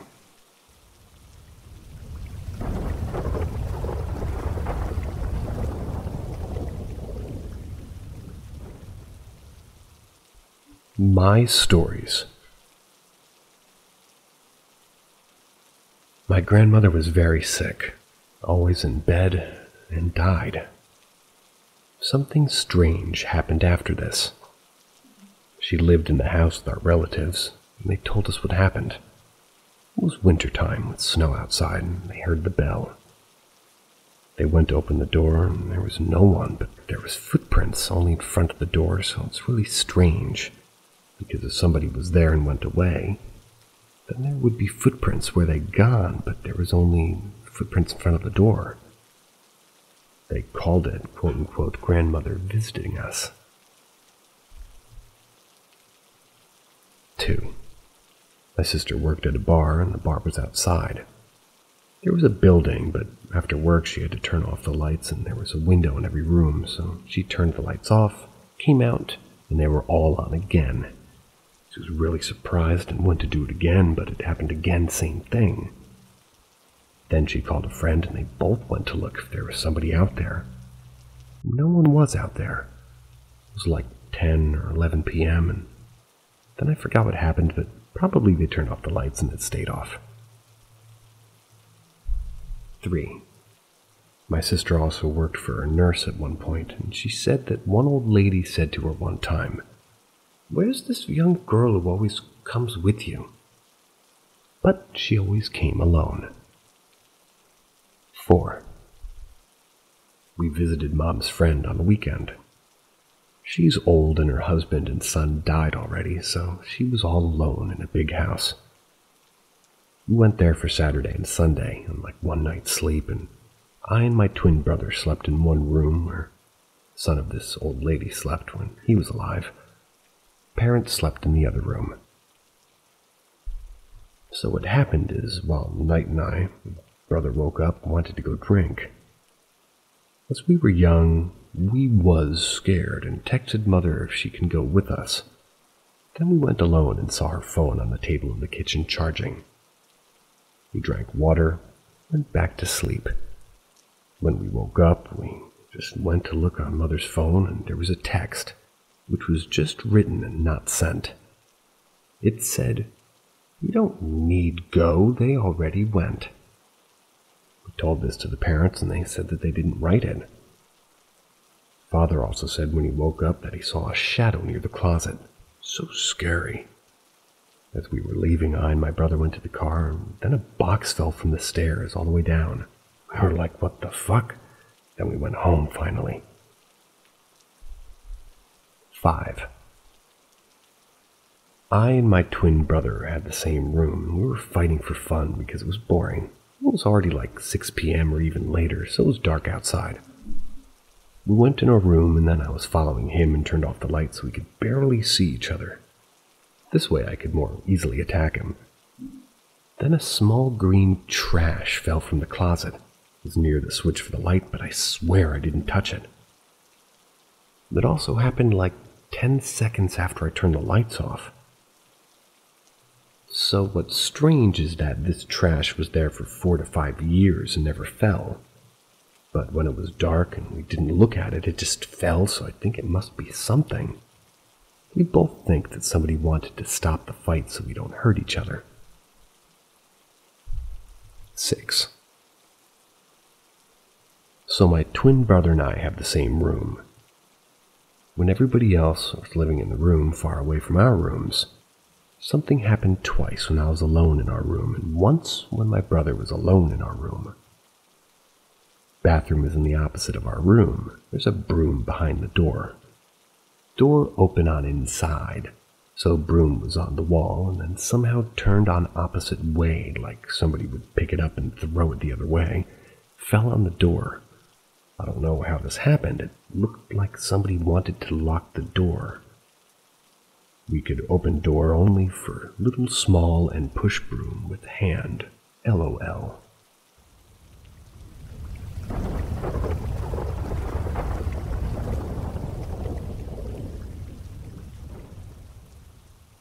Lucid sleep paralysis, interdimensional being. So I was sleeping. I think I got stuck in between being asleep and being awake. I thought I woke up, I thought I was awake, I tried to get up, but I couldn't move. I've had sleep paralysis before, but this time was different. This time I was 100% conscious and lucid. I wasn't scared, I just laid there. And I just remembered thinking about how long is this gonna be like this time. And so after a few minutes I tried to get up again, and I realized that I can move my arms all over my body parts, but not. Well, imagine phantom limb syndrome, but the difference is I don't have any missing limbs. So I could move everything, but my real body wasn't moving at all. I can move all of my limbs out of my body except for my head. I I cannot remove my head from the pillow like I was able to move my arms and legs out of my body. Except for my head, and I can't remove my head from the pillows like I was able to move my arms and legs out of my body. And the strangest thing out of all of this experience really is that I could see my hands when I moved them, while my real arms and hands remained motionless on my body. So I'm literally waving my arms around and I could see them, but they were transparent. Now I'm thinking, am I fucking dead? Because only when I moved and waved my arms and hands around I can see them, but when I was still, they disappeared. They went from transparent to gone. My knees were up in the air and my feet were on the bed with the rest of my body with the blanket on me from the waist down. I had my iPad with a case that had a stand on it. It was placed on my stomach where I originally fell asleep. During all this, I grabbed my iPad and put it next to me. I felt like the case closed together in the back and I heard it close. I watched myself do it, but it felt lighter. And it was like I took the soul out of my iPad or vice versa because it was also transparent, at least when I grabbed it and placed it next to me. I did that 2 more times and my real iPad remained on my stomach. Only when I moved my hands and arms I could see them, and when I stopped they were invisible completely. So I'm laying there like 10 minutes goes by and I started to get bored, I guess, and I wanted to move my hands around again. I wanted to watch what was happening, wanted to experiment. So I started to touch my face and it felt squishy and just weird, and the next thing I did was I interlocked my fingers like I would crack all my fingers. The moment I did that, something big crawled from my right shoulder across my body and bit onto my hand. It didn't hurt bad, but I felt it.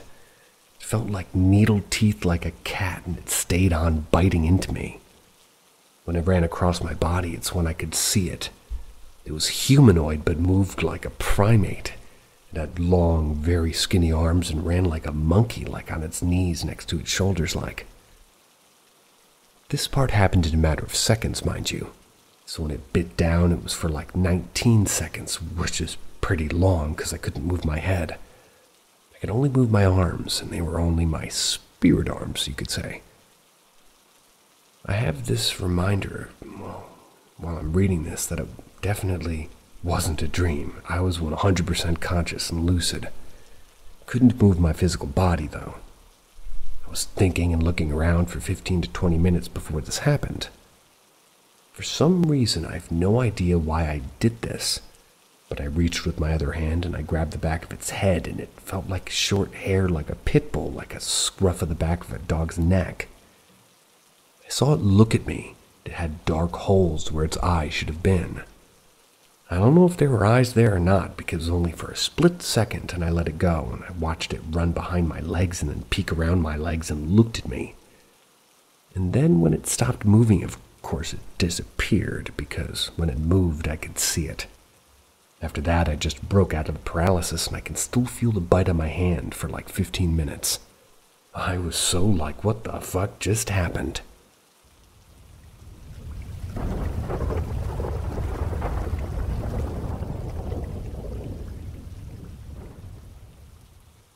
Paranormal Ouija Encounter. Story 1. Haunted Garage. I move in with my sister and her ex into a little renovated garage unit made into a living room and a kitchen area. It's like a 1-bed and bath. It's in Berea, Kentucky, or Berea. She told me it was haunted because she would hear footsteps and noises coming from the living room when no one was home but her. From the get-go, that place felt off. Everyone always got the heavy feeling of being watched. Everywhere else but the bedroom, including the bathroom. And one say I told you, Henry, that we didn't like when we even, stared at us, especially in the shower. Not to be a perv, they only used the bedroom in the facilities when necessary, as there was no furniture in the living room. The neighbor gave me a couple wooden chairs. I brought them over to my house. My sister didn't want them there, but I just still sat them there against the wall and went about my day. Well, the next time I went into the living room, One of the chairs had been moved to the middle of the floor underneath the ceiling fan. I asked if anybody moved it, and she mouthed off, "I don't even want them here. Why would I fool with them?" So I just placed them back against the wall, and the next time I went in there, it had happened again. We had heard rumors about a man hanging himself in there, and I suppose that just sums it up. Also, one night my sister had her friend Matilda over, and we were all sitting in bed in a triangle. Her friend and I are at the foot of the bed, and we're just talking when I saw a quarter-sized black orb float from the front of the wall up over the top blinds and then disappear. The blinds were closed, and it was nighttime, so it wasn't a headlight or anything like that. I stopped talking, and I just said, "I saw something." Matilda said she did too, and elaborated exactly what I saw. We also had had bad dreams there. Story number 2. The Soaring Pan. I was spending the night with my friend Raspberry at her brother Michael's house. Their other brother Spaulding, her boyfriend Barney, and 2 cats were also there. It was around 11 p.m. when she broke out from her glow-in-the-dark Ouija board with the light-up planchette. We all head upstairs to the closet, including the cats. Leaving no one or nothing to debunk our experience, we were all very serious about playing it. And we wouldn't have goofed off, so we sit down, light a few candles, and begin asking if there's anybody there who'd like to speak to us. We get a yes, and all look at each other. We plan on asking random questions, and I remember the last question being, "Are you in this house?" "No."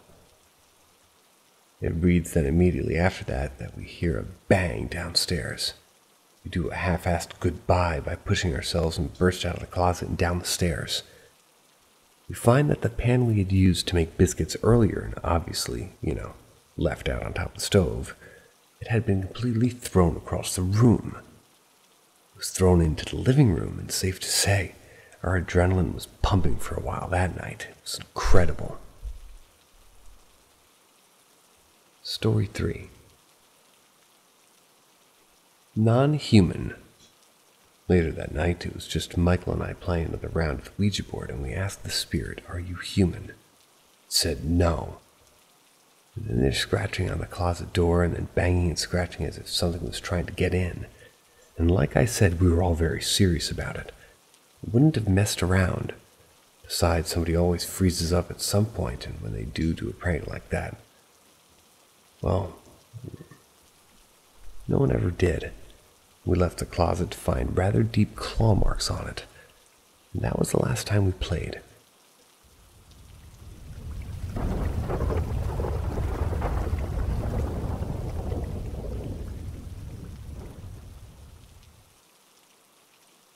My experiences with bumps in the night. I have had many experiences with orbs, ghosts, bumps, and interactions in my home. Here are the biggest. The first one is pretty cool in my opinion. First one. My wife is a childhood diabetic, and sometimes at night her sugar levels will drop dangerously, which can put her into a coma.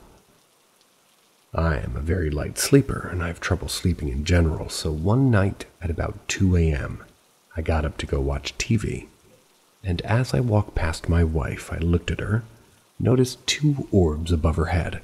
One was bright yellow, and one was white and yellow. I looked and took a couple more steps, and then went, "What the hell?" I backed up, and sure enough, the orbs were still above her head, so I went to check on my wife, and sure enough, she was profusely sweating, a sign of low sugar. We figured those orbs were her parents. That is cool. 2. Another night I came back to bed and noticed an orb on my bed. I sat down on my bed and moved the blankets around, lifting them up and stuff to see if it was a light trick, but the orb just stayed there. I moved around, waved my hands, but the light was never blocked. Then I heard a thump on the floor and noticed the orb was now at the base of our dresser and about shoulder height of our dear cat Winston, who had passed in 2007. Still miss him so much. We've all often felt him jump on the bed or off. 3. And again, I was up watching hockey at about 4 a.m. when I noticed a black triangle zip across the screen against a white ice. Hey, there's a bird in the stadium, I thought, so I rewound the game. It was PVR, but no bird. The next night I just climbed into bed when I felt 2 tugs on my blanket right by my should. I'm going to go with shoulder. 2 tugs on my blanket right next to my shoulder, but I ignored it. The next night as I lay in bed, I felt a heavy weight sit on the edge of the bed beside me. Scared the crap out of me, and after that, he didn't return. But my wife has a friend who can interact with spirits, and she said it was someone named Kevin. 4. This one I hate. I have a fan that has a safety feature. If you touch the fan, it should stop the fan so kids can't be hurt. But suddenly every night for months at 3 a.m.-ish, the fan would stop. And when it stops, it makes a loud electrical sound, like a buzzing. The fan never stops at any other time except then. I always felt that there was something standing in that corner watching me every night, and this freaked me, so I moved the fan to an empty room, and guess what? It doesn't stop. If it stopped at random times, it's on from like 9 p.m. to 9 a.m. I would say it's maybe an electrical problem, but every night at around 3 a.m., bit strange. This one just happened 2 nights ago.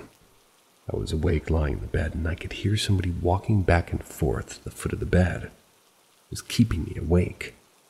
Then I heard a tapping sound from our baseboard heater, and then walking and tapping. Well, this was too much, so I growled, "Will you fuck off? You're keeping me awake." And right after I said this, there was a loud thump on the floor, like I startled it, and the air in the room immediately became lighter. I have many more experiences, but these are the best. I guess I am a bit in tune to spirits. For number 3, I think I brought it on myself, knowing I'm a bit sensitive to spirits. And I had been saying in my mind, if any spirit needs help, and you're a good spirit, I'll try to help you. I guess Kevin needed help. I guess I'll see you later.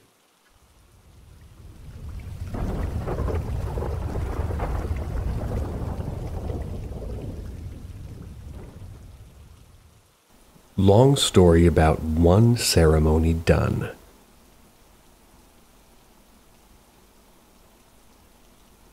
This story happened to a member of our family, but on my father's side, his sister Vicky. That and her daughter Amy and husband Dan. They all live about an hour outside the county seat town where they reside. Amy and Dan lived on a farm in a less populated area, and Dan worked a regular day job. Amy worked nights as a nurse. They had 2 little children. After the move, Dan was killed in a traffic accident. Amy had the vehicle towed to the farm. It was placed in front of the house, but a ways from the front of the house. Trouble started during the wake and funeral for Dan.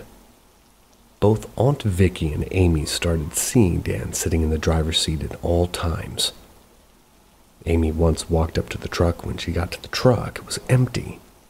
But yet, as my cousin walked to the truck, Aunt Vicky could still see Dan sitting in the truck. Amy found several white feathers during that week. When she walked to the truck to check to see if who or what was sitting in the truck, this feather was placed on the truck hood. The second feather was found as Amy walked into the funeral home to arrange services. The third and final feather was found at the dining room table the day of the funeral. Amy's house had weird happenings on the day of the funeral itself. The lower level door was closed but not locked, and it was locked when Aunt Vicky and Amy left the house. The front door was open and unlocked. The gun safe had marks of something trying to pry it open. Nothing was taken from it, the safe or the home. Condolence cards were scattered all over the floor off the dining room table, but the white feather was the only item on the table. They both stated that the condolence cards were stacked neatly on the table in piles, opened and unopened. Aunt Vicky called my mom to help. They were terrified to stay at that house. Amy couldn't understand why Dan would be terrorizing the family. My mom performed a ceremony to determine what was going on with the house or Dan. She sung her peyote songs, burned sage, and conversed with Dan. 1. First, my mother stated that someone was watching the house. Across from the house was a tree line of undeveloped property. A specific tree had a Y shape. This person had been smoking, eating, sitting undisguised. Food wrappers, piles of butts. After the ceremony, the hiding spot was revealed to be my aunt, mom, or cousin. The happenings of the funeral day was actual break-in. My mom told them the person was scared off and left in a hurry. He would not be back ever due to this ceremony. 3. The feathers were from Dan to Amy.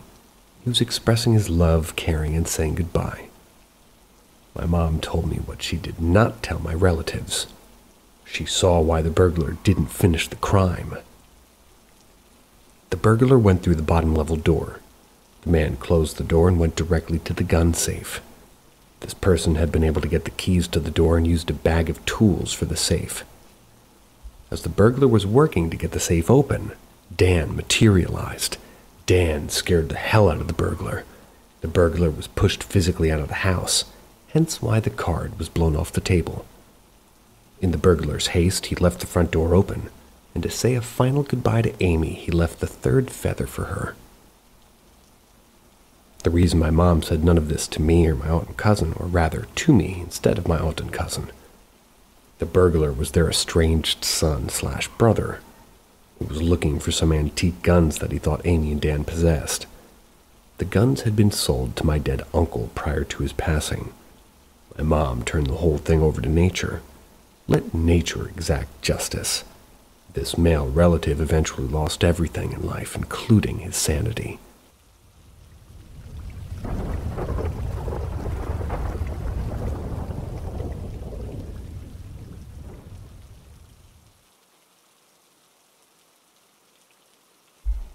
My personal experiences with paranormal things. It was very late. I was visiting a friend. I was at his parents' house. It's a very small village near a larger city. Incredibly quiet area, no sounds. He told me many times that a specific time in the evening was when he would walk alone or with his girlfriend, and a woman's laughter would be heard. One day he walked through a field to a place where he heard laughter and voices. The only thing he found was a cross stuck in a tree. The next day he asked his parents if something had happened here, but no one knew the history of this place. Coming to the point. Several times I decided that we were near this place at a specific time, but nothing happened, and that very day I was visiting him. It was very late and I decided that maybe he would walk me a short distance toward my house. I'll continue on foot. We stood in front of the gate of his house. We heard rustling in the neighbor's yard 5 meters away from us, as if somebody was moving there. At one point, a green cloud shot up with the outlines of a human figure. She flew for 3 seconds high above our heads and disappeared. We were completely shocked, even though I consider myself a psychic. I've seen a lot of strange, inexplicable things in my life. I know I attract these things. It was the most powerful event I've ever experienced. And I've never experienced such close contact with something inexplicable. Personally, for many years, my friend and I traveled around the country to abandoned places. Urbex, like the atmosphere of forgotten places. Bonus story. I go cycling with another friend some summer day. We didn't make it back before sunset and it was completely dark. We were in a complete wilderness. At one point, a 3 or 4 meter tall figure ran across her path. It was a shadow, but it happened completely silently. No steps, nothing. The fields around us were cultivated after harvest, so this figure didn't run into the wheat or anything like that. She just disappeared. Big, flat, empty fields around us, no bushes. I just looked at my friend and asked if he had seen it too. He confirmed. Yet another situation with my friends. We decided that we would go for a walk in the forest, in a completely remote area. There are lots of small villages and forests around my city. Without extending the story, when we entered the forest, we heard the cracking of branches getting closer and closer to us. We thought it was probably a large animal, so we retreated. The road from the forest through the field led to the village. It's about 2 kilometers away. The moon was shining very brightly, so despite the darkness, it was possible to recognize where we were heading and what was surrounding us mostly. At some point, I heard somebody walking to my right, but both friends were to my left. The first thing that happened that scared us. We heard radio sounds as if somebody was communicating with someone, completely incomprehensible. We immediately quickened our pace. We heard footsteps again as if somebody was still walking with us.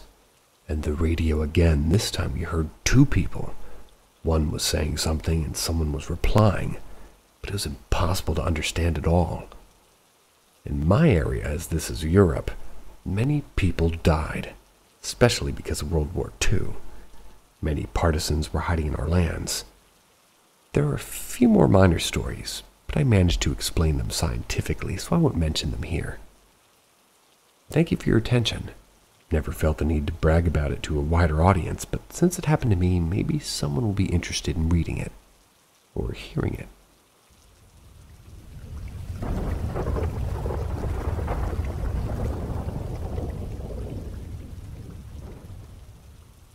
Ask Reddit. Me and my family, along with a family friend, went camping in a secluded woods clearing the family friend's father that they had found recently. At the time, me and their son were about 7 or 8 years old, and we were pretty close friends.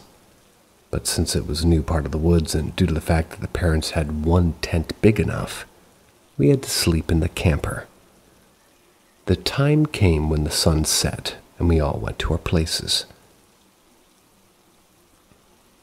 About 4 hours have passed now. Me and a friend, let's call him Mark, were bored. So we sneakily got out of the camper to explore while the parents slept, grabbed some flashlights and just went along our way. We got a bit far from the campsite and just went through the woods. There were quite a few hills and some dips in the path that we had found, until we noticed a large unnatural lump in a little bit deeper into the woods. We got closer, and it's a campfire that had very little fire left in it. Just specks of orange. But next to it was a mangled tent with the rods all pointed and scratched. There was the entrance flap ripped clean off, and on the ground a fair distance away from it. Being the curious idiots we were, we just welcomed ourselves into the broken thing, and there was nobody in it. Just a little tiny pouch sort of a thing. We looted it and started to run off from where we came from.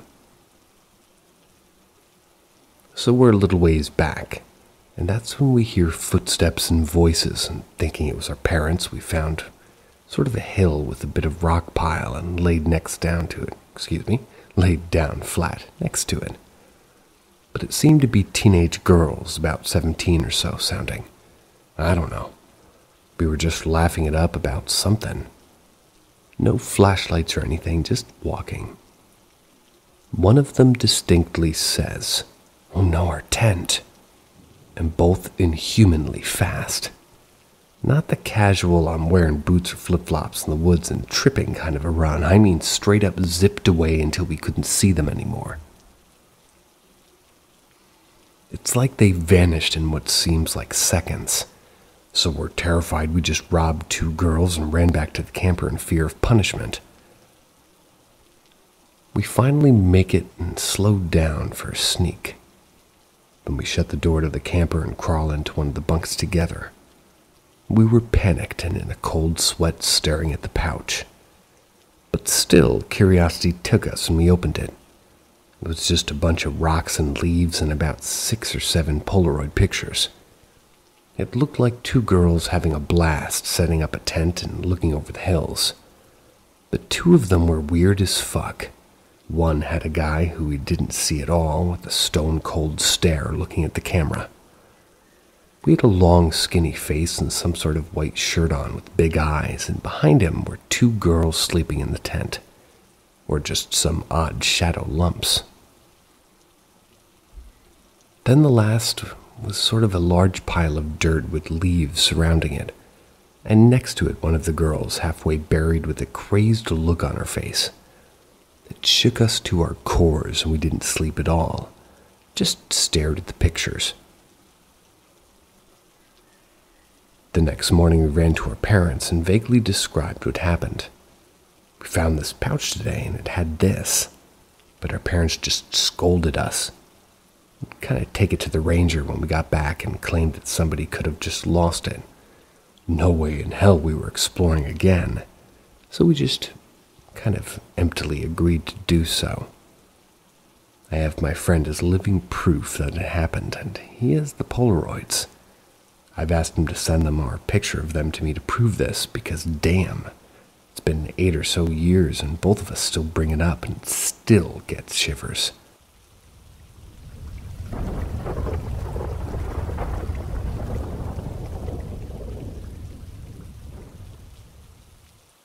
Interesting visitor last night, this morning. I was at a wine dinner with friends last night. As the night winded down, my friends, both husband and wife, invited me to stay the night. Laura, one of my best friends, a woman I regard as a sister, went upstairs and sort of tidied up a guest bedroom for me. A few hours later, I went to bed. Between 4 a.m. and 6 a.m., not only that, but they happen when I sleep on my back. But not this morning. I was accosted while my back was turned toward the direction of the bedroom door. It's important that you know the bedroom is closed, and more importantly, that you know it's close proximity to the bed I'm sleeping in. We're talking inches. This time of morning, you can consider me a light sleeper. All of a sudden, I feel a presence in the room. The presence walked through the guest bedroom door in a determined fashion. I know because of the footsteps I heard and felt on both sides of the door as they entered. Something has entered the room. It was so real that I almost spun around and turned to see. My mind was thinking, is this one of my friends coming up to check on me? But that's silly. They would have knocked first. Then I remembered from a previous experience that this was an ethereal visit. Let's see where this goes. You see, if I had woken up fully and spun around, the ethereal presence would have evaporated. I then thought, Keith, just continue in your slumber and see where this goes. Do nothing. The presence having entered the room, one immediately gets in bed with me. My back is facing the door. I'm sleeping on the left side of the bed, enough room for a person to enter the mattress and join me. And that's exactly what happens. There were several more footsteps leading to the bed, and 2 mattress indentations.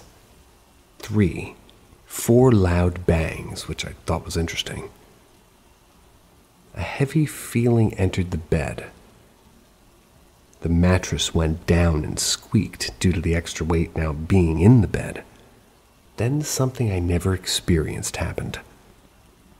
This presence immediately dropped, cradled, spoon position. I felt 2 hands rest on my shoulder and then a warm breath. All of this felt so real that it almost prompted me to spin around. That's how real it was.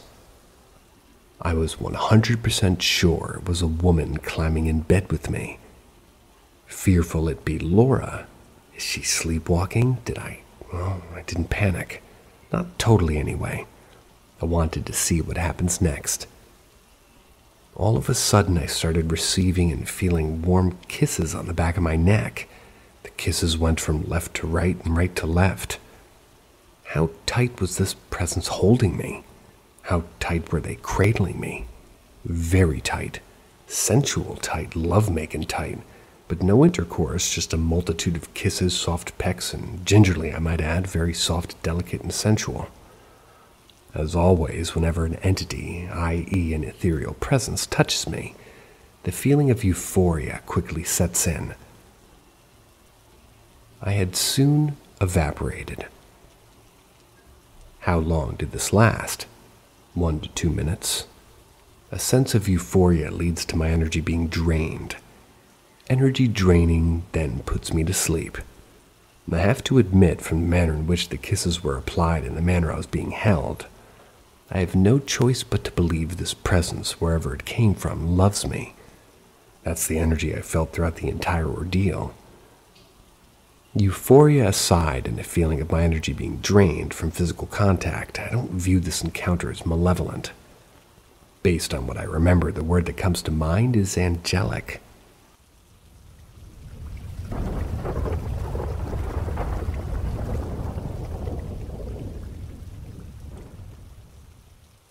The Midnight Chess, February 29th. There's an urban legend that terrifies and fascinates in equal measure, known as the game of death. If you're a chess enthusiast, I assure you this story will amaze you. Mark February 29th on your calendar, for it is the appointed day. Being a leap year day, it only occurs once every 4 years. On February 29th, before midnight, go to a room where you can be alone. Close the blinds or windows, turn off the lights, and light some candles. You must set up a chessboard on a table, taking the black pieces for yourself and leaving the white pieces set up in front. When the clock strikes midnight, close your eyes and say out loud, "I challenge you to a game." With your eyes closed, wait about a minute. Then slowly open your eyes. Direct your gaze to the board, and you'll see a pawn begin to move slowly as you hear a disturbing laugh.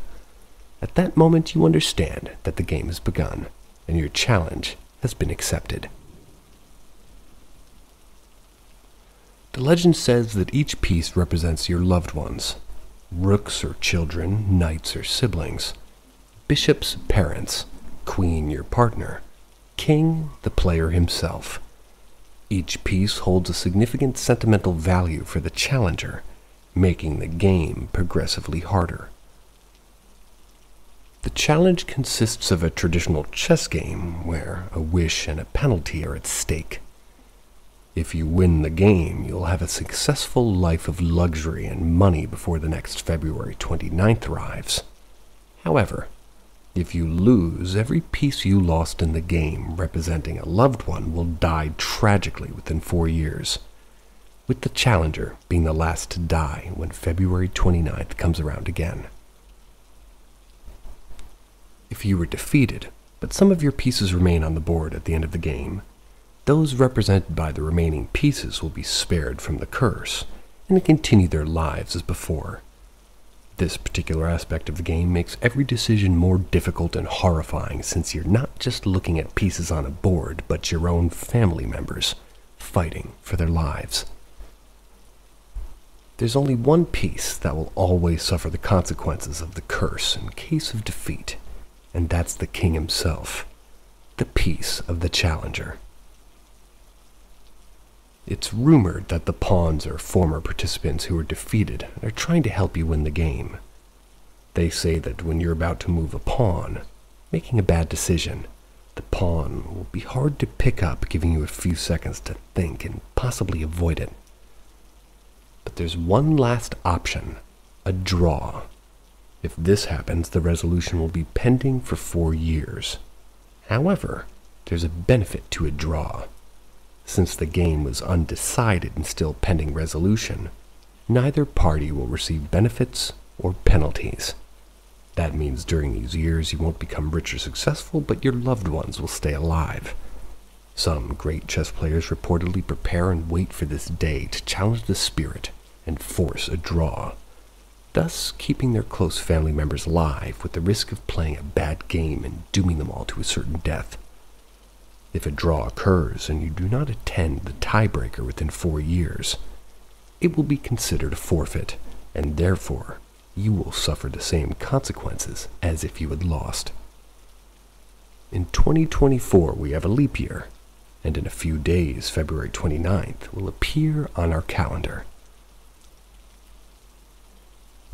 which has already passed. So gotta wait another 4 years.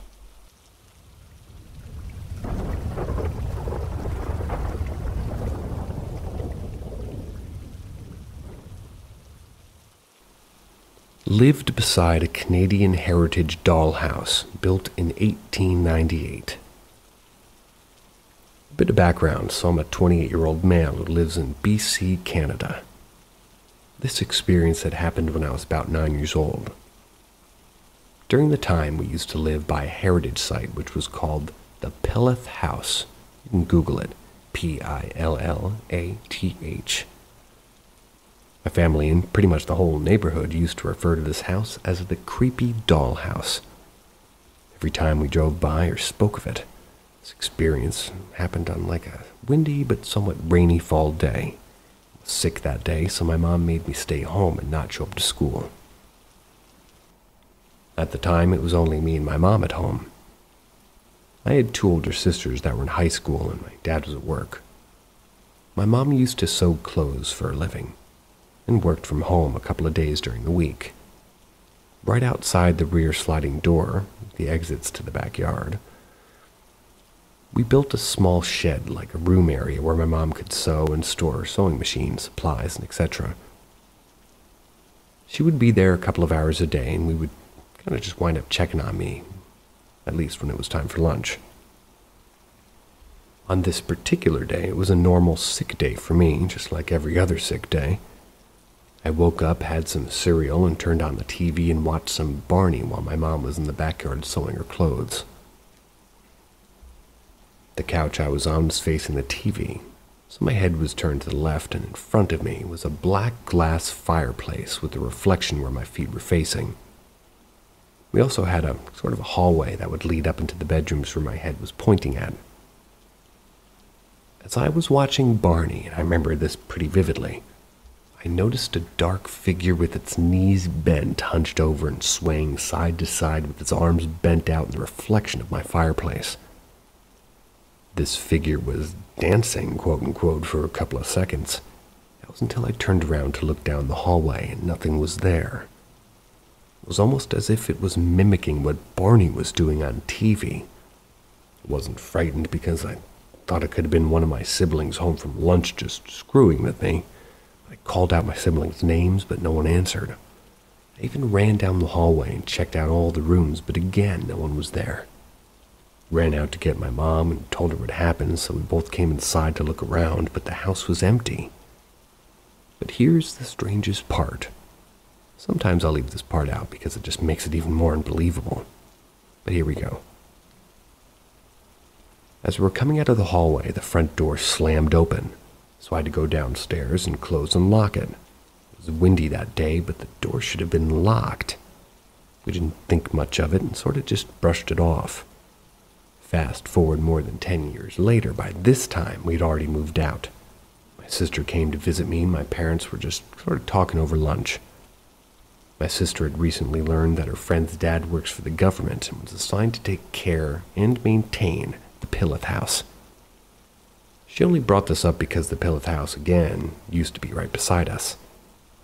This would require him to stay at night so he could wake up and do yard work. Apparently, he's had some frequent experiences in that house, such as random footsteps, knocking, but mostly somebody jumping on his bed while he was trying to sleep. He was never bothered by it because it was so frequent. He mentioned that there is a spirit of a little boy and a man in the house. She was telling us this, and I immediately connected the dots. I'm pretty sure I met that little boy and it seemed like he just wanted to play. I remember at the time when it happened, I wasn't at all scared. But now I think about it, it is a bit creepy.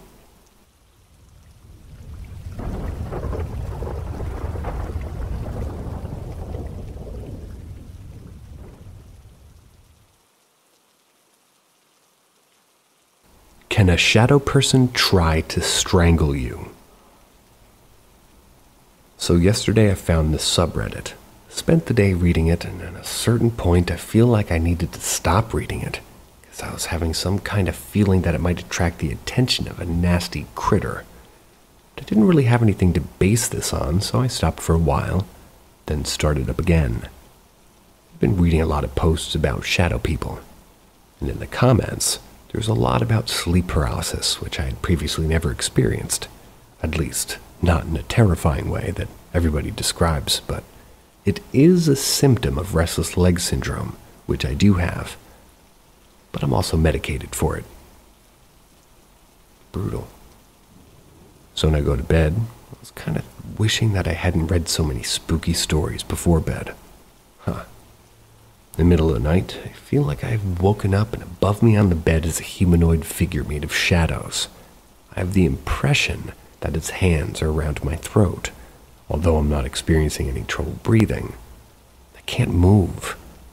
I remembered from all the posts that I'd read yesterday that I'm supposed to be stronger than anything that comes at a person while they're in sleep paralysis.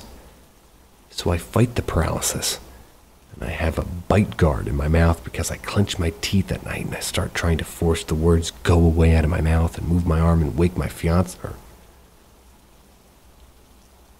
I didn't write that. And eventually I'm able to force the words out after a lot of shitty mumble attempts. Get my arm to touch my guy. Okay.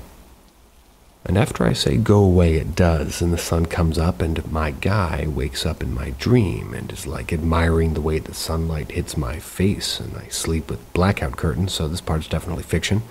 Then I actually wake up. The weird thing is that I didn't have a lot of feelings of serious lingering fear. I mostly feel loved, but I'm still half asleep. But like a half asleep, safe, go away.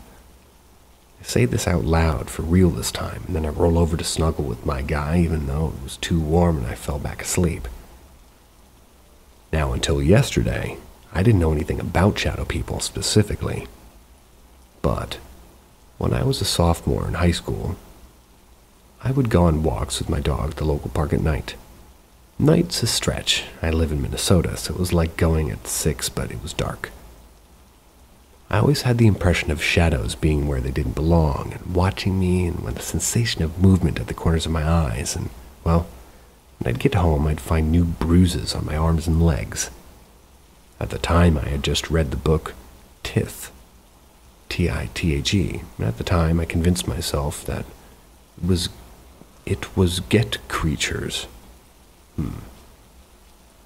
Get creatures, apparently. So I stopped going out at night, but I had a lot of trouble sleeping at night because I just felt like I was being watched. It was that feeling you had when you were a child when you're too scared to open your eyes for fear of what was in your room at night, but as a high schooler. Everyone told me I was imagining it, and I was like, I know, but it means my mind's a horrible place to be. Years later, I was diagnosed as bipolar. I just chalked it up to that, but it should be noted that I'm type 2 bipolar, and since then I'd had no hallucinations. I would just get really depressed, or when I was manic, I would just be really artistically productive, and a little slutty and bubblier, and I'd spend all of my money on stupid shit. Anyway, I just wanted to get some feedback on whether it was just an odd dream, especially because it seems like shadow people are mostly just kind of watchers from the posts I read yesterday.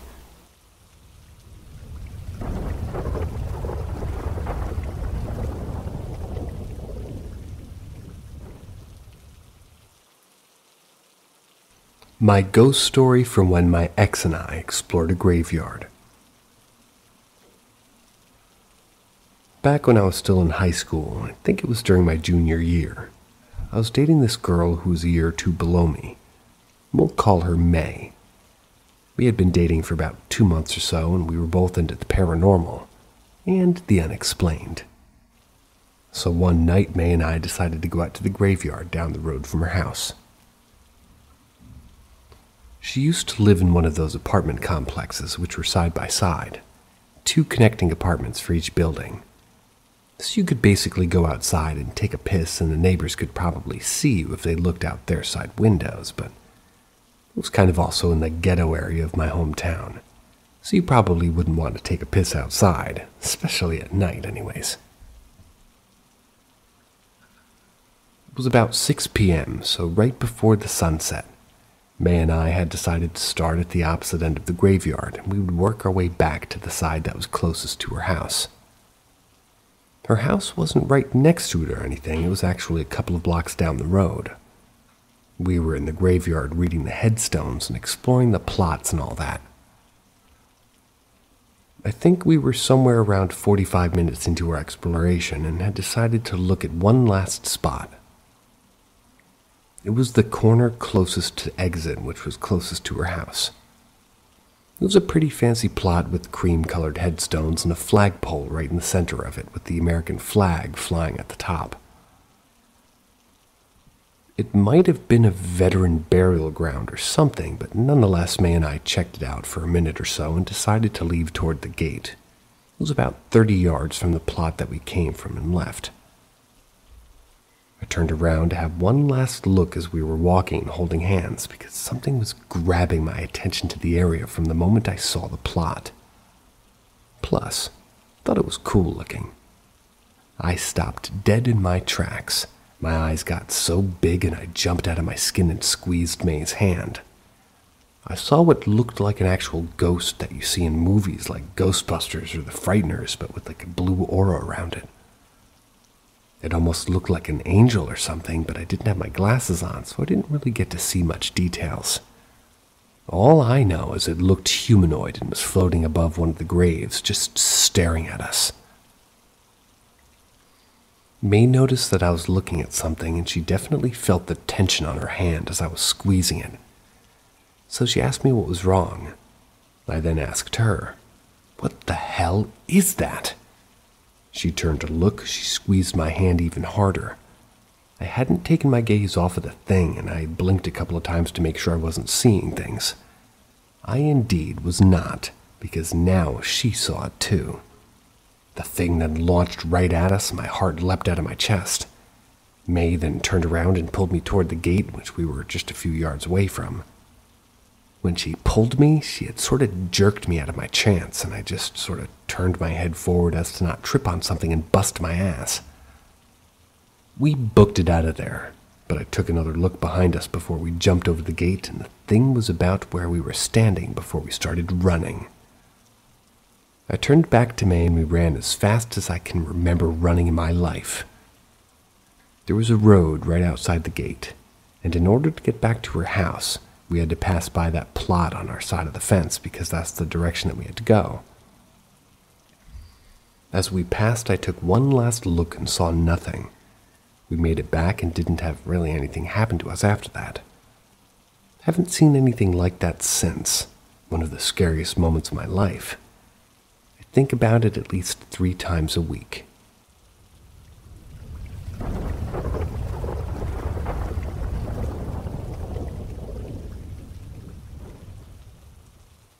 My church is definitely haunted. Here are a few stories of the ghosts. Story context. My church was built in 1875, so it'll be 150 years old next year. Stop roasting me for accidentally saying 100. No problem. It's a big church and has 3 levels, but most paranormal activity happens on the top floor where the sanctuary and offices are. Directly off the sanctuary is a meeting and lunchroom. We call it the GPR room. The choir members wait to come out to service in the room, and all the committees meet there too. A lot of activity happens here. None of the ghosts truly like crowds, but my mother cleans the church, and I'll help her so often when I'm in the church with very few other living people. All this activity, plus other stories I'll share later, has happened in the last 3 years of going to this church. Story number 1. Whispering Man. In the GPR room, there's a male ghost who whispers in your ear, like directly into it. There's no warning, so he scares you any time, and his tone sounds confused, like he's asking a question.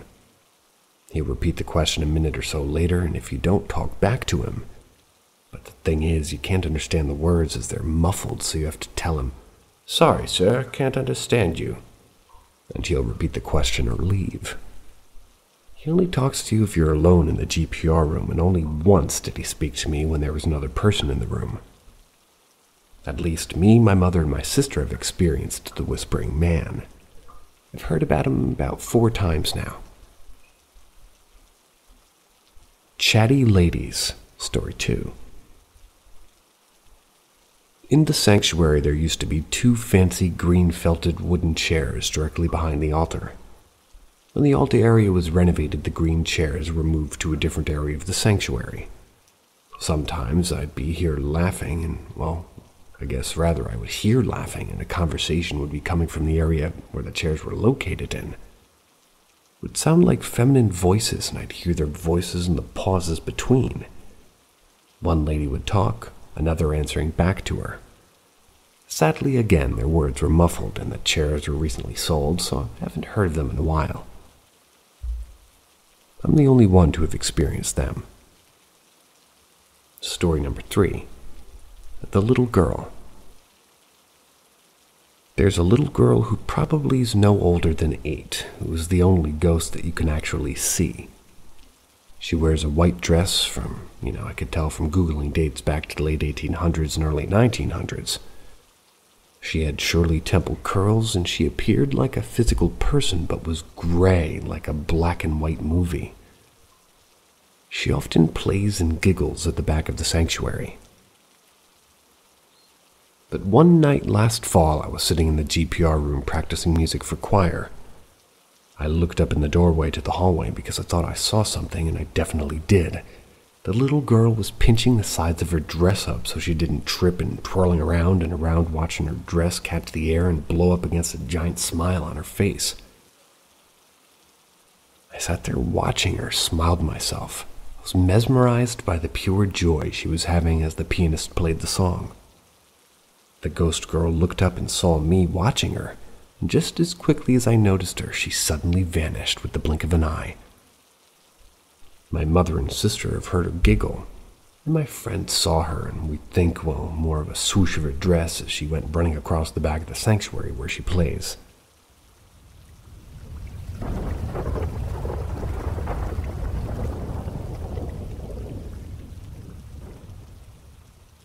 I'm originally from California. My entire family resides in Los Angeles. Unfortunately or fortunately, we moved when I was about 2 to a small town in Texas. So as I like to flex, I'm Cali-made, Texas-raised. Although some of my father's siblings moved in with us due to better job opportunities, we still made frequent visits and often spent a majority of our summers on the West Coast. It was always an adventure every time we went down to visit. Some of the most bizarre experiences in my young adult life from my summers down in Cali. There's one memorable moment that's always stood out to me and my cousins. It's one of our staple memories that we all often discuss, and now as adults, try to figure out. One summer when I was about 11 or 12, me and my cousins spent most of the days outside my grandmother's house. She lived next to an apartment complex in Lawndale, California. Being bored, we always, the beginning of many great adventures, this happens. And on this particular afternoon, me and my cousins decided to play Charmed. It was a bunch of us girl cousins that played witches with powers, and our boy cousins would be the demons. Sounds silly, but it was like tag, but in teams and make-believe powers. As we played, we saw a little girl above looking at us. She had blonde, short, curly hair, and she was in a nightgown. She stared at us with this uneasy grin and what I can only describe as a loud stare. She was standing near a rail on the 3rd floor. I say a loud stare because when I got uncomfortable and broke eye contact, I looked back and all of my cousins were just glazing up at her, almost mesmerized. It's also important to note that I was the second oldest in this group of 12 to 6-year-olds. For some reason it felt wrong and I yelled out, "Hey!" They all looked at me. I knew something was wrong because my little cousins didn't speak or react. The apartment complex was open and exposed to the outside from my grandma's backyard. I could see the 2nd and 3rd floor and all the doors that lead to that apartment. When we turned around, the girl was on the 2nd floor closer to us. Me and my older cousin shared a look of despair. We knew something was off at the moment, but we didn't question how she moved so quickly. We didn't want to scare the kids. She still had the same stare and look on her face, and without breaking her grin, she almost asked if she could play with us. Me and my older cousin told her no. We both, for some rude reason, cussed her out. I should also mention that I'm Mexican American, and in our culture we're taught to curse out the bad spirits. I think me and my older cousin knew something wasn't human about her. The energy felt heavy, and at this point my younger cousin seemed frozen in fear. Immediately after we cussed her out, we had a blackout. They're pretty common in LA. It wasn't the first time we'd experienced a blackout. But what happened next was unexplainable. When we looked back at the young girl, she was walking on the utility pole electric wire. We could see her squared over almost like an owl, and she stared at us and continued to stand up and walk away. We all ran inside, and shortly after, the lights came back on. We never saw that little girl again. My grandmother had several friends who lived at that apartment complex, and no one knew who or what apartment she came from. She simply was never seen again.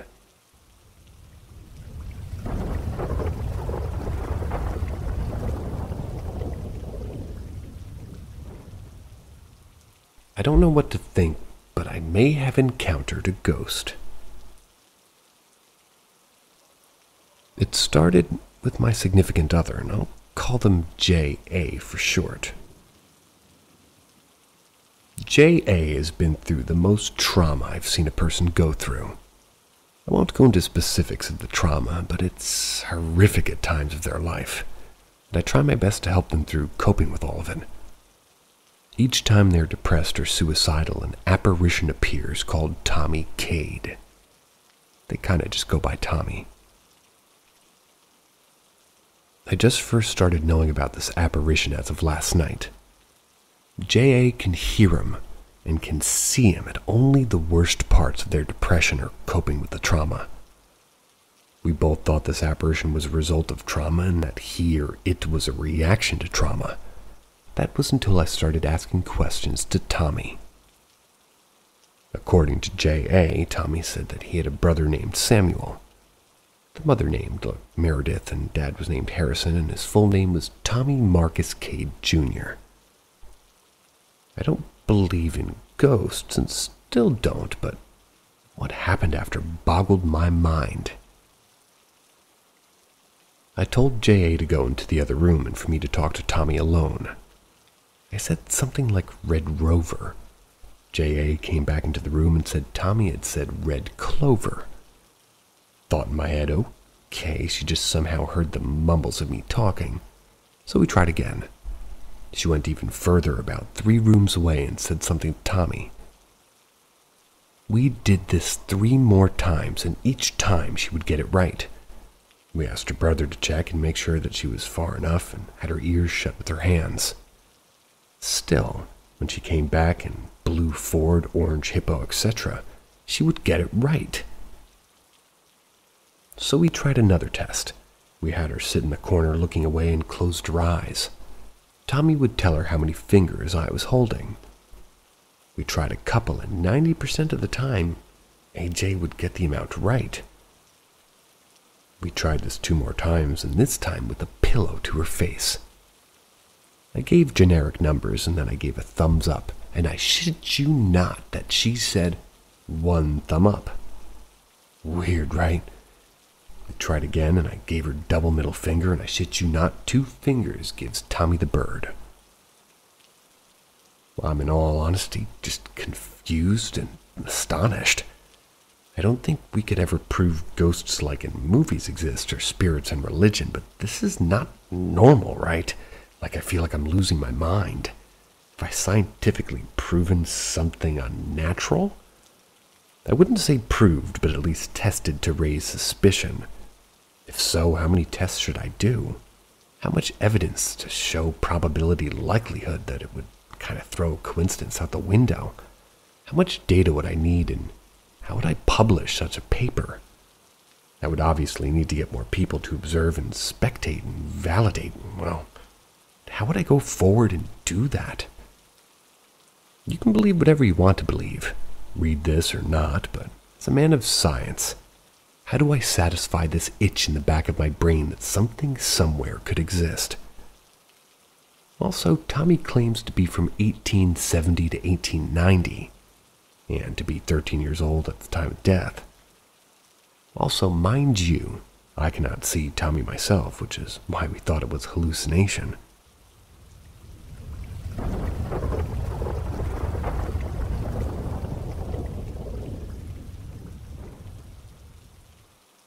Weird knocking on my door. I have a story of something that has just happened to me a few days ago. First, I will explain my situation a little bit, just to add context. I live alone with just me and my little dog. I don't talk to many people, so I guess in my adult years I've settled down quite a bit. With those things being said, I'll get to the story. My house is kind of big, but it has no upstairs, and it has 3 doors. 1 door in the front, 1 door in the back, and a sliding glass door in my bedroom. It also has double garage doors. So by now, most people know me. They know that my bedroom, and they know that it's an easy way to catch me off guard when they come to my house looking for me. They come to my bedroom sliding glass door and knock for me, which, by the way, I can't stand. So recently I've been covering up the entire windows on that door so nobody can just come right to my bedroom and see me sleeping or laying naked with a girl, etc. And yeah, it's happened. Anyway, so like I was saying, I have a deed just to become a little bit accustomed to people I know coming and knocking on my bedroom door, even though I don't much care for it. Now, as of recent, I've been rearranging my house, so it's a bit of a mess and a lot of things are just stacked up in my bedroom. So for the past 2 months, I've been sleeping in my living room on the couch. So the other morning, I was home all day that day. So I was sleeping, and at around 9 a.m., I heard a light knocking on the sliding glass doors. My bedroom is right next to the living room, so it woke me up. Usually my little dog will bark at anybody knocking, and I mean anything. She's a little yapper. I wake up and I'm laying there, and I look at her laying next to me, and she was awake. Nothing out of her mouth. The knocks were light in the sense that it seemed like they didn't want to be inconsiderate since it was still morning. At least that's what I was thinking. So I'm thinking, okay, the dog just must not have heard it. Then, as I was thinking that, more knocking, but this time a bit louder as another attempt to get attention of whoever's inside. Still nothing from my dog, which is so strange. Like I said, she barks at the wind guys. So now I'm thinking, okay, not expecting anybody, and I know it's not the cops because they knock loud. So I get up, sneak into my kitchen to look outside by my bedroom. There's a little concrete patio out there. Well, no one's there, so I go over toward my back door. I look out into the driveway. Once again, nobody there, no cars, no nothing. There was nobody. I texted everybody I talked to, which is, well, only about 5 people. They all said that they weren't here. They all just didn't say anything when I told them what happened, like I was crazy. I know it wasn't the mailman because my mail doesn't come until around noon and both of my neighbors have been at work. And I have since asked them that, and it wasn't them either. Shit. Like, this really messes with my head because I know what I heard, and I know what my bedroom glass door sounds like when it's being knocked on. I've seen weird things before, at least here at this house, but never something like this. Could it have been a bird? Let me know what you guys think. Talented bird.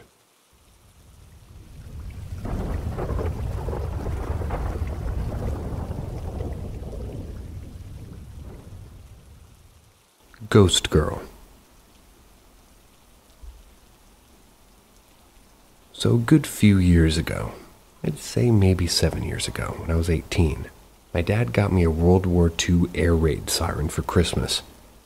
It was seriously cool and I took it outside immediately to give it a go.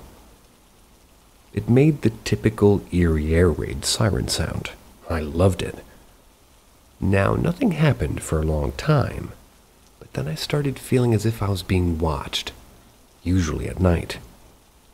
Then one Friday, I was gaming with my friends on Xbox Live, and in the middle of the game, I saw someone standing to my right, next to the air raid siren. I turned to look, and there's this little girl in a white nightdress and long black hair facing away from me, and toward the door I was speechless. She was completely solid like a real person. I could even see her shoulders rise and fall as she breathed. Yet she said and did nothing. She just stood there for the whole time she was there, couldn't look away, couldn't talk or anything. Then when she was gone, I returned to the Xbox chat and told my friends what I saw, and we joked. I felt creeped out, but nothing else. Now this happened several more times. Each time she appeared, I couldn't do anything except stare at her. My friend said to film her and shout at her, but I just couldn't. And this was happening at random times throughout the day. Once was midday, and each time I saw her, she was facing away from me. I never saw her face, but she was always getting closer to my bed. One time, there was a woman standing with her, but she was also facing away from me and toward the door. None of my family paid any attention to me about it until I started waking up with nosebleeds. I woke up with nosebleeds, black eyes, and bruises all over my body. It looked like I'd partaken in Fight Club. I was getting these beatings like nightly. On one occasion, my sister and her boyfriend heard a girl giggling and ran across the bedroom. It was the only time the ghost girl seemed to visit any of my family. Now, because of the beatings, my mom contemplated getting a priest in to bless the air raid siren in hopes of putting an end to it. My dad did some research. According to where the air raid siren's been stationed back in the day and kept, no one had died near it or become attached to it. I never told my girlfriend at the time about the ghost girl because I knew she'd never come around. So one night we're curled up in my bed. It's a single bed. She's by the wall and I'm on the edge. And as I'm nearly falling off, I tell her to move over. And stupid old me, I said the wrong girl's name. As I'm sure you can all understand, if your partner said the wrong name, you wouldn't be too happy. So she rolls over to have a go at me and immediately turns back around and starts sobbing into the bed, refusing to look back toward me. Get up, turn on the light, ask her why she's crying. She's thinking it's because I said the wrong name, or I was thinking that, but that's when she finally and slowly looks up, and she was as pale as snow, staring past me, the edge of the bed.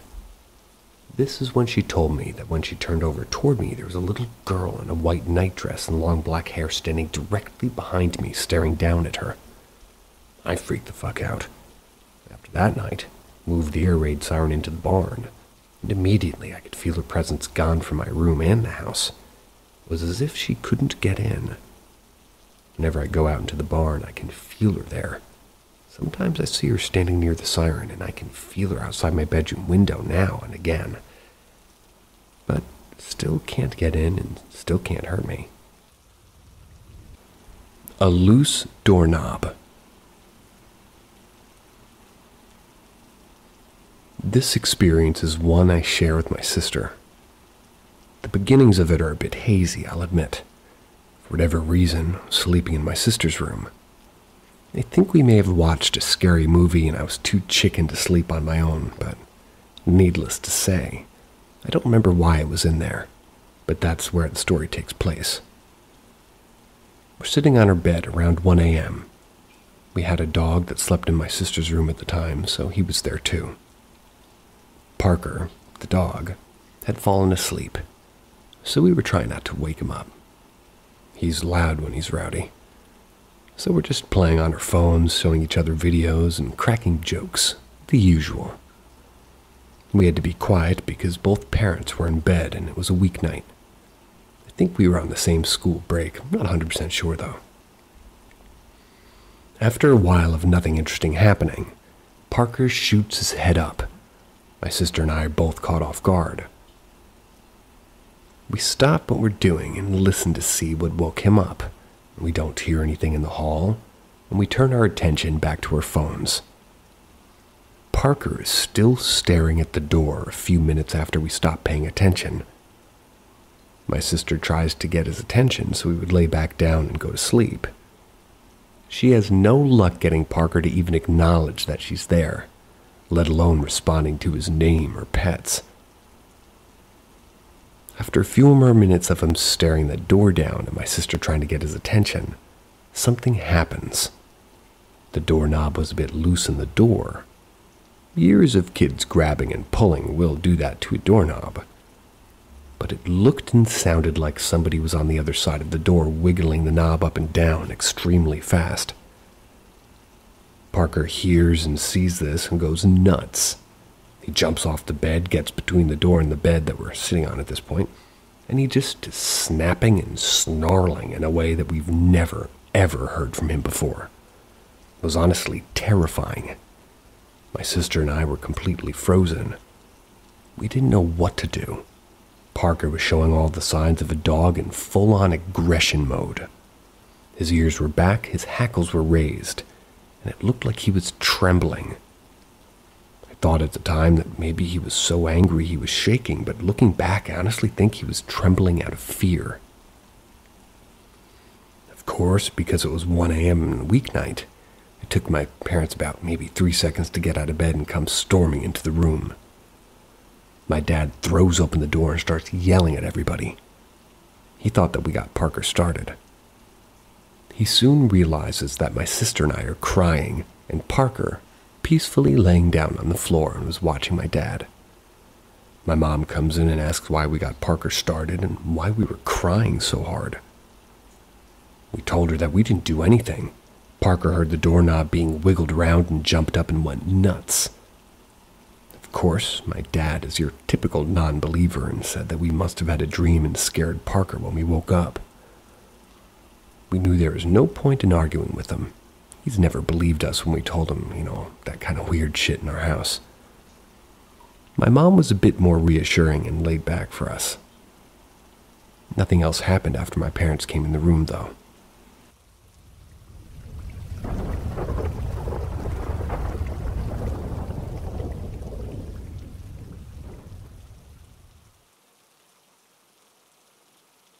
A few tales about my neighborhood.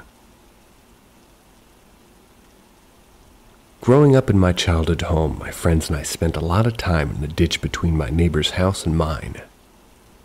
We would do a whole bunch of things, like crawling through the drainage pipes. Only when it was sunny, of course. We would play in the ditch while it rained, and it was super fun when the water built up. We did some other forms of tomfoolery, too. One day I was hanging out in the ditch with a couple of my friends when we heard this whistling. We all got quiet for a moment and listened very hard. It was getting closer and closer while we all looked around, panicked, trying to figure out if it was someone messing with us. We all get out of the ditch looking around everywhere and didn't see anyone. Soon it sounded like the whistling was coming from behind us. We booked it to my house. We all took a few minutes to settle down and was still looking around to see if it was someone's older sibling being a jerk. But we never did see anyone. We all discussed how scared we were and how it felt like the hairs on the back of our necks stood up the closer the whistling got. We never saw anything, and we never heard the approach of anyone that might have been whistling. Once my mom and I were taking a walk around the neighborhood to get out of the house for a little bit. We were a couple of streets away from our street and walking next to the local park. It was midsummer in the middle of Georgia, so the temperature was about 95 degrees. I don't know why I agreed to walk. I hate sweating.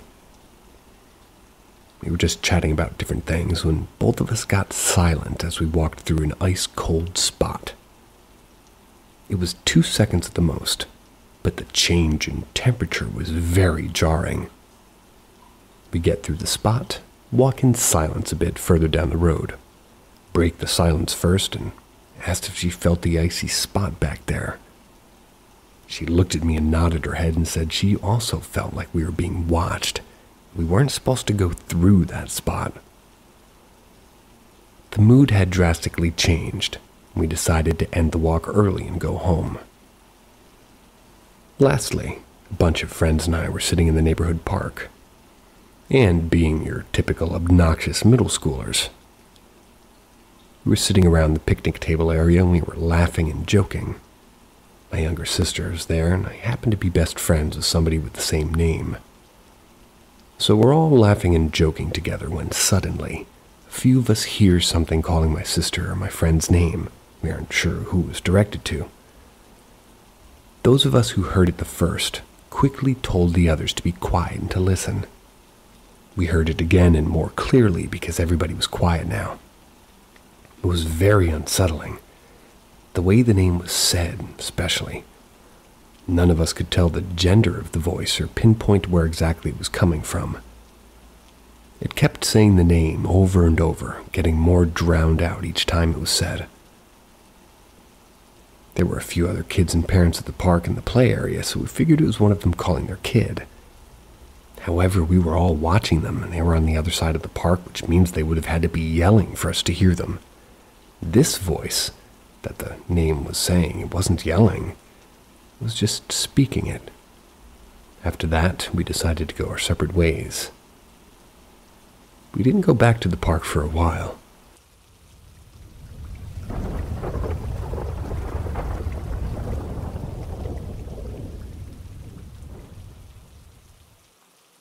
Ask Reddit. That would be the bridge.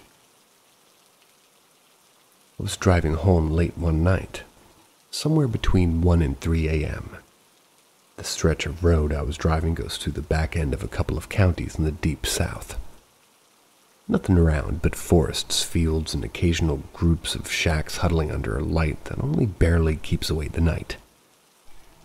I'd driven the stretch of road many times before, even at this time of night, so it wasn't really a big deal, just a long trip. Since there was rarely any traffic that time of night, during the day you could always count on at least a handful of cars somewhere around. I was able to turn the stereo up and push the pedal down. Then I came to this bridge. Nothing really noteworthy about it. It's not ancient or covered bridge, or really all that spooky. Just a concrete span over swampland, trees growing right up near the edge and turning the road into a dim trail at the bottom of a dark canyon. I'd been over this bridge many times before, and aside from being fairly long, it wasn't really noteworthy. Until that night. It was humid out, and as the temperature dropped, there was a little bit of fog. Not enough to really slow me down, but I had to turn off the high beams. So I'm shooting across the bridge, and it hits me that it seems to be taking longer than normal to get across it. Maybe I was just tired. Maybe my mind was playing tricks on me.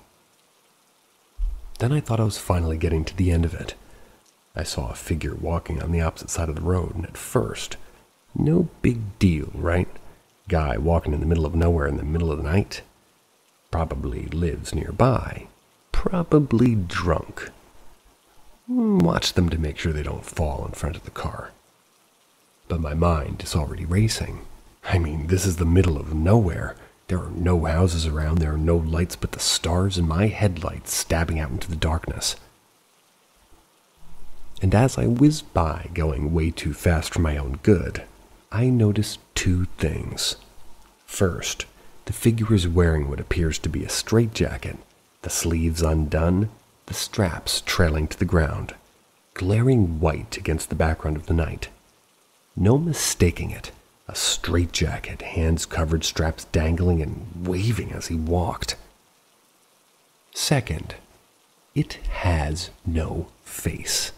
Like, there's no head there, there's a head shape, and the place where a face should be, but no face. Just an expanse of darkness that took to be his skin. I chalked it up to going really fast. Contrast between the white jacket and the dark skin at night, and thinking creepy thoughts. I mean, surely I couldn't have just seen that. I tried to spot him in my rearview mirror, but it was so dark there was nothing to be seen. I slowed down a little and was suddenly off the end of the bridge and on a normal 2-lane blacktop again. I did briefly consider turning around, seeing what it was. Surely it was just a trick of the light or my mind playing tricks on me, right? But I still remember being my heart pounding in fear as I sped through the darkness driving home.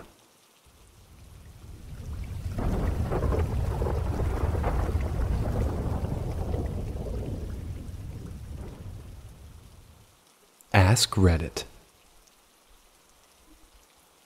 Not camping per se, and thankfully no horrors on that front yet. Probably because I sleep with earplugs so I don't scare myself to death. But last summer I took a shot at astrophotography with my DSLR and a new lens in this tiny town in Utah.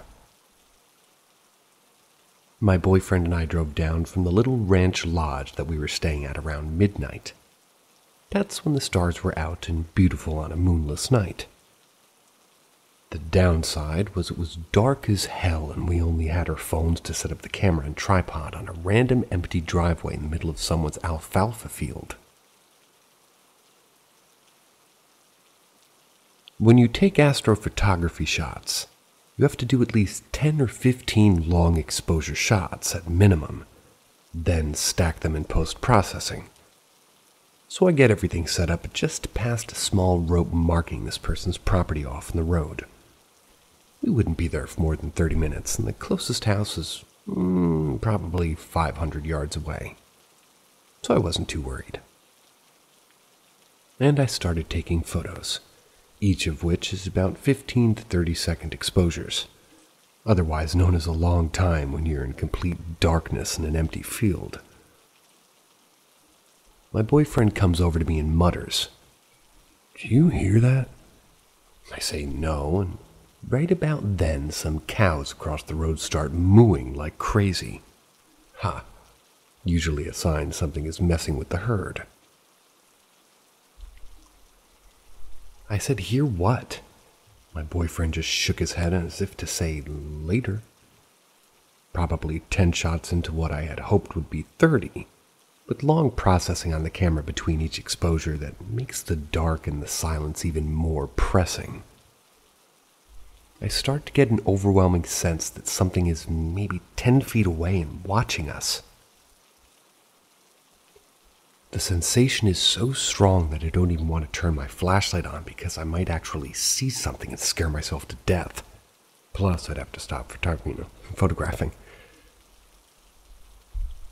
So I'm standing there getting incredibly antsy, as this feeling becomes more powerful. I've never felt anything like it before or since. It was a sense of immense animosity of being preyed on from something just past arm's length. At 15 shots, my boyfriend says, "Can we please go?" And keep in mind, this is a 6'5" strong guy who never backs down from anything. I paused for 5 seconds to reflect on how uncomfortable I felt myself, then skipped breaking down the tripod to basically sprint to the car, stuff the camera on the tripod next to me, and hop in. Boyfriend was even faster. I asked him what he was hearing as we sped back to the lodge, and he said, "Heavy breathing right next to us the whole time." Now I know it could have been a mountain lion or even a random dog or something, but I've never felt so watched in my life. With such a terrible amount of animosity. I didn't end up with too great of a shot because we didn't take too many exposures, but I can post it for credibility if anybody wants.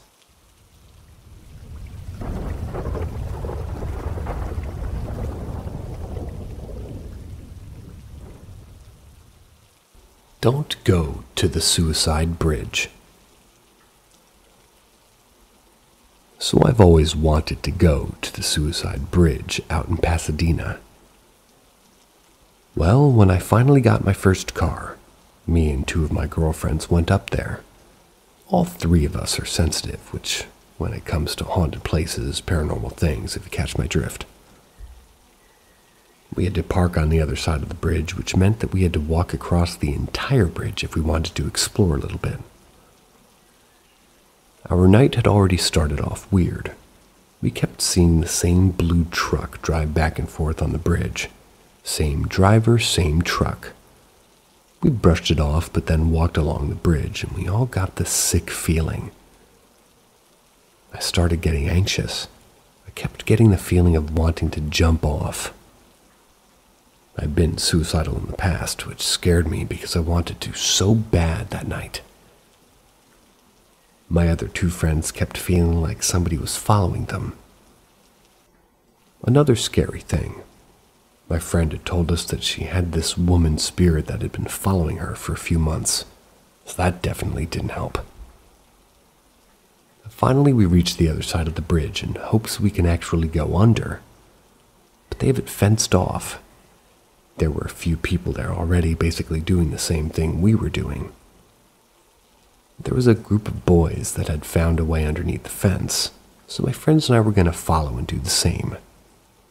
For some reason, we couldn't find the area the boys went under, so we were going to go over. Almost immediately, we all hear this woman scream bloody murder. Never seen a group of kids jump and run so fast. We're all pretty sure it was just somebody telling us to get off the fence, but nonetheless scary. Anyways, we start to head back to my car, but decided to walk on the other side. The side where the lights were much more dim and the whole vibe just felt dark. We all started to feel really anxious, and I started to get hot. I felt like people were reaching out to us.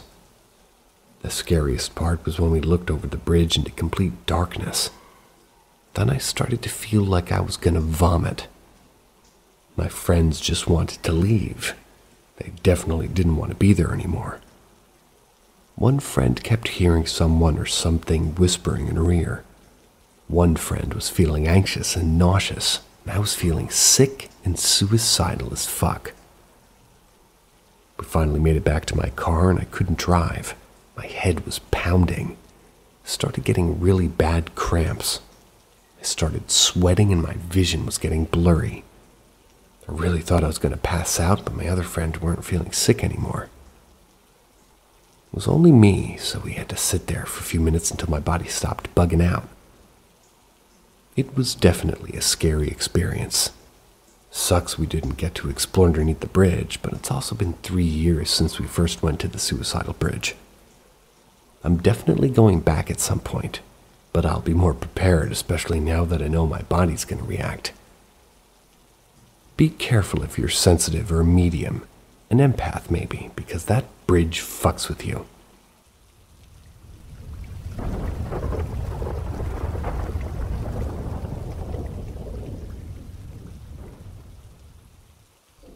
Interdimensional interference. My name is Jenna Durfee. Back in 2012, my family unknowingly moved across the street from my ex-boyfriend's new girlfriend's house. My ex, who I hadn't stopped thinking about since we broke up in 2010, whom I thought was my twin flame. I came outside from visiting my family and was standing outside across the street. I was sure I manifested this or that it was fate uniting us once again. It honestly felt like a cruel cosmic joke from the universe. We lived across the street for a year before speaking to each other. Flash forward to 2013, and this is when it started getting really weird. My brother passed away, and I had a premonition of his death. I'll get to this later. My ex decided that it's the right time to tell me he missed me and never wanted things to end between us the way that they did. He comes back into my life, and just kind of to dip out a few weeks and a few text messages later. Around the time he disappears again, I get a friend request of social media despite not having been active on it for years. The friend request? A man from Copenhagen, Denmark, under the guise of Alejandro No Name. He looks identical to my ex, and there were striking parallels between their lives at the time. I believe him to be one of my ex's doppelgangers. I've attached pictures of my ex and Mr. No Name. The resemblance is uncanny. So, he begins taunting me with posts. I message to inquire who he is, and he opens up dialogue by sending me a picture of 3 scars on his stomach from fights he had been in. Here's where I will lose some of you reading this. My brother knew how uncomfortable I was being across the street from that loser ex-boyfriend. So he mentioned one day that he had stabbed that kid 3 times. At the time, I knew it wasn't true and didn't address it. My brother was sick, and he would kind of black out sometimes. So the question is, why is a guy in another country taunting me? And why did he have scars from wounds that my brother mentioned were intended for my ex-boyfriend? What's going on here? I had an OBE with my brother before he passed away, to the point that he said I was in his room and, tapped him on the shoulder. I was awoken by him screaming. That's a story that I can expand if I'm asked, but it was also a premonition because I heard somebody grasping for breath before he awakened me, and with his yells. He overdosed in that room in the bed 2 weeks later. A light bulb shattered on the lamp in the room that he overdosed in a week after his death. I was in his room thinking about him, and as I approached the lamp to hit the switch, the light bulb shattered. I believe it to be residual or psychokinetic energy that caused it to shatter, but I'm more than open to other theories. I also had a premonition of my dad's death. I can explain upon that as well, if it were inquired of me.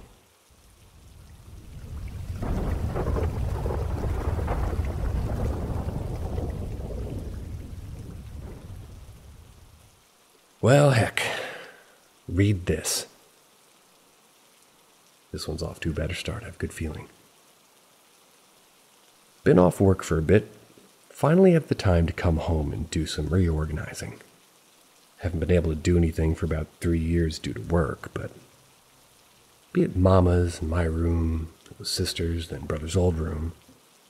That's 30 years worth of family items stacked with my stuff. My stuff got whacked into storage when I moved out 3 years ago, and Mama brought a coworker in to pay rent and help with the bills. We, being my mom and I, went through items and cleaned and organized that room. Proceeded to the cooler room that my father had made, and basically cold storage. It's like another bedroom converted in the basement. It's for dry goods and our firearms and our ammo. It's a clean, organized room with my stuff, and helps my mom sort some of the things of hers. Later on in the day, a sleeve of napkins decided to vacate itself out of the cupboard. It came off the top shelf and pushed its way opening the wooden door and lands behind me on the tiles in the kitchen. Before I could even say, shit, my mother goes, just say hi. Fuck, Mama, why are you so calm? Pick up the sleeve, and it doesn't weigh anything near enough to open the door of a cupboard. I said, hello? Just placed it back, moved on, went on with our day. I had to travel back to where I currently live in with my girlfriend. I drive home to where I currently live with my girlfriend, which is like 170-ish kilometers away. I get home, tell the girlfriend about the weird napkin experience. She thought it was my father, deceased 4 years at this point. Chatting and randomly hear blinds making noise in our bedroom. Check the room to see the windows closed, no draft in the room from a furnace. Furnace is taped shut. It's like the dust and output of the furnace directly over, your faces while you're sleeping. So that's shut. Anyhow, window shut, no draft, had super weird heebie-jeebie feelings. So I close the window blinds as I feel like something's looking at me from outside. Girlfriend now standing in the kitchen, we're talking about that noise and such, and I see over her shoulder our fridge door being pulled open. She also witnessed the fridge door open. The fridge door is on a hinge system, where it has to, quote unquote, hump it. Either shuts this point or opens. The design is there so it cannot randomly open. It's your standard LG fridge, swing doors. I couldn't replicate how the door opened. It would take more than 5 to 6 pounds of force to open. For some triggers on my guns take more tension to pull sort of a thing, like take a mechanical scale and pull on it to show force. She busted out her sage sticks, made me talk to it, telling it to be calm and such. Only good, bad, not welcome. Had opened the door and such, but was this my father or is this something else?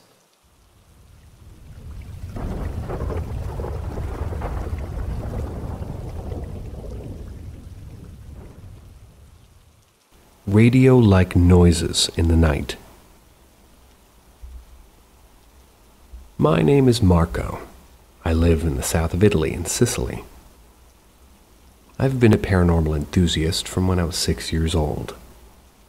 Although I had some strange experiences in the past, I always tried to think rationally, and I always tried to give a possible explanation to those happenings. And I can confirm you that I keep this approach still to this day. But recently, some particular occurrings left me scratching my head. Not quite terrified, but just confused. 2 or 3 weeks ago, I was in my house. I had just finished studying for my graduation exam. That would have taken place the day after. I decided to just relax a little bit, just sit in front of my porch enjoying the nighttime fresh air. As you can imagine, in that moment, I was basically riding a roller coaster of emotions. I was pulling out of the pockets of my headphones when suddenly a noise caught my attention. It was a radio-like noise, the noise that you might hear when your radio is trying to connect to a station that's far, just hard to connect with. I had no idea from where that sound could have been produced. It appeared to be not that far from me, and I live in a countryside neighborhood in which nobody would ever think to use radio in that hour of the night. It was strange, but in the end I had other weird things to think about. I blamed that on suggestion. Some days earlier, I read about Siren Head and the other creations of Trevor Henderson. So it had just been a suggestion, right? Well, a week ago, another one of these happenings made me doubt that. I was again sitting in the porch, but not the same. I actually had 2 porches, and while the first faces the gateway of the house, the other one faces my garden and some trees that I have. Again, I was enjoying the freshness of the Sicilian night, but this time I was also with my girlfriend. Like the other day, I was in a kind of a great state of emotion. I won't say why, but you can imagine. And while we were there, it happened again. I heard that same sound, but much, much closer. Almost coming from a tree that was like 5 meters far from us. I also can almost certainly tell you that this other occurrence happened almost at the same time as the first one before. But one other detail stood out the most for me. This time, mixed with the radio buzzing, it seemed like there was some disembodied voice that spoke God knows what. The voice also seemed to be from a radio. Curiously, my girlfriend told me that she heard something, but it was very different from what I heard. Some sort of mix between a growl and the sound of bushes when the wind blows. I'm not claiming that we're talking about a Siren Head sighting. It would be silly since the creature is just the creation of an illustrator. But then, why I heard that noise, and why I heard it in 2 precise moments in which I felt strong emotions, this is weird. but I'm not actually scared. I just wanted to share with you my experience, hoping to find somebody with some experience like the one that I had, or just somebody who can give me an explanation.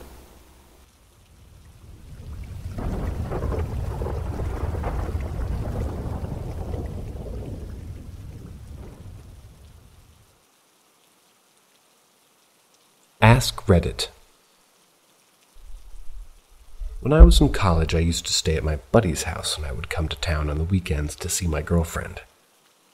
He would always tell me odd stories about the guy who used to live in the house before him.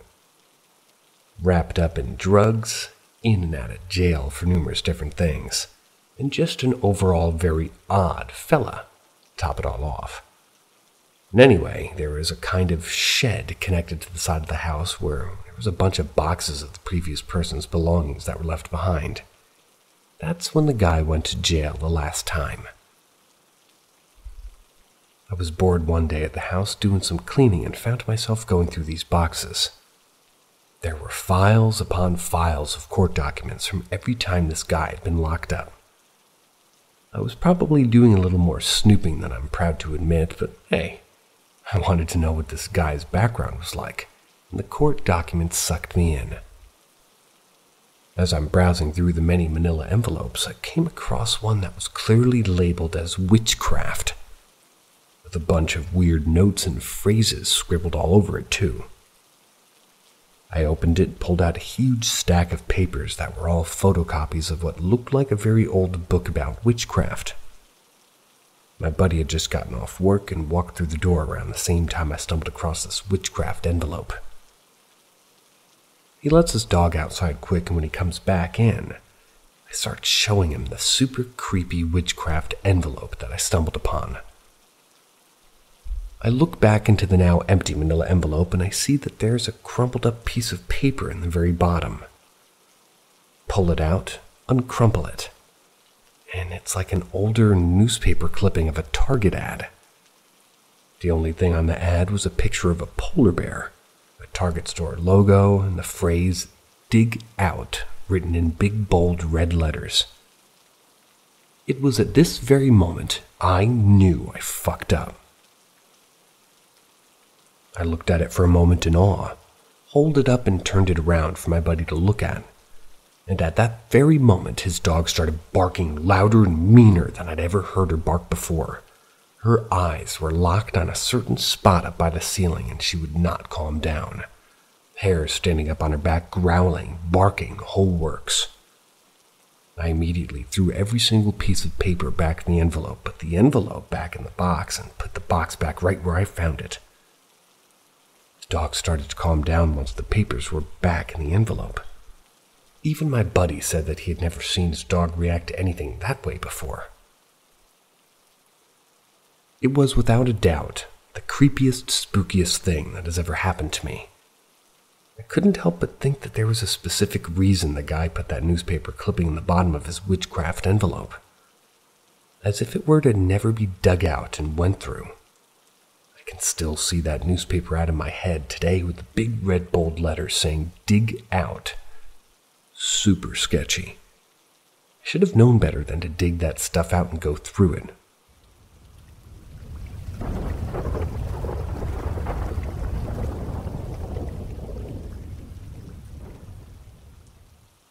Ask Reddit. We lived near an American Civil War battlefield and cemetery for a few years. There were trails through the woods that would, kind of hike a lot. One day we're looking at the cemetery and my wife hears me walk up to her. We were the only ones there, so she turns to say something. I'm nowhere nearby, but on the other side looking at a cannon. From that day we started experiencing oddities. Her car was always kept in the garage, and its inside mirror kept moving overnight. It wasn't drooping from a loose fitting, but it would be at random direction. Sometimes it would be pointed up, other times sideways. Weird, but I kind of dismissed it as her bumping it while getting her purse or other items when getting out. Then her car went into the shop, and the next morning I went to go work, and the mirror in my truck, which I parked in the driveway with the doors locked, was moved upwards. Next morning, same thing, different direction. She got her car back, and my mirror never moved again. There were little goofy things too, like typical haunting stuff, like things being moved, the sense of somebody behind you, etc. Also, our house was a ranch style with the master bedroom on the first floor and her 8-year-old's bedroom on the second right above ours. The flooring job was substandard, so we heard his every movement. We started going to the bathroom, which was down a hallway and halfway across the second floor from his room. This would happen a lot, but every time we'd go check on him, he'd be asleep. So one night we decided to catch him coming out of the bathroom for no reason other than to make sure he was okay and to tell him to quit stomping like an elephant. We usually come home in the morning, so he never remembered going. We never were able to either. Every time he'd go to the bathroom, one of us would head upstairs while the other stayed in bed. We wouldn't hear him return. The other would find him asleep in his bed. The next morning we asked him if he was up and walking around last night, and he said no, but, well, that for weeks something would just walk up and away from his door but not open it. My wife turned to the room and said, "You're welcome to hang around, but please stop walking up our son's room at night. You're scaring him." The footsteps never reoccurred after that, although the car mirror thing did keep going on. Could she have been pranking me? Maybe. But one of the times my truck's mirror moved was after I'd gotten home, and I went to the store a couple hours later. The only set of keys to it had never left my pocket. Could our son have been pranking us? Again, possible. But the damn flooring was so bad in one spot that even our cat walking over to it caused it to squeak, making it nearly impossible for him to get back to his bedroom without us noticing.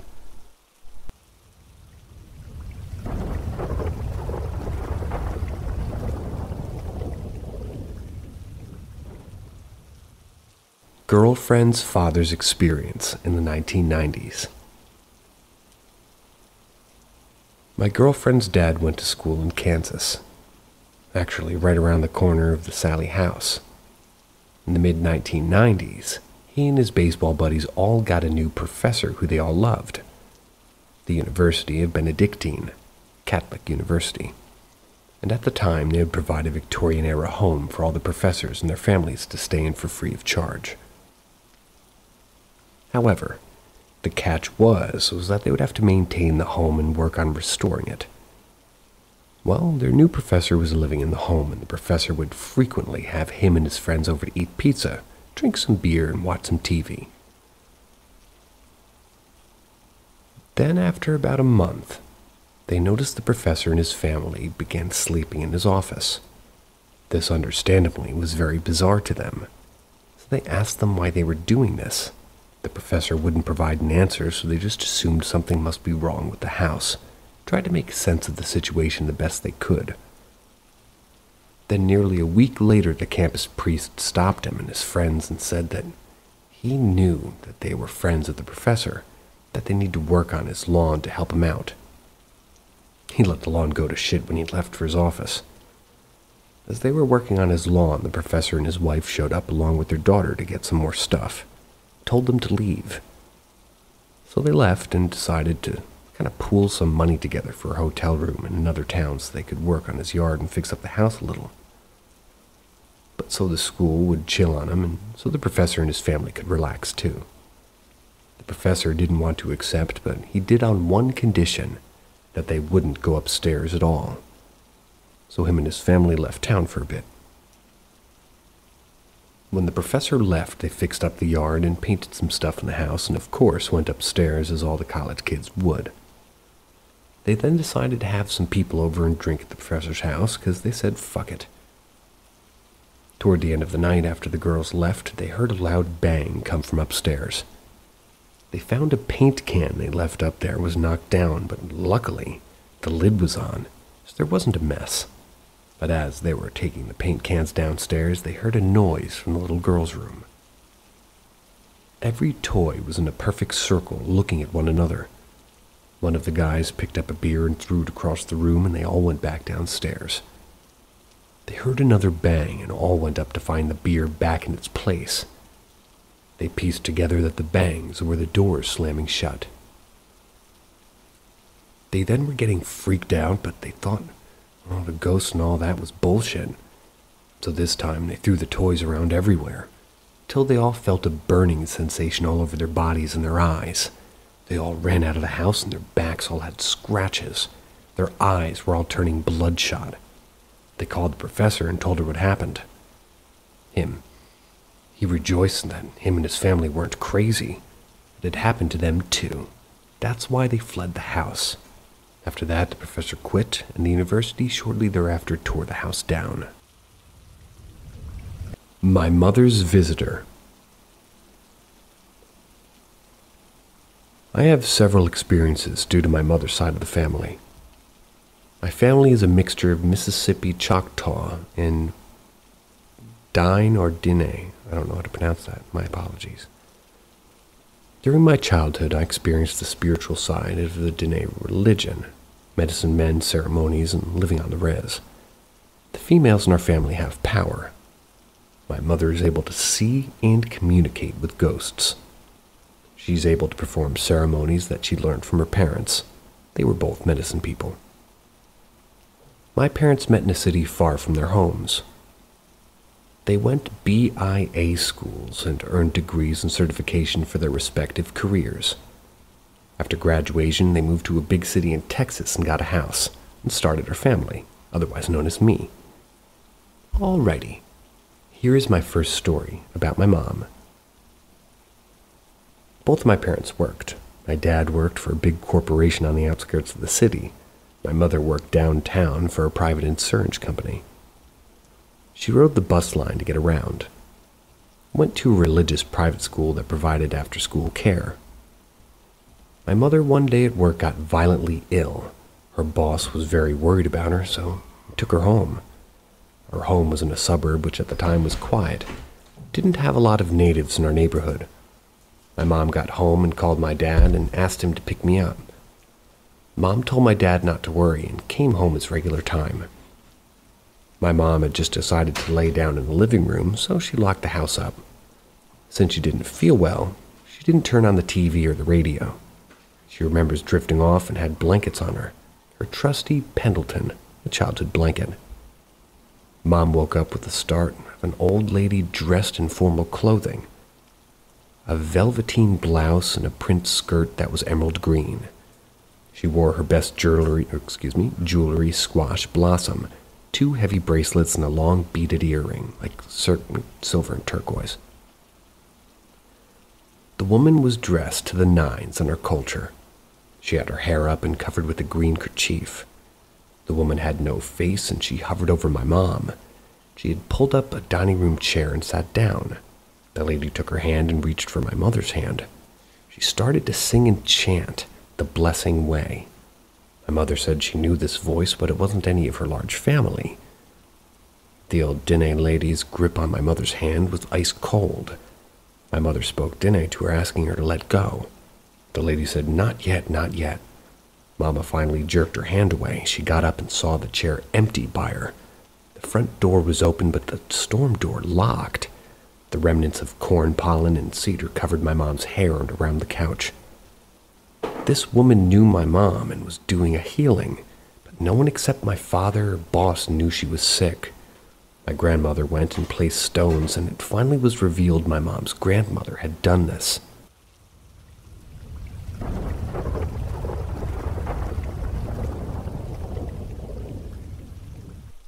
Childhood ghost experience in a haunted dance school, Halifax. Last night I was watching It, the movie, and it got me thinking about ghosts and paranormal shit. I'm bored, so I'm going to share this one story I have. I'd say majority of people I've told about my experience don't believe it, but I know what I saw. I'm 16 years old now, and this happened to me when I was like 7 or 8. Really didn't think much of it then, but it blows my mind now. Basically, there's this dance school where I live. My elder sister did dance there, and I always waited outside of the class with my mom waiting for her to finish. I always just kind of fooled around like any kid does and would explore or look around. Anyway, before I go deeper into the experience, I want to give some background on the actual building and some history. Where I live in Halifax, it's in Canada, there was a major event called the Halifax Explosion where 2 ships collided and blew up in a bunch of TNT or something. I think it was. I won't go into that, but long story short, they buried hundreds of the bodies where the dance school is now. It's called the Maritime Conservatory of Performing Arts. That probably explains why the place feels so creepy and eerie, and probably explains this experience I had. So basically, here it is. I was running around doing whatever, and for some reason I went over to this door. It was a locked door to this closet office type of a room, and for some reason I looked through the little keyhole. I was able to see inside. Inside it was pitch black, really small, and the only light in there was one of those landline phones. It was on a desk, and I could see like a filing cabinet and a desk chair. I am 100% certain that there wasn't anybody in there. And when I say 100% sure, I mean 110% sure. Some say 120. But anyway, as I kept looking into the room, all of a sudden the doorknob jerked to the right and then back into place, as if someone was trying to open it. It startled me and I just stepped back, but somehow my little self wasn't scared. Didn't think much of it. But also that building is old as shit. Ain't no way they had some futuristic door or something. There seems to be zero explanation for it. I'm also not one of those ghost lovers. I'm even a Christian. I doubt most stories I hear, but I'm telling you, this has really made me think about ghosts and paranormal activity. I've told so many people this story for the past few years, and every time I think of it, I think like, what the fuck? Anyway, I'm so bored and thought I'd put this out there. Also, if anybody has any info on this or could explain a bit, I'd love to hear.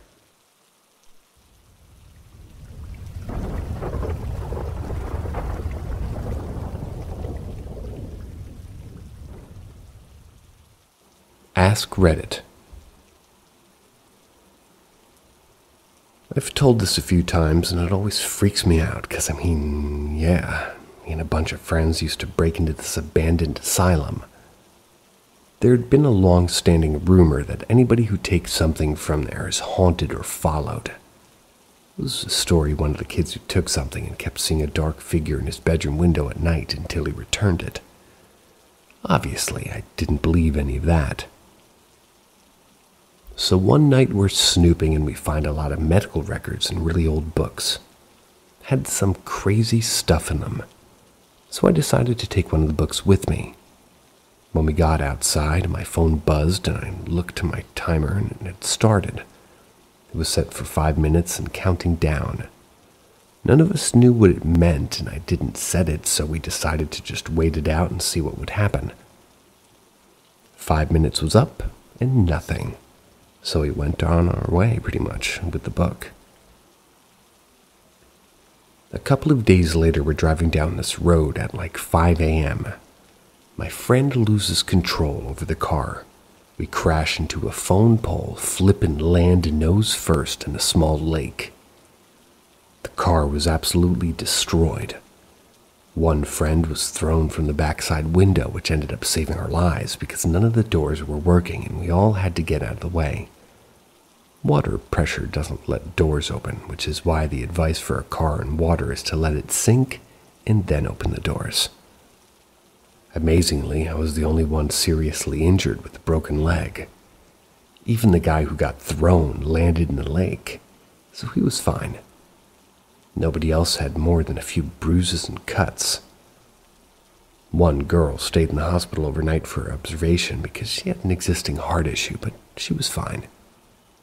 Paramedics showed up with body bags because a neighbor who called and saw the accident was convinced we were all killed. Days later, when I went to go collect valuables for my car and had been pulled from the wreckage, I saw the book. It was in the back seat where I'd been sitting. I realized that timer was my last chance to put the book back before something bad happened to me. Something bad did happen. It's about 4 years and I still can't really use my leg right. Can't run or jump anymore, and I used to be super active. I can never get that back. But to be fair, the book will never be returned either. I left it in the car. It took the book. And they took my mobility. I think the things that saved me were that I keep a sort of like a scapular in my car. It's a religious item. I don't know if I pronounced that right. And I also have keepsakes of loved ones who died in my car at all times for protection. Let the dead rest, whether it's in a graveyard or an abandoned building.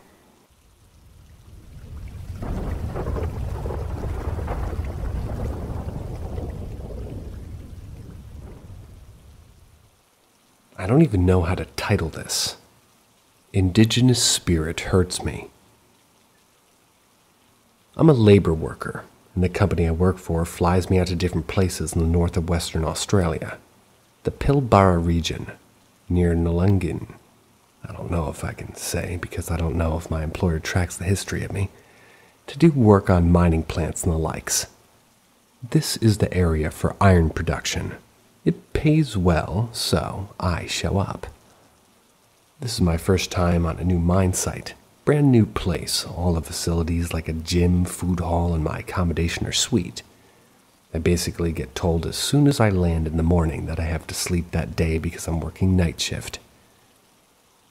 This isn't new for me, so I get to putting myself to sleep. During the first few days of the week, 2-week stint, I get told some site-based trivia that this line is built right next to a historically and culturally important site for the indigenous people that live here, the Noongar tribe, that the area is highly spiritual. Yeah, sure.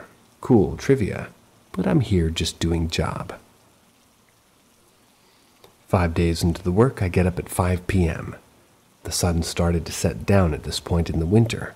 But when my eyes open, I feel the flesh of my body begin to chill all the way to the exterior of my bone. I feel unsafe. I try to jump out of my bed as my fight or flight responses take place. And as soon as I get angled 30 degrees off my bed, I feel myself get pulled back by my shoulders by what feels like hands.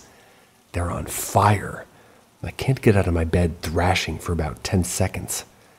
I feel my back setting all right and just being chilled to the core.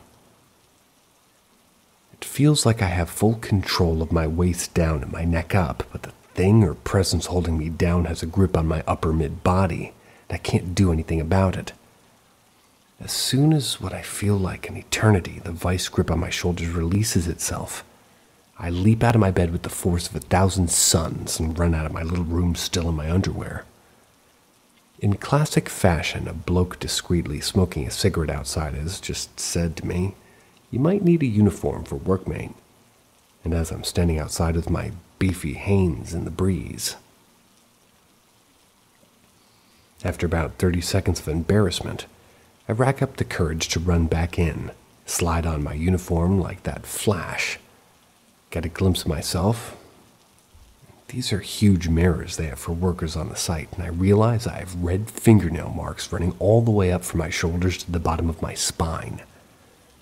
I end up jogging myself, just loaded up on reception with my luggage bag and backpack in tow with what I could grab in a minute or two, and I say, "Look, something happened to me, but I need a new room." "Sure thing, sir. We can do that for you. What room were you initially in?" "What?"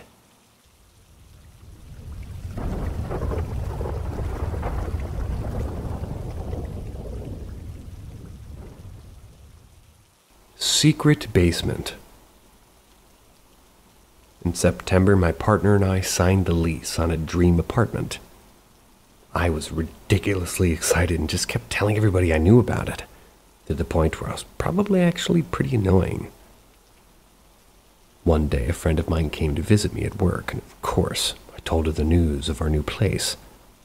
She asked me where it was, and when I told her the location, she turned pale and seemed uncomfortable at best, and flat out scared at worst. She asked to see a picture of the inside. When I showed her, she let out a long sigh of relief, then proceeded to tell me one of the creepiest stories I had ever heard. It turns out about 5 years ago, she had lived in the house directly next to mine with her sister and boyfriend. Starting almost immediately when they moved in, they began hearing noises out in the kitchen area at night when they were sleeping, and would occasionally wake up to open cabinets or kitchen tools scattered around. Eventually, they started hearing what sounded like kids talking in low voices in the kitchen at night, occasionally crying, and crashes that sounded far off but still somewhere in the house. Around this time, my friend and her sister started to fight a lot, said that they had both been feeling extremely irritable about everything. Their house was broken into while they were all at work one night, but nothing was stolen except some cheap costume jewelry. There was cash, valuable jewelry, and designer clothes in the house, but it was all left untouched. Later in the same month, they received a visit from the cops. They said a neighbor had called about screaming and crying coming from the house, had reported that they left their kids there alone when they were out. They didn't have kids. The cops were called a few other times and finally got a search warrant. Somehow ended up finding a trap door under the kitchen window area that was covered in a layer of leaves and dirt. They found out that it was the remains of a very, very old root cellar. I live in one of the oldest cities in America by European colonizer standards, and most of the structures are built on top of older structures. Apparently, one thing led to another in the search down there. The police recovered some very, very old skeletal remains of 2 children. Nobody seemed to know if the skeletons or the root cellar were there first. During all of this, my friend and her sister broke their lease and moved out of there as soon as possible. They were terrified to be there any longer. I went through with my lease and live in the building next door where all this happened. My apartment is an old adobe market. It was converted into an apartment in the 70s. It's been an absolute dream to live here. No scary vibes or noises at all. The couple who live in that house now seem pretty nice and keep to themselves. We all have high adobe privacy walls and coyote fences. I feel tempted to see if they know anything about any of this, but I'm afraid it might make them uncomfortable if I approach them about it. Hat Man, human negative spirit or multi-dimensional entity. I saw what might be the Hat Man at 8 p.m. That was while I was wide awake in a public building, so definitely not in any type of unconscious state. Also, a group of about a dozen people were there, but I was standing off to the side. That's when suddenly I saw a flicker out of the corner of my eye. Caught my attention. I turned and noticed the window was completely blacked out, as if a large shadow covered it, as if the sun was out and got blotted out by a rain cloud. This shadow then lifted, and suddenly, about 20 feet away, I saw a tall, completely solid black figure with the shape of what looked like a large fedora, and that came along with a large overcoat, just nonchalantly walking across the lawn as if it was just taking his nightly stroll. Then it vanished after a solid 4 to 5 seconds. I've had a ton of paranormal experiences, some very extreme, but that was the first time I've ever seen a full-body apparition so clearly. I was walking across one of those pebblestone lawns that was well lit, so I know I didn't get it mixed up with another shadow. There were no trees or large bushes. It was so clear it was like viewing a painting of a black figure on a white canvas. I never even heard of the Hat Man until I came to Reddit over a year ago, replying to someone's post describing what I saw. All of a sudden, I got all these replies about the Hat Man. One person described it perfectly. It It looks like the burglar you would see on one of those neighborhood watch programs and no trespassing signs. But did I see the Hat Man? 2 years after that experience, I came across a picture that completely caught me off guard, shocked me. In that building, I mentioned a woman that was executed there, along with her husband. This woman I had prior knowledge of, for she was an infamous killer.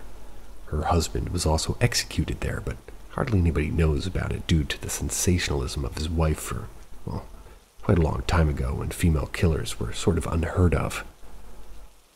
In this photo, he was wearing a large overcoat with a large fedora-type hat. My blood running cold, I knew instantly that it was him, or rather his apparition.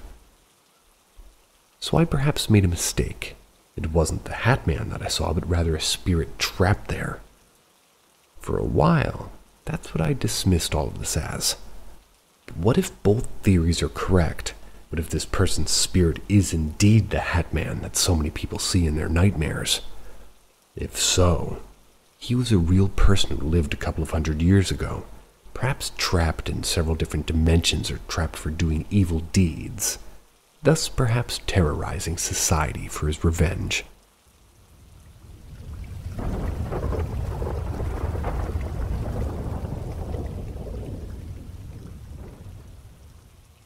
When I was in kindergarten, my friend and I saw a green hand coming from underneath the bed we were sitting on.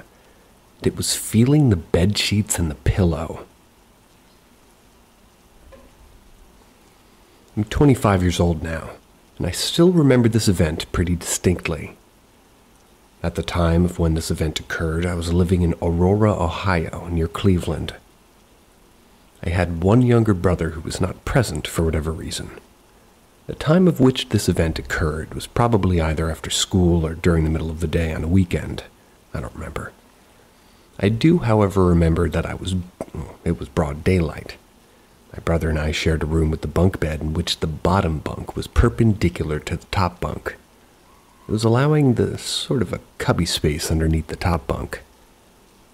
There was a small area of space, I'd say about 1 foot in width, between the back of the lower bed and the wall it was near. My friend from class and I were sitting at the foot of the lower bed at the opposite end. It was away from the underneath portion of the bunk bed near the wall. We were playing with Pokemon cards.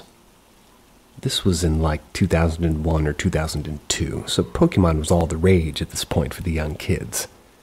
This was around the time period that Game Boy Advance was released.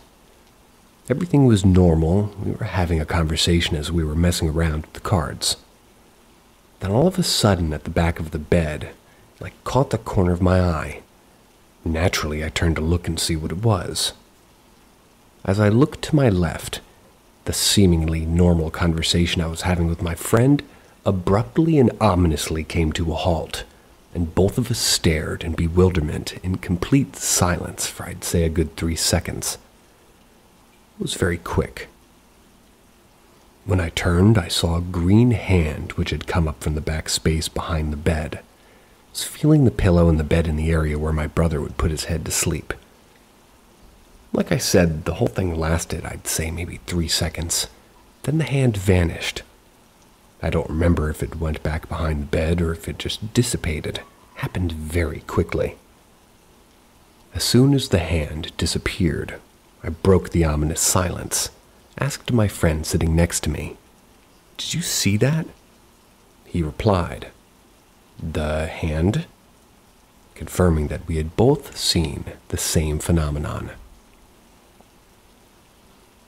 I ran across the house and told my mother what we had just seen. She quickly brushed it off and told me it was nothing. I went back to the same room and continued playing with my friend.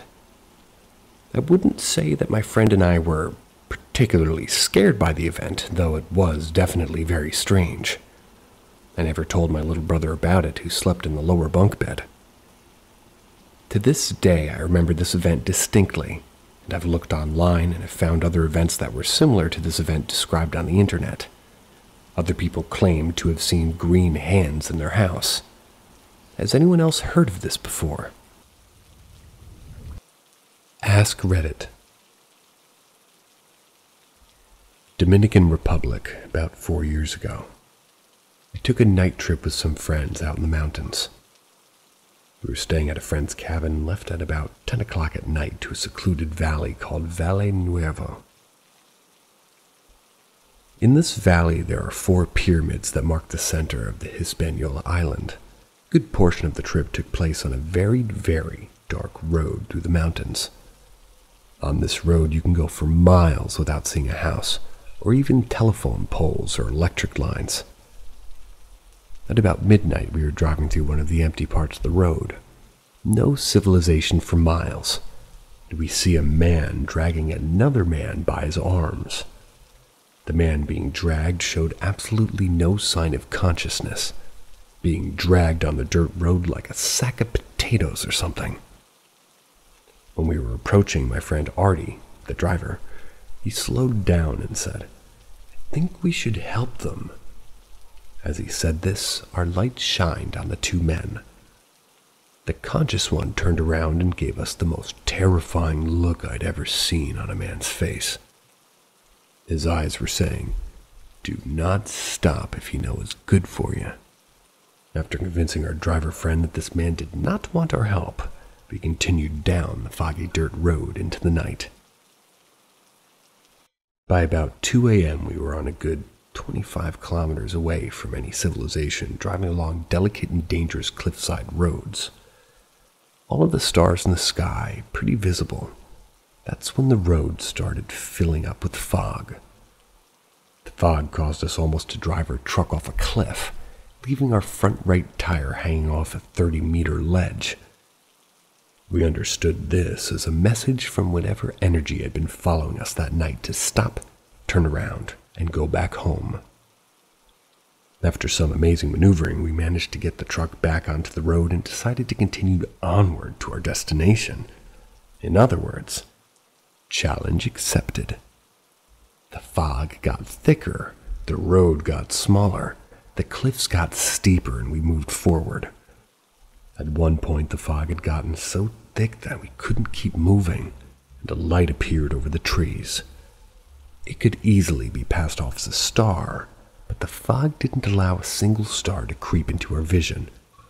The light moved from our right side and floated over our front for like 5 seconds, then disappeared as if being covered by the fog. As this happened, the fog in front of us started to clear, and within the next 5 minutes we had reached our destination. The amazing thing is the fact that we actually found the pyramids. It was pitch black out, no lights anywhere near this place, and none of us had been there before. Touché.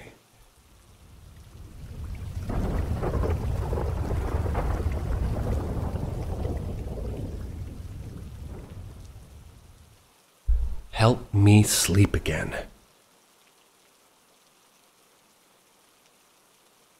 This occurrence is an ongoing saga in my life. Every night I lie awake, terrified to close my eyes. Let me tell you from the start. I was alone on Halloween night, having a few beers. I don't sleep much, but when I do, let's just say I wake a few minutes later.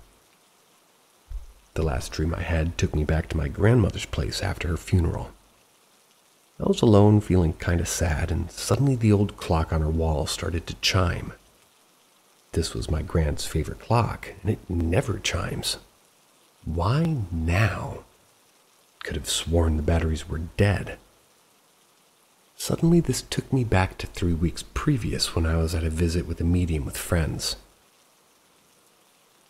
I had told the medium that I don't sleep.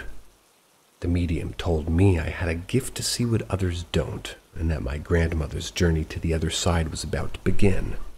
Her husband was waiting for her. My gran was sick. We knew she would pass soon. The medium told me to listen for signs on the day of her passing, that my third eye would fully open as my gran also had that gift. She said my grandmother could help me and ask her. I brushed it off, but it sent chills down my spine. Suddenly I heard the clock chime once more, bringing me back into my grandmother's living room after her funeral. I was sure Gran had taken the batteries out of that clock.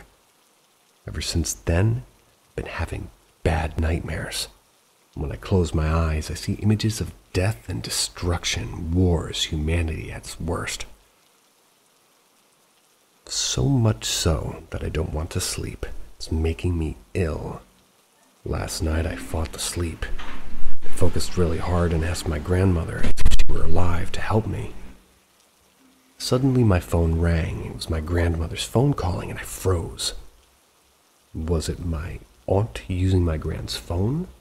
I was reluctant to pick up, but I answered nervously. I could hear my grand's faint voice say, "Ethan, write what you see." Then she kept repeating, "Write what you see." I dropped the phone in shock and said, "Write? My gran wants me to write? Does she mean write my visions of my dreams?" The next day I decided to create a horror story channel on YouTube called Dr. Dark Tales. I'm currently on my 20th video. The nightmares persist. My work there is still not finished. Help me on this journey. Seek out Dr. Dark Tales. Support the cause, and one day I might be able to have a restful night's sleep.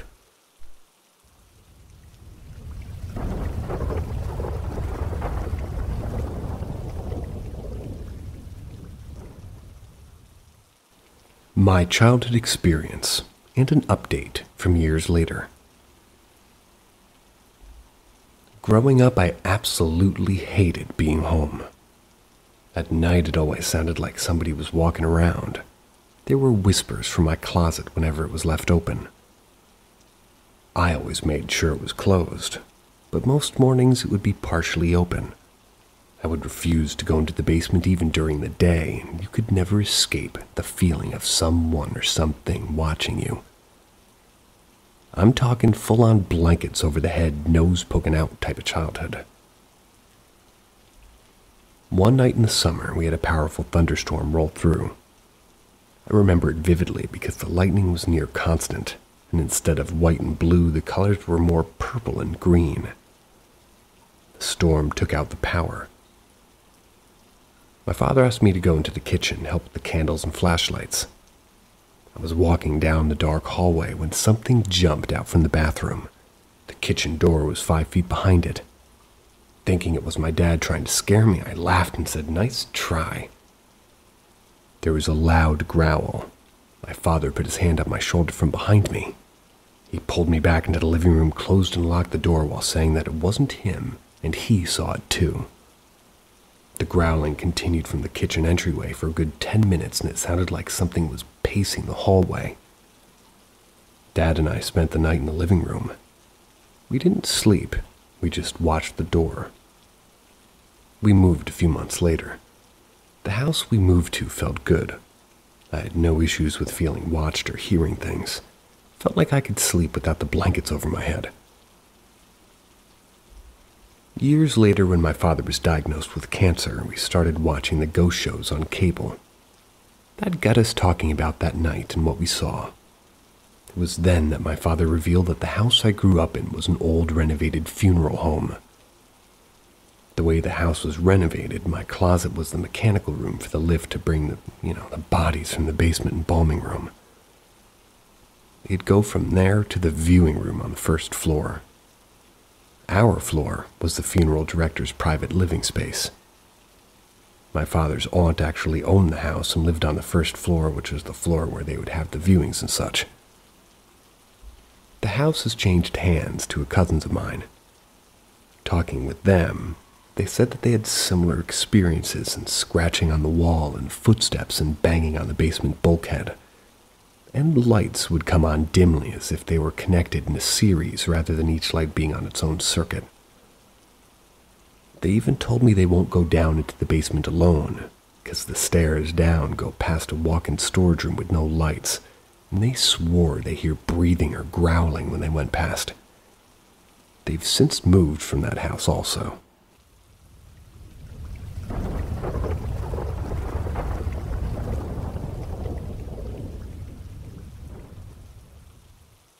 Ask Reddit.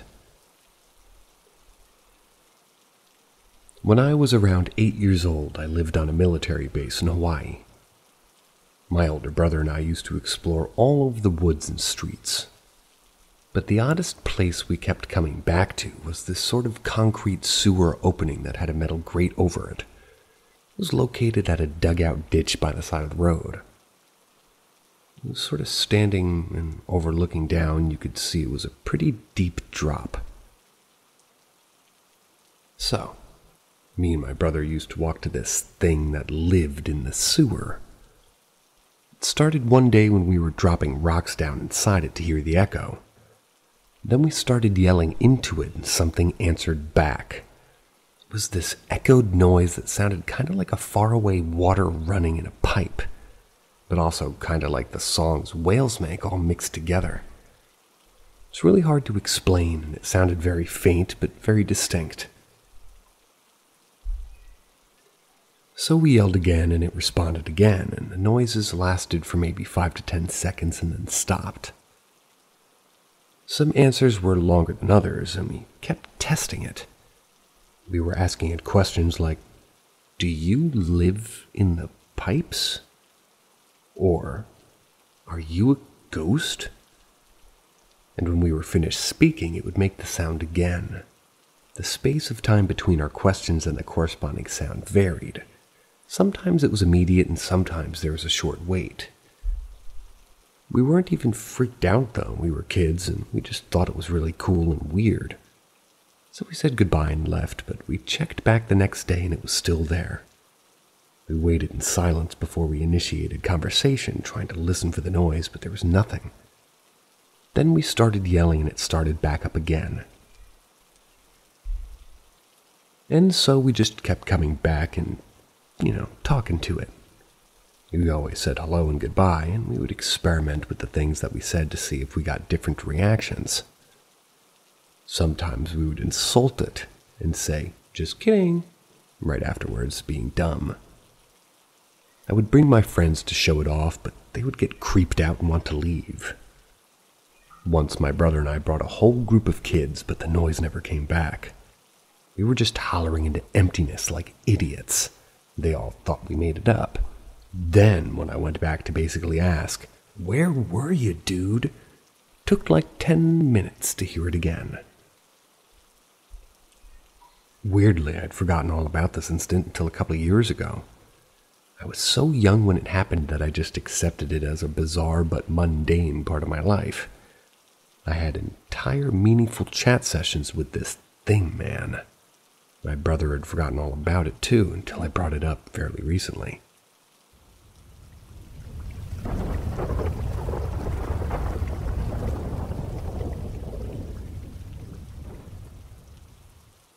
I'm just confused and still stuck on this, I guess. In the summer of 2022, my last camping trip with my family, we went to a popular camping location in Ohio. If you can figure it out, bonus to you. My sister and I, and me, 17 at the time, and her, 14, we shared a tent. So we stayed up giggling and messing around quite a bit like Uno or talking about boys she liked. Mostly for week 1 in the 2-week trip, it was fine. We slept and talked like normal, until the second week, where things took a turn. I have a really hard time with sleeping.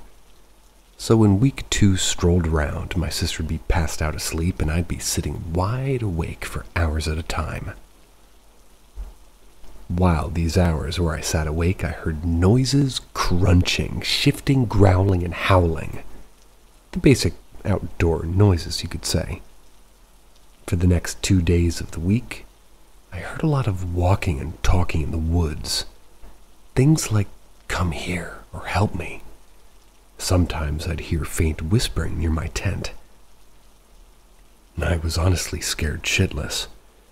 And on the last 2 nights, which probably had been the worst, my sister was awake and both of us playing Uno with her phone dead and mine on a cool 20%. Around maybe 2 a.m., my sister went back to lay down, and so did I, until I heard thick footsteps around the tent. too heavy for deer or wolves, but too light for bears or elk. It was almost like a person was walking around my tent. My sister was awake and quietly watched as someone or something pressed on the tent. Pressed on the sides, and it pressed on the door. Now my sister and I move all the little tent zippers into our tent at night just to keep people from trying to get in. Clearly, this person or thing was looking for said zippers. So we felt pretty smart, and this was night 4 of week 2. Now finally, week 2, night 5. The same heavy footsteps, the same touching at the walls, and the same whispering to come here and come out. My scared booty waited until 5 a.m. where I sat outside waiting for my grandma. While sitting out, I heard whispering and then screaming. The scariest, most blood-curdling scream you've ever heard in the world. It sounded like some kind of animal or person or something, but it was so loud I nearly peed myself. I was glad that we left and even happier to not go back for 2 years. Does anyone know what this is? Or if it was some dude lurking on our campsite?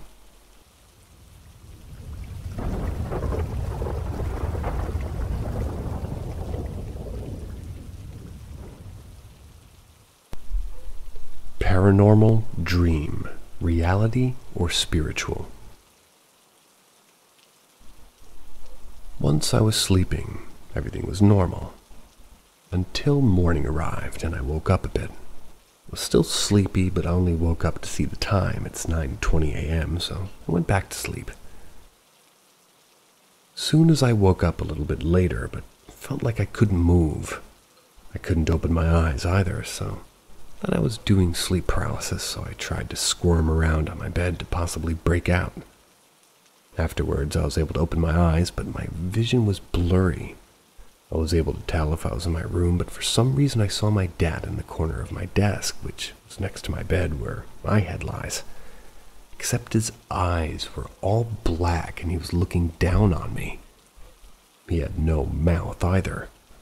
So I immediately closed my eyes and felt something like cold and hard, like a tiny piece of metal falling onto my forehead. Not to mention I wasn't able to breathe properly and I was softly suffocating like something was on my chest.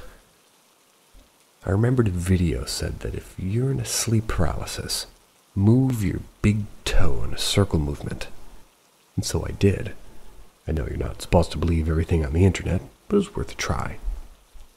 I then woke up and it was morning, but just trying to sit up was really hard, like I was a big bag of flour. I felt very heavy. I was still in my room, but everything felt wrong, like it wasn't my room. But I managed to sit a bit and grab my phone to see the time, but as I did that, I couldn't see my right arm, like all of it, not even my shoulder, but it felt like I had my phone in my hand, but I couldn't see it. I couldn't even feel my arm. It's as if I never had an arm, like we cut it off. I couldn't talk, and I still felt like I couldn't breathe even while sitting. I still felt something was on my chest, so I lied down again, closed my eyes. Woke up in deep water. I remember I was really cold, felt like I was swimming to the surface. I still couldn't breathe, and once my head got out of the water, I woke up. I was breathing heavily and all sweaty, and it was so hot in my room. My father was working from home and opened the door to my room and told me it was 1 p.m. It felt like it was it was only a few minutes, but I spoke to him about what I experienced. He told me that it wasn't a sleep paralysis, but that maybe I went to another dimension. Even today, I don't know what the hell that was, but all I know is that having weird dreams is normal for me. But I still think maybe I did some sort of sleep paralysis. So if there's anybody who knows that stuff, please tell me what that was.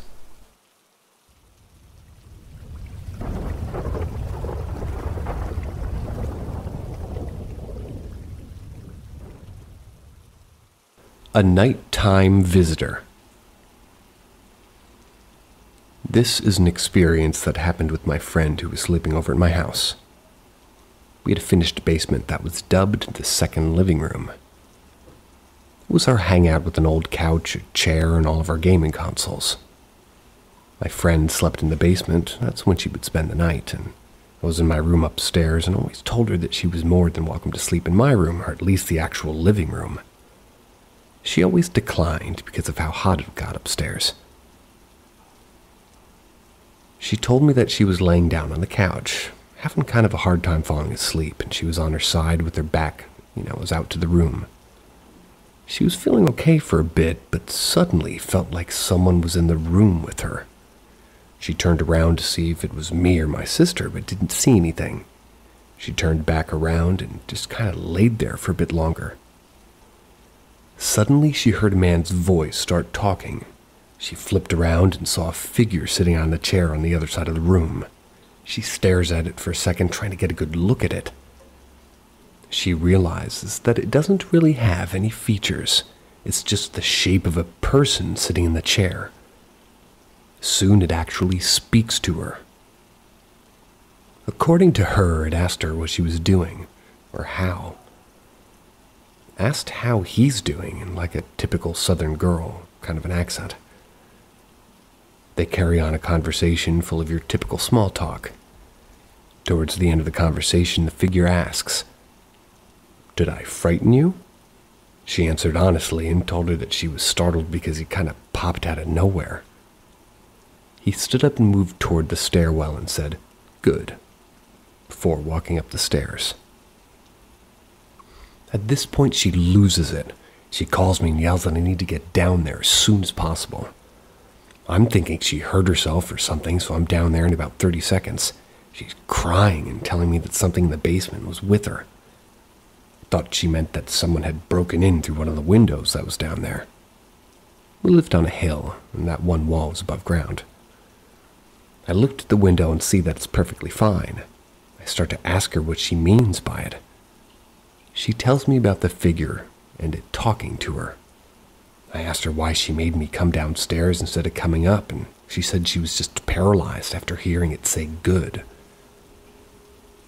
She was so scared by this that she wouldn't go upstairs, and that was until I brought down her dog to walk her back up. This is the same dog in my doorknob story, and her thought process was that he would protect her. Parker was more than happy to come down, so she took that to mean that it was safe to go. She decides she wants to sleep on my floor and have Parker in there, just in case. After that, she didn't sleep over again. I can't really blame her for that.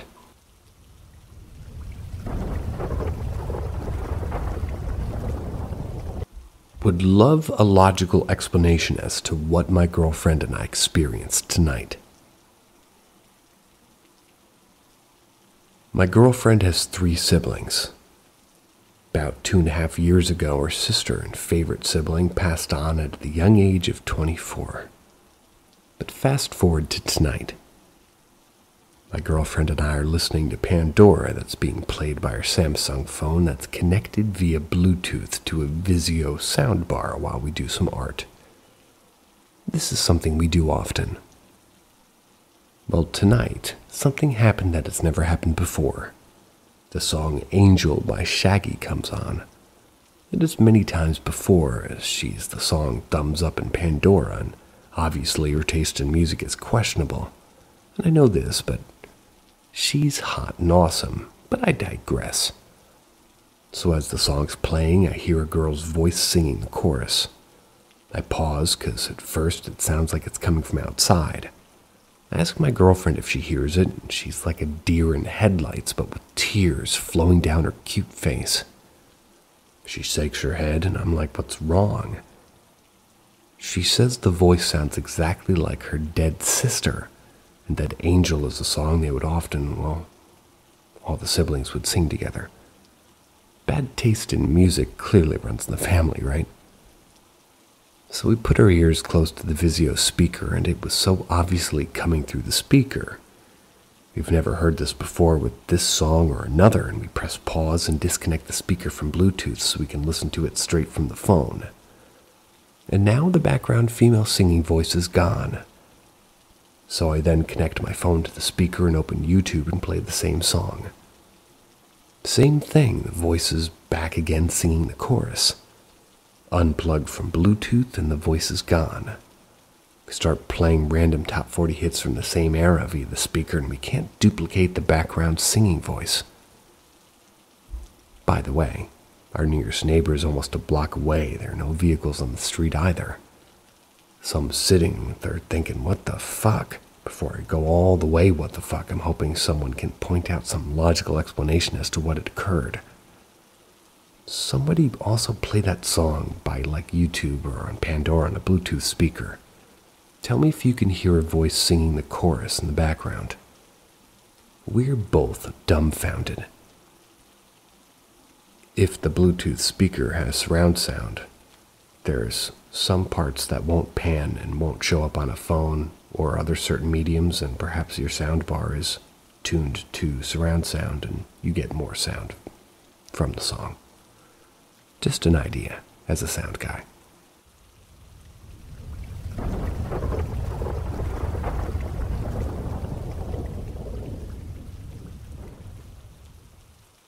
Food and items keep disappearing in my apartment.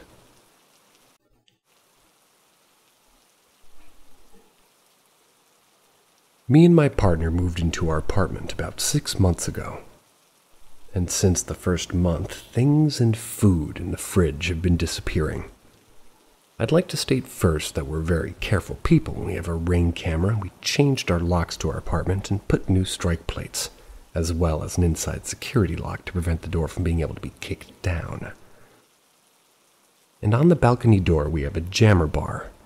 Along with this, we've put bars for the windows that can't be opened from the outside either. First, it started with Parmesan cheese. We had bought a new container. We used some of it to top some pasta. The next day, we had gone in the fridge to use more of it for the leftover pasta. More than half of it was gone. At first, I'd assumed that my partner was just snacking on it. I didn't know, but then they said they hadn't and actually thought it was me. So then I suggested that maybe one of us was sleep eating. We did some things like leaving things in front of the door to make sure it was just us sleep eating. It wasn't me, and it definitely wasn't my partner. I'm a very light sleeper. This started to happen again and again with every Parmesan cheese, to the point where we just stopped buying it. We had checked several times to see if maybe we had a squatter or something, but we have no attic, no vent big enough for a crawl space. We would check literally everywhere somebody could be, under the sink, in all the closets, under the bed, the pantry outside, hell, even the fridge. Along with the cheese, other food items were disappearing as well. Household items such as pimple-popping tools. Nasty. We know these things are truly missing because I'm a clean freak, and I literally flip the house when I clean. I reorganize everything every time, and we clean every Sunday. Along with disappearing items and food, we've heard each other say someone. It's not us. And we have heard scratching on the walls and loud bangs. We've even seen things fly across the room and clicking sounds. I finally decided to make this post because yesterday I bought some half and half and had the seal on it and everything. And today I reached in the fridge for it because I was making cream mushroom soup. When I picked it up, it was light, and it had been open in less than a quarter full. Honestly, whatever this is, it's very annoying, and to help address the problem, I need to first identify it. Okay then.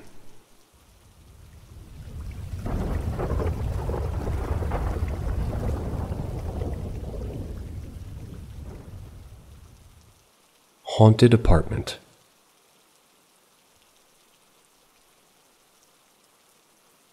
Said family member of mine, B, moved to an apartment with their boyfriend, Carl.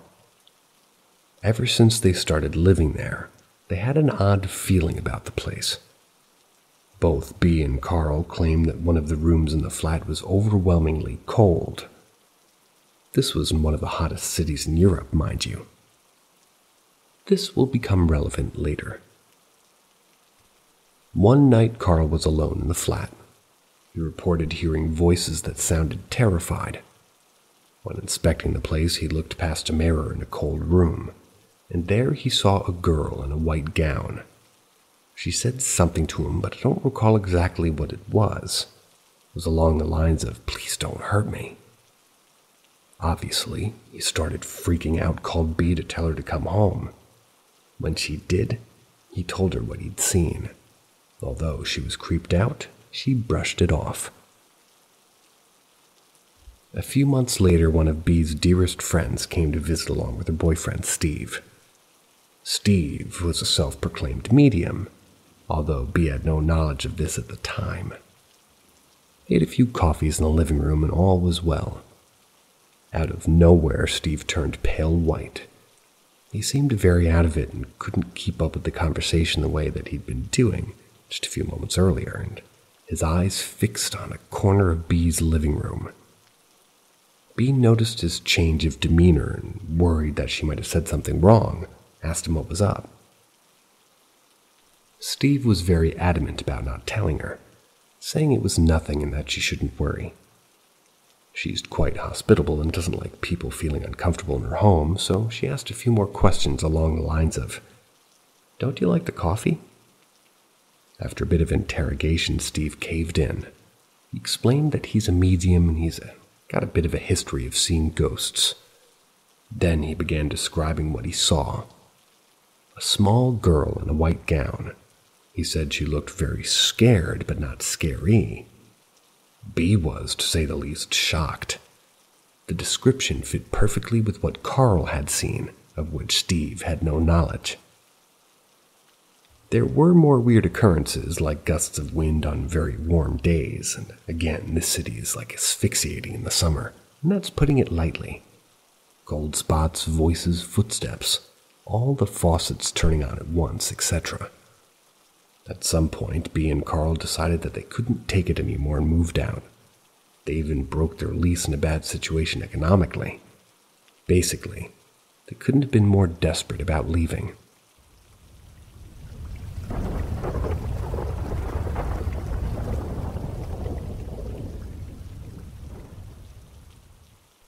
What made me believe. I was always intrigued by the concept of the supernatural, though I was always extremely skeptical about the whole thing. So naturally I wanted to see for myself if anything would happen like you see in those shows and YouTube channels. I gathered a few friends and we began exploring quote-unquote haunted places around Ireland. We visited, I believe, 7 or 8 different locations. Some weird things happened, but nothing conclusive, until we went to the Fallmore house. I grabbed my cousin and his girlfriend and we set off to a well-known haunted location in Ireland, the Fallmore house. When we got there, it wasn't on the side of a road like a normal building. It was miles down an old overgrown road that isn't used anymore.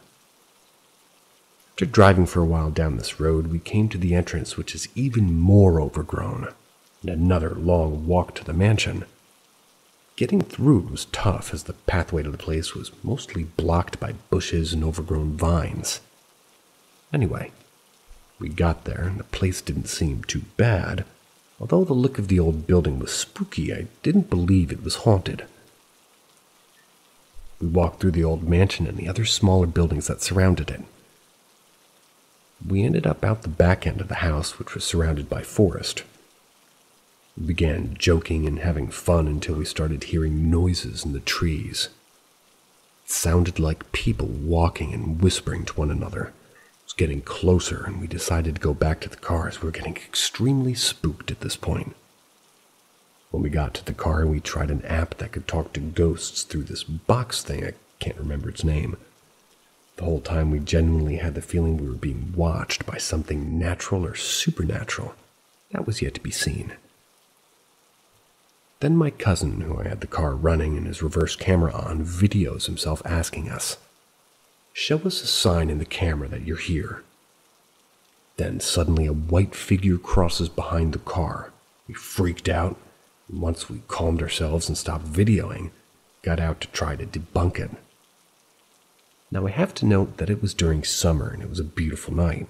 Dry and warm with no wind, the car had no exhaust plumes, so that was debunked.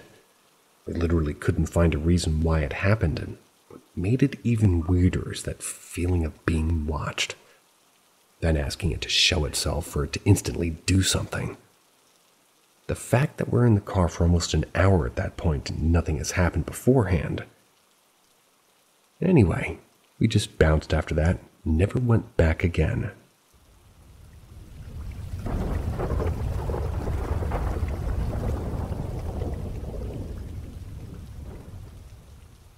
Shapeshifters are relative. My sister married a guy who was in law enforcement. During the beginning years of his career, they were posted to various small towns. One town was small, and so to attract candidates, they offered housing in a complex. This apartment complex was on the edge of this town. The complex was surrounded by farmlands and some woods. This complex had apartments for the elderly and some subsidized apartments. They were very brightly lit and relatively safe for these residents. Each apartment had a panic button. This town was so small they had no EMS. The cops came first, and the nearest town would send a squad, like 15 minutes away. My sister just had her first child. This particular night she was having a tough time getting the baby situated. The lights in the bedroom was off, and only a hallway light was on. She was walking with the baby, and finally, the baby drifted off to sleep. As she was bending over to put the baby in the bassinet, her eyes saw two red eyes staring at her. The window was closed, the curtains pulled back, and only the shears down. My sister walked over and moved the curtains to see a face. The face was a man's face with lots of hair. Two large, unblinking red eyes just looked straight ahead. My sister stumbled backwards and hit the panic button. She got the baby and went to the front room. Her husband was on night shift duty. He rushed back as he pulled up to the apartment, and he saw it. First it looked like a man, but full of hair. He turned around and dropped to all fours. Took off to the farmlands. My brother-in-law chased it on foot. As he's on its tail, several people rushed up saying in Spanish, "Wolfman." They had been working on farm equipment in the garage and an outbuilding and bordered the apartments. The Wolfman had stopped right in front of them. They saw a man's face with two big red eyes, but a body hairy like a wolf. He saw just miles of dark farmland, and he gave up chase. My brother-in-law returned to their apartment. He encountered a resident who complained about a large dog hanging around their apartment. My brother-in-law used a flashlight to check the ground near the windows. A mixture of animal and human footprints were near the window that my sister first saw. My sister called my mother, who came out with cedar. She burned and blew it away, smoke and prayer. My mom had a ceremony done. A relative of ours started practicing witchcraft. This relative was stalking everyone. Those years were pretty unnerving. I was in Ohio at the time, and each noise I heard at night, I would think it was him stalking me. I witnessed a car accident that apparently never happened. Back in 2013, I was moving from Florida to Kentucky for a new job with a close friend I grew up with. It's about a 15-hour drive, so we decided to leave around 6 p.m. and drive straight through. That was to get to Kentucky the next morning. The route takes you through Atlanta and then a long, dark stretch of mountains in Tennessee, where there's no exits, call service, and it's very steep. There's about an hour-long drive where there are signs everywhere that say "No Jake Brake" and "No Braking Downhill." When you're in the mountains while driving, it feels very dangerous going downhill. This was in November and the roads were very slick at night. It was about 3 a.m. I was driving. My friend was in the passenger seat sleeping. We were coming down one of the mountains, and up ahead I see a bright light that's slowly getting bigger as I approach. I realize what I'm seeing. It's a car fully engulfed in flames in the left lane, bottom of the hill. I yelled at my friend to wake up so we can figure out what the hell to do. Obviously, if anyone's in the car, they couldn't have survived, and we weren't equipped to help. It also seemed like a dangerous idea to stop the car because the bottom of the mountain, and, well, worried that we'd be in danger from oncoming cars so late at night. I mean, the car was on fire, and I barely saw it until I was so close to it. As we're trying to figure out what to do, we realize neither of us had cell service, but we see a sign for a gas station 2 miles up the road. We get to the gas station and tell the guy working up there what happened. He tells us, unfortunately, that this is something that happens from time to time. He would call a state trooper for us, but he could tell him exactly what happened and give any information that we could. Less than 10 minutes later, the trooper pulls up. We tell him exactly what happened, but he's confused. He says to get to the gas station to meet us, he was driving the same direction we were driving. There were no other exits for 15 miles, and it would have been impossible for him to miss a flaming car. After a few minutes of us basically arguing with him about what we saw and assuring that we weren't on any drugs or hadn't been drinking, we travel south with him, following us to the location of the accident.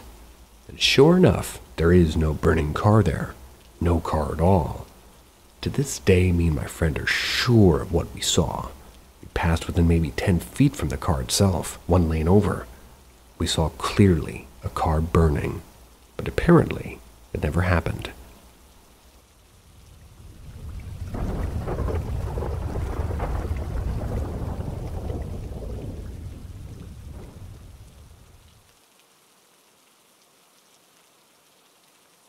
I'm 39 years old and I still don't know what happened that night.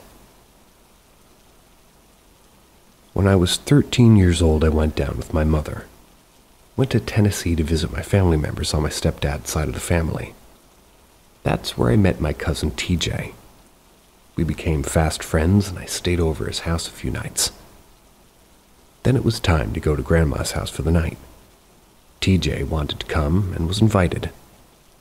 TJ and I slept in one room and my parents were in the next room. TJ and I stayed up late talking and being goofy kids. At some point I fell asleep. I was laying flat on my stomach in bed, and that's when I felt my legs being grabbed and shook. Half asleep, I said, "TJ, stop." It happened again. It wasn't TJ. The best way I could describe it was a boy with a shirt of fire. It looked like a fire, but it wasn't flickering or moving. He smiled at me, ran to the other bed next to mine where TJ was supposed to be sleeping. It ducked and dissipated into nothing. Seconds later, TJ walked into the room. He just came from the bathroom. He asked me what was up, and I said nothing. I must have looked like I just saw a ghost. Ran to the room my parents were in and raised my hand to knock on the door, but then thought for a second. What the hell was I going to tell them? So I just went back to the room and laid down. I didn't say anything to anyone. I think the only reason I got any sleep is because TJ was in bed next to me, so I didn't feel alone. But I didn't sleep easy. Years later, I did talk about it to my stepfather. He said that Grandma had a nephew that died in a fire. I'm getting goosebumps just writing this, and when I think of this too much, I still get goosebumps. Over the years, I ask myself, was it just a dream? But if so, why did it happen when TJ woke up in the middle of the night to use the bathroom? And what are the chances that this grandma didn't know all this? And that she had a nephew who died in a fire. I don't know what to believe, but nothing like this has ever happened again.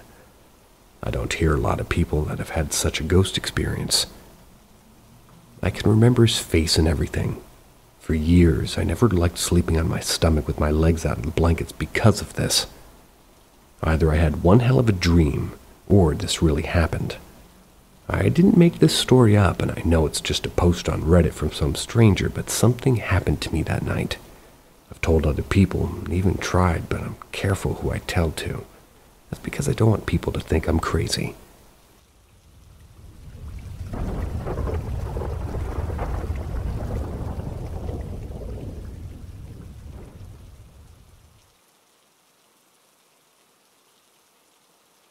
guardian angel appearing physically at different points in my life.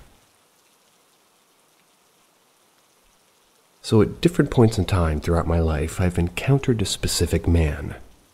Always the same face, same height, same age, same ethnicity, etc. And generally during very hard times and turning points. Each encounter has been alike. During some of the most difficult moments of my life, I'll find myself at the beginning of breaking down or in the middle of it. And this man will appear seemingly out of nowhere, and knowing nothing of my situation, offering words of comfort or advice. I have a few very distinct memories of this happening, and the latest happened yesterday. My grandfather, who raised me, had been in and out of the hospital for the last few months. He's on his journey out of saying goodbye. He is on his journey out of our world, and has been very difficult saying goodbye to him. After receiving worst-case scenario news from one of his surgeons yesterday, I took a walk to call some loved ones in the hospital. That's where he's being treated and ultimately got lost, winding up in a very lower level of their basement. When I got on the elevator to go back to the main floors, I was overwhelmed and exhausted, and at this point, beside myself crying. Somebody ran to stop the elevator doors, and it stepped kind of on a Hispanic man, dude, like in his mid-30s, whose face, well, I would know anywhere.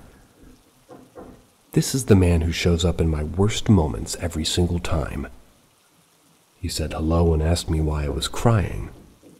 I simply answered, "Really long day and some very bad news." His reply came with a wisdom and authority I do not want to discredit. Well, simply he was a good Samaritan offering a comforting thought, but cannot ascertain myself to believe, well, it was anything earthly. Is this my guardian angel or ancestor or another force appearing when I need it most? Can't chalk this up to simply coincidence or my mind playing tricks on me. I've experienced this on multiple occasions, and it always is the exact same person. Although time has passed, and even with the very slight chance that it could just so happen to be the same human in the right place at the right time every single time, they surely would have aged, and maybe they would remember me as well by this point. Has this or anything similar happened to anyone else? Starting to feel a little bit crazy, but I would love some insight or validation from anybody who might know more about the spiritual realm and how it might be in contact with us here.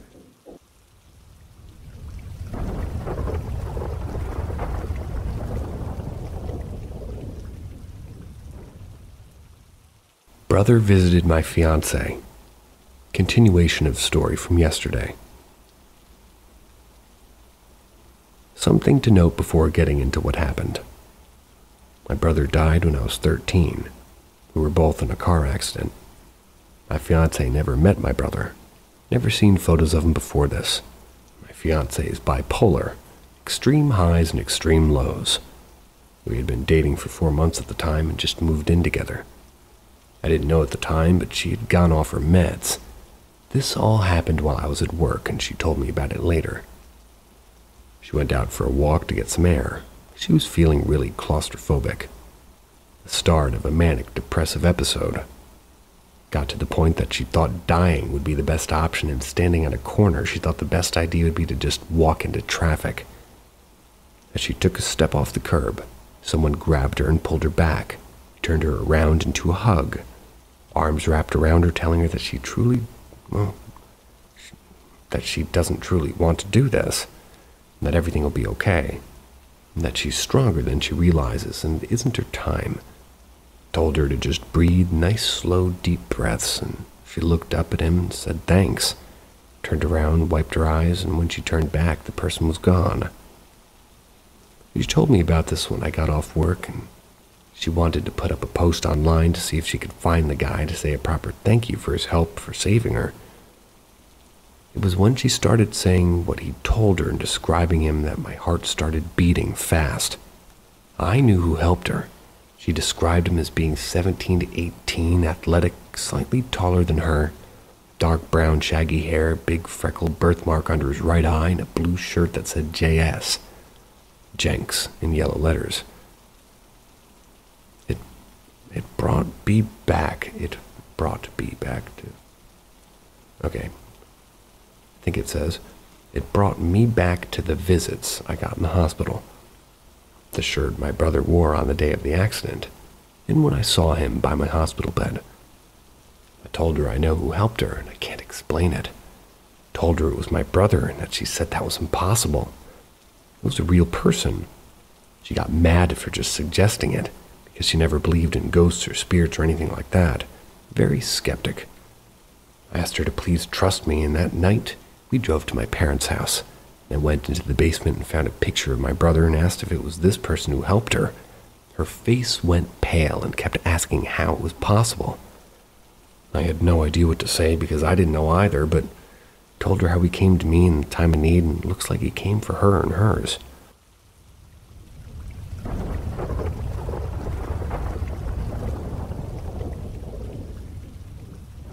Step into the shadows with Paranormal M, your portal to the paranormal.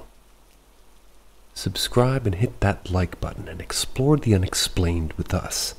Get ready for a thrilling adventure into the mysterious. Ultra high definition hyper real ghost. When I was about 16 years old, around 1989, I was in my bedroom trying to fall asleep in bed. I could only toss and turn, and out of nowhere I spotted a pair of shoes and legs on the wall adjacent to my bed. So I did a double take, and to my horror there's an old man suspended against the wall. His back rested against the ceiling. The exceptional thing about this ghost was his exquisite detail. He was an elderly-looking gentleman wearing a three-piece suit. His hands were clasped and rested on his lap. I could make out the textures of the fabric in his clothing, the texture of his shoes, his skin, his hair.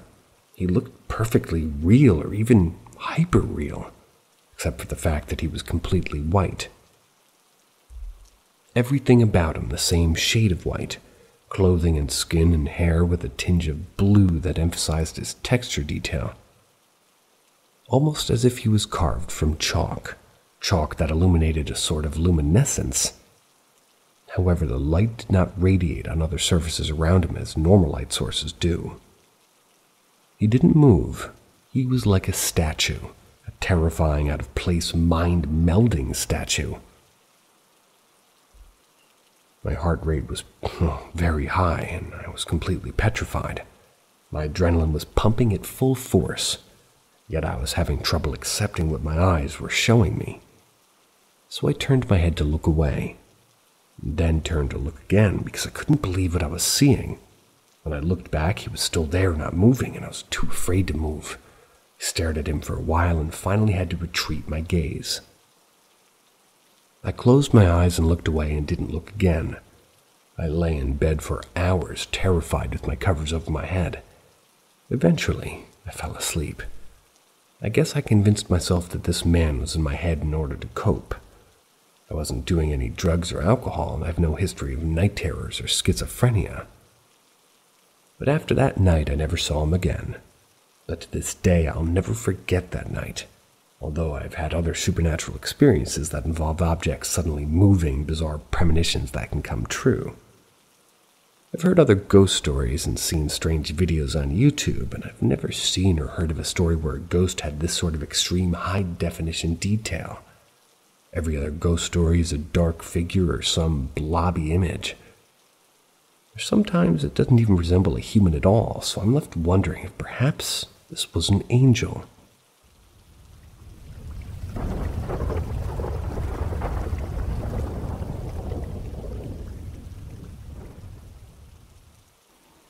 Ever seen blue children ghosts? I have. As I age, I often find myself recounting my paranormal encounters from my youth. I have a hard time explaining some of these occurrences, but I would say I lean more towards being skeptical now. I also don't share a lot of my stories for two reasons. I don't want to sound crazy and weird things happened when I talk about them. However, there are two instances of seeing blue children that I found no evidence for online or in real life. The first ghost I remember seeing was a blue girl. She always made me feel uncomfortable when she showed herself. It wasn't just her presence that was disturbing, but rather the constant luring by her. Let me explain. As a child, I spent many nights with extended family. My godmother's apartment in particular always freaked me out. She notoriously slept on her couch every night, leaving me with the queen bed all to myself. She would leave the door open to her room just in case I got fussy and needed to check on me. Directly past the bedroom door was a hallway which had a built-in cabinet. I vividly remember many nights where the door to the cabinet would open by itself, and on one of the shelves looked like a blue girl laying down and staring directly at me. She wouldn't say anything, but rather signaled with her index finger to come here. I never did because what the fuck, that's terrifying for a 7-year-old. I was not interested in whatever she had planned and would just kind of throw the blanket over my head until I fell asleep. I pushed that down for many years and chalked it up to an overactive imagination. That was until nearly a decade later. I saw 2 more blue children. I was watching my grandparents' house while they were out of town. I was a little scared because of another paranormal encounter I'd experienced years before at their house, but I was old enough to control my racing mind. As I walked up the stairs to go to bed, I heard little footsteps running around the corner and down the hall. I don't have the best vision, but I know what I saw. It was a little blue girl with long dark hair. She had ran and hid behind a large vase in the hallway. As she popped her head out, I saw another blue child behind her, and this time a smaller boy with dark hair. They giggled and waved. Ugh, I still get shivers from that. Ran into my room and bolted the door. Never saw anything like it again.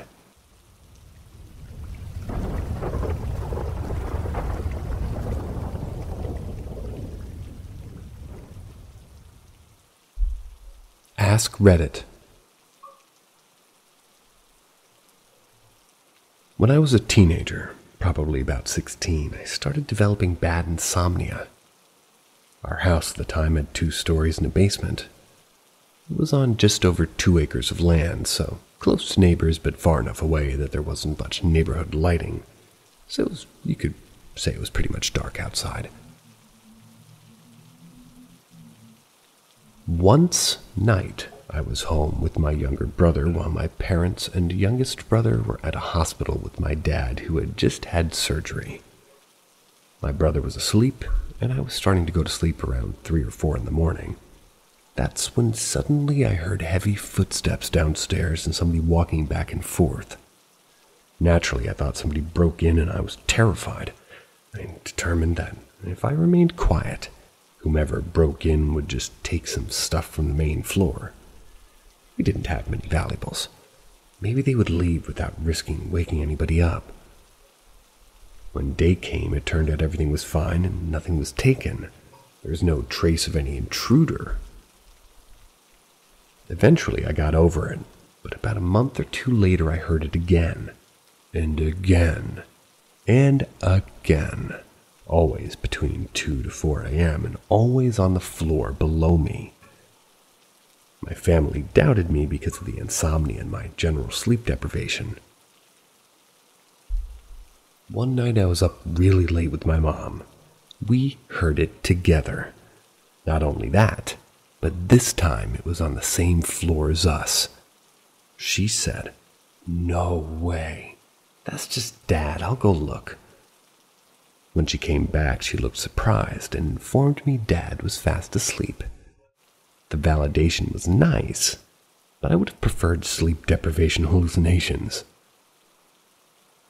Over time, the rest of my family heard it. We called it the poltergeist. It was never malicious, but one day we found one of our hammers bent backwards, which was weird. Yeah. We set up a night vision camera and eventually did capture the sounds on tape, along with what sounded like glass set on the counter and a heavy sigh. Unfortunately, we accidentally and stupidly taped over it when recording the Super Bowl. Mom, in all her brave glory, once heard it in the basement and went down to tell it that it was dead and to go toward the light. If I recall, we didn't hear it after that. Go Mom.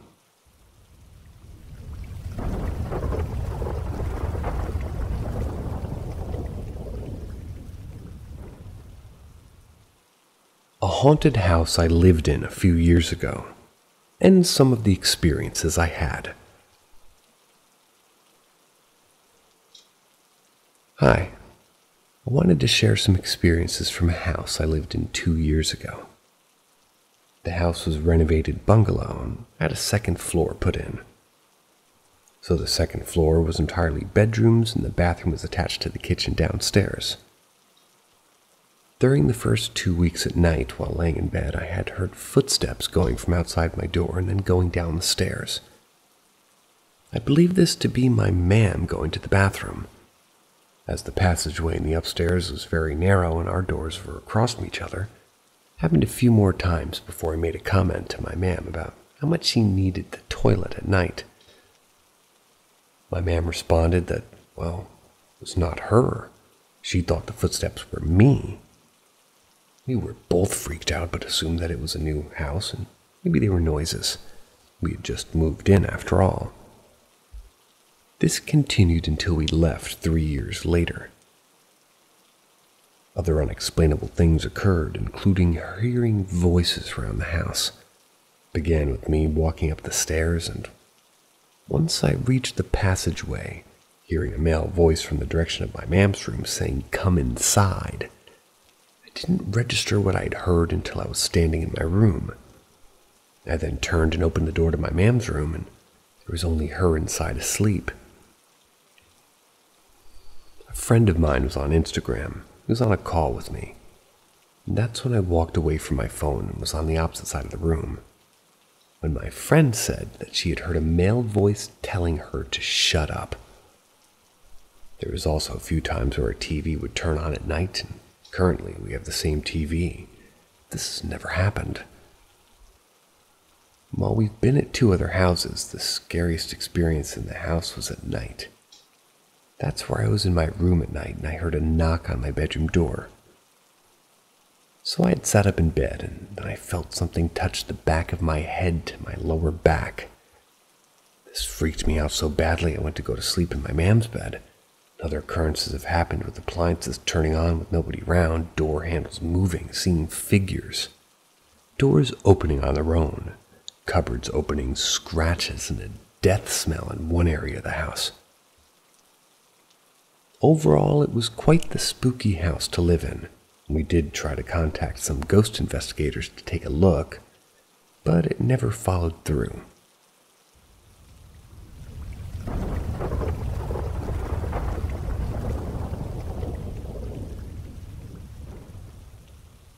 I felt the presence of my recently deceased cat. I lost my precious cat, Peter, last week. He always followed me or my fiancée around our apartment.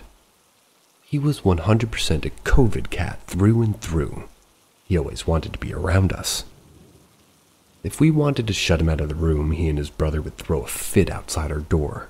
If we failed to shut a door fully, he would be there to headbutt it open. He had so many quirks about him that I loved, even the annoying ones. One example of a quirk that he had was his constant need to wake me up every single morning. Even if he had food in his bowl, he would go straight to my office trash can and start knocking it down. I'd have to drag my ass out of bed just to watch him eat in the morning. At the time, it was so annoying, but in retrospect, I kind of miss it so much. Peter was something else. Sadly, due to some very, very tragic circumstances, I had to euthanize my boy out of the blue. It was one of the hardest things I've ever been through. I've had to euthanize 2 other cats before, and while they were both tragic, this one hit me like a truck.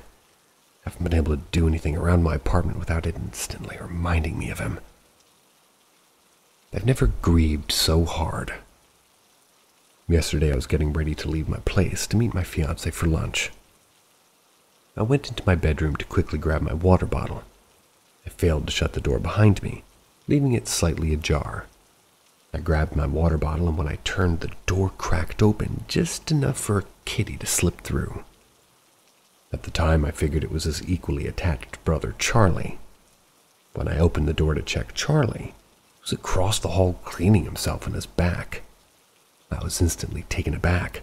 I closed the door the rest of the way behind me and walked towards Charlie and started petting him, kind of dismissing the door opening to AC pressure or the latch pushing it open. That was until Charlie's ears perked up and he stared directly at the bottom corner of the bedroom door for about 3 seconds. I looked and, of course, didn't see anything, but I felt an instant warmth overcome me. I felt the presence of my beautiful boy, Peter. Saying goodbye to him was hard, but the hollowness and stillness I felt without him was making my grief so much more insufferable. Seeing this sign from him made me feel so much better. I still miss him, but now the heartache I feel is a whole lot less painful. I'm glad.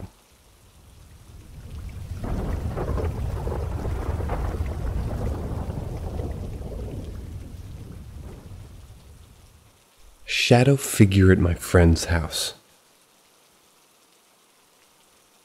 This happened a few months ago, over this past summer. Sleeping over at my best friend's house, and her room was kind of a square shape, with her bed centered on one wall and her TV centered across the room from it. Her mirror is in the corner of the room next to the TV, facing diagonally out towards the bed, and the rest of that side of the room. We had just turned off the lights and we were laying in bed talking, about to go to sleep. Both of our eyes had just started to adjust to the darkness, and just as soon as I noticed it, my friend said, "Do you see that shape behind the mirror?" The mirror was very tall, at least 6'5". I'd say there was basically a very tall shadow standing behind it. It was definitely a human figure outline, but there were no details that we could make out. It was just a big shadow figure in a dark room. I immediately said, "What the fuck is that?" My friend quickly hid underneath her blanket. I pulled the blanket up to my chin but continued staring at it.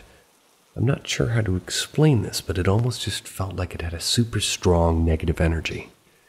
I swear I could feel it staring back at me, even though I couldn't make out any eyes. It was definitely alive or something, because we could both feel that we definitely weren't alone anymore. But I just felt terrified and sick to my stomach looking at it. A few seconds later, my friend looked back out from the blanket, and I told her I was absolutely terrified.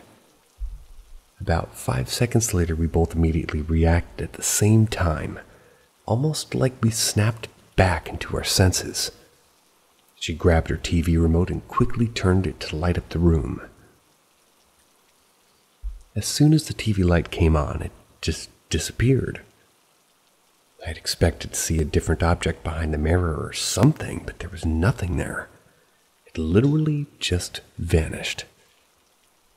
We both stared in shock for like 10 seconds, and later a commercial came on and the room just went black again for a split second. But this time the shape wasn't there, only the mirror. We were both really freaked out, and I still can't really explain this. We weren't on any substances or anything that night. I probably would have chalked it up to my imagination if she hadn't experienced it too. My friends apparently had a lot of freaky experiences with shadow figures in her house, but this was the first one in at least 6 years.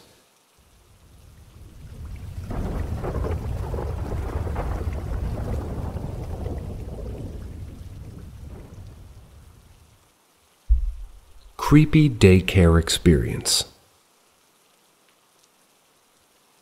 So this was probably in 2013. I was 6 years old. I couldn't tell if I was either at daycare or at my dad's, but I believe daycare. Everything around me was so colorful, like a rainbow, and toys which I didn't have at home. I remember sitting down on the floor watching old Disney movies and an old vintage TV with a few other kids. The daycare workers, I believed, were serving us food such as crackers and milk, and after that they sent us to bed, but in the same room. We were all sleeping on those foamed puzzled mats and blankets and pillows. My younger self at the time didn't want to sleep with a bunch of other kids I didn't know. I suffered severe social anxiety as a kid and didn't like playing or talking to other kids. I still do to this day. The daycare workers even put on soothing music to help us sleep using a radio player that they'd play old Disney music on as well. I remember they played The Lion Sleeps Tonight from The Lion King. The song quality comes from that radio sounds so horrible that the song was glitching and freezing. The lights were also turned off, which creeped the shit out of me, and I started to cry. I missed my dad and I wanted to go home. Continued to cry for like an hour or God knows what. I couldn't stop crying for how scared I felt. The song was also looped, which made it more scarier for me. All the kids that were in the same room as me were all asleep. I remembered that there were also toys beside me as well, an old vintage dollhouse, vintage toys such as those old Fisher-Price, kind of ones, and I saw one of them moving in the corner of my eye. I remember one of them mocking my cries, like those toys when you say something and they repeat the same thing as you. Scared the shit out of me. My heart just dropped. I immediately stopped crying. I ended up throwing my pillow at the toys as I got up and crawled away from them. I then crawled over to a few kids that were asleep and laid beside them because I was scared shitless. I ended up falling asleep and walking up as all the kids got picked up by their parents and my dad. I didn't say anything to them about what happened because I was confused about the whole thing. I never got to go back to that daycare ever again, but I had older sisters that babysitted me now. I still remember this because this was probably my first ever paranormal experience, and it scared the shit out of me.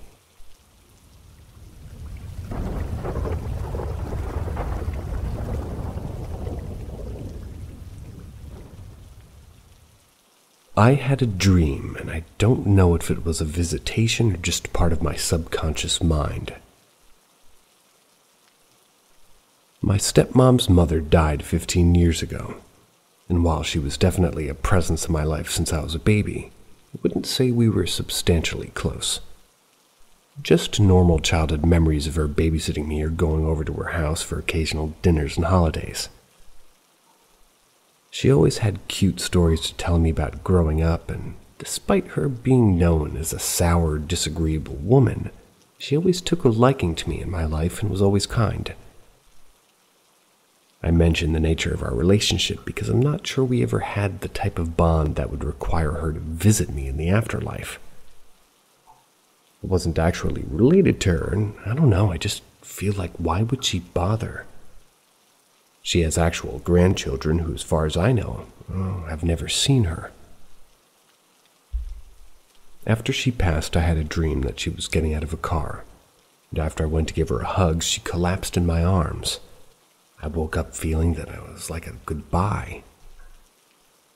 Last night, after 15 years, I see her entire, like my line of vision, and I immediately know that she's there in my dream. Like I was shocked and surprised to see her because being a lucid dreamer, I was fully present and aware of what encounter was like and what it was supposed to mean. She didn't speak, but her presence was very vivid, and I just remembered thinking that she's there to tell me to get my shit together. I've been going through kind of a rough patch lately and haven't been on top of my game. I've been drinking more than I should and feeling really more stressed out than usual. I just remember experiencing an eerie sense of disbelief at seeing her and thinking, she's here to tell you to do better. The rest of my family and closest friends live in another country, so they aren't here to see if I'm okay. And surface level I am, so anybody to really know anything deep about me would have to be sort of omniscient. I woke up almost immediately after acknowledging her presence in the dream, and now I just don't know whether something like that is real or if it's really just a part of the imagination. Nothing recent has triggered any thought or memory of her, and it's not like I heard her name and then fell asleep and dreamt about her. I really had no reason to conjure up at random. How can we know what's real and what's all in our head? good question.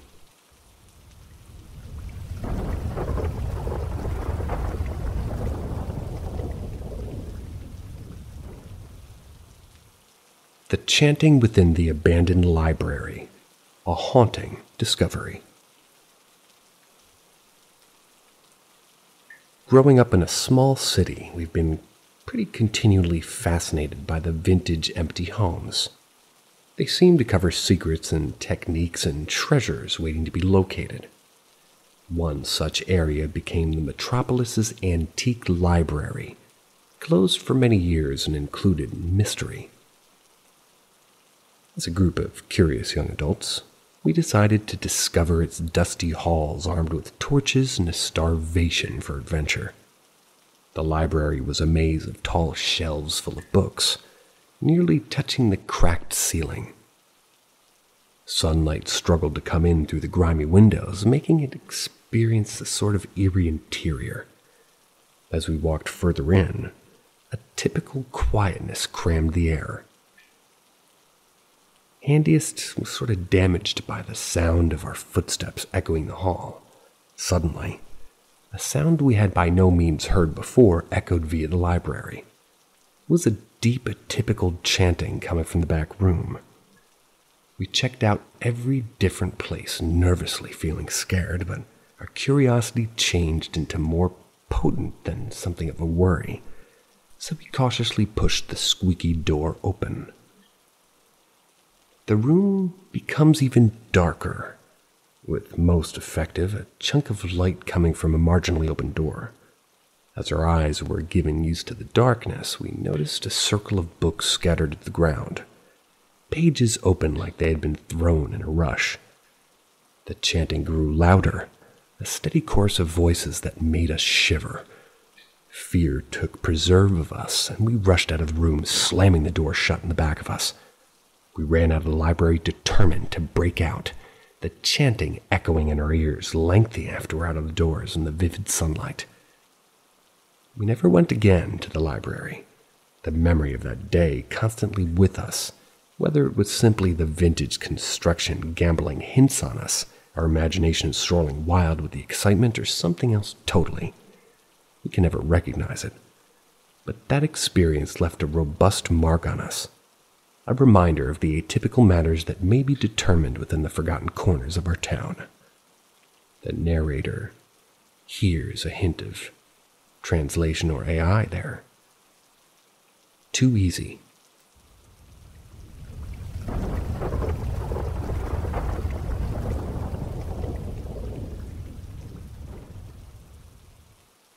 Ghosts in my uni library.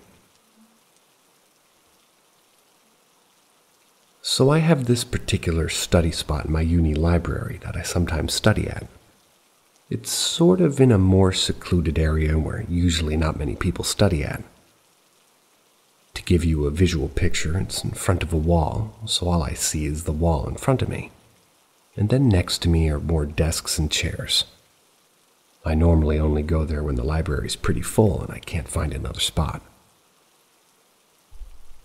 Last time I was studying, I saw from the corner of my eye someone standing there, but I didn't think much of it since it's a library. I thought somebody just stood there and was looking at the books. This person, however, stood there for so long and I felt like their body was facing me. They were maybe looking at me, but I couldn't really tell because it was the corner of my eye.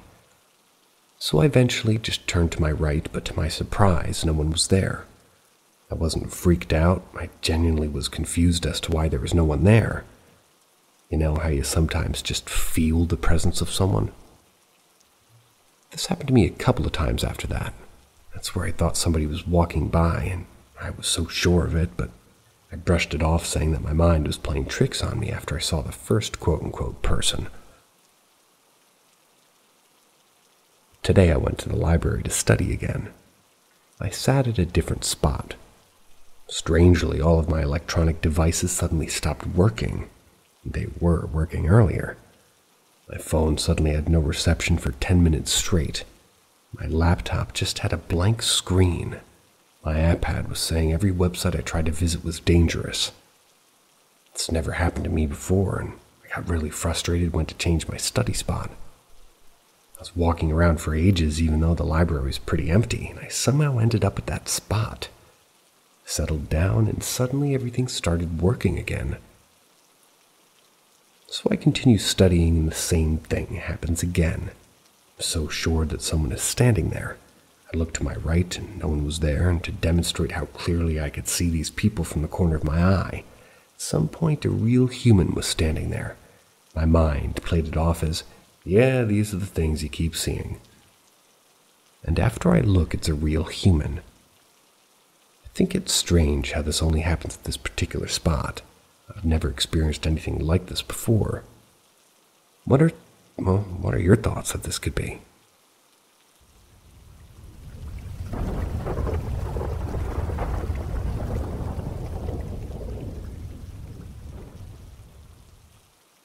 The disappearing spices, a persistent presence in my grandmother's kitchen.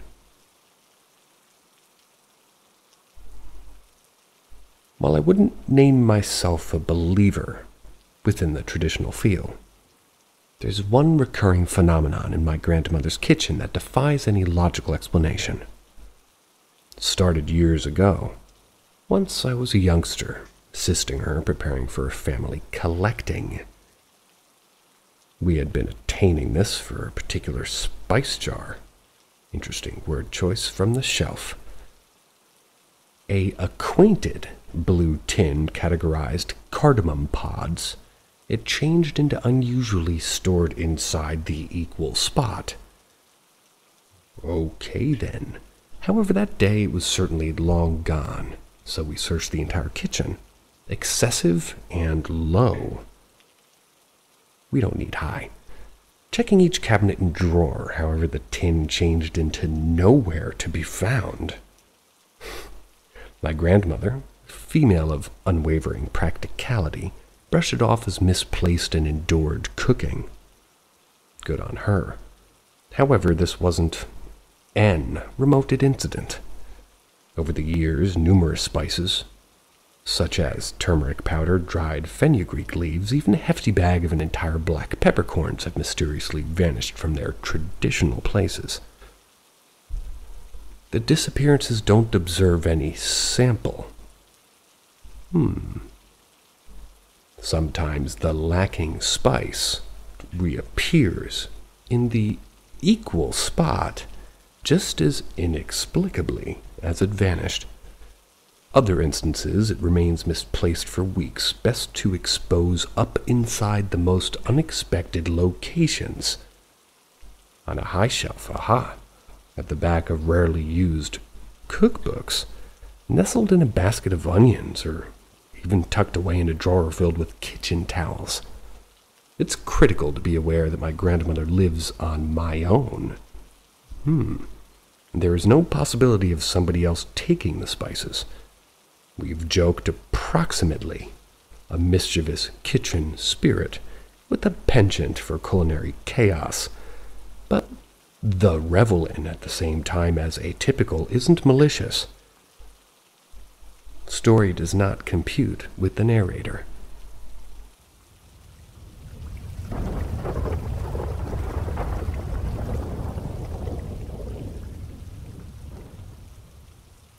A demon or a ghost?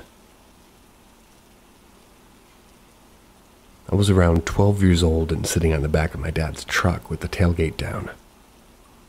I was waiting on my friend to meet up with me. That way we could go do whatever 12-year-olds do on a weekend. That was my dog's ears. It was a spring day in Georgia, so everything was alive and very noisy.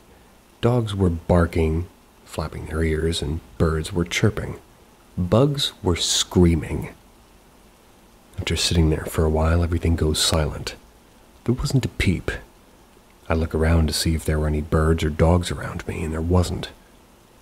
When I turned back to look at the street, there was a black, misty, shapeless form walking from my neighbors. It was across the street from me, walking from their yard to the neighbor's yard. As I'm watching it move, I whispered in disbelief, "What the hell is that?" Apparently it heard me because it stopped as soon as I said it and looked like it was turning toward me. Although it was shapeless, it was thinner while moving and kind of thickened out like a normal person would when you look at them head on. It stood there for what felt like an eternity and I'm guessing stared me down. My heart was beating very fast and I don't think I was even breathing. It started to move toward me and was about to step into the street when I heard my friend yell to me from up the street.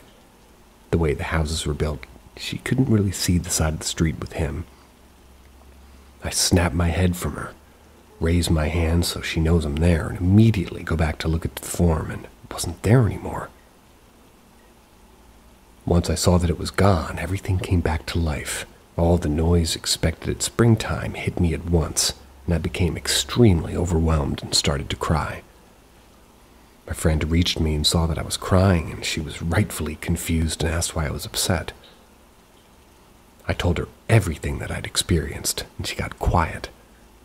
She told me she saw it not too long before I did at her house. She lived a street over, and told me that she was terrified during the encounter. She said it started to move towards her from her neighbor's yard, like me, into hers, and she was completely frozen. She broke out of that trance because her mom told her she needed to come inside for dinner. Because we were so spooked by that, we decided it was a good day to have a movie marathon. I never saw it again, but I do believe I had other encounters with it. So, was it a ghost or was it a demon?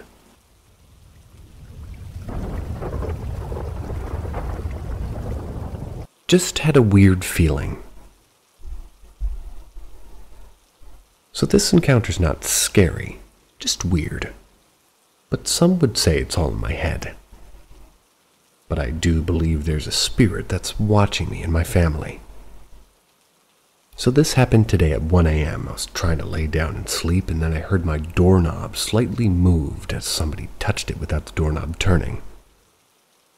I waited for a second, assuming my, parents or brothers were going to open the door for my younger dog to come to bed with me.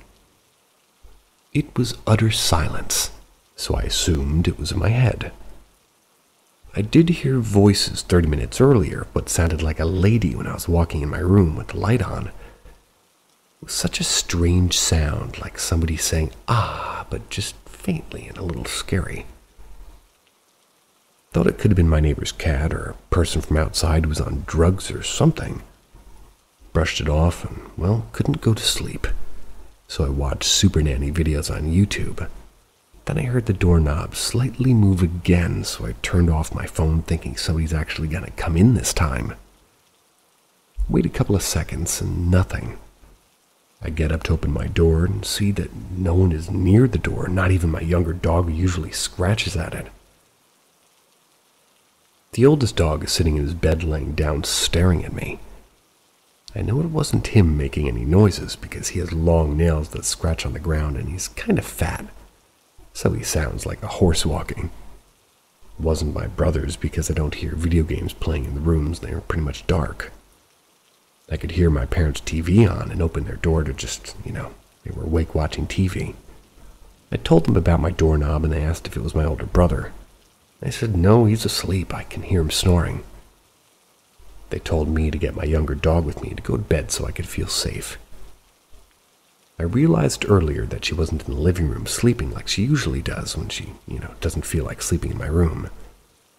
She was in my older brother's room the whole time, so I knew it couldn't have been her. Other experiences while living here for almost 3 years are our dogs barking in the corners of the room a couple of times. Nothing major really, but I'm pretty sure my family's told me about them hearing noises every once in a while. But we usually just think nothing of it. My neighbor told me that our large backyard could be where natives from long ago were buried, but I feel like if it's my dead relatives watching over us, but I don't know.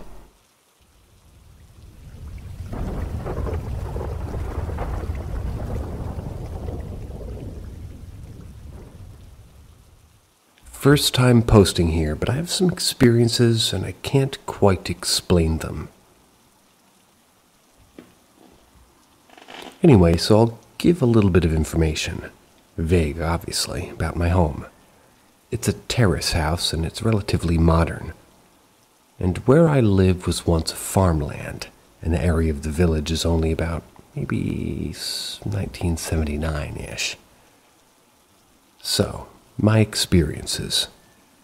First one was when I was roughly 7 to 10 years old and I was watching TV with my father in my bedroom because I, at the time, had really only good TV upstairs. So from my room, I can see directly down the hallway. 2 doors right, 1 left, and the stairs at the end of the hallway on the right. So it's about midday, and as we're watching TV, I see a shadow shimmying into the spare bedroom after seemingly having watched me for a while. It was dark, really dark, seemingly a woman in a dress. I asked Dad to look, and he brushed me off. I asked again, and he reluctantly looked in there. Perhaps thinking there was a burglar, but there was nothing, and ever since I've gotten negative vibes from that room. I try not to even look at it. Mom said it's a shadow, but it was too dark to be. Like, the dress seemed old, like only a floodlight could cast that shadow. But even then, I'd say it was unnaturally dark. Also, I was on the 2nd level, so I doubt a shadow could get there. Anyway, that's all I have to say about that one. The following years, I didn't see much. Occasionally an odd, short, white figure walking down halls in the corner of my eyes and stuff.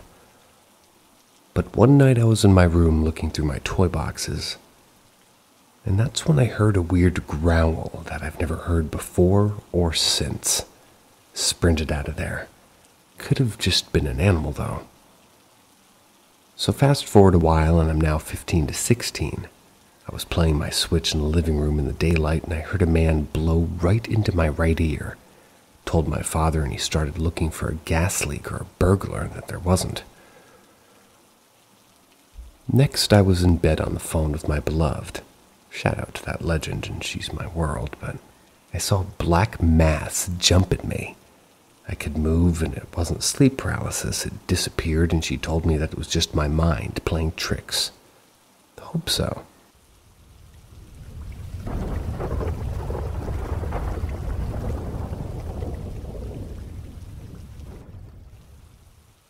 Ask Reddit. Obligatory not at night nor long haul trucker. I took a road trip with my parents and my partner. Took it out west, Tulsa to the Grand Canyon, almost exactly 2 years ago. We took I-40 west and didn't have any road stories to tell other than my dad's shock at how bad Tucumcari had gotten since he was last there. On the way back, we took 412. That's a straight shot from the Grand Canyon to home. I have 2 creepy stories from that ride. The less creepy story happened just east of the Navajo Reservation in New Mexico. That was after we drove over the highest part of our trip. I want to say some 1,200 feet. It had been plowed just a day earlier. The snow was easily twice as high as the car at the saddle of the pass. Coming down, we drove past a gate to the farm, and there had a few lynched effigies out in front, and a sign that was old enough that you couldn't read it. It was the only sign of a human habitation, and we had only seen this after hours, excluding the road, of course. Pretty creepy, especially given that the whole sort of ensemble had clearly been there for quite a long time. The creepier story happened in Arizona on the reservation itself. We came over a hill to a long stretch of pretty straight highway and saw a man walking on it pretty far out. He was wobbling around and into the road, a simple no-shoulder, 1 lane per side strip of asphalt. As we got closer, it appeared he wasn't really wobbling. Then, when we got pretty close, it became obvious that he was throwing broken glass into the highway. We slowed down from about 90 to about 35, just to avoid him. He lunged at the car as we passed. The eastbound lane glistened with bottle debris. We got out of there as fast as we could, but the creepiest part is where this happened. It was roughly noon in the middle of a high desert, and a minimum of 15 minutes of driving at 90 to 100 miles per hour, if not 30 minutes. either way from the nearest building with no side roads or dirt paths of any kind branching off. He had clearly walked all that way. Truly creepy.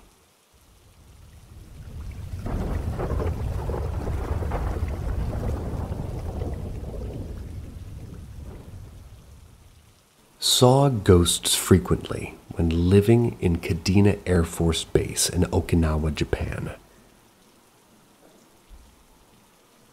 I was living there from the age of 4 to 7. We bounced around a few apartments, but ended up in a military housing unit. Concrete floors, metal doors, mainly to help with typhoon season. Still not too homey, but to set the scene, I had a little TV in my room that my mom would set a timer on. I remember waking up and always watching it shut off.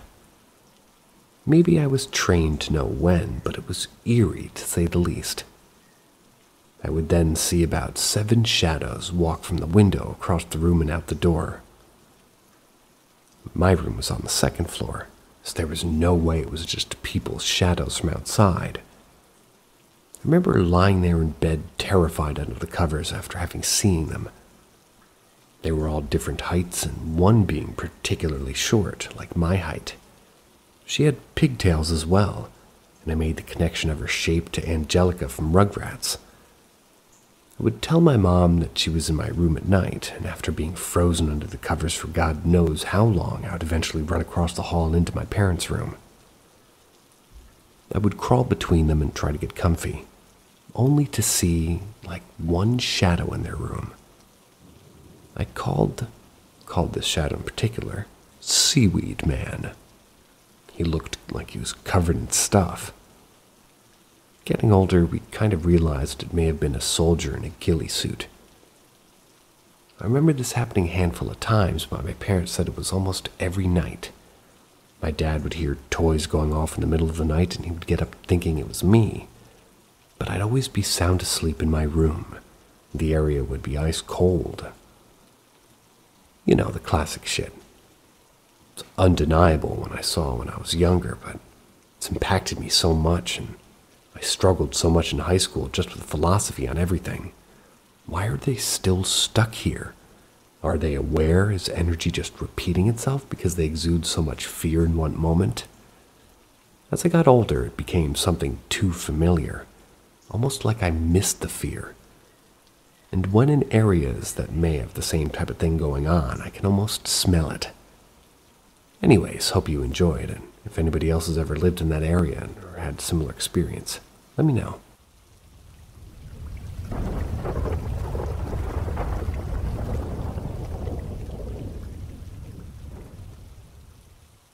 Sleep paralysis coincidence.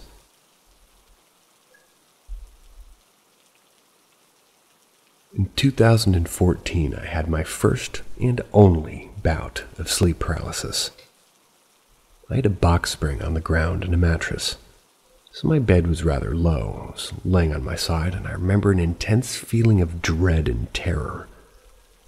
I was only able to move my eyes, and I opened them to see this dark red figure standing so close to my bed that its knees were touching my bedside. Because it was so close and I was lying on my side, I couldn't make out its face.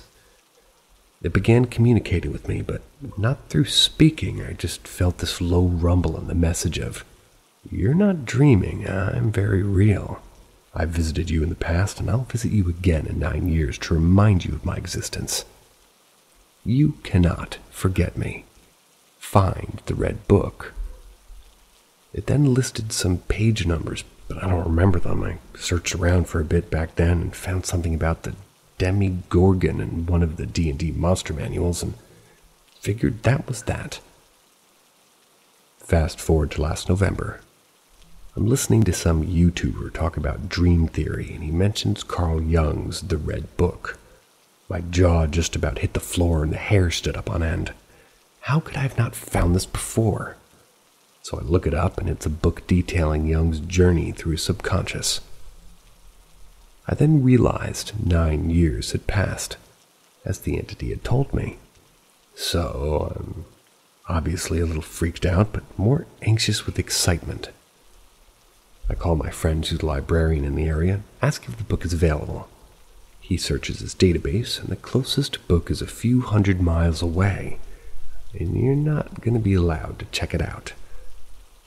Odd. I then check Barnes & Noble to see if maybe I can just buy it. Lo and behold, there is one copy available in the store a few miles from home. I go there, search for it for about an hour before asking for help. The staff said I couldn't find it because there's only one copy and it just arrived that day and wasn't unboxed. I'm just about done with the book now. Not an easy read at all, and I've been taking my sweet time on this. Nothing has jumped off the page like some sort of epiphany, but very interesting nonetheless.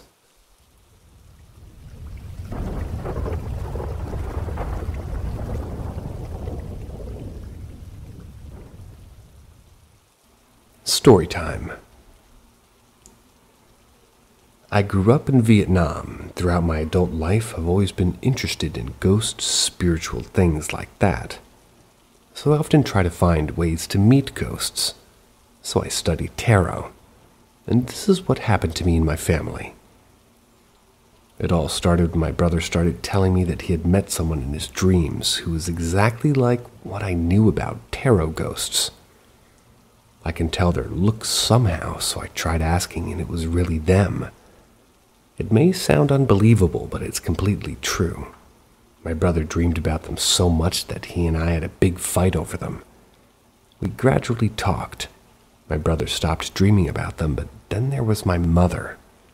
My mother is a person who has seen ghosts many times, and when she slept in my room because I slept alone, she asked me to change her room because she didn't want to infect my father, or my other sister who was sick at the time. My mother heard two voices whispering to each other.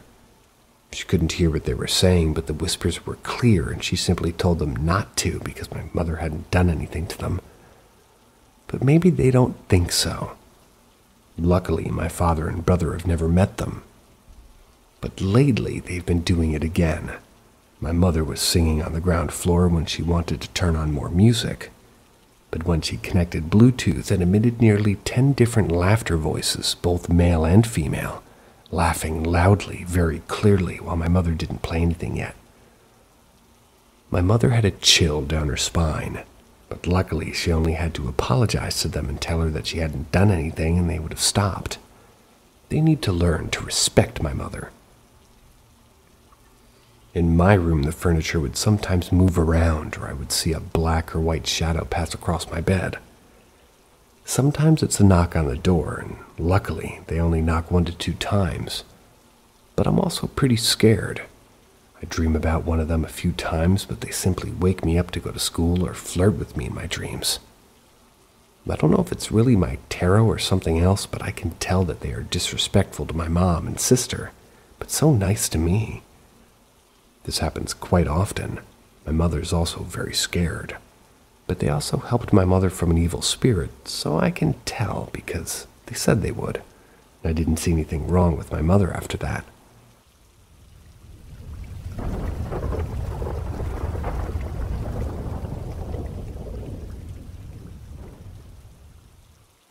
When the adults are gone, the spooks come out. This is an ongoing thing right now in the house I live in. My family moved into the house in early April. My mother and her friend were just at the house before my brother and I moved in. When my mother's friend was going outside to smoke, he saw a shadow near this metal sheet that we have there. She told my mother, but she thought he was just messing with her. Skip a couple of weeks, I was home alone and I kept hearing noises, which was common because, well, it's a tree branch on the roof above my room. But then I start hearing talking. I then pull out my phone to record and I catch someone saying hello. It was normal for neighbors to come over and talk, but this was 2 a.m. I still check the porch for people, but there's nothing. I hear things coming from my brother's room. We have a connected bathroom, so I step out of my room and see that his door is closed. I go in the restroom, swing open the door, and I do see his door is open, so I sweep the house for people. I end up not finding anyone. When my mom comes home a week later, I go to show her the video, but I must have deleted it because it wasn't there. She said that she didn't believe me, but still had her friend, who was a priest, come by and bless the house. Another week goes by. My brother is back, and I see him looking down the hall, and I tell him, "Yeah, I keep thinking I see someone there too." He agrees with me, and he thinks he sees someone. Then another week, my sister comes over. It's about 9 p.m., so I'm just about to go to sleep. I hear a knocking, but I just close my eyes and I try to sleep. But my brother comes in the room and says sister's in the bathroom, freaking out. I go and ask her if she heard the knock too. She replies with, "That wasn't y'all messing with me. It was knocking on the bathroom door." She got scared and began crying. She calls out to Mom and told her what happened. She says that she'd been drinking, so can't drive home. I grabbed my dad's knife, searched the house, then the yard. Nobody was there, and all the doors had been locked.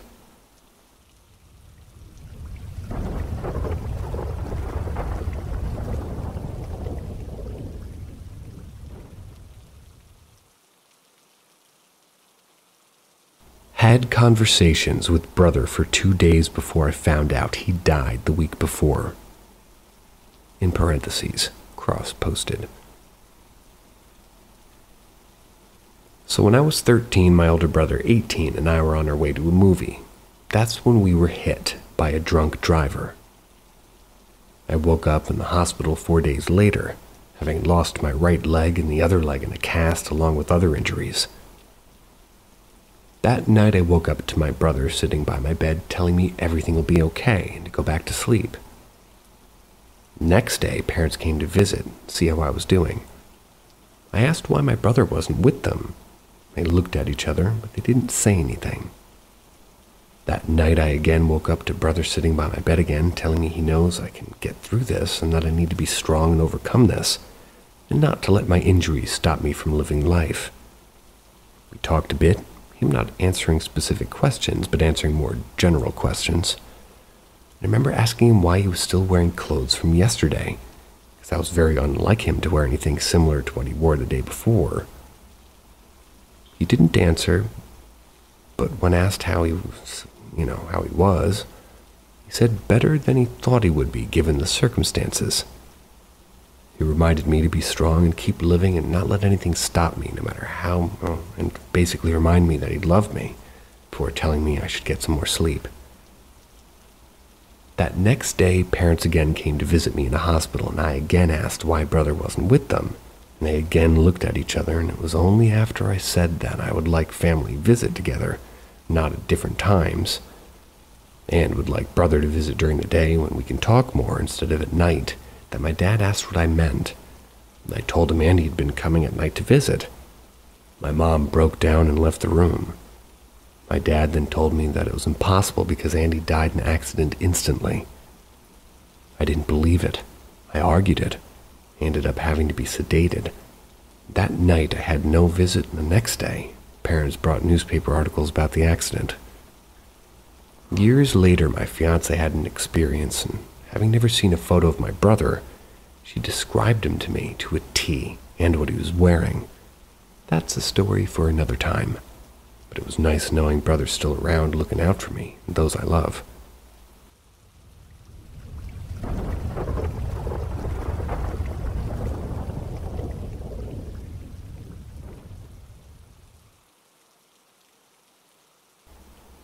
Me and my best friend saw something unexplainable.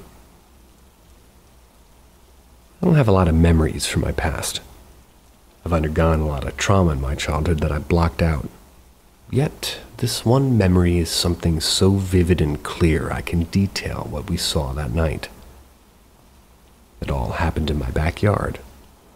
My parents had a big bonfire for the neighborhood back then, almost once a week. But they soon got a tiny fire pit closer to the house, just for our personal family time. My best friend was always invited, since she was always around. I was around 17, maybe I was around 7th, going into 8th grade that summer. We had just gotten a smaller pit. My mom, dad, sister, nephew, and best friend were roasting marshmallows, just enjoying the night, talking and laughing and just having fun. All of a sudden, a very white figure appeared in the corner of my eye. On instinct, my head turned to look at whatever it was, and it was so out of place in the dark night. My heart raced like it never had before.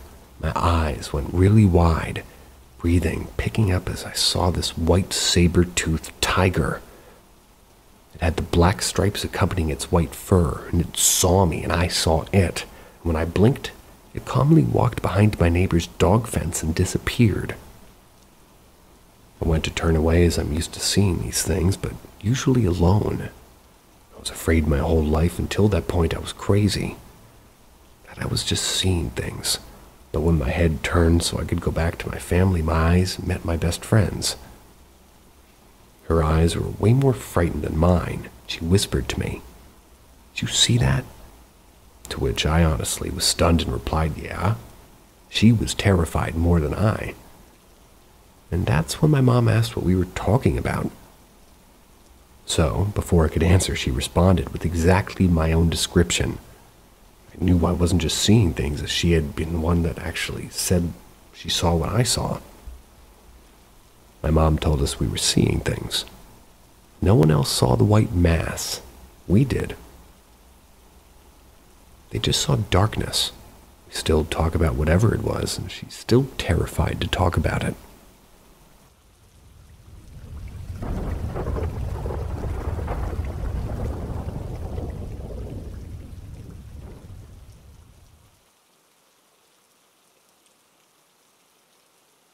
Here to share an experience that still makes my skin crawl. I grew up out in the country, on a property around 30 acres. We got it real cheap from a Vietnam vet turned hippie because my father's kind of also a vet turned hippie. He liked the place because it was far away from anything that resembled civilization. The property was mostly overgrown with trees, vines, and bamboo.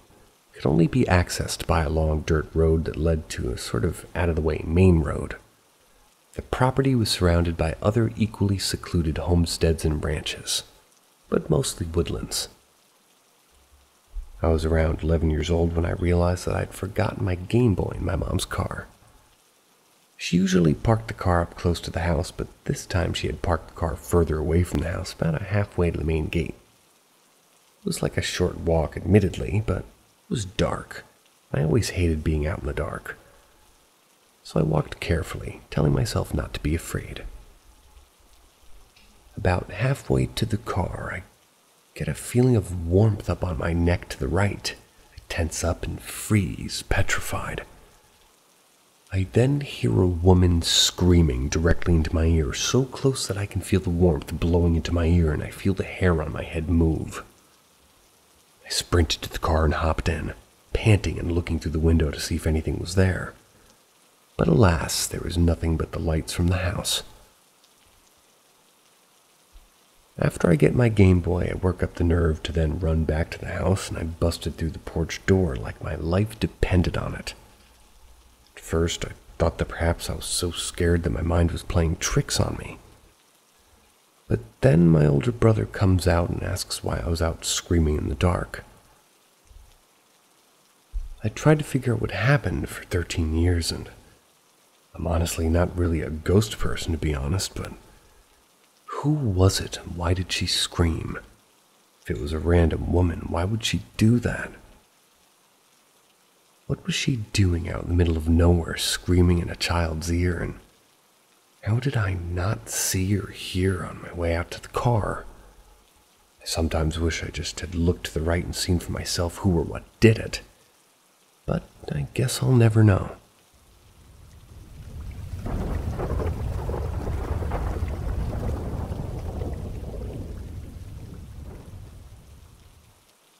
My only legit encounter.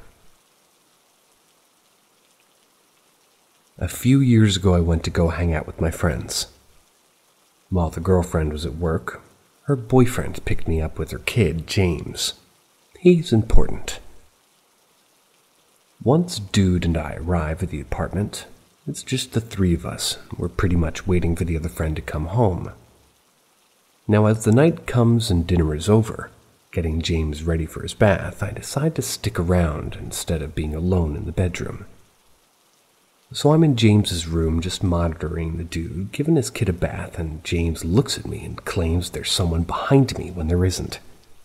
So, Dude isn't the father, but they believe that James' bio-father had passed and somewhat haunted the place. I don't see anyone behind me, but I do feel their presence, and James just keeps pointing behind me. So a little freaked out, I just join them in the bathroom and hang out. I don't remember much else, although the main part that happened that night is when Dude and I were reading to James for bed.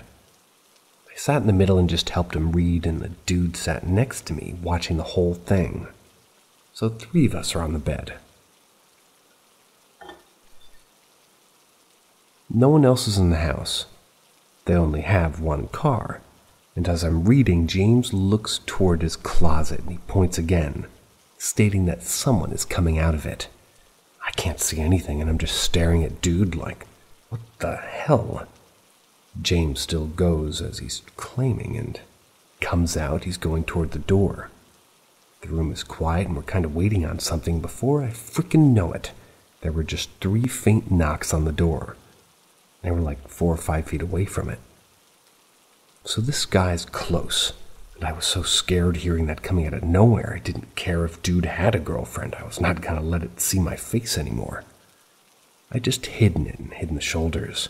Eventually, I guess needing to pick up his girl, Dude walked me out. I reminded him, those 3 knocks could have been the mock of the Trinity, and all I got in response was, "Don't say that." But yeah, anyway, pretty freaky. I'm sure there's worse cases.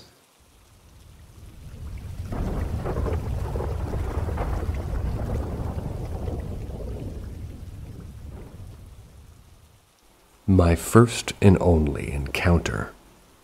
Psychic reading. For my short but sweet story, we need to go back to 2011. I was 18. I'm now 30, so it's been quite a few years. Me and my now ex-girlfriend decided one day to have a sort of a psychic that we saw on Facebook come to our house and share a reading with us. I was very skeptical, but my ex wasn't, so I decided to entertain it. The lady was everything you'd imagine a psychic to be. She had long gray hair, wore clothes of a hippie nature, and believe it or not, she even came with an assistant of hers. She came in our house and took a seat in the front room. Began by saying she wanted to do both mine and my ex's reading separately.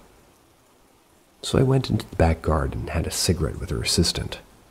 He was an alright dude. My ex had her reading and came out in tears, and she couldn't believe some of the stuff the lady had said, but I still wasn't fully convinced. Then it was my turn. Went straight in and sat down, and she immediately told me not to be so skeptical. Something I hadn't even told her or the assistant. Proceeded to tell me my granddad was present and called him by his first name, Michael. Said he's concerned about my back tire on my motorcycle. My motorcycle was at my mom's house 7 miles away. Continued to tell me other things that she literally had no idea of knowing, like, for example, an inside joke between me and my ex that she said within the year that we would go to, well, from like 2 to 3. My ex got pregnant the following year. She finished, went home, and me and my ex were just gobsmacked, and me, the skeptic, I was speechless. Then I remembered what she said that my granddad had said about my back tire on my motorcycle. The next day I get over to my mom's house, go into the garage, and right there in front of me is my motorcycle. Has a puncture in its back tire. Goosebumps activated. Been a believer ever since. Don't know if you guys can hear that, but I've got a leak in my house. See ya.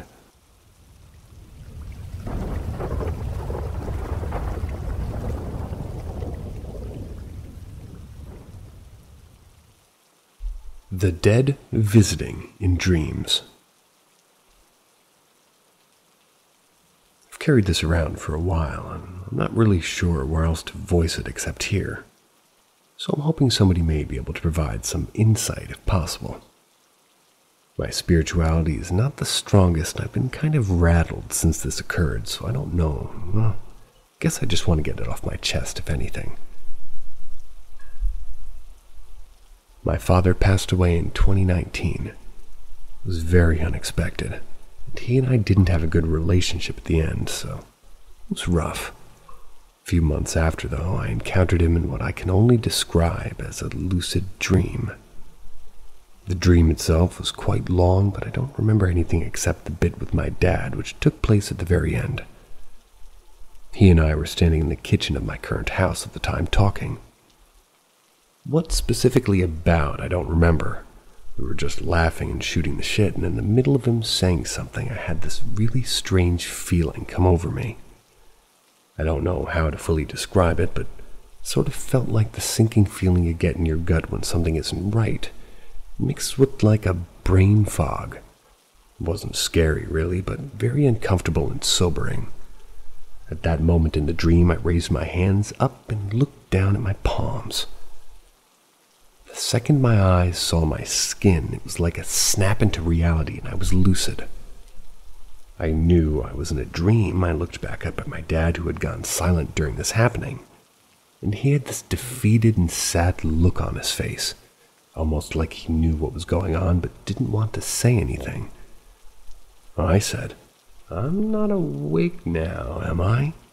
He shook his head a little and said, "I'm sorry." Then my eyes shot open and I was awake. I know this is a little bit anticlimactic, but I didn't experience anything else past that. I just woke up and it was over, and in general I'm a fairly active dreamer, but have never had this level of awareness in one before, so I don't know if this is just a wild sort of brain stuff caused by grief or something more. If anyone has heard of something like this happening before or have had experienced something similar, please let me know your thoughts.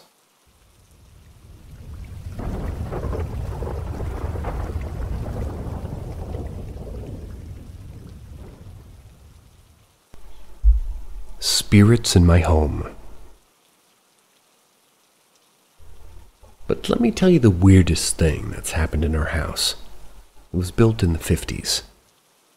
When we first moved in, I thought I heard what sounded like my mom calling my name, and, well, when I went into her room, she said she didn't. It even happened to my dad saying that he thought he heard her calling his name. Many occasions, my dogs have growled in the corner of my room or my parents' closet for no apparent reason. A couple of times the kitchen cabinets are wide open even though my mom closed them. Then when my grandma moved in, she saw a white figure pass by my parents' room, assuming it was her son, but my dad was outside the whole time. I was in my room doing something, and then my mom calls my name asking if I'm in the room.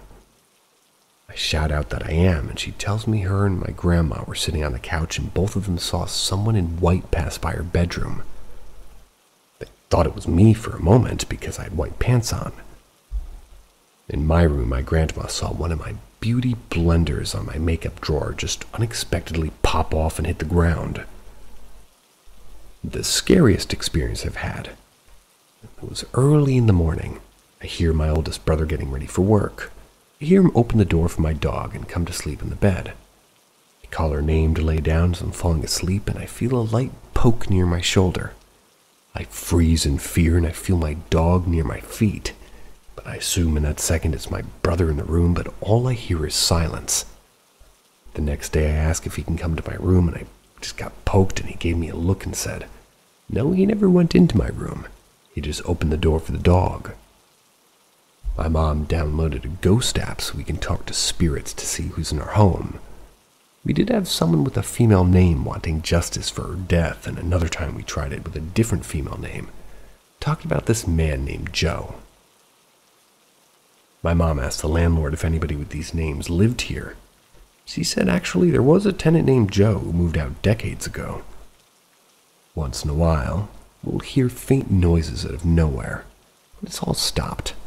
I assume the spirits are okay with us living there, and we just ignored the odd things that happen.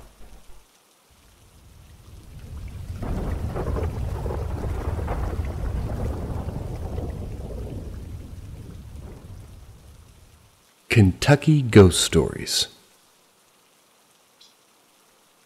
I'm from a small town known as Beattyville. Blink and you'll miss it.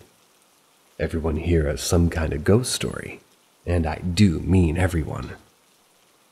The ones that always stuck with me, though, were my dad's stories. He was always out in the backwoods.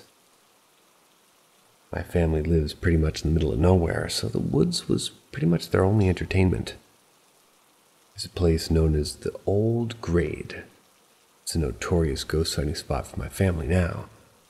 Back then it was just a haunted spot for them, and, well, that's where they encountered the white thing. No one has a clue what it is, and it's just this white creature with a big kind of black eye and about the size of a grown man's fist. My dad's first encounter was whenever he was about 16. Him and his younger brother went out hunting in the Old Grade. They'd been walking for a couple of hours, and dusk had taken over the woods. They seen something walking on 4 legs and had a snout and looked like an uncle or a fox or a coyote from a distance. He started calling it to bring it closer. And that's when it stood up. It stood up on its 2 legs and just stared. My dad threw a gun on it and hid behind a tree. I don't really have a visual to describe why this was weird, but just imagine something that's 4 feet wide hiding behind a 2-foot wide tree. It makes absolutely no sense. And that chittering noise it was making is indescribable. It gives my dad chills talking about it to this day. He started backing out of the woods and stayed in the light and wouldn't get any closer if they were in the light.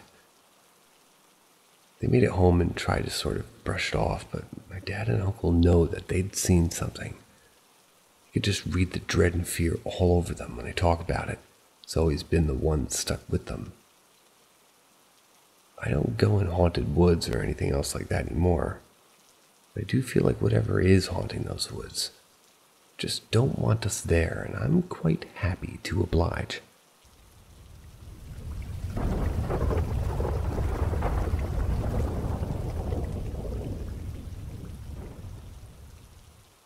The Whispering Attic.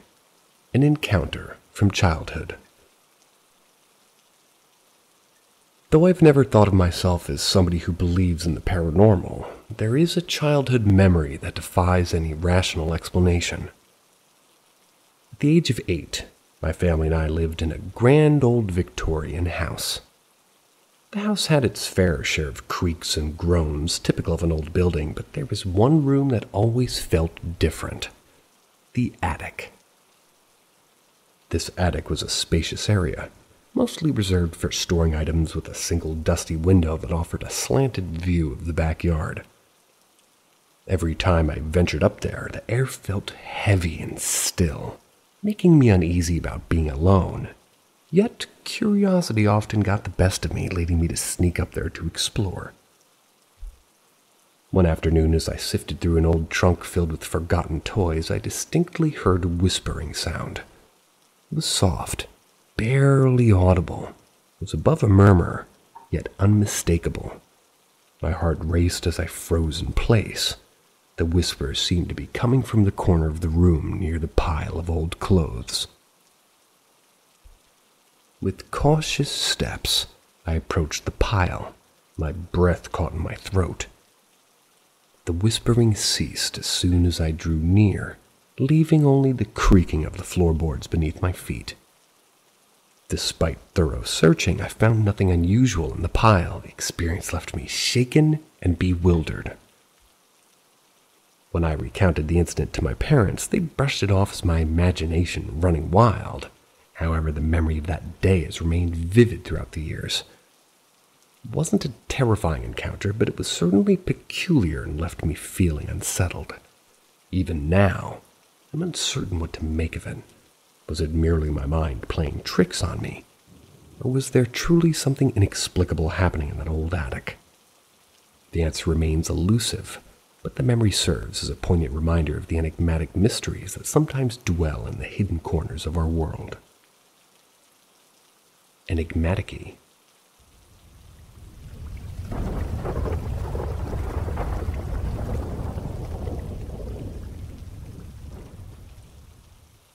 Ghost of the Mount Washington Hotel, White Mountains, Bretton Woods, New Hampshire. I absolutely love this old hotel, and any chance I can, I head to it. But the interesting thing about this hotel is it's haunted. The most active room of the hotel is room 314. It's referred to as the Princess Room. This is the room that the hotel's founder's wife, Carolyn, would stay in. Her original canopy bed is in the room. That being said, you don't need to stay in that room to experience activity. My wife and I stayed in the hotel for our 15th anniversary last year, and the story we got to take away is the one I'm about to share. We stayed in one of the hotel corner vista rooms, phenomenal views, but they're located at the end of a long hallway. My wife and I go to dinner in the main dining hall, and they set up a table for Carolyn with the original china and silverware every night. I took a photo of the table and went and had dinner. As we finish and leave, my wife notices the knife and fork are on the plate. We mentioned it to the hostess, who immediately tells the manager next to her that she did see the silverware move. My dumbass forgot to get a picture of the silverware position post-dinner. After going to the Speakeasy Club for a few drinks, we start to return to our room. But in the hallway, half down, the floor is like a huge white mist. Its form becomes somewhat more human-like as I fumble to drop my phone. It tilts what would be its head to us and then vanishes into the room. The room is 314. We go to the main desk to speak with one of the people, and they call the manager. The manager listens, writes a few things down, and says that we're a third party that evening to report seeing Carolyn in the hall. The hotel has a small book of all the images of Carolyn that have been captured over the years, and you can request to view it during your visit. There's never been malevolent reports of encounters with her, but she has been seen many times, and the wait list to get this room is very long.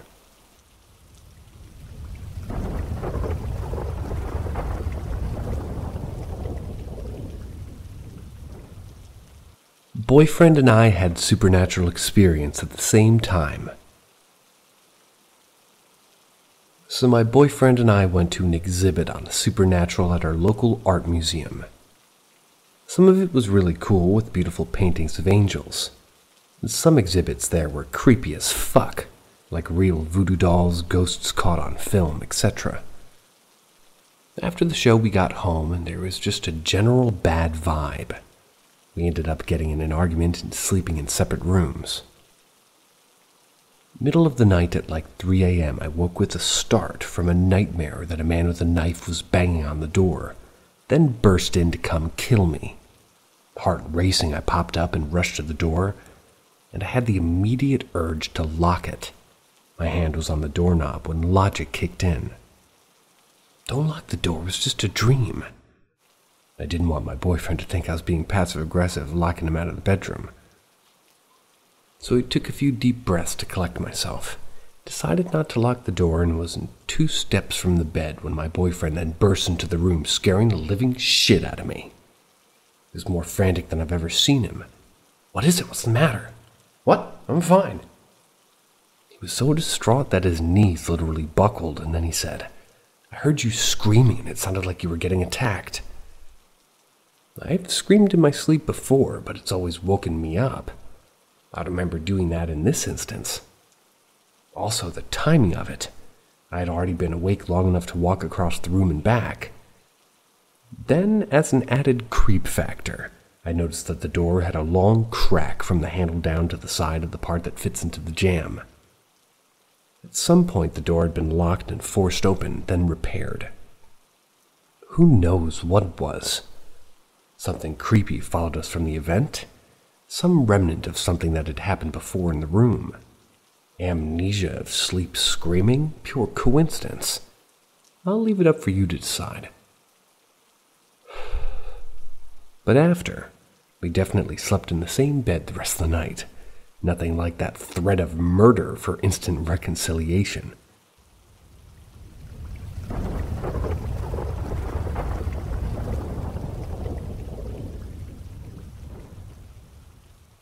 Ask Reddit. I used to work at a place which required to be manned 24 hours a day. Reason being is that I handled sensitive documents and files, and if somebody needed this information in the middle of the night, I'd have to fetch it for them, or confirm that I have it. Anyway, security's kinda tight. Bars on windows, multiple locked doors to get to where I am.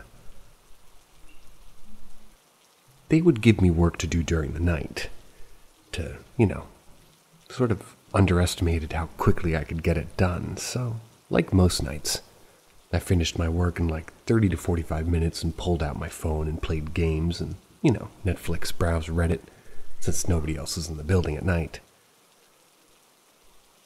So now it's getting to be the last third of my shift when all of a sudden I hear a door close. I look to the security camera and see someone walking down a hall toward my room. At first, I thought it was just somebody that came in ridiculously early, so I turned around and waited for them to come in. But nobody came in and the hairs start raising on my back. Now this isn't really a big building, so I figure I'll find the guy wherever he is and start checking offices and storage rooms, but I come up empty-handed. However, I do see that a fire door had shut.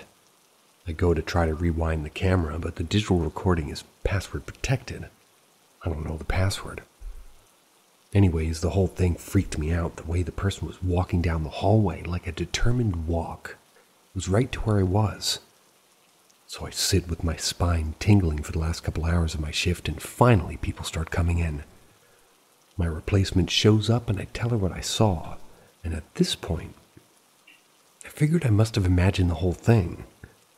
Told to go home, and the manager and the girl who replaced me would look over the camera. After getting home, I call my manager and ask what was on the camera. They say that the video showed the fire door closing, but then the video froze for about an hour.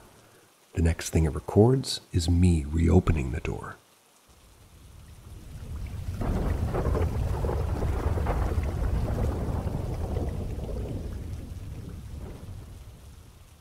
"3 months ago, I seen a black figure at work.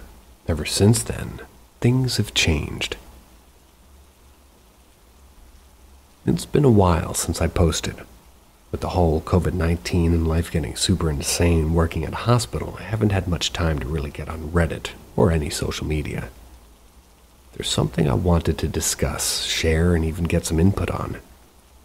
What I'm about to type out is going to sound so beyond unreal and fake that it's going to drive many off or cause many to say it's not true. 3 months ago, I seen a black figure kind of hiding around the corner. As I ran after it, it seemed to get further and further away. After going to security and seeing nothing was there, I figured maybe it was something in my head. About a month later, I see this figure and I start getting weird gut feelings.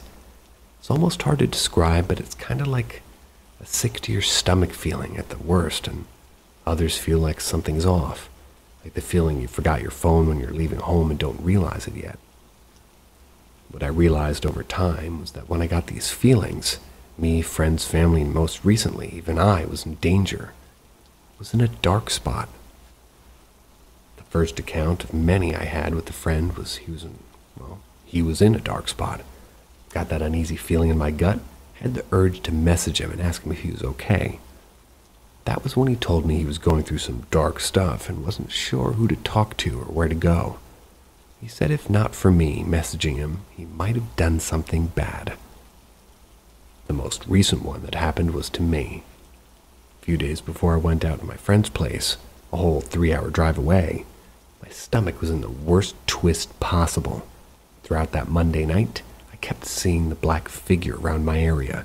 It was always watching me from afar. Everything went fine going up, Usual traffic being hectic in big cities with all the riots. Everything went fine. No riots that night, no fights, but the next day it started raining hard. Long story short, I hydroplaned off the freeway. Luckily, everything was fine, and I walked off with a messed up shoulder and headaches.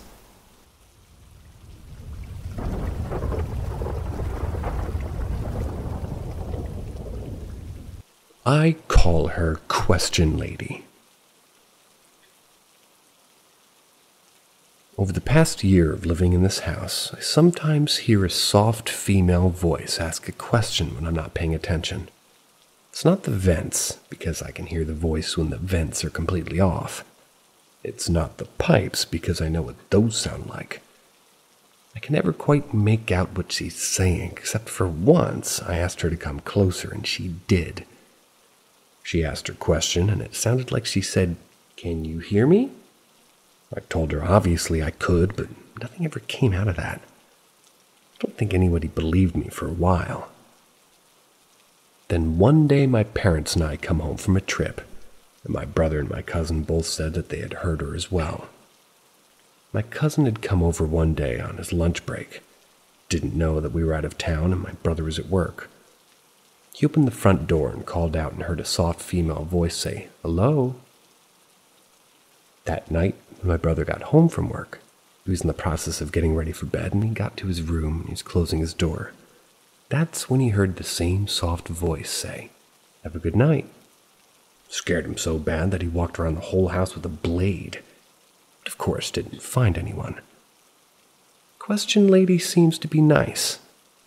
Sometimes I wake up feeling her tapping on my headboard, or on the mattress. Once I couldn't sleep because she was humming to herself, but I always have a calm feeling when she's around. And even my sisters met her. But she met her long before the rest of us.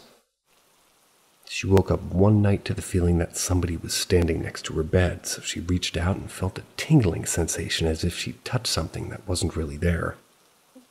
She likes to screwing up a lot today. She likes to say that she shook hands with the ghost. Question Lady isn't the only ghost we have here, but the other one is not so nice. He likes to be scary. So I try not to talk about them too much because even talking about her seems to invite him. Hope you like the account.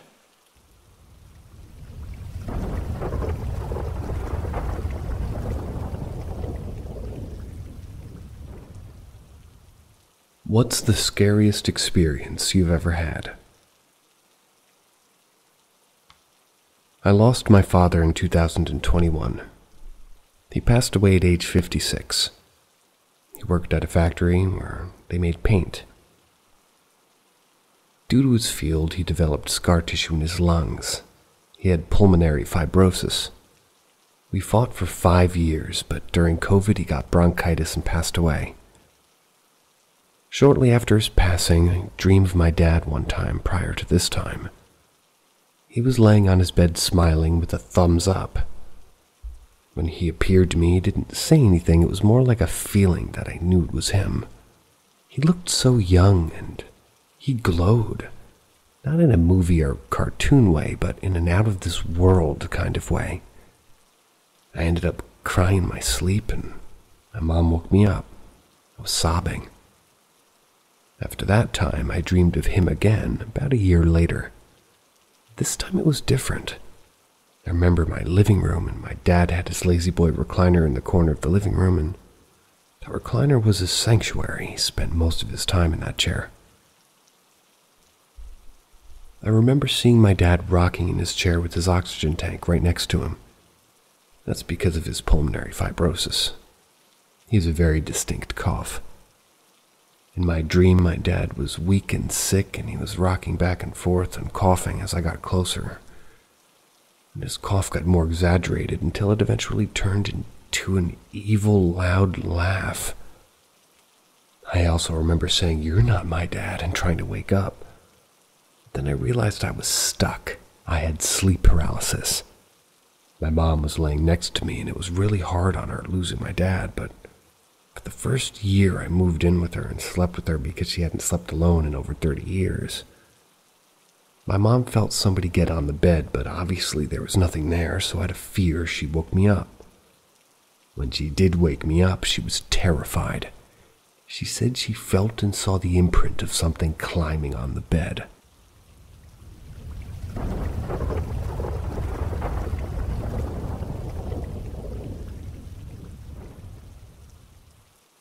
Paranormal or coincidence?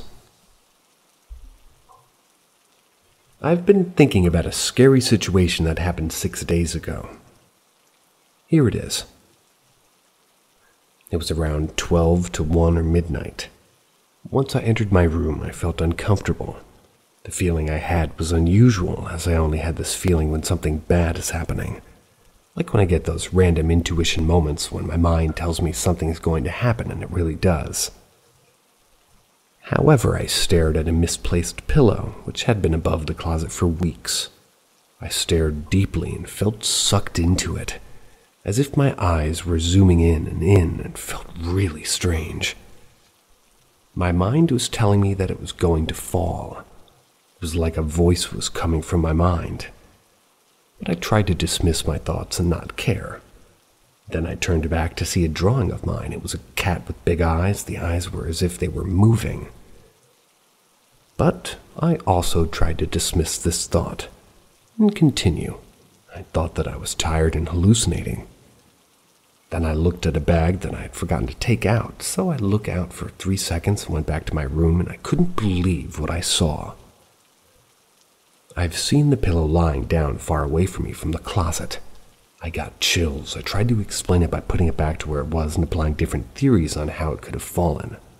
It was unbelievable, because it fell far away from the closet, and considering the height of the pillow and how it was fixed above the closet, those theories didn't make sense. There was no way it could have been a coincidence because it had been fixed up there for weeks.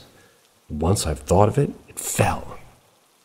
So I thought it might be a ghost, but I really don't believe that ghosts can touch anything that belonged to humans. Or it might be my eyes that moved it. The situation's not the first, and among all past situations, this is the scariest. I'm not a fan of supernatural things, but we really don't know what's hidden there in the world. There are many things that we can't explain because we don't know everything.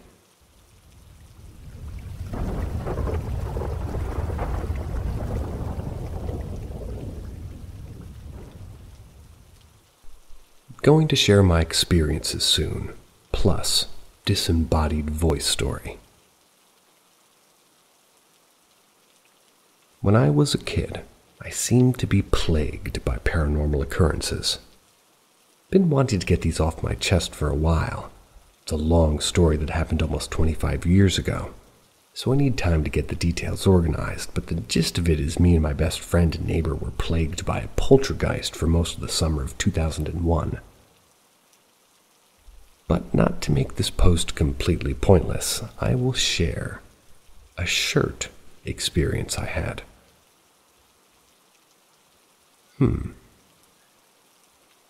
When I was 17, I dropped out of school, got a job, and rented a tiny shoebox-size efficiency apartment.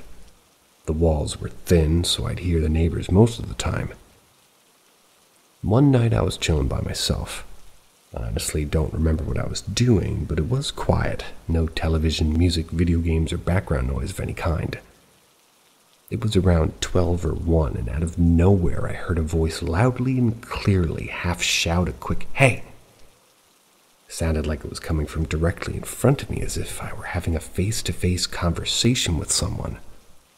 It was so abrupt and clear it didn't have that muffled quality of hearing neighbors through thin walls.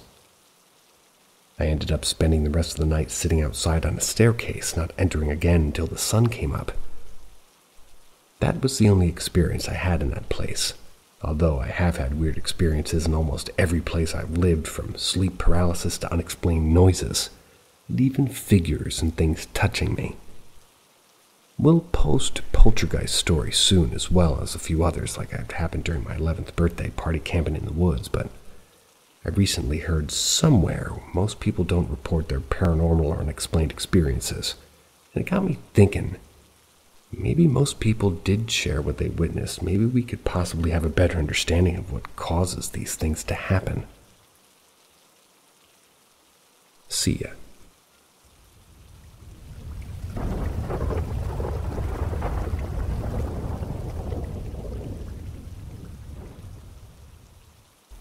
Complete silence in the mountains.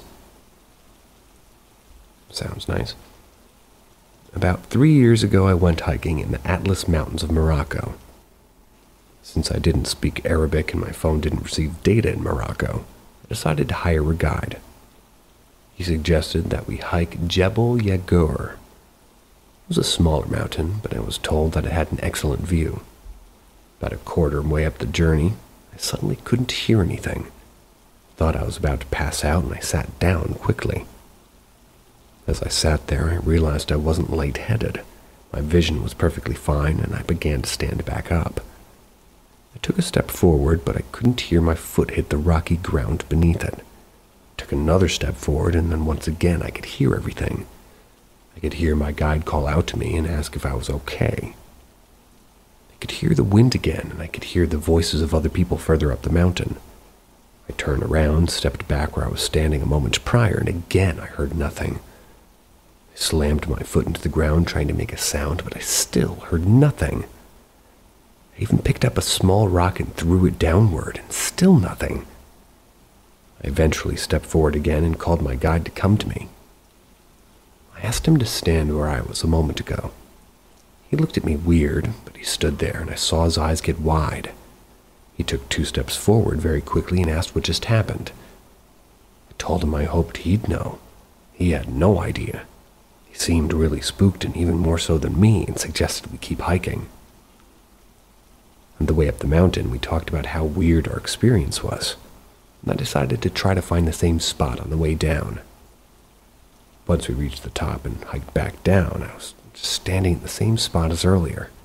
The problem was that the spot looked like every other part of the mountain surrounding it. I spent about 30 minutes looking for the spot, but I couldn't find it. I know it's a long shot, but has anyone ever experienced something similar? And even better, has anybody experienced this at this place?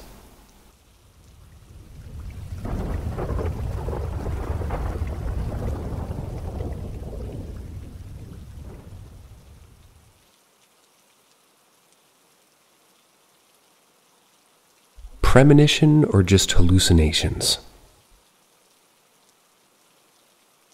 This happened 8+ years ago, yet it still bewilders me when I think about it. I live in a joint family where my family plus our other relatives live in a close vicinity to each other. I was very close to my great-grandfather, as he was really sharp and it was a sweet routine. He was 93 years old at that time, and he wakes up, gets fresh, comes downstairs for some tea and snacks. I sit with him and talk with him, and we always make each other laugh. Then he goes to the ground floor and has a smoke. He smoked 5 daily since he was 40, never had any issues. One day I had a dream that I was sitting with my great-grandfather. I was having a laugh as he was telling me stories. Suddenly I felt emptiness. I closed my eyes, and when I opened them, he was not there. I got scared and woke up. I was still half asleep as it was a sudden burst of fear and anxiety. And I remember that I was sleeping on a sofa bed and I had my head in east. From the northeast top corner of the house, I was getting negative vibes. I got scared and went underneath the blanket. I felt shivers, and I felt that overwhelming feeling that someone is in the corner, and started praying.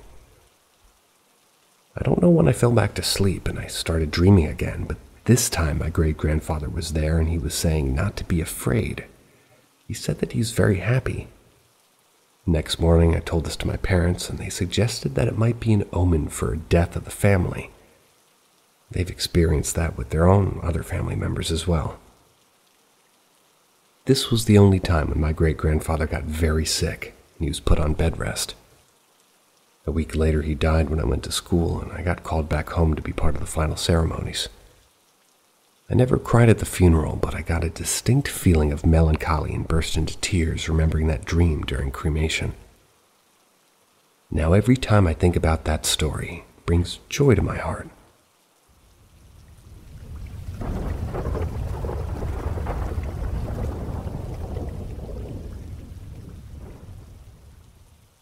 New apartment with unknown roomie.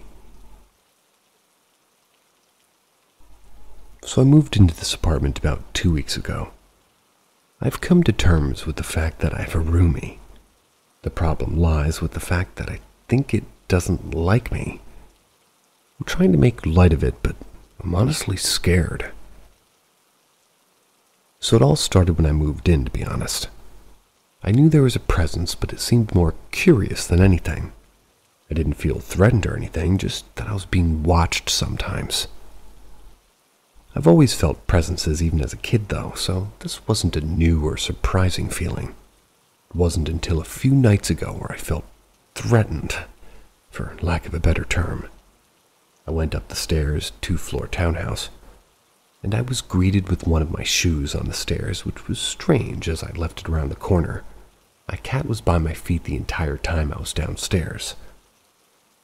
I then looked down the stairs, felt like I was suddenly in a place I wasn't supposed to be in, as if I was being watched by something that wanted me to leave. I went into my room and left the door cracked for my cat, but the entire rest of the night I would peek over and feel like it was staring at me.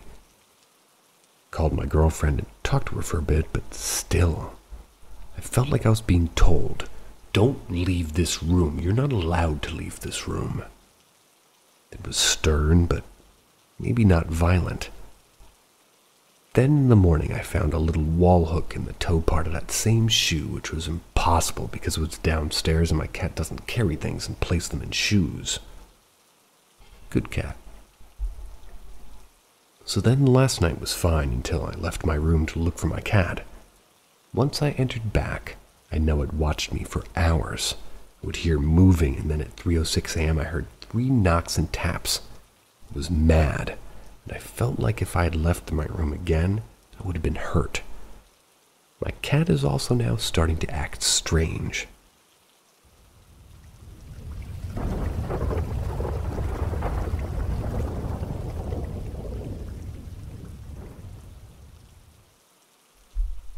Ask Reddit. I know it sounds crazy and my boyfriend says that we should just double check the locks, which is not a comforting thought.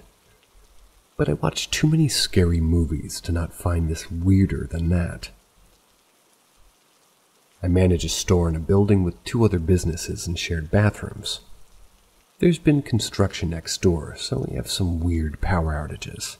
Plus, it's Florida and stormy all the time, so that's normal. So I walk in today, go to the bathroom to change into my work clothes, and I heard the sink running. I think that maybe it's my boss and compose myself and then walk in and no one's in there, but both of the sinks are running. They're both running with the handles turned fully. The ones with long handles so you can tell right away. Didn't really think much of it and turned them both off. Went about my day. I get home at 8, my boyfriend gets home around 10. We live in a 2-bed, 2-bath apartment, and we don't use the extra bedroom and hardly ever the bathroom unless one of us is showering. So tonight, we heard what we thought were the sprinklers outside, but it was louder than usual. We went to go outside just to check and realized it was coming from the other bathroom. The sink was on full blast as well as the shower. The shower wasn't fully on, just kind of half-assing it. The sink, however, was fully on and almost overflowing. It just creeped me out, and I'm not really sure what to think. The rational part of me blames plumbing and the heat, and the other part of me blames a water-wasting ghost. This was like over a year ago, but I still think it's weird that apparently the universe gave 0 fucks about the water bills in 2 places on the same day. I mean, it's not like somebody would break into an apartment just to run the water. Plus, that still wouldn't explain it happening at work too, but fortunately that was the first and last time.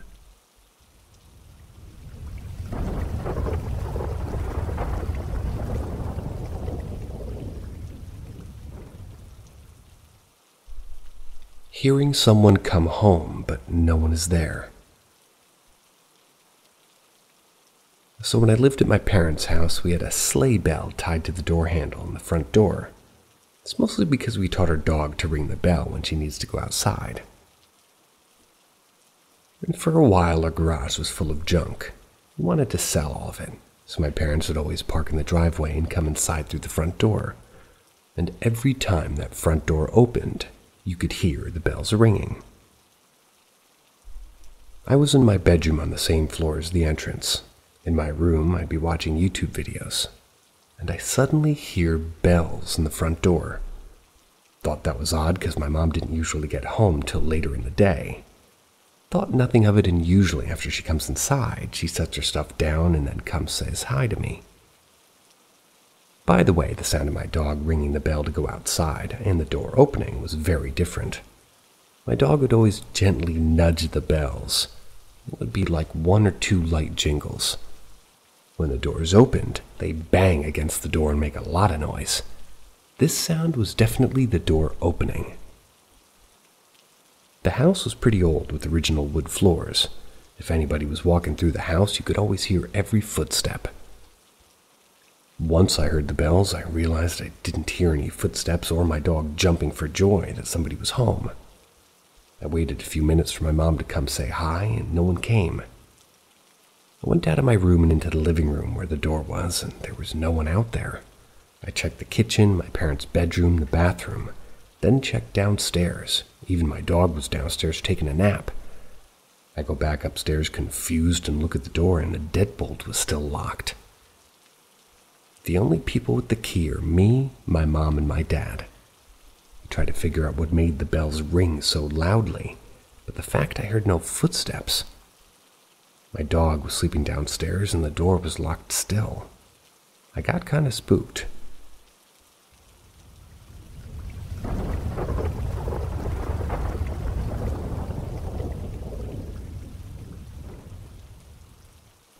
Mysterious figure sighted screaming at 4 a.m. Police called. 2 witnesses. Yesterday at 4 a.m.-ish, I was awoken to someone down my road screaming, "Aw!" and then talking. This happened 2 to 3 times before I panicked and looked out my window. Saw this guy walking in the road screaming, "Aw!" Then talking and screaming again. I lost sight of him, ran to my mother. When we both got back to my room 20 or 30 seconds later, we could still hear the same screaming. I'd have written this off as a crackhead just being a crackhead, but the odd part of the story is that the screams were distant. It's hard to explain the structure of my neighborhood in text, but opposite my drive, there's an entrance leading to a park. You walk forward, then go to the left, forward again, and there's a large metal gate. It's always locked, and that leads into tennis courts and a small field. This is 120 meters away from the road that I saw him.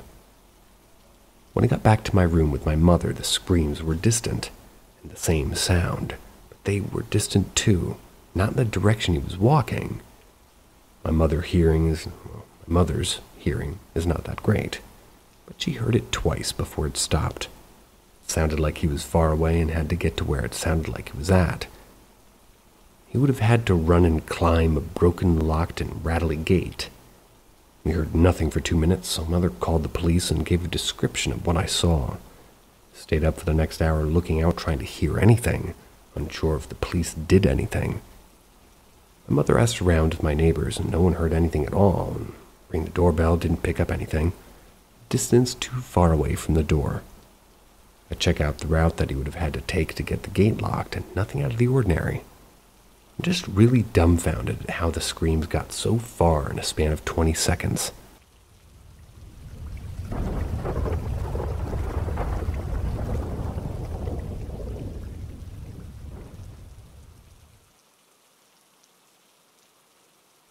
The Singing Ghost. Near where I live, there's a school for the deaf and blind. It was converted from a mental asylum, I'm not kidding. You can go online and look at some pretty vivid and horrifying EVPs that they recorded from this place. And it's pretty terrifying. Anyway, I'm blind, and 8 years ago, a bunch of my blind friends and I were hanging out at the school for a sleepover. It's schools for disabled kids just to do things differently. Anyway, sometime around 10 p.m., my friend brings up that her older brother, who's also blind, told her about the singing ghost near the vending machines. Supposedly, it's a ghost of one of the old patients, and she likes to hum aimlessly. So we all excitedly gathered our canes and went trundling through the halls in search of the vending machine, which we quickly found because of its sound. When we arrived, we stood still. We listened carefully. The vending machine was loud and distorted the sounds in the air, so I could almost trick myself into hearing faint singing, but I really didn't hear anything. Always one for the dramatic, however, I lied and told everybody that I did. Nobody else heard anything, and disappointed, we all went back to the room to sleep. This was a weekend activity, and when it was over, I went back to college. I didn't think much about the singing ghost until a few days later. As I was getting ready for school in the morning, near my window right next to my dresser, I heard a soft, vague humming sound that I'd never heard before. But once I registered it, I realized it had been there for the last few days. Did she follow me? I don't think so. There were a few ghosts lurking around the apartment at my university, so it could have easily been one of them. But it was a strange and spooky coincidence.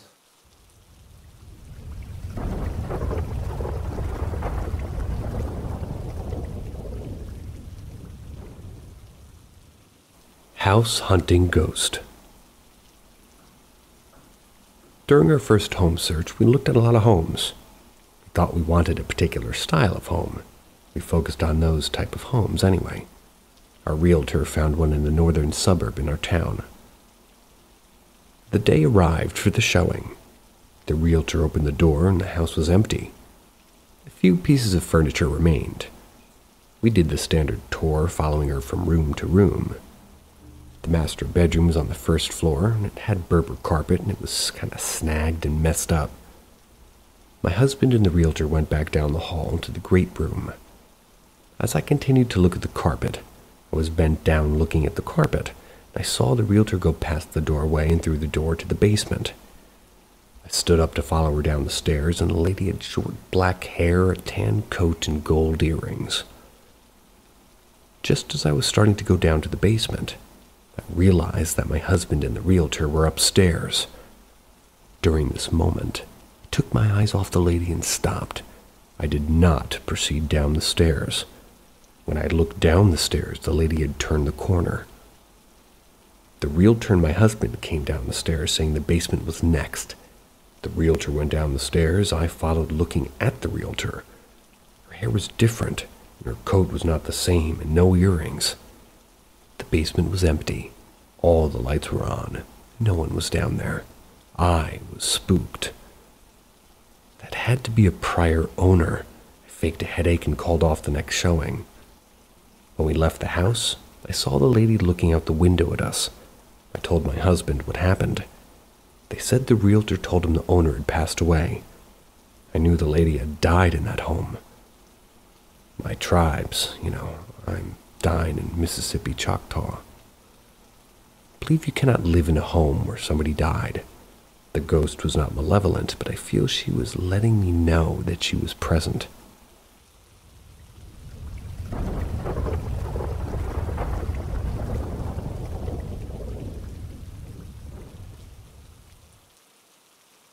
My experience.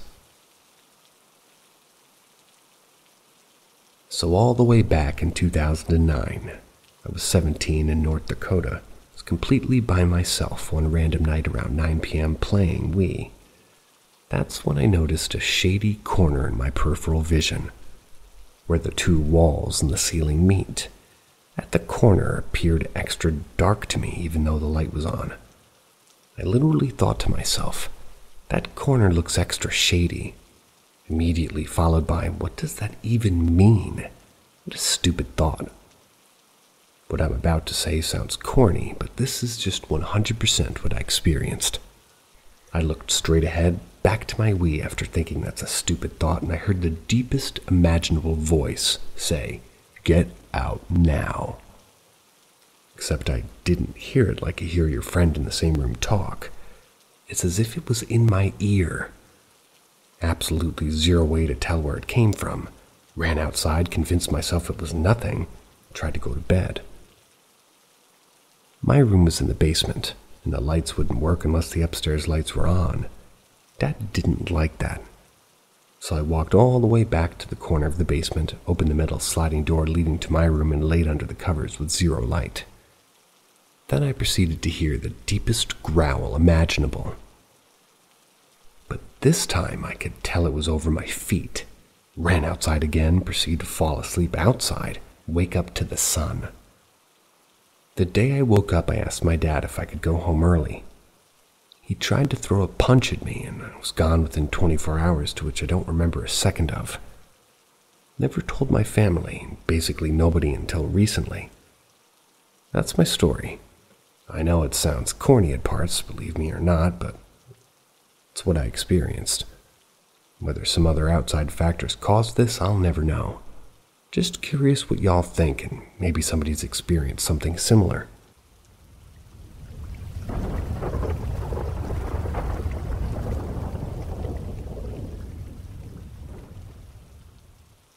Some paranormal things I've experienced.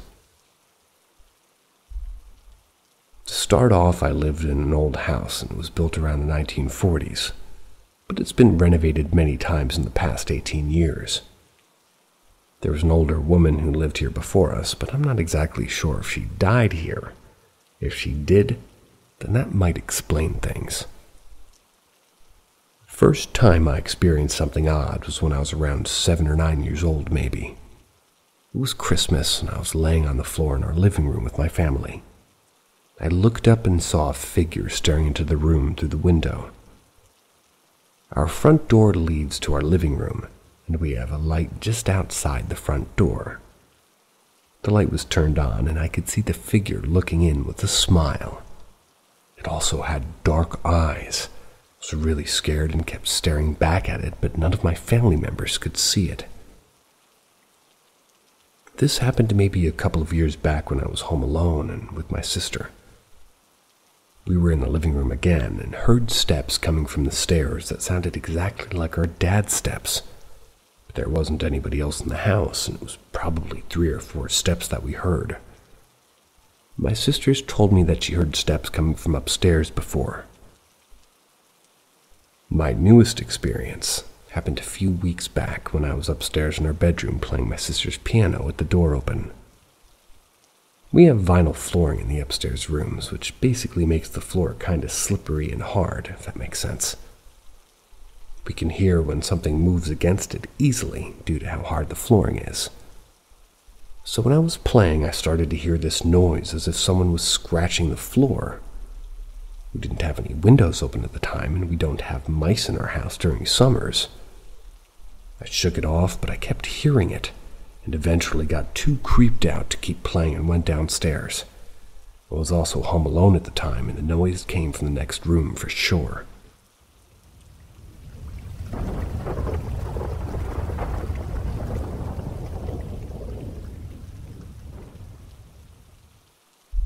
Meeting someone from a past life.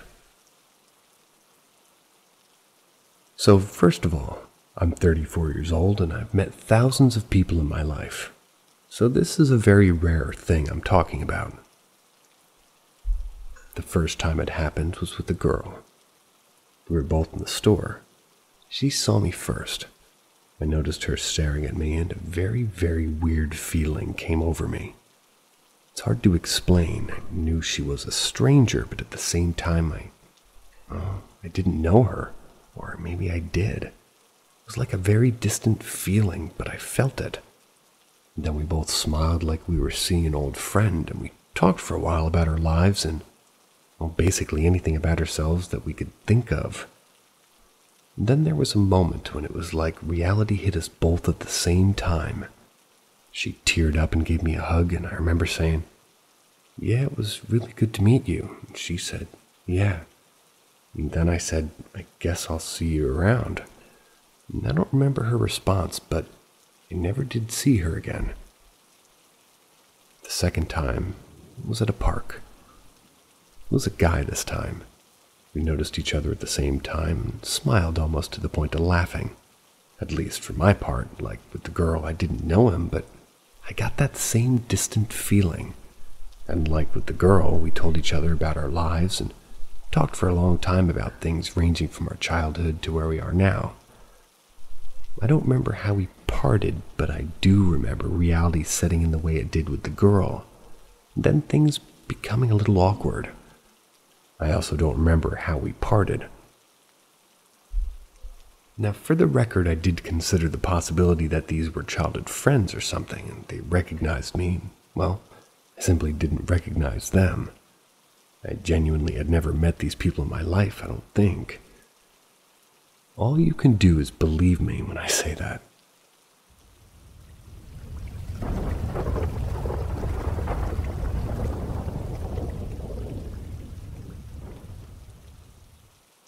Ask Reddit. I worked in a bar, very old building, countless ghostly events. Ghost hunters actually investigated the building and informed me that there were at least 2 ghosts present during the investigation. A young lady, 19 years old, that had a crush on me and would follow me home. And then also an older man, red and black plaid shirt, and I know this because I saw him once, tried to serve him a beer. I'll just throw a couple of short explanations here. Bar is closed, doors are locked, building is empty, music is shut off, TV's turned off. I'm taking the trash out and had to walk about 100 feet down a hallway where a 90-foot of walk I couldn't really see the seating area of the bar. But prop open the door, toss the trash in the garbage, shut the door. I was never more than 2 feet from this door, and as I walk back toward the bar, I hear loud noises like partying and glasses and bottles clanking, music. You know, typical busy bar noises. I start walking slower, completely freaked out. I slowly creep toward the part of the hallway where I can see the seating area. Sounds get louder. I peek through the blackened plexiglass wall behind my liquor shelves and I see nothing, but the sounds are louder. I round the corner and I can see 80% of the seating area. I see nothing and the sound stops instantly. I walk past the glassware, round a corner to see the whole seating area. Nothing. Then I hear a sound. Ding! Bouncing wine glass fell about 6 feet. Bounced off counter, bounced across floor about 9 feet, made a 90-degree right-hand turn, bounced another 2 feet and sat upright. Then I heard a ding sound again, as if somebody flicked the glass. I called the police and had them sit with me until I finished closing up for the night.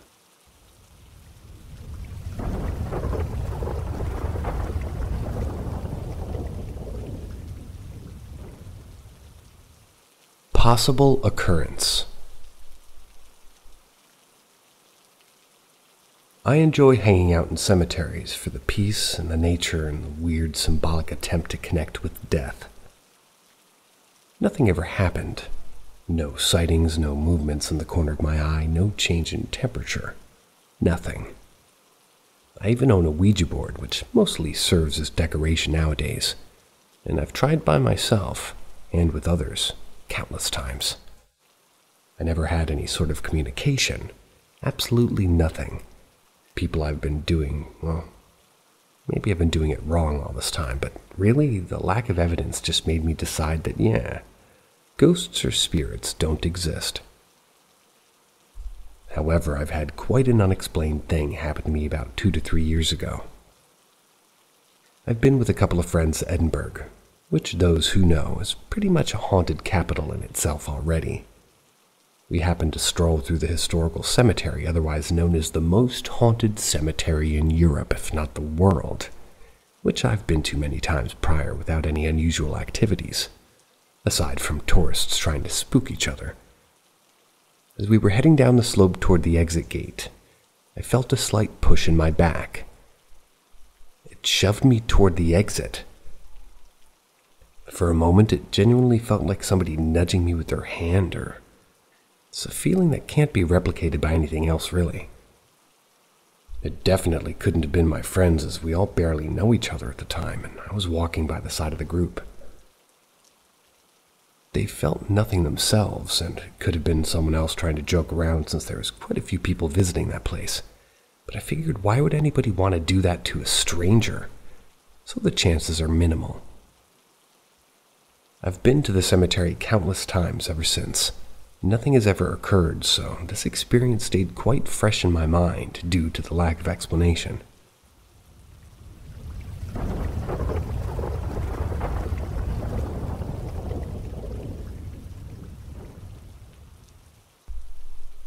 Ouija board experience.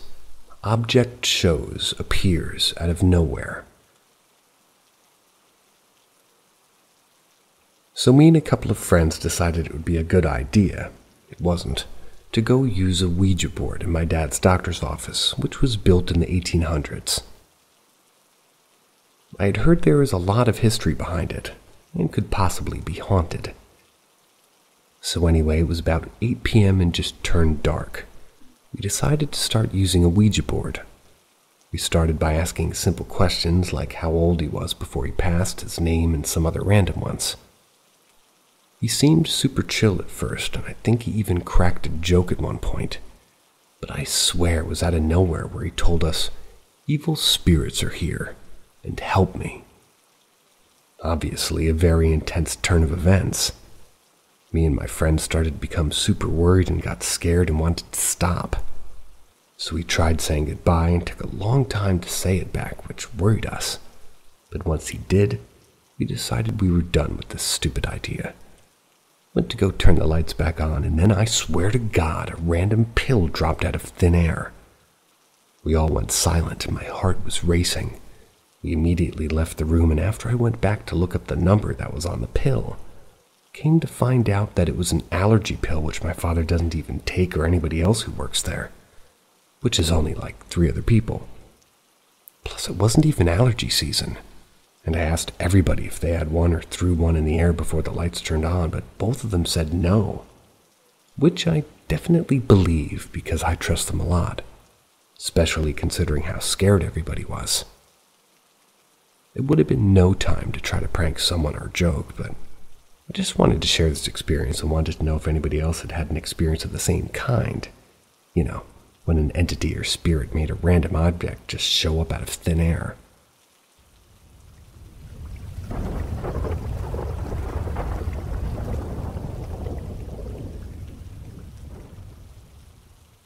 Dreams of my deceased brother. My older brother passed away 9 years ago. I was the one who found him.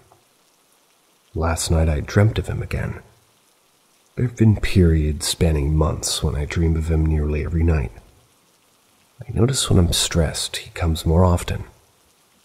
The dreams sometimes don't feel like dreams, they feel like visitations. There's moments in these dreams where I come in and out of consciousness. Even the ones that aren't lucid, I still feel the pain in my chest, the sadness that he'll leave. I'm always trying to please him, to get him to stay, and I hug him and I feel like crying, even when I'm not conscious that I'm dreaming or that he's gone in real life. Sometimes he's just floating in the background like an extra in a movie, and I don't realize he's there until I wake up. Sometimes they will begin as normal dreams, but the pain of losing him, the dread I feel keeping him near me, it's what wakes me up in general. Then we lock eyes and it introduces itself and hangs in the air between us. The knowledge that he's gone, and this is a visitation. Once this happens, we become quiet and a sadness overtakes the space. He never smiles in my dreams. He's always so somber and sad. I used to believe dreams were just from your subconscious mind, and I dream of him a lot because I always miss him. But something inside me is telling me this is different. I shouldn't be seeing him so frequently. It's like he's trying to tell me something. Like his soul is stuck here in that plane and he needs me to free him. In my dreams, he never smiles. He's sad, somber, and quiet.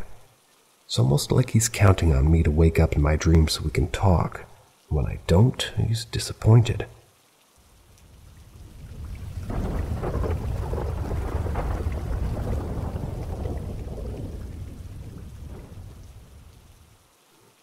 I'm trying to find some type of logical explanation. It's around 1:40 a.m. in the morning. I'm sitting at my computer in the room at the dining room, in the corner. Near me there's a food and water bowl and my cat Bella drinking. In one room my sister's asleep, and in the other has my 3-month-old daughter and girlfriend being asleep. I turn the computer off and stare at my phone for a couple of minutes, scrolling through Facebook before finally putting my phone down and just watched Bella the cat eat for a minute or two, when suddenly the baby gate was open, and that goes from the dining room to the living room just slammed shut really hard. Bella looked over and I stared and I said my girlfriend's name. No response. I get up and walk over, no one's there. I'm thinking girlfriend must have come out to check on me, saw me still awake, and was upset I'm still awake at almost 2 a.m. when I'm on baby duty in the morning. Slammed it before going back to bed maybe. I go into the room she's laying in, holding her 3.5-month-old daughter, who suddenly woke up crying 1 minute prior. I walk in and said, "Sorry, I lost track of time." She said, "What?" I said, "You just came into the dining room, right?" She said, "No, I haven't left the room. You just woke me up crying a minute ago." Here's the thing.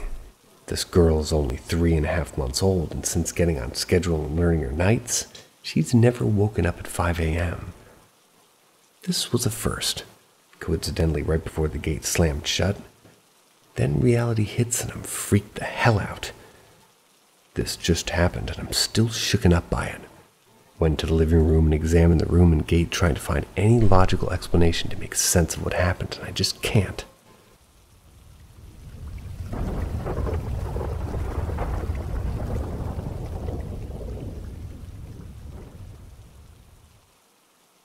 Can someone explain what on earth happened here?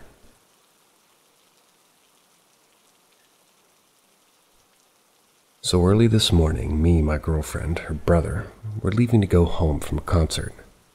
The hotel that we stayed at had like a parking ramp. We were parked on the 4th floor or level. The level or floor was very small too, I should point out. When we were leaving, we started to exit as you would exit any parking ramp building. But this one, we circled around a few times instead of actually going down. Then we were like, where's the exit? And after a few more circles around, we turned around and drove the opposite way to see if we could find the exit. We still couldn't find it, even though there was a sign pointing to where an exit would be. We kept circling the level for like 10 more times, and we kept wondering where on earth this exit would be. We were just doing circles, passing the same cars every time. Then we saw a lady parked in her car, so my girlfriend got out to ask where the exit was. In my girlfriend's words, here's how the conversation went down. Girlfriend: "Okay, this might sound dumb. Did you just drive in here?" Lady: "Yes." Girlfriend: "I've been driving in circles and I can't find the exit. Do you know where it is?" Lady: "Do you see the exit sign? Just make sure you stay on the right side because it's a 2-lane drive." Girlfriend: "So the exit is just down there?" Lady: "Yeah, it's just around the corner." My girlfriend said the lady seemed confused as to why she was asking where the exit was. So we went around the corner and the exit was suddenly there. The moment we saw the exit, we were just so confused and speechless as to what just happened. We went circle after circle and there was no exit anywhere. Then it suddenly appeared after asking somebody where it was. What is this?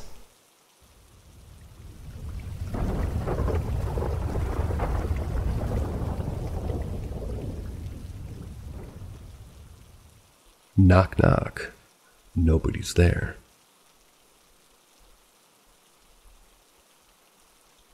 A couple of years ago, my significant other and myself were home alone. That's when we had a mutual experience that we still talk about occasionally. Our bedroom was upstairs in the 100-plus-year-old home that we lived in at the time. It was one of those hidden staircase homes where the stairs are hidden behind a door in the dining room. We kept the door at the bottom of the stairs closed for our dogs. The stairs themselves were carpeted, 13 of them up to a platform, left 90 degrees, former up to the hardwood floor of the hallway, and despite being carpeted, you could still always hear the steps as somebody came up or went down. The hardwood of the hallway and bedrooms was old, squeaky, beginning to space apart in places.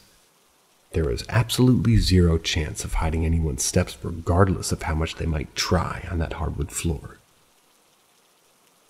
Our room was on the second door on the left, the first door past the banister being the upstairs bathroom. Our bedroom door was open and we were watching TV, which was next to the open door on the bed opposite both the TV and the door. So here we are, laying on the bed, middle of the afternoon, home alone, watching TV with the bedroom door open.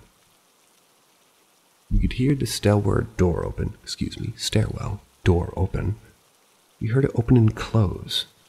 Soft, carpeted footsteps come all the way up, then the 9 hardwood ladder footsteps from the top of the stairs to our door. We both had turned our attention from the TV to the open doorway in anticipation of our visitor. As soon as the steps came right up to our bedroom door, we heard a very distinct, very loud, very obvious to both my significant other and myself, 3 sharp, quick knocks on our open bedroom door.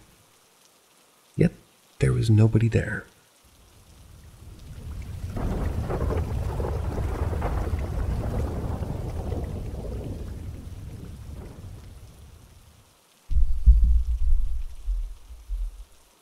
The Newby Church Ghost.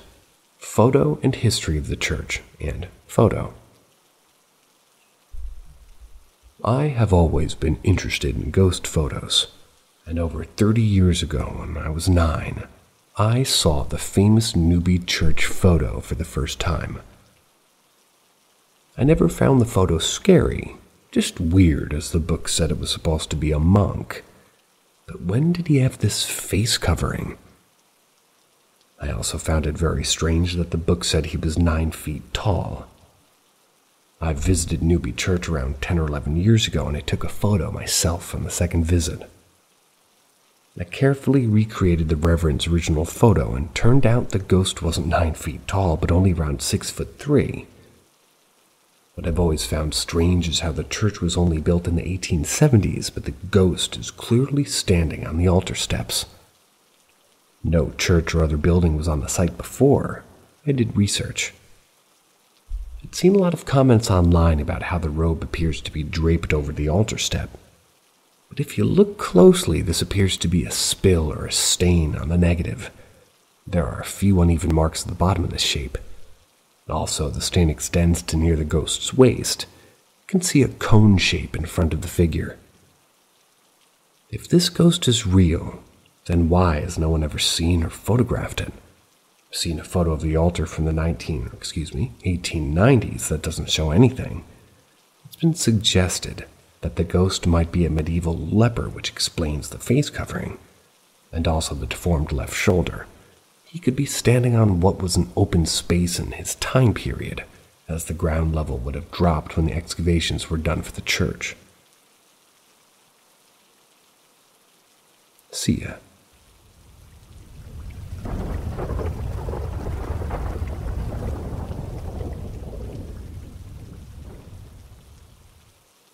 Ask Reddit. I saw a pterodactyl on the coast of northern central California. Me and my girlfriend were on a road trip without any end in mind. We were just driving up the coast and decided to sleep on the beach. I'm not sure exactly where we were, but I'd say within about an hour's drive south of Monterey. As we were hanging out on the beach at night, we both noticed a huge figure in the sky. Slowly, as it gets nearer, I realize that this thing was no bird. I've seen hawks, golden eagles, owls, vultures, condors. None of them looked like this. It also didn't fly like a bird. It flapped what appeared to be leathery wings very slowly. I swear my first thought was that I was seeing a dragon. What's more is both of us saw it. We both stared at it in an awestruck moment for a few seconds before I caught its profile against the moon. It was very strikingly looking to be like a pterosaur. In the few moments we witnessed this thing, it was like realizing froze and gelled around this moment. I think they meant reality. My focus was being directly pointed to this thing. I've found that same sensation when I've had other paranormal experiences too. Like the universe wants you to pay attention to this moment. Later on, I even found a website for documenting pterodactyl sightings on the California coast, with several occurring within that region too. I try to remain a rational skeptic, but this was simply mind-blowing and sure as fuck felt like we were looking at some sort of flying reptilian cryptid.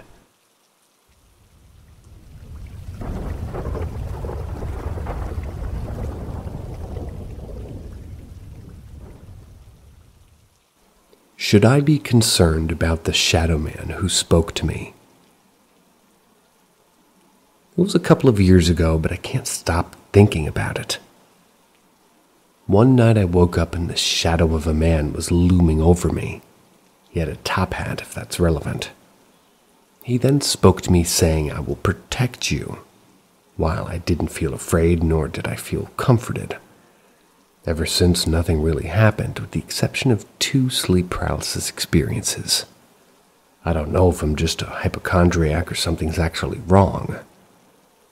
Every day, for the most part, it feels like something is sitting on my chest and my sternum hurts a lot of the time and I feel constantly dizzy and confused, along with constant feelings of being watched.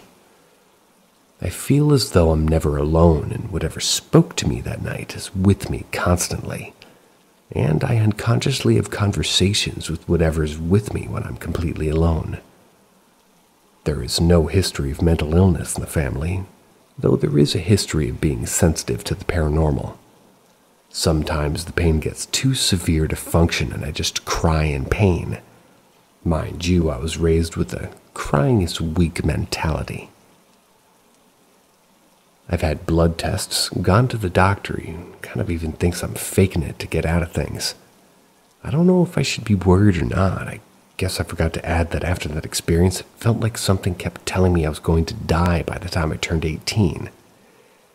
While I don't fear death, I just found that interesting. While I don't want to die, I don't exactly want to live either, so I'm rather indifferent about it. Any insight on this at all would be great. I was raised in the Catholic family, if that means anything, though I don't practice it. I apologize if this is all gibberish.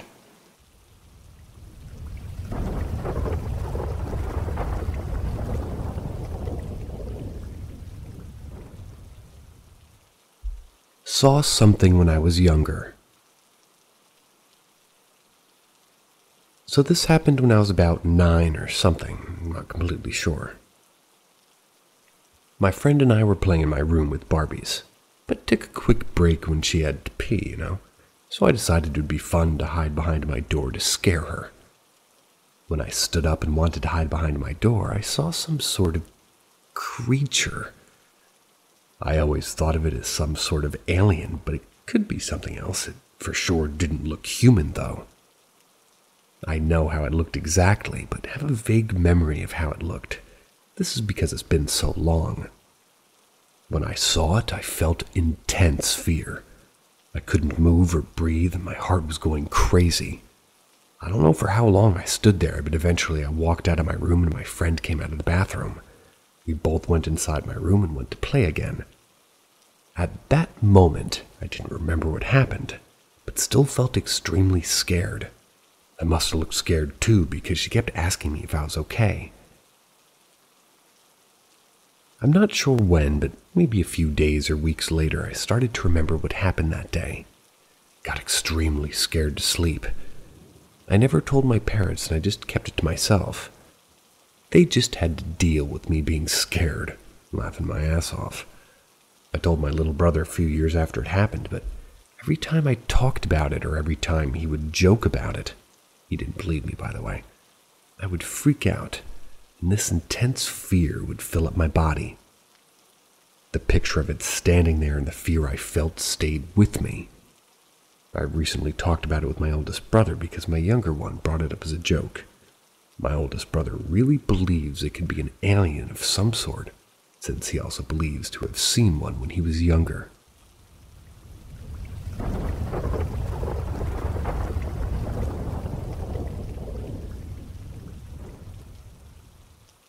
Ask Reddit.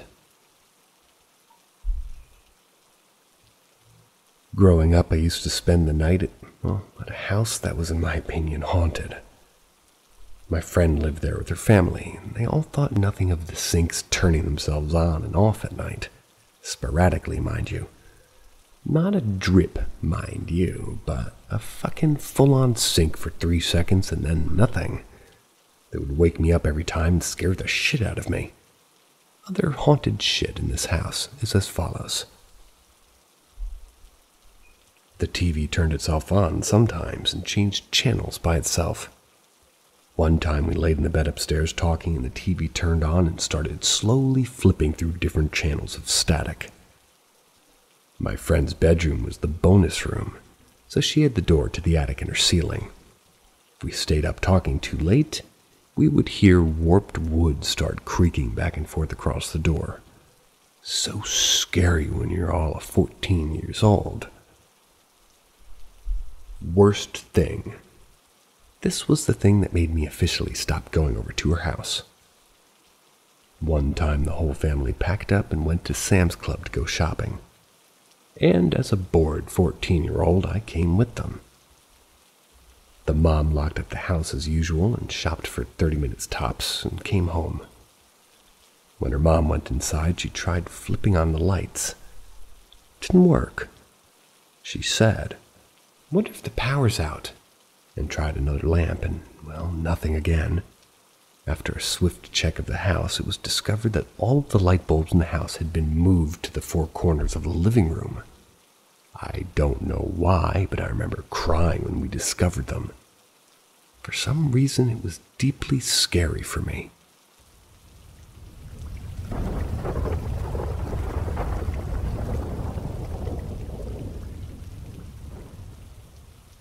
Platform encounter in a Liverpool Underground station. Several years ago, I was waiting for a train to take me from Mooresfield Station to Lime Street Station. They're both in Liverpool, in the UK. I was waiting on the Northern Line platform, which was quiet as only myself and a handful of other passengers were waiting for the delayed train to arrive. That was whilst I was on my phone talking to my wife. It's common for the station to be quieter during the day as it's located within the business district of the city. The time was around 11. That was on a Thursday. I know that it was a Thursday as I was on my way to Lime Street to change trains to get to a hospital appointment with my specialist, who only works on Broad Green Hospital on that day. I was slowly making my way up and down the platform, and as I waited, I was staring aimlessly into the vast darkness of the tunnel from which my train was now overdue by several minutes. I was talking to my wife on the phone as I heard running from behind me. I carried on with my conversation as I never really thought anything strange about it initially, and it was quite a distance away from me that time, so I never even turned around or gave it a second thought at first. I was near the end of the platform and the footsteps got closer and louder. So I turned around and I find nobody near me and the noises continued until they passed by me. They faded as they carried on into the tunnel. My blood ran cold as relayed the incident to my wife. Couldn't stop thinking about it until I got home.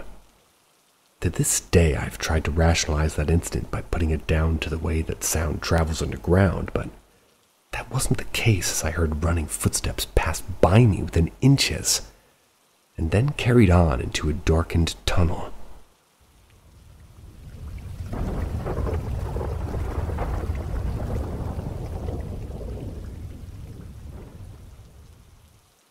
Ask Reddit.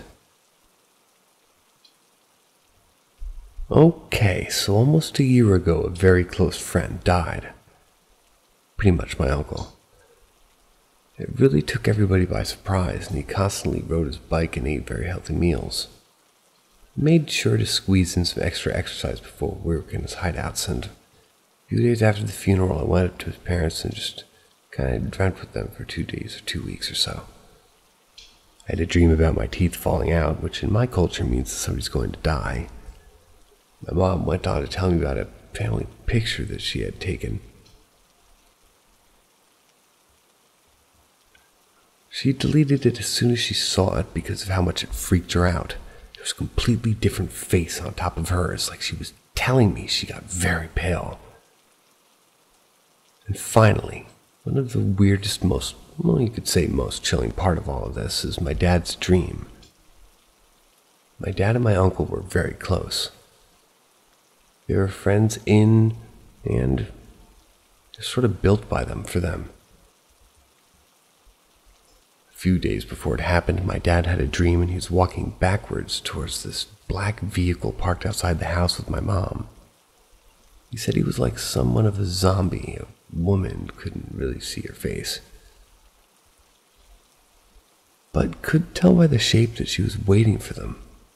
That's when my dad snapped out of it and grabbed my mom's hand and ran back to the house, but before he left, he realized my uncle was sitting inside the vehicle. He woke up in a panic, and he then continued to have dreams with that same woman lingering outside the house until my uncle passed, and until I pass out. See you later.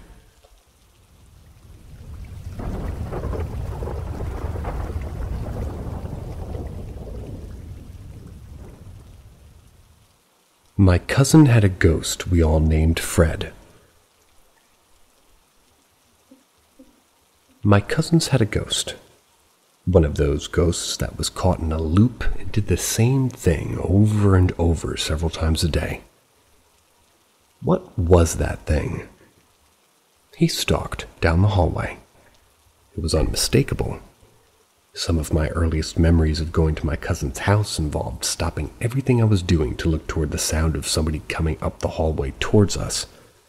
Each footstep was distinct and heavy and purposeful, made the floorboards creak, but nobody was ever there. When you were downstairs in the basement, you could still hear the footsteps striding down the hallway on a mission. My cousins lived in this house their entire childhood all the way through high school, and the footsteps in the hallway were like constant. They were so frequent that you could just accept them as part of reality. We called the footstep phenomenon Fred the Ghost. He was so caught in this loop that there wasn't anything much more to do besides occasionally catching our attention.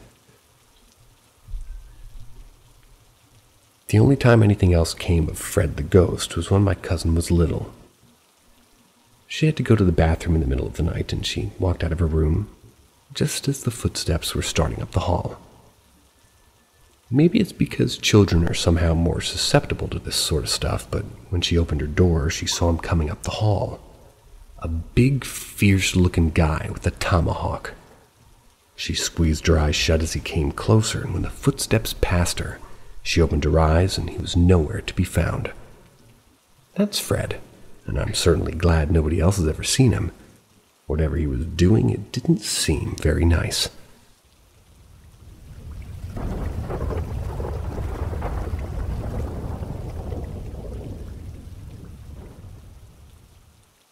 Too regular not to worry about. I was haunted in the past by a little girl. She beat me in my sleep. She's gone now, and for years, that was it, no harm done. If you say so. Recently, it could be the past couple years. Every so often I'd be torn out of a deep sleep, straight out of it. My attention would always be Like at this one part of the room, more often than not, there'd be a figure there. My most recent post was about the last one I saw. The figures used to have no physical distinguishable traits. They were a black shrouded mass. When I'd wake up and see them, they'd quickly disappear, and that was that. But they've been getting gradually clearer, becoming more defined, and they're not the same spirit each time. They've been getting closer too, and taking longer to disappear. This one, only a few minutes before writing this, is at 2:57 a.m. It tore me out of a deep sleep and was a stride length away from the end of my bed. I woke up, saw it in its black robes and its arms hidden like a monk when you put their hands into each robe. Its face was white and twisted into a smile. It was 8 feet tall and it was staring directly at me. I moved toward my lamp and its face followed me, clearly watching me. Only when I reached for the lamp and it realized what I was doing, it took a quick step back, then it disappeared when the light came on. I've never been worried about these before, but the past two have been the clearest. This is the first one to actually move away from me when I reach for the light. Something is clearly waking me up before they get to me, but the fact that they're getting clearer, closer, and able to move is really fucking with me.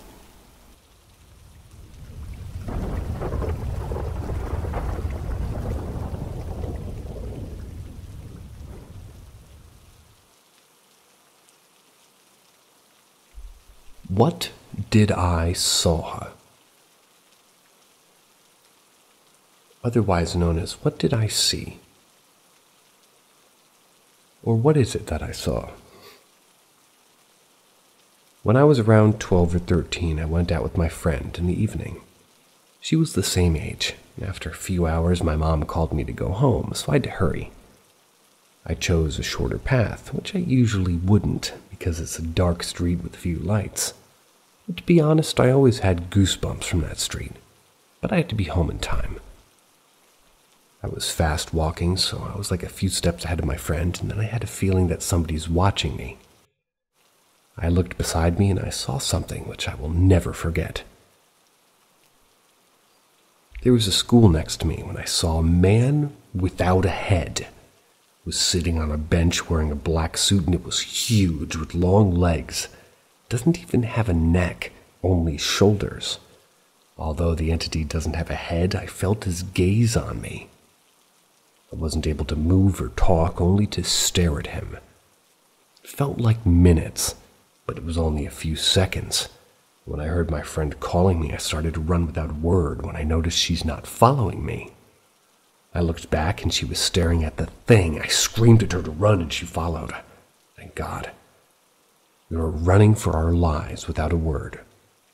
That's when we were in front of my house. I asked her what she saw, and her reply was, "A man without a head?"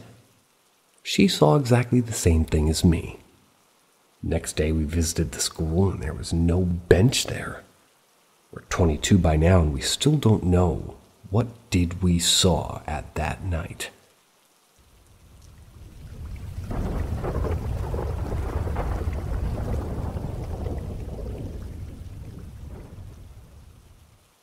I feel like I'm going insane. Okay, this is a throwaway account because my friends know my actual account and I'd rather not have them think I'm crazy. I just wanted to share my story. I posted this on another one, but I wanted to find all the help I could. Okay, so like I always felt like I'm being followed or watched and so forth. And I've been told by those who are more close to the realm of the unnamed that, well, I've got a bad aura following me. I mean, I'm skeptical because that's crazy, but I've always had bad luck, and not enough to be followed by spirits, but recently something's been calling my name in my family's voices, and that's when I swear up and down that they didn't call me. I've been having these dreams of people I don't know, and not to mention things in my room move where I haven't placed them. And then it's like I'm being pushed. We have steep stairs into the basement. I was carrying a laundry basket down and I was about halfway down and it felt like I was shoved. I ended up having an awkward angle at the bottom of the stairs with my basket on top of me. My right leg ended up being dislocated from ankle down. I just feel this hatred that I don't know where it's from, and one of my friends who's a pagan made this weird little jar for me, saying it would keep me safe. I honestly wanted anything to fix the issue, so I took it. He told me to place it anywhere in the room and it'd be fine. The next morning it was shattered on my floor. I don't have wood floors, I have pretty soft carpet, so it confused me because it was like shattered. I don't know what to do anymore, and I'm getting paranoid, and I'm also resorting to strangers on the internet. Does anybody know what this is?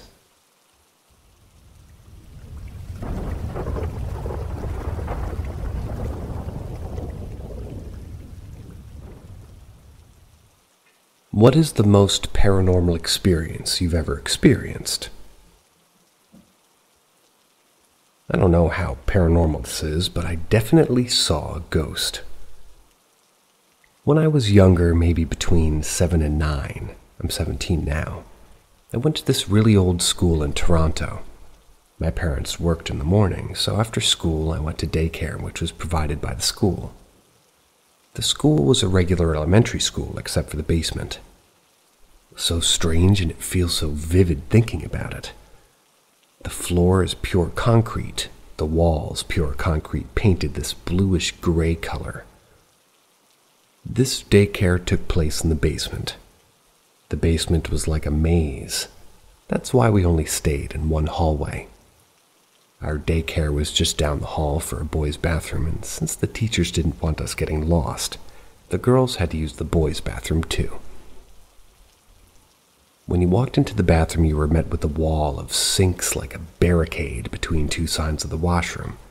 One side was meant for girls, and the other side was meant for boys. When walking to the girls' side, you could see right into the boys' side. The rule was to always go to the washroom with a buddy, but for some reason I didn't this time. I walked into the bathroom, and as I'm walking in, I peer into the boys' side, and I've never been met with such a clear ghost. An old lady with a walker walking about away from me. She had white, short, curly hair and was wearing a pink cardigan with a white top underneath and a yellow knee-length skirt. I saw her for a split second, and she disappeared. I don't know how I wasn't scared, but I carried on with my business and went back to the daycare room.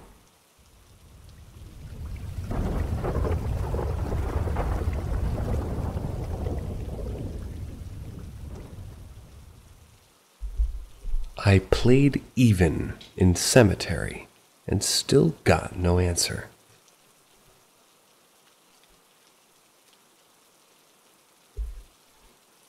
Me and my best friend decided to play Ouija 2 years ago. We bought the board, brought it home, and started the game. To my surprise, the planchette moved, and it seemed like we connected to 3 different entities, which only one of them had very straight answers. To be honest, I suspected my friend for moving it, however I tried paying attention to his hand. Couldn't really tell. We had a scary night, but the night passed and we swore to never play again. I also asked if he moved, and he swore off that he didn't. Now, after years that passed that night, it kind of went over my head all of a sudden, and I have this serious paranoia, whether it was real or not, to the point I decided to take out the board and start playing myself.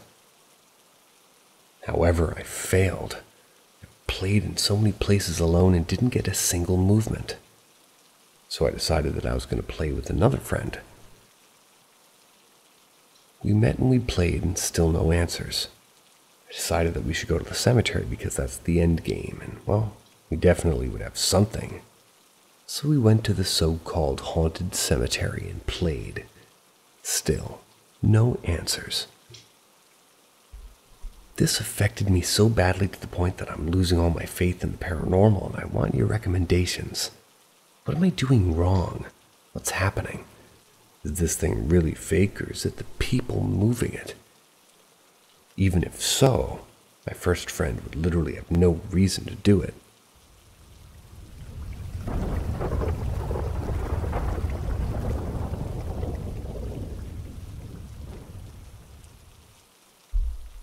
Ask Reddit.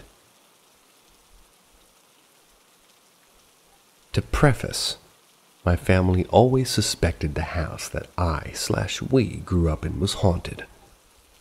Voices, footsteps, noises, etc.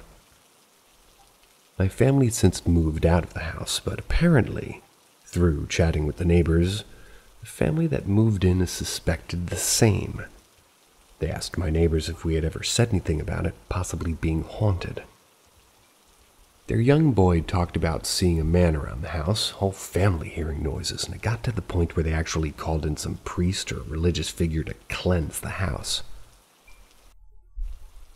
Anyways, my personal story, and the one that probably makes me the most uneasy, is when I was in high school. I remember waking up in the middle of the night to my alarm clock and radio spitting out static cut by clear whispering. In my deep sleep fog, I thought my alarm might have randomly went off. I ignored it and fell back asleep.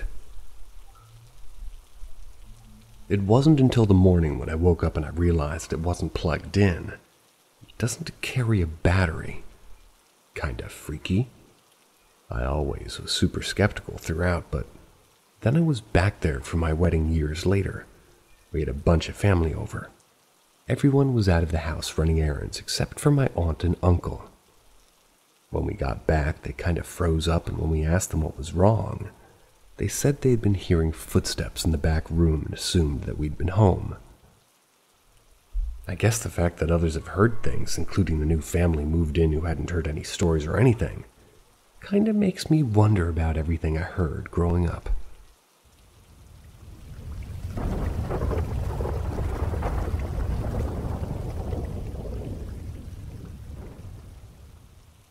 Doppelganger.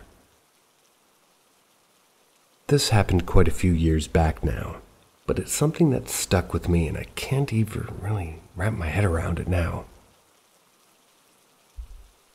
I was in high school at the time, and every day my mom would unlock the door for me to walk in, so it was quick and easy for me to just get in. I had came home from high school this one day, and I went to walk in, but the door seemed to be locked. So I tried the key in the door, and for some weird reason it wouldn't turn at all. So I knocked on the door multiple times. No answer. I knocked and still nothing, so I waited for a while until I knocked again. My mom had pulled open the door looking angry and confused, asking why I went back outside. I told her I couldn't get in and had been outside for the entire time. We sat down, began to talk about it, and this is where it gets a bit creepy. From her point of view, she had seen me walk in with my bag on the opposite shoulder, and my eyes were more blue than usual. They're usually green, but sometimes look blue. She told me I looked angry. She had a feeling as though she couldn't talk to me yet, as it seemed maybe I was having a bad day. I, in air quotes, walked off and disappeared into the room without talking. Then she heard me knocking and outside again with my bag on the usual shoulder, and my eyes were green. From my point of view, I was stuck outside and she couldn't hear me, but from hers, she had seen me already, and the strange thing, really, is that she couldn't hear me knock at all, and the door was not locked. She had pulled open the door with ease. Doppelganger?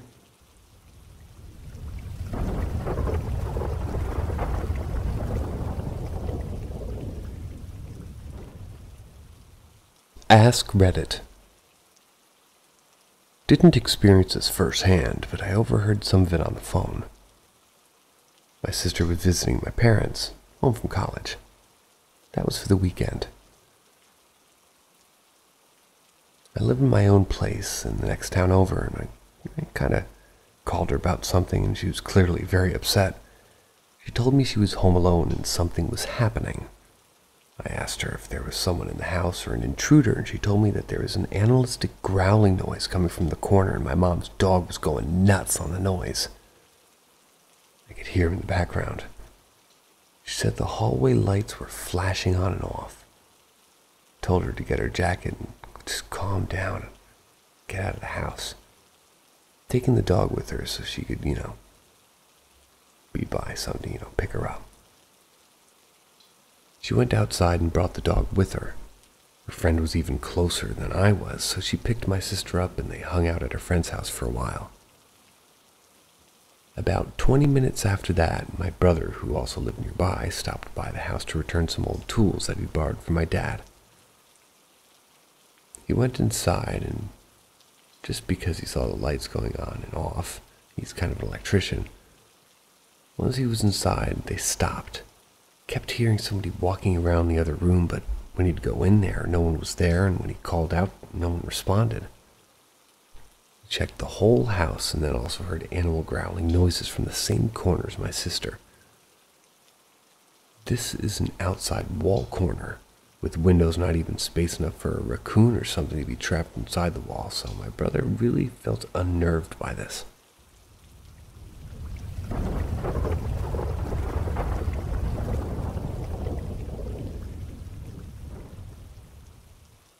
Increased activity around the house after dog death. There's just been a lot of things happening more frequently since the passing of my dog earlier this month. Such things happen to include footsteps, shadows, and unfortunately, human laughter. I've lived in the same house for over 20 years. We were the first to own the property in these suburbs. Although I'm unsure of what the property was prior to us moving in besides being in lemon orchards, I can at least chalk it up to saying this activity doesn't stem from land issues, like sacred ground. So, from the start of February, the day of having to put my dog down, activity's been getting more noticeable. It started with small things like plastic bottles being knocked over, shadows, and light footsteps. At first, I couldn't distinguish the footsteps from what I'd assume was my dog's ghost walking up and around, till more recent, when the footsteps are noticeably heavier. On top of that, motion sensor lights in the back of my house and inside keep turning on throughout the night, even though there's no animals near it. As of 9 or 10, me and my wife were laying down. We were back to back. That's when we both heard a feminine or male laugh happen right in between us. We both had turned and accused each other, both in disbelief of what we both clearly had just heard. The laughter's the only thing that happened one time and only happened last night. I'll let you guys know if anything else happens.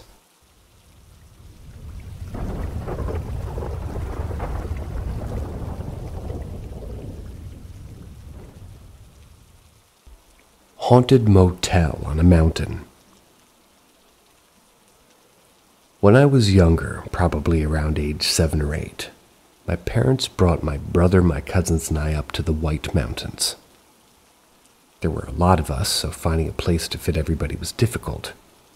We were also rather poor, so we couldn't stay at a nice hotel or rent a cottage. We decided to stay at this motel, and let me tell you, it was weird. From what I can remember, it was old, like 70s old, and it wasn't too clean either. There were 2 beds and 1 bathroom being shared by 6 people. My parents took a bed, and my older brother and older cousin slept on the floor in sleeping bags. Older cousin slept on the floor too. They shared a bed.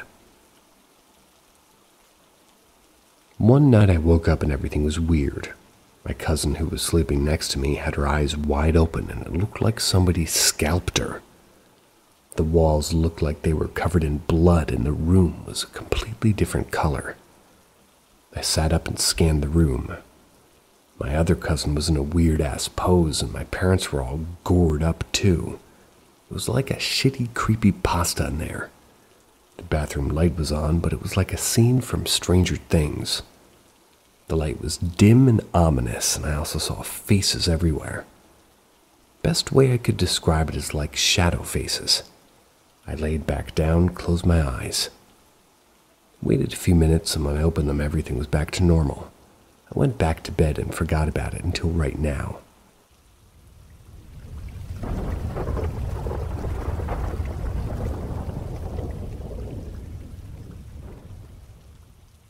Residual ghost. 2003. I'm a preteen in a small town in Southern America. In these times, there wasn't much to do but to watch Disney Channel and chat on our family desktop computer. Luckily, there was dial-up internet.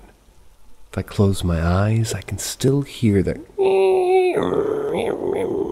We all slept pretty early in those times, and I remember being in bed by 9 most nights. On this particular night, I remember the air feeling a bit thick. The best way I could describe it would be almost like a sense of urgency. So I remember rushing to my room to get to bed. Most nights my younger sisters would sneak in bed with me, but this time I made sure to lock my door, got in bed and fell asleep, and the next thing I know I'm being awoken by a party. The party I heard sounded like it was coming from our family room that was connected to the hallway that leads to our rooms. I remember hearing multiple voices and music. I heard glasses and steps like dancing. Growing up, my dad enjoyed a good bar, but it wasn't uncommon that he got home around this time and put the TV on in the living room too loud. I was mad because I felt my dad was being inconsiderate, so I jumped out of bed and opened my door aggressively and fast. And I opened it to silence. Everything stopped. Lights were off, everyone in bed, nothing out of place, just silence. I quickly got my sisters and, well, we head to my room and go to bed.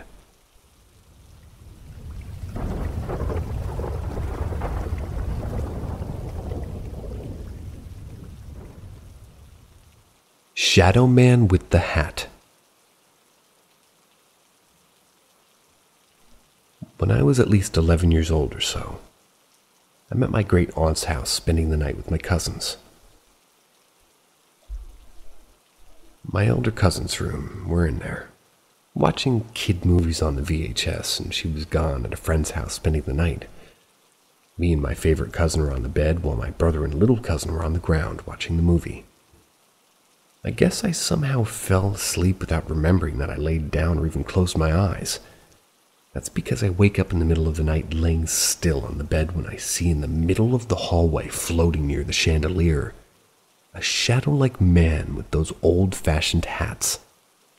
Whenever I blinked, he disappeared. Now, he was in the mirror where it looked like he was standing next to my brother and little cousin. I blink again, and it's standing right next to me. I closed my eyes and oddly fell back asleep right away. At first, I thought it was a dream, but realized it couldn't be if I saw that my brother and little cousin were sleeping on the floor, which I didn't know was going to happen because I assumed they were just going to watch the movie with us and then go to sleep in the living room like usual. I told my aunt about it. My older cousin believed me, talked about how they had paranormal things happen to them. It's weird because I saw in those shows of people who had sleep paralysis saw the same figure as me, which made me realize, did I even move my body and head when I was looking at this figure, or was I in sleep paralysis?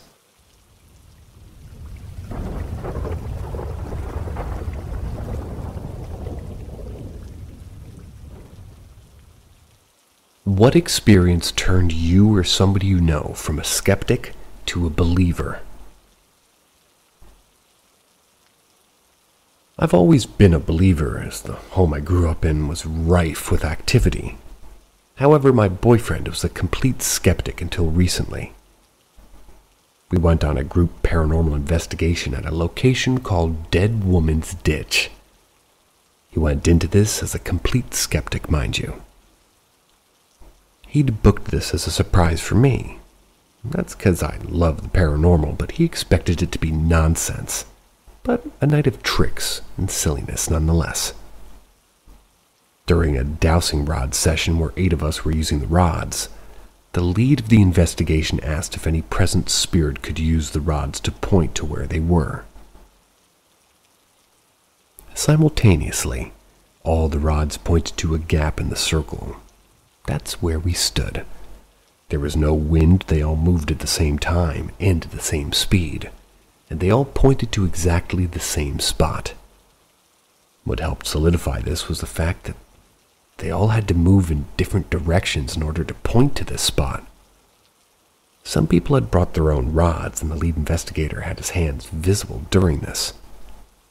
Luckily, my boyfriend was one of the people holding the rods and said that it felt as though something was pulling them. Really freaked him out, and after the investigation we both had raging headaches. Something I've noticed frequently after having experiences.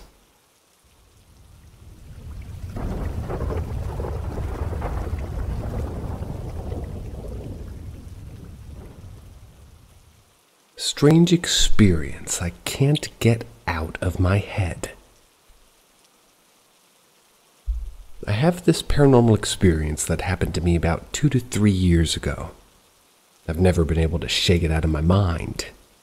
I started thinking about it again today and wanted to get some insight on people who know a thing or two about the paranormal. So now I'm here. I was at a PTO meeting at my old school. I was bored, and the only other kid there was an older girl that I'm not really friends with. So I decided to leave the cafeteria and wander around the school. Once I reached the second floor, I started walking down the hallway towards the library. Then I heard a voice. It sounded like a child's. It was coming from the library. Made some weird noise that went like, "Ew." That's an abbreviation, but that's what they wrote. Really glad I was recording so I could capture that. I was a bit startled, but I was really curious as to what that noise could be. The library doors were locked and the lights were off. No one was in there, and nobody was even on that floor except a janitor way down another hallway. Started to walk towards the library in curiosity. I then saw an all-white hand slap the window from the inside. Really mad my camera was on me, so I didn't get that on that video. Does anybody have a clue what that thing in the library could have been?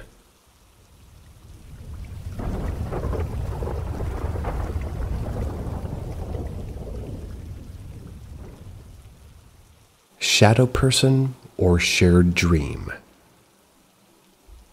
For context, I, 30 years old, had a childhood full of paranormal activity.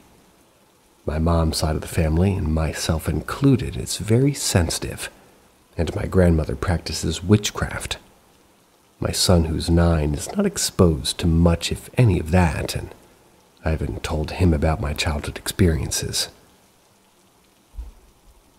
One night I had what I believed to be a sleep paralysis hallucination of a shadow person walking through the house where I could only hear him. He came up to the hallway where our bedrooms are and simply looked in each one.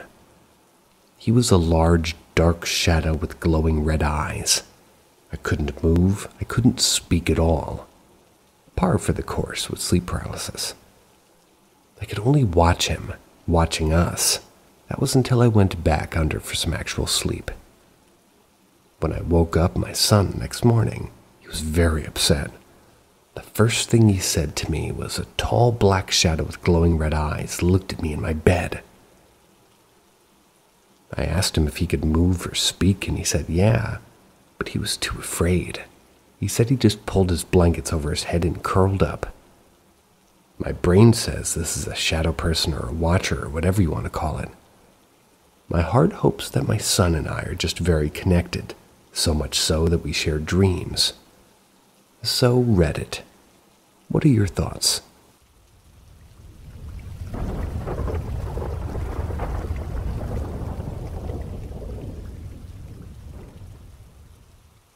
Weird phone stuff. 1995, I was 16, sitting at my front porch, waiting for a ride. My mom throws open the door and says, "What the hell are you doing?" Me, sitting here. "Did you just call?" "No, Ma, I've been here on the porch." 1995, no cell phones. "Are you fucking with me?" Me, "No, Ma." "Somebody just called and it was you, and you said, 'Hi, Mama, it's me. I wrecked the car. I'm okay and I cut my arm.' Go back to bed. It's all right. I'll call you later. Bye." Later that year, 2 different people who aren't close to another both tell me that they had a dream that I was sitting in a red car in a parking lot crying. 2 years later, I crashed my red car, graduation present in 1996, and called my mom in the middle of the night and said the see above, but forward roll to 2012, and I'm now 34 with kids. I'm on the toilet in the bathroom, and I had the landline cordless phone with me in the bathroom, and it rings. Caller ID says that it's my cell. They think it's my kids calling me to be funny, and I say hello, and my fucking own voice says hi. I called myself. My cell logged that it had called my landline. It happened. I don't know. And neither do I. See ya.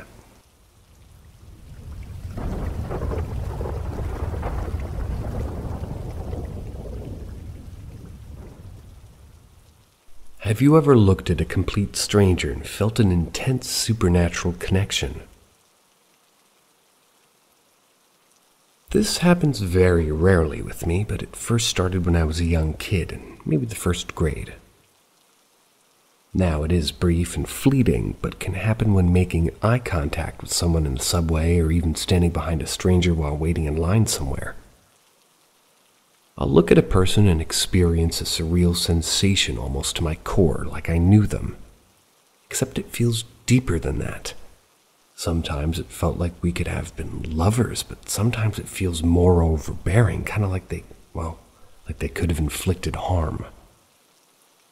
I don't feel bad in their presence in the moment, but there's a squeamish feeling associated with the notion that there may be a power dynamic unable to place. The feeling is both comforting and familiar, but almost uncomfortable because it's just too familiar. I label this experience as supernatural because there's no way I could have known these people in this lifetime. And the feeling lends a nervous vibration that extends the metaphysical. It feels both innate and otherworldly. I don't have any special abilities, I wish, and I can't communicate with ghosts. I would be too terrified to do it anyway, so. And as such, I haven't a clue what this sensation might mean. Has anyone else experienced anything like this or had a possible explanation?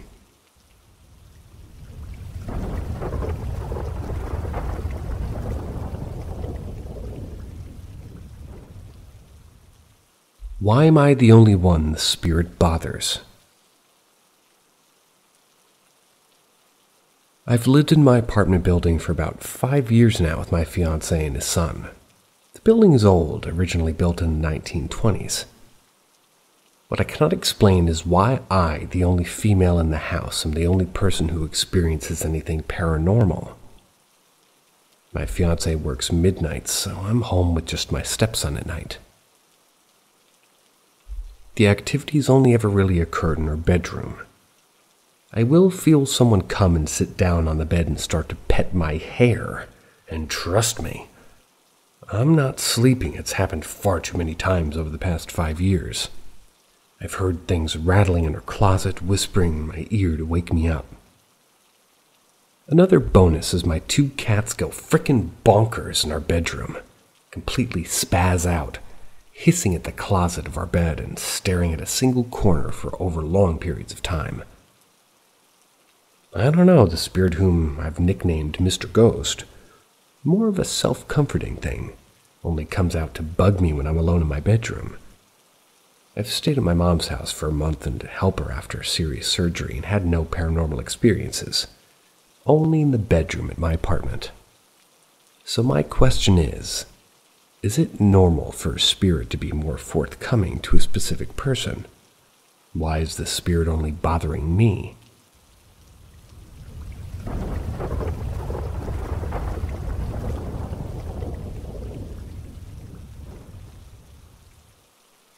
Something talking through the children's mouth. My friend and I still questioning our mental health after experiencing this. We were going for a walk when we passed by the large primary school and heard the sound of children crying and laughing and screaming like usual. We laughed it off until I, the first, heard one of the children say something to me, calling my name. Turned around to see the children still casually playing. No child was looking at me, My friend noticed I stopped walking because I was confused by what I heard. Then a few children began sort of talking at once, saying something to us that only an ex-friend might say. About 20 or so children were talking at once in the same beat, and they were calling me a nasty person who had betrayed them. Something my ex-friend would say. It felt as if something was using their mouth to speak. I thought I was hallucinating. My friend who was standing right next to me was hearing it too. As I looked next to me, she was astounded as I was. For a few minutes it went on. Something was berating us through their mouth. The teacher on yard duty seems to pay no attention to this event despite walking past them. I assumed she thought the children were playing a prank, but were they? The other children who were not involved seemed to completely ignore it.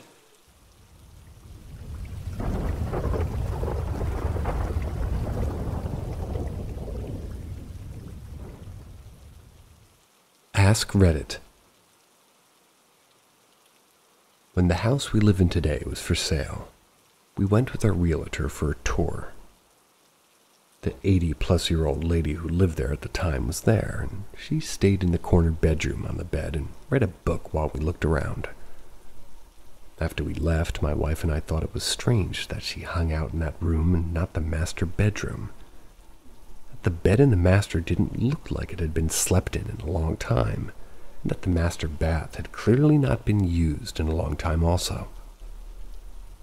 Once we bought the house, the neighbor told us that the old lady didn't like to spend any time in the master suite anymore because that's where her husband, Ray, had died. Fast forward a few years, my wife is out for the day, so it's just me, our 3-year-old, and our baby at the house. After putting the baby down for a nap, I asked the 3-year-old to hang out in the bedroom while I got a quick shower. He had gotten one of these toys a few days before, but been having a lot of trouble figuring it out. So I went into the shower and left him on the bed with that toy and a few others. When I was in the shower, I thought I heard him talking to somebody. Maybe my wife had come home early, but when I got out, it was still just me and him. Now, though, he was sitting on the bed, proficiently working the gyro toy, and I told my kid I was happy he figured it out, and he replied, "Oh, it's easy now that Grandpa Ray showed me how it works."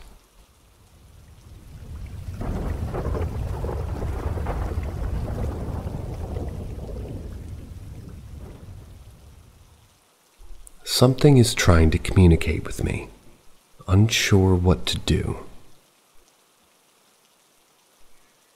I've never had a paranormal experience in my life until last week.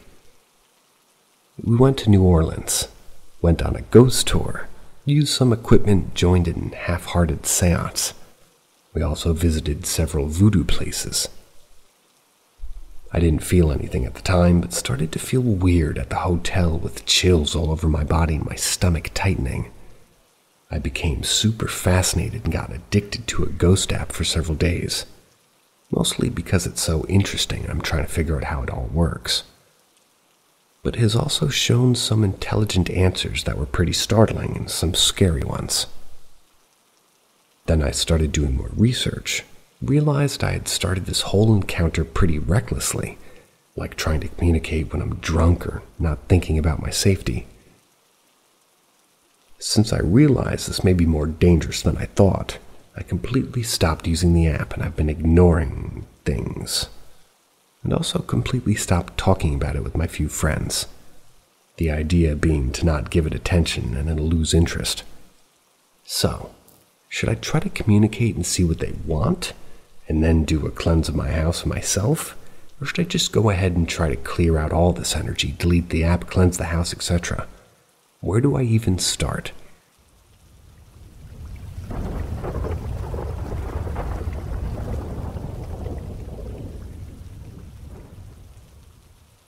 Potential bathroom encounter 12 years ago.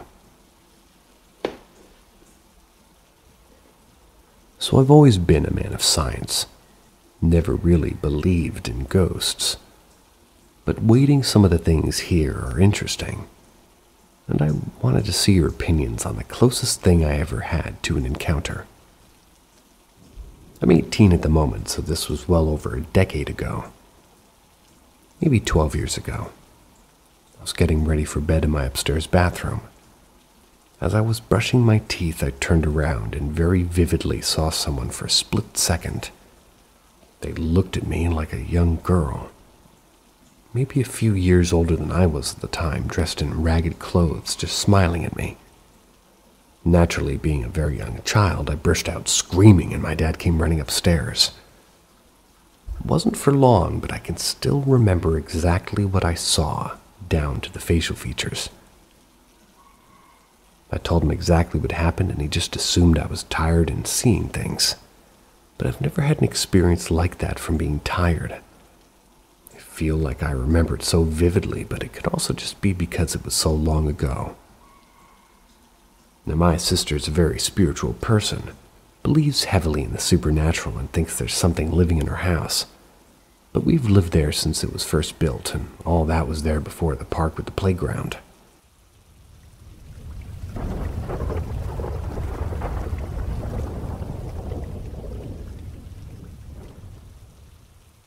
Ask Reddit.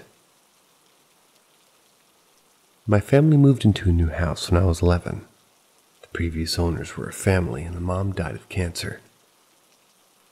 They sold the house shortly after she passed. Growing up, my sister and I have always had an uneasy feeling about that house. Strange things would happen, but each instance had plausible explanations, except for the one time when I was 16. In the middle of the night, I was having trouble sleeping. While I was lying there in my bed, the door to my room opened on its own. I could hear footsteps come into my room, and I couldn't see anyone, but I felt like somebody else was in my room. Have you ever been on the computer or listening to music and you just know that there was somebody hearing or listening to them? Like that. You'd hear the footsteps get closer to my bed. Then right next to me appeared compression on my bed like an invisible person was sitting there. I could even feel the weight shift. I reached out to touch the compression and all of a sudden a bunch of blue staggly electricity sort of shot out from the spot I touched. I screamed and ran out of the spot and I just kind of woke up the entire house. Couldn't explain what I saw that night. It would almost question my own insanity, and that's why I don't tell the story often. Also, because I couldn't move, I don't think it was sleep paralysis.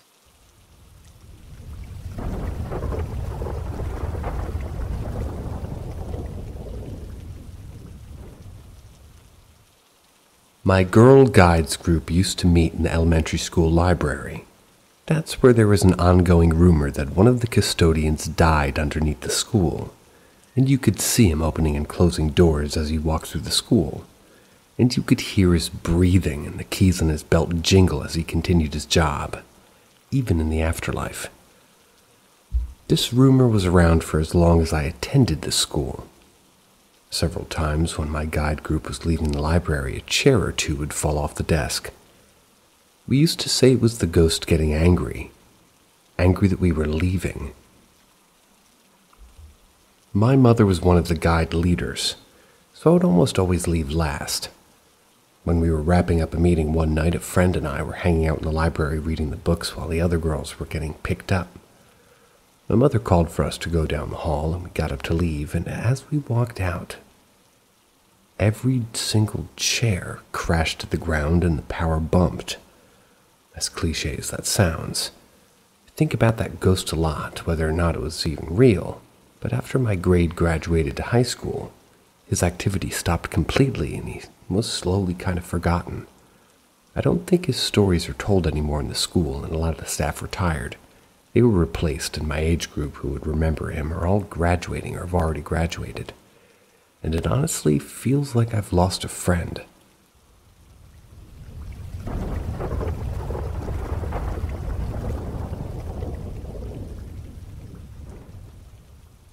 Seen a white figure go by my living room window. Anyone know? A couple of weeks ago, my wife tells me she saw a white figure with a white jacket went by the window going up a few steps onto the deck and to the front door. She thought it was me coming in the house, but the door never opened. I don't own a white jacket. I tried to think of things that it could have been. Across the street, another road intersects, and headlights shine between our house and the garage to the steps and deck. This encounter happened at night. She brushed it off and kind of mostly forgot about it. A couple of days ago, I saw the same thing. Sitting in the living room facing the same window and thought my mother-in-law was coming in. Then remembered she was wearing a pink bathrobe. This one happened during the day and the door never opened. I'm not really sure what to think about it or if the color white means anything, and what do I know? It's definitely not a light or reflection, though. It's distinctively a person in all white walking up the steps. There was absolutely no feeling of fear or terror or anything threatening. I've heard of residual haunting where a spirit just repeats an old routine. But the thing is, this summer I took apart the old deck and built a bigger one, and the steps are not where they used to be. Whatever this is knows to use the new steps.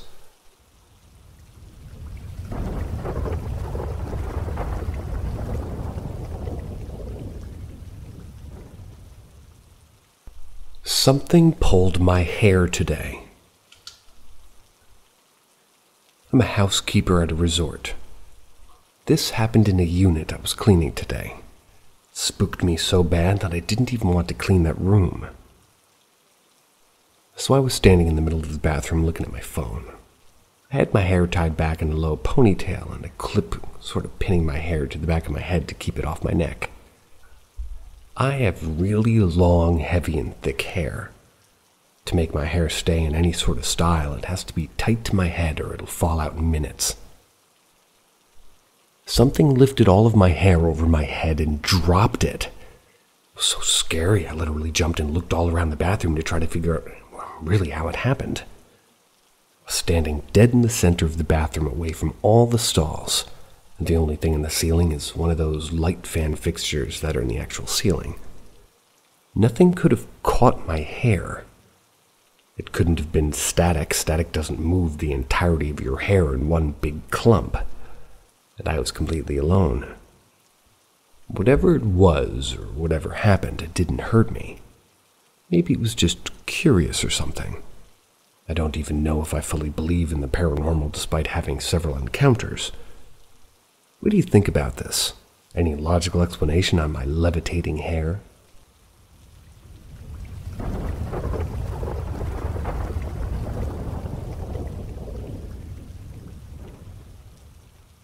Remembering something I shouldn't be able to remember. Back when I was a small child, like 3 to 5 years, told my mom multiple times that my dad had a car accident and killed his friend, and I was there. She would put this off as, well, odd behavior, not think much of it, until she once told my dad, and he was totally shocked and looked at her like an insane person. Came out that before he was with my mom, he had a girlfriend, and while driving, the car slipped and they crashed into another car where she died. There was no kid there, but we can't explain how he knew it, well, that it happened in the woods and that it was a crash against a tree. There were no kids in the car. It might sound crazy, but I can't remember this incident very much now. But since my parents somehow were involved with this case, it stayed a bit more in my brain. I apparently talked a lot of dumb stuff like telling my mom, "Remember when I was an adult back then? I always did X, Y, or Z." Sadly, she didn't remember what exactly, and, well, I don't either. Only that I somehow always felt as a kid I had a connection to events of past lives. But they got severed once I got older.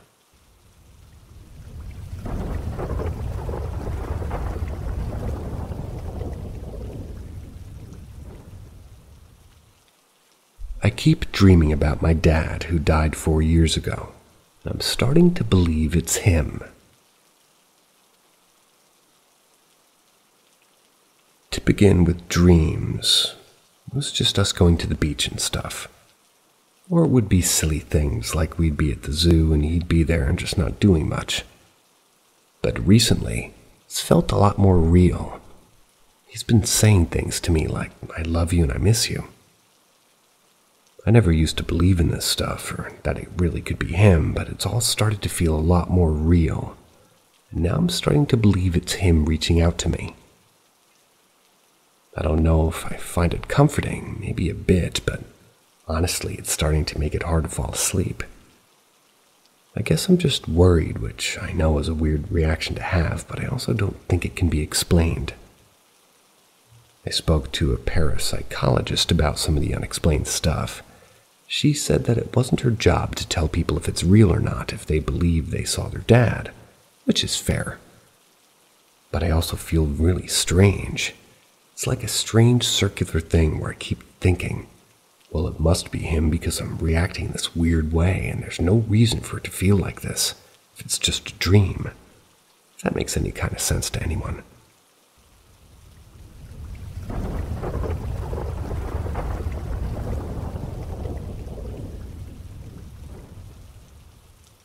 My old house was probably haunted. So my grandparents were raised in an old house, probably built in the 1930s. So eventually my mom and siblings decided to move in and help them out, so I pretty much grew up there. I always had off vibes and I would dream about dead family members and I would wake up crying, begging to sleep with my grandma. Eventually, after my mom had kids, well, we bought a house in our backyard, began moving into it in 2020.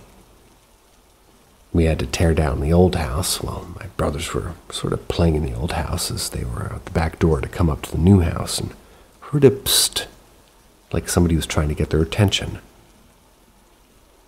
So they turned around and they saw a very tall figure. It was a man and he stood there looming over them.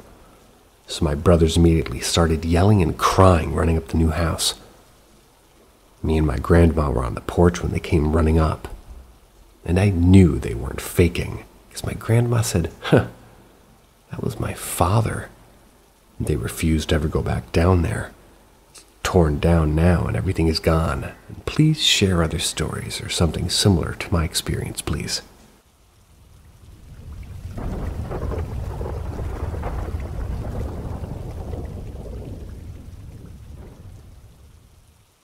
Weird experience in hospital waiting room. I was alone in the waiting room listening to music, waiting for my mother to arrive so that way we could go home. The waiting room is next to a staff-only corridor of some sort, and while I was waiting there I saw a bunch of nurses pushing an empty stretcher. 2 or 3 or 5 minutes later, they just come back running with a patient covered with a blanket. I guess he was dead. Shortly after this, approximately 20 seconds, my headphones crack and the music stops. Thought someone was calling me, like on the phone, because the music stops automatically when someone calls me. But nobody was calling me, so I just turned the music back on. 1 second after doing this, I start feeling cold, strong gusts of wind right on my face and my hands. So obviously I start looking for the air conditioner thinking, what the fuck are these people doing? It's so cold. On the side I was feeling the cold there. There was no air conditioning, just walls. But the weird thing was, the wind didn't feel like the usual blow. It was like a targeted pressure. It didn't blend or extend, and after freaking out a little bit, it just stopped.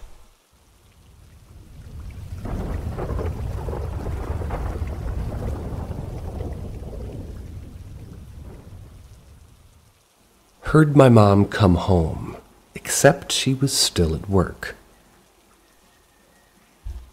I'm 24 now, but this happened when I was around 16. I was usually home alone because my mom worked during the day.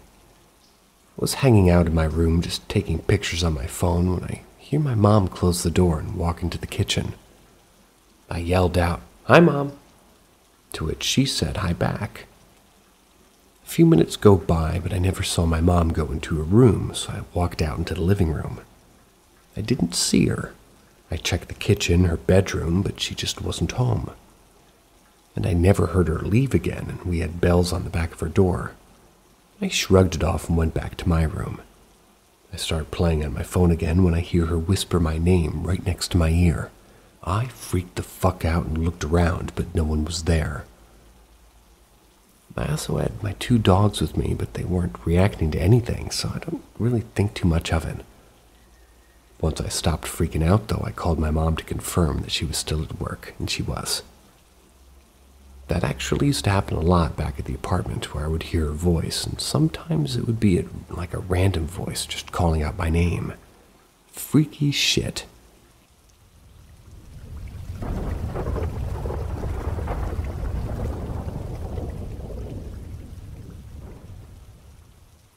My grandpa didn't know he was dead. About 10 or so months ago, my grandfather died. It was a sudden death that resulted in a car crash. He never knew what happened. About 2 weeks or so later, I had a dream. He was sitting at his kitchen table, saw me, and asked, "Cafe Dreamer, where am I? What's going on?" I looked at him and said, "You died." He responded with, "Oh, okay." He didn't really seem too surprised by the news. He went on to say that he keeps seeing this white light and that he doesn't know what it is, but that it keeps calling to him. I told him that it's a good place where his brother and mother are, that it's peaceful and full of love, that they're waiting for him and would very much like to see him again. Then I told him in a very important way that it was his choice. He didn't have to go and could wait as long as he wanted. He thought about it for a moment and said he was going to wait a while. I cried and he started to make himself a comfortable home. Then I woke up. I truly believe I got to communicate with him after he died and that he needed me to tell him that he had died.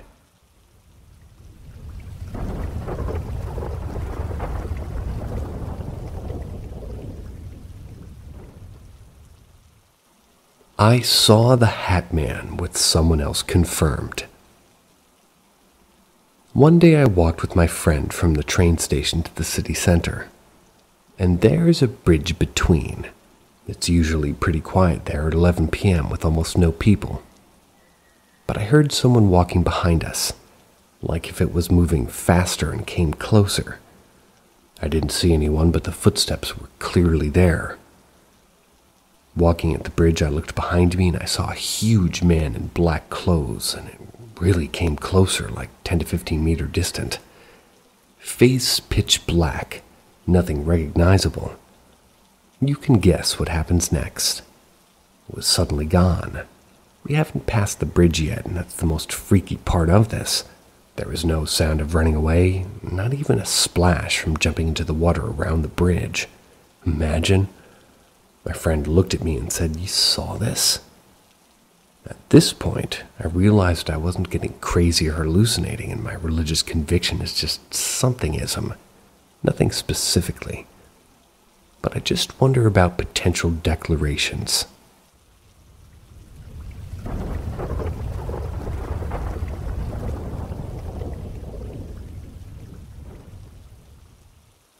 Great-grandfather found. Gave me my lost toy the day of his funeral. My mom tells this story 25 years later, and her face still turns white. I lost a very small red dragon toy. For whatever reason, it was my absolute favorite, and I took it with me everywhere. I cried for months. They moved every piece of furniture, pulled seats out of their vehicles, emptied every box and cabinet. We could never find it. The day of his funeral, she sat me up on the kitchen counter and put my shoes on. My mom turned around for 1 second to pick my shoes up off the floor, and that's when she turned back to me. The toy was in my hand. She was in tears and asked, "Where did you find that?" 2-year-old me said, "Pawpaw just gave it to me." She asked, "Where's Pawpaw now?" I said, "He left. He said he had to go home and that he loves us." Continued playing with it like nothing happened.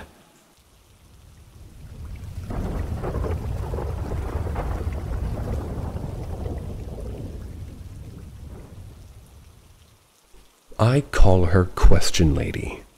Community rules say I need a longer title.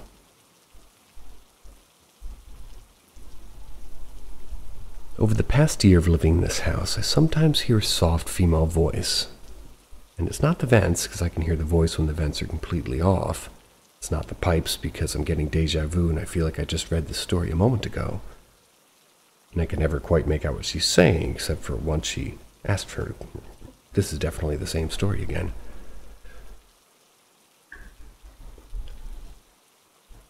Yada-da-da-da. Point is, Question Lady seems to be nice. Sometimes I wake up feeling her tapping on the headboard, like the last time I said this. She woke up one night to the feeling that somebody was standing next to her bed, so she reached out and felt a tingling sensation as if she touched something that wasn't really there.